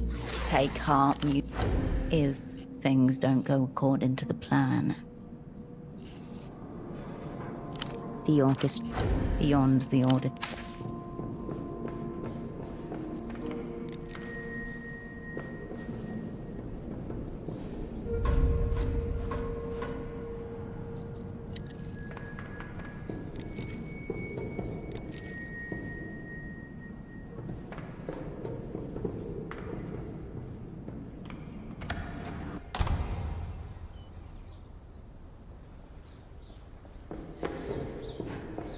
Not gonna be leaving for a while. Sorry. Special schedule today. She takes short puffs on her pipe, like she's trying to make it last. Is she in on this? Paid off, threatened, fanatical.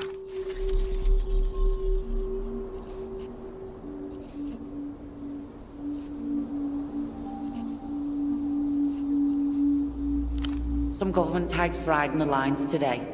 I don't really keep up. I just know we don't leave until someone important looking tells me to. Then you got a long and dangerous walk ahead of you. Sure.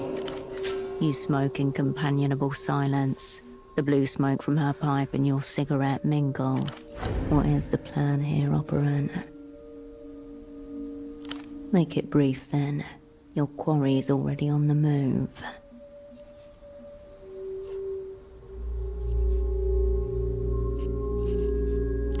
On a normal day, every hour on the hour. Today the guy with the funny glasses is in charge of the timetable. He'll tell me when they're ready to head back down.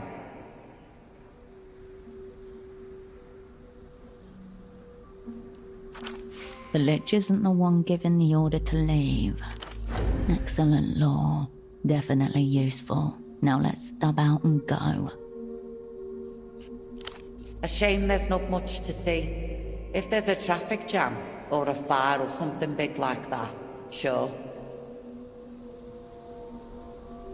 There's people up here to watch too. And I keep a book under my seat for the really... Whatever book she's working her way through at the moment, it will remain. How is this useful? This is the quietest route on the line. I'd say it's dull, but beats the Keysack route. Not much. Installation wasn't cheap either. It was a cool idea. The only reason the one on this tram is still functional is because it's... Did you have something you wanted to hear? That's weirdly specific. But I think you might be in luck. What? Like to pray? Never been up there, actually. Yeah, well... It is too late for ideology to save her anyway. To be honest, the place just gives me a bad feeling. Eerie-like.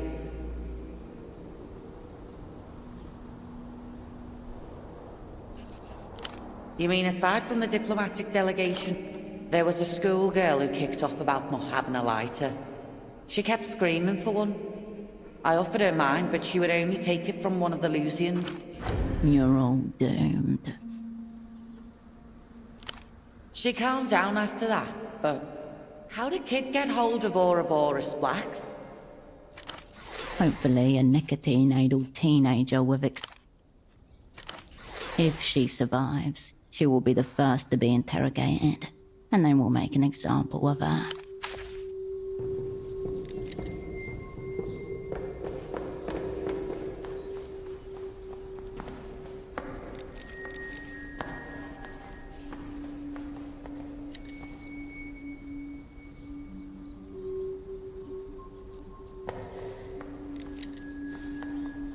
Your asset cowers before the shrine like a penitent monk. She looks up at the sound of your voice. The hue of her eyes has changed. Her He's here, Hirsch. Don't you see him? The man over there, Lusian. I know him from my interrogation. It was him. I'm going to kill him.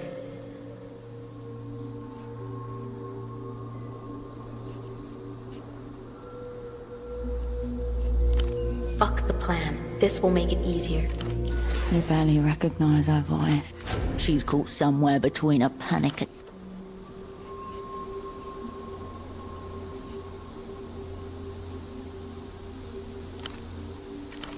What the fuck? She pulls out a grey. Little bits of foam stick to it. It's from the sleep study headset that you wore. The part that takes control over what you see and feel. I've modified it. Well, it tells the brain what to see, what to feel, what to do, right? So I click the sides here, and it thinks it... and it will tell the brain... disgusting. I didn't want you to think I didn't trust the plan or anything. I brought this in case we got caught. An arsenic capsule. Clever. The signal doesn't carry far, but it's designed to be worn. So it will make it through a layer of cloth. A reverse pickpocket. Stop her. He may recognize her and sound the alarm. Yeah. Fuck. Look at her, mad with bloodlust. You... Now, let's pretend we don't know each other.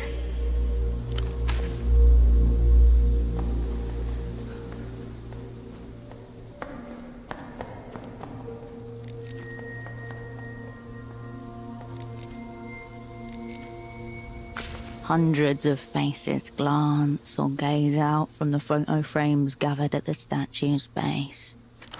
This shrine is dedicated to despite its reputation as an unfortunate star. Every Lusian is taught to rely on Canopus above all others. The shrines here are built atop the core of an ancient shrine. While you are standing before that core, now a stranger on its own turf. All ground conceded to war criminals and rotten microbes. The era is... The stars have seen era. The space-time continuum is... Makes this boss star close, gang. That would really... The Force... Most of these people were either dead or missing. Some of the faces knock loose memories of people you have known.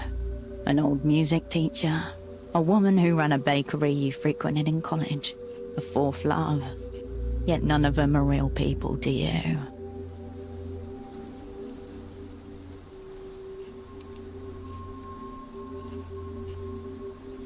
There is always an empty frame to fill, and an empty space in which to set it down.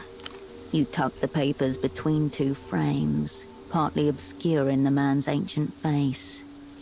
You find a gap between the sea of frames. You all seem uncomfortable in a crowd.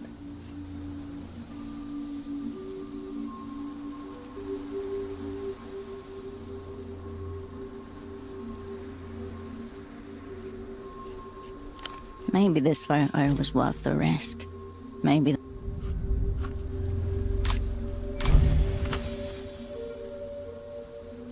You gaze at the statue rising above its static congregation of true believers.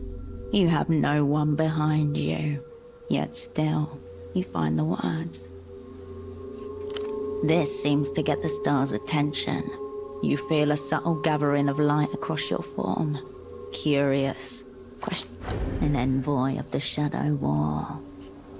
Hello, Cascade, comes the faint reply. We've never seen you around before.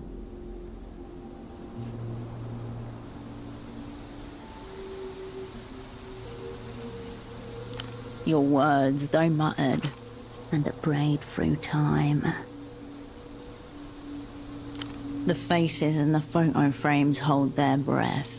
Light shimmers across the statue's surface. Go on, Cascade, it seems to say. Speak. A cloak of luminance. The prayer for the core has been transmitted. For now, silence is the response. The faces in the...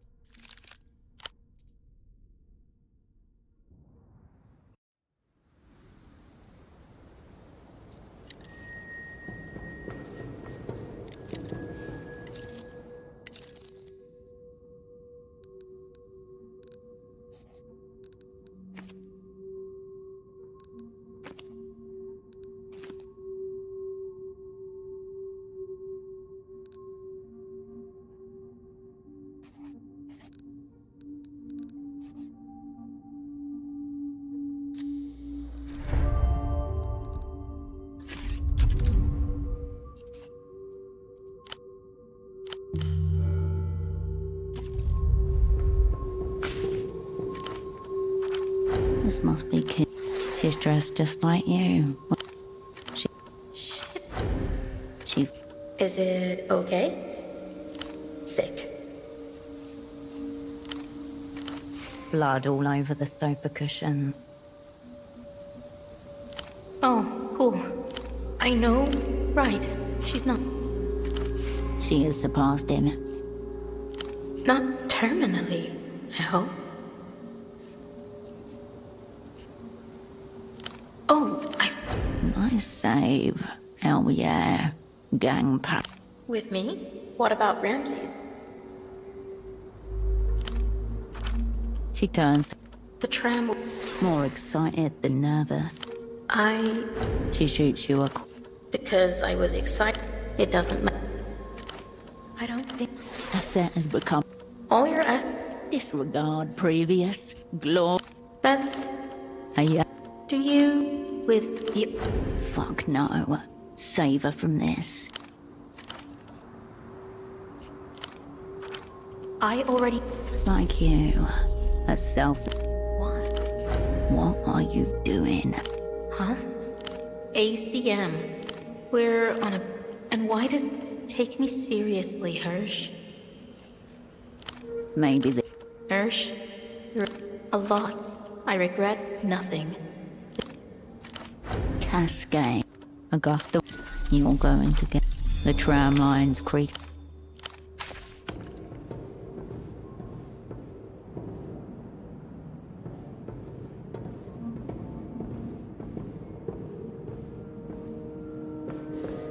Embedded in the lock, the scratch jack.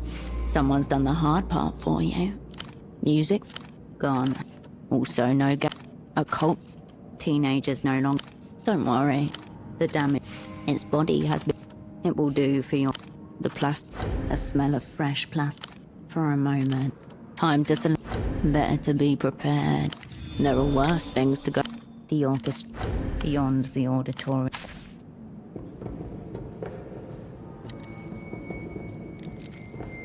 The great cascade. She's dressed. Individualism is bourgeois. Thought up under. Saw a decrepit dope and some barely sentient goons get on a center. 4. Not pro. Deeply amateur.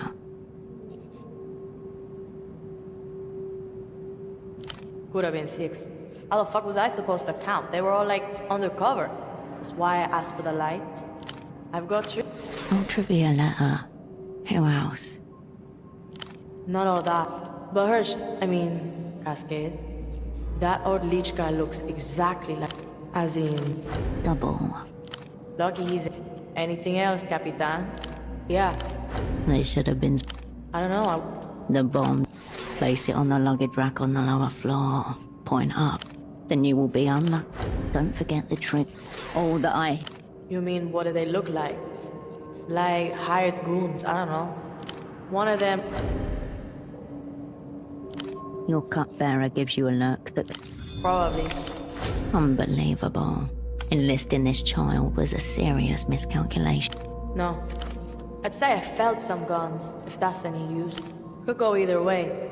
But if things go totally fuckward, we'll get our last licks in. Let's say that. They'll know what they killed. Say the word. You've got some kind of signal, right? What if we're... There's a juke... She motions. I thought so. Once more. Fine. A little quiver. I know I'm not a trained spy or whatever, but when it really counts, I won't let you down, Hirsch.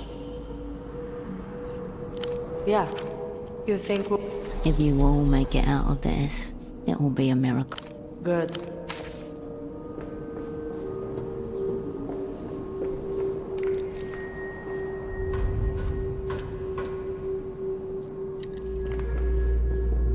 You peer up at the luggage rack. Suddenly, the 4 kilograms of P4 in the pelota bag become 11,000.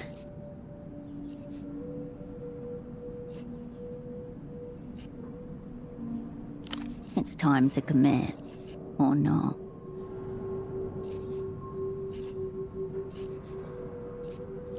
You don't, really. Your plan is based on a series of educated guesses and crossed fingers. The random variables in this situation have proliferated to the point where you can't even attempt to count them. That's the spirit. Butterflies in your rib cage, wings caught between bone. Minimally reinforced ceiling. The explosion Cold or hot, the world will stop. And your enemies will see. This may be...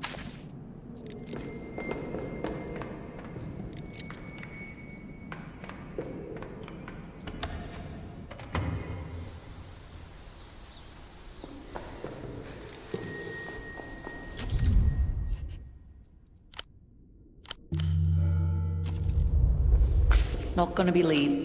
She takes... Is she in on... Some government then you got a long and dangerous. Sure. You smoking. What is the plan here, Operant? Make it brief then. On a normal... The Lich isn't the one. Excellent law. A shame there's not much to see. There's people... Whatever book she's worth. How is this useful? This is the quiet... Not much. The only reason... Did you have something you want? That's, what? Like to pray?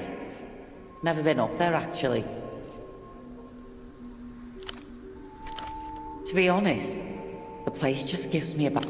You mean it's that... There was a... You're all doomed. She can't... Hopefully a nicotine aid. If she survives.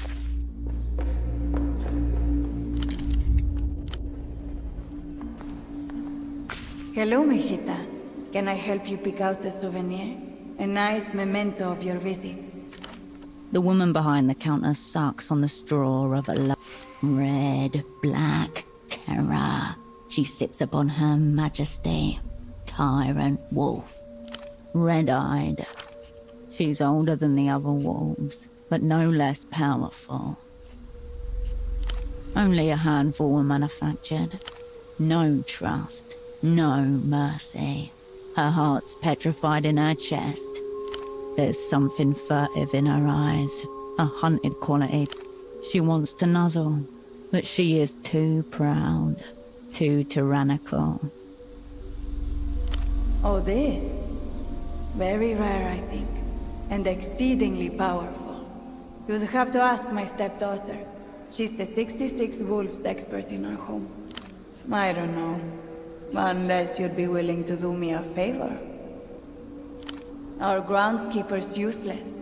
He always seems to miss Admiral Rigaud's shrine. I bet he's missed it again. Would you mind tidying it up a little bit?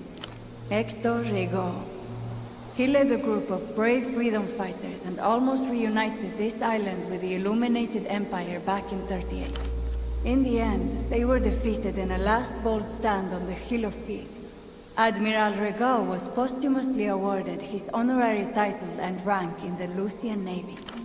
This is the Lucian version, sanitized and brimming with valor. It's yours. The shrine is just up the hill and to the right. You fear the heavily applied.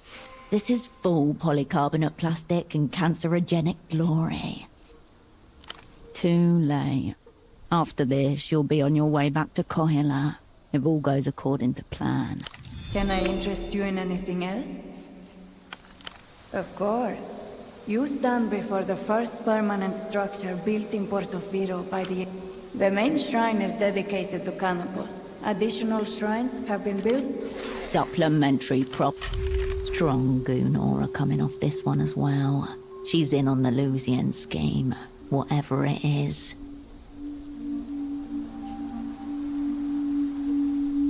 In total, there are 66 patriots enshrined here, from the earliest captains of the 66, like the wolves.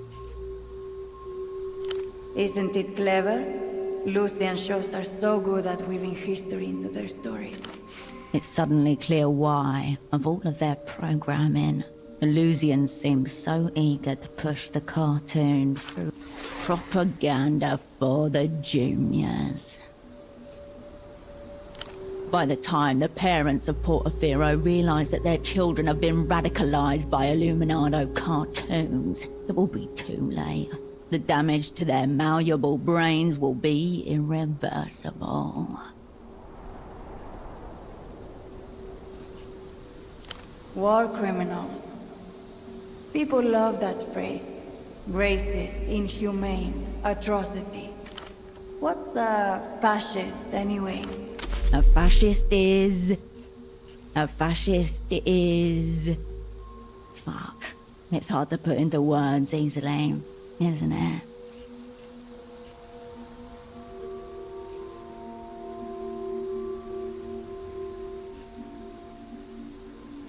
You people always say you want to debate. Wrong. This hill is joint Lucian Portofriran territory, as per the Historical Properties and Heritage Site Agreement of 83.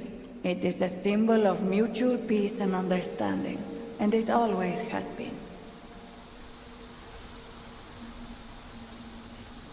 It can't be an insult to pay tribute to the people who shaped your country, can it? The riffraff of Partiali still wrap themselves in Nestor flags. No one tells them to abandon their symbol. Sometimes they try. There was a rather notable broadcast during Nestor's second deposement where Portofero's top radio host called for that exact thing. Really? Well, bad example. You know how it is. You wake up one morning and it's like, what have I been doing with my life? Don't even think about it. Too late.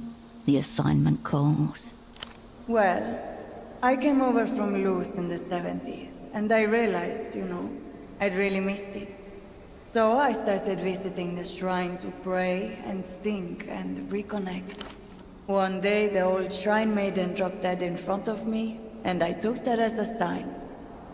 Yes, aneurysm, I think. Here, then gone. No pain at all, just a little blood around the nose.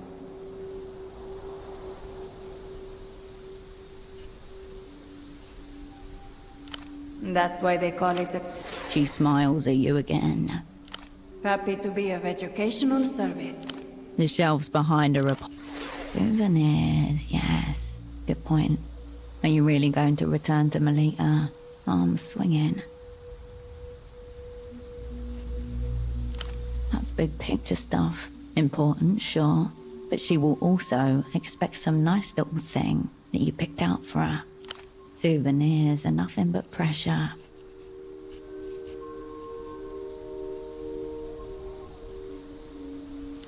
Images spin past as you turn the rack. A map of the city during the annexation period.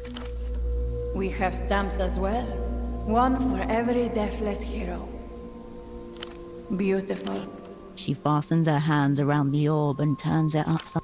There's even a little tram station. But flawed. See the main shrine? The flurry of ginkgo. Incredible detail. Handrails. A shrine to possibility. A shrine, perhaps, to right now.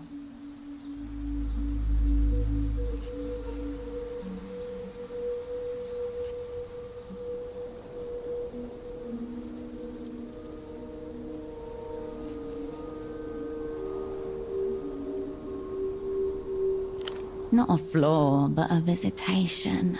A trinket from another world, the one where we won. There, another cascade stands at another shrine, gazing puzzled at another snow globe. One, you can see her eyes reflected in the glass.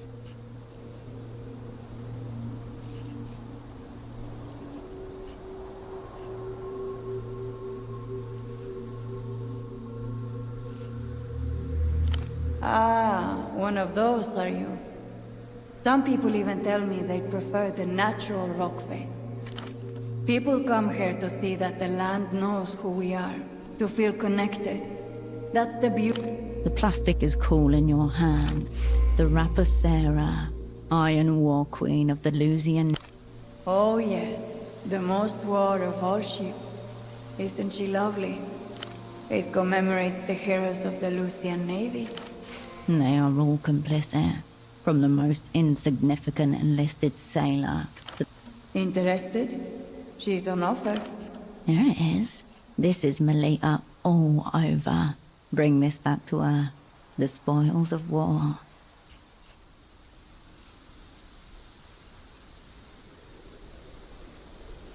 It's problematic, yet bold, and just a little bit fun. Cheap plastic, in varying sizes. None of them contain a picture within. It's traditional to leave a photograph at Canopus' shrine. The frames are just a medium for the offering.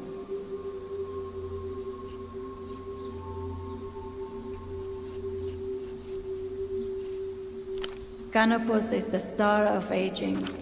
It isn't really an unlucky star like some people say, just a somber one. A good choice. It'll, of course.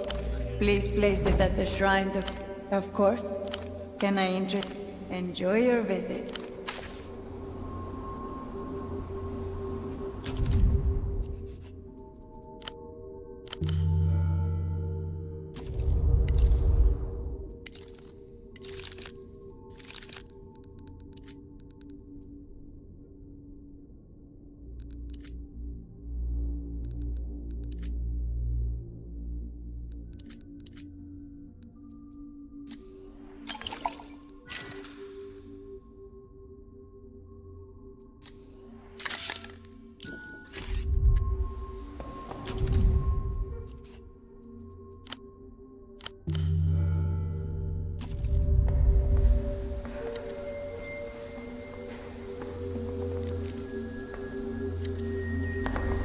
Your asset cowers before.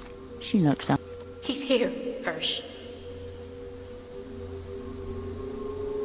Not the Lich. Don't you see the man over there, Lucian? I'm going to kill him. Fuck the plan. You barely recognize. She's caught somewhere between a. What the fuck? She. Little. It's from the sleep study headset that you wore. I didn't want you. An arsenic. Well, yeah. That's the signal does. A reverse pick. Stop her. He may recognize her and sound the alarm. Yeah. Look at her. Now.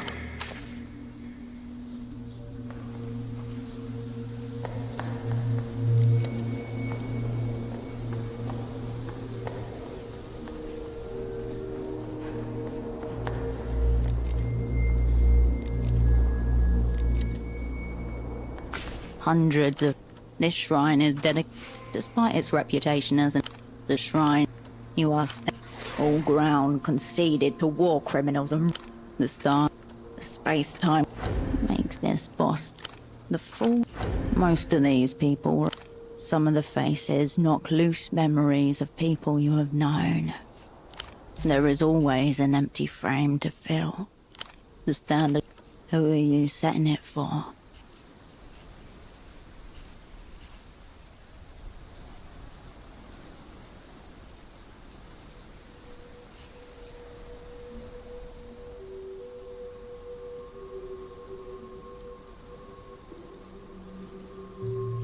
You place the photo and bow your head.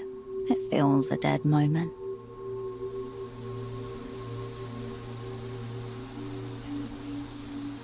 You tuck the papers, but you find the gap. You all seem uncomfortable in a crowd.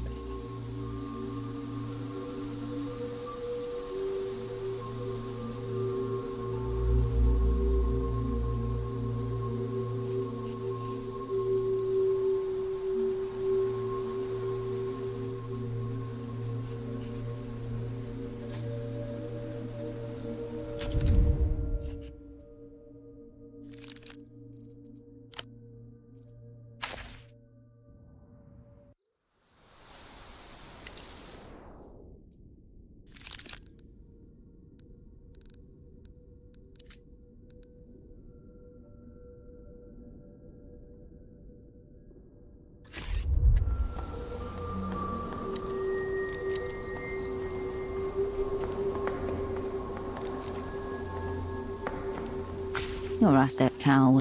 She looks. He's here, Hirsch. Don't you see the man over there? I'm going to kill him. Fuck the. You barely recognize. She's caught somewhere. What the fuck? She. Little bit. It's from the sleep study head. I didn't want. And asked. Well, and...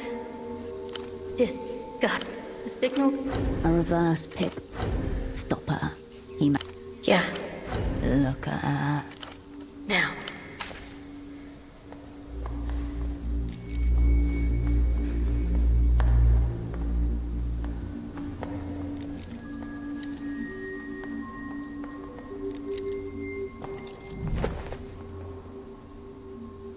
Hundreds of faces.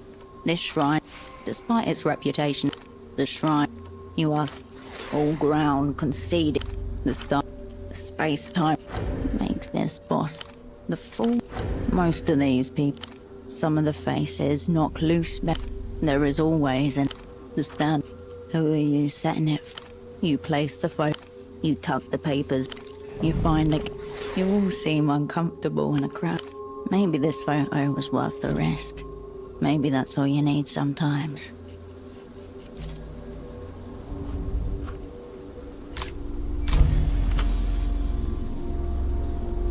You gaze at the statue.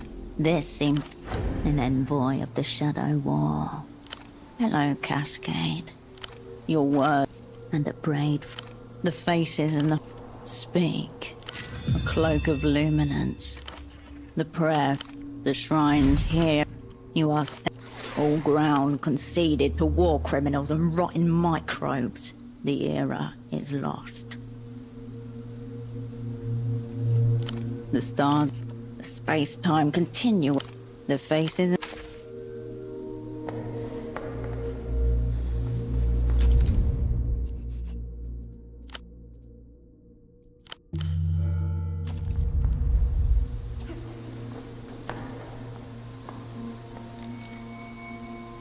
Wilderness has gradually crept.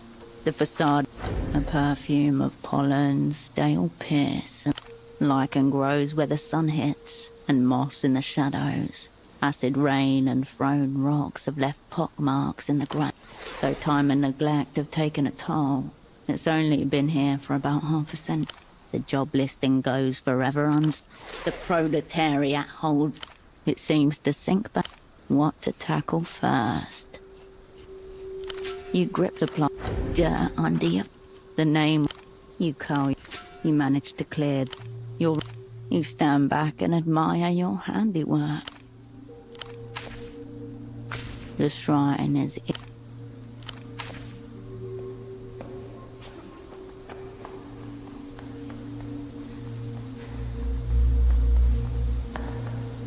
The view. Wonderful. Now things will look nice for the Lucian delegation. You weren't able to collect all 6 of the cardinal. Can I interest you in anything else? Enjoy your visit.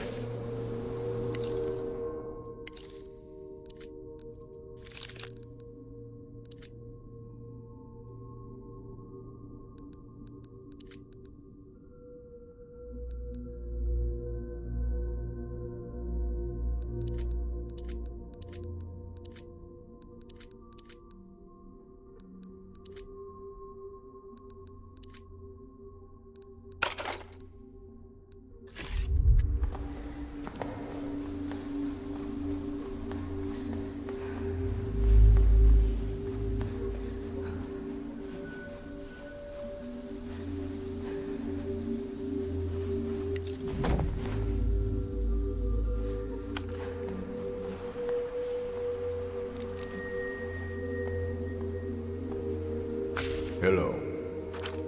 Despite the impressive shrine behind him, the man is gazing into the distance, eyes out to sea.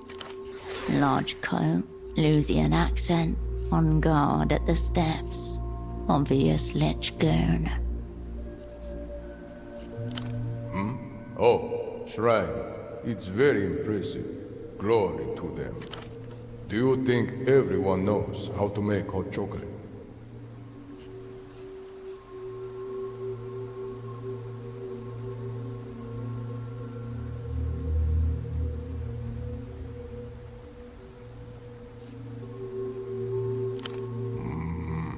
I left my girls with a babysitter for this work trip, and I never showed her how to make their cocoa. nor the fascist Soviet's attempt to humanize himself. Look. He reaches into an inner pocket and produces a small square photograph, which he holds out delicately. Fuck off faces, he's going for the baby pictures. Blight interest, we can do it. The picture shows two pudgy toddlers grinning over the horizon of the man's arms, whose own smile is so broad that he's almost unrecognizable.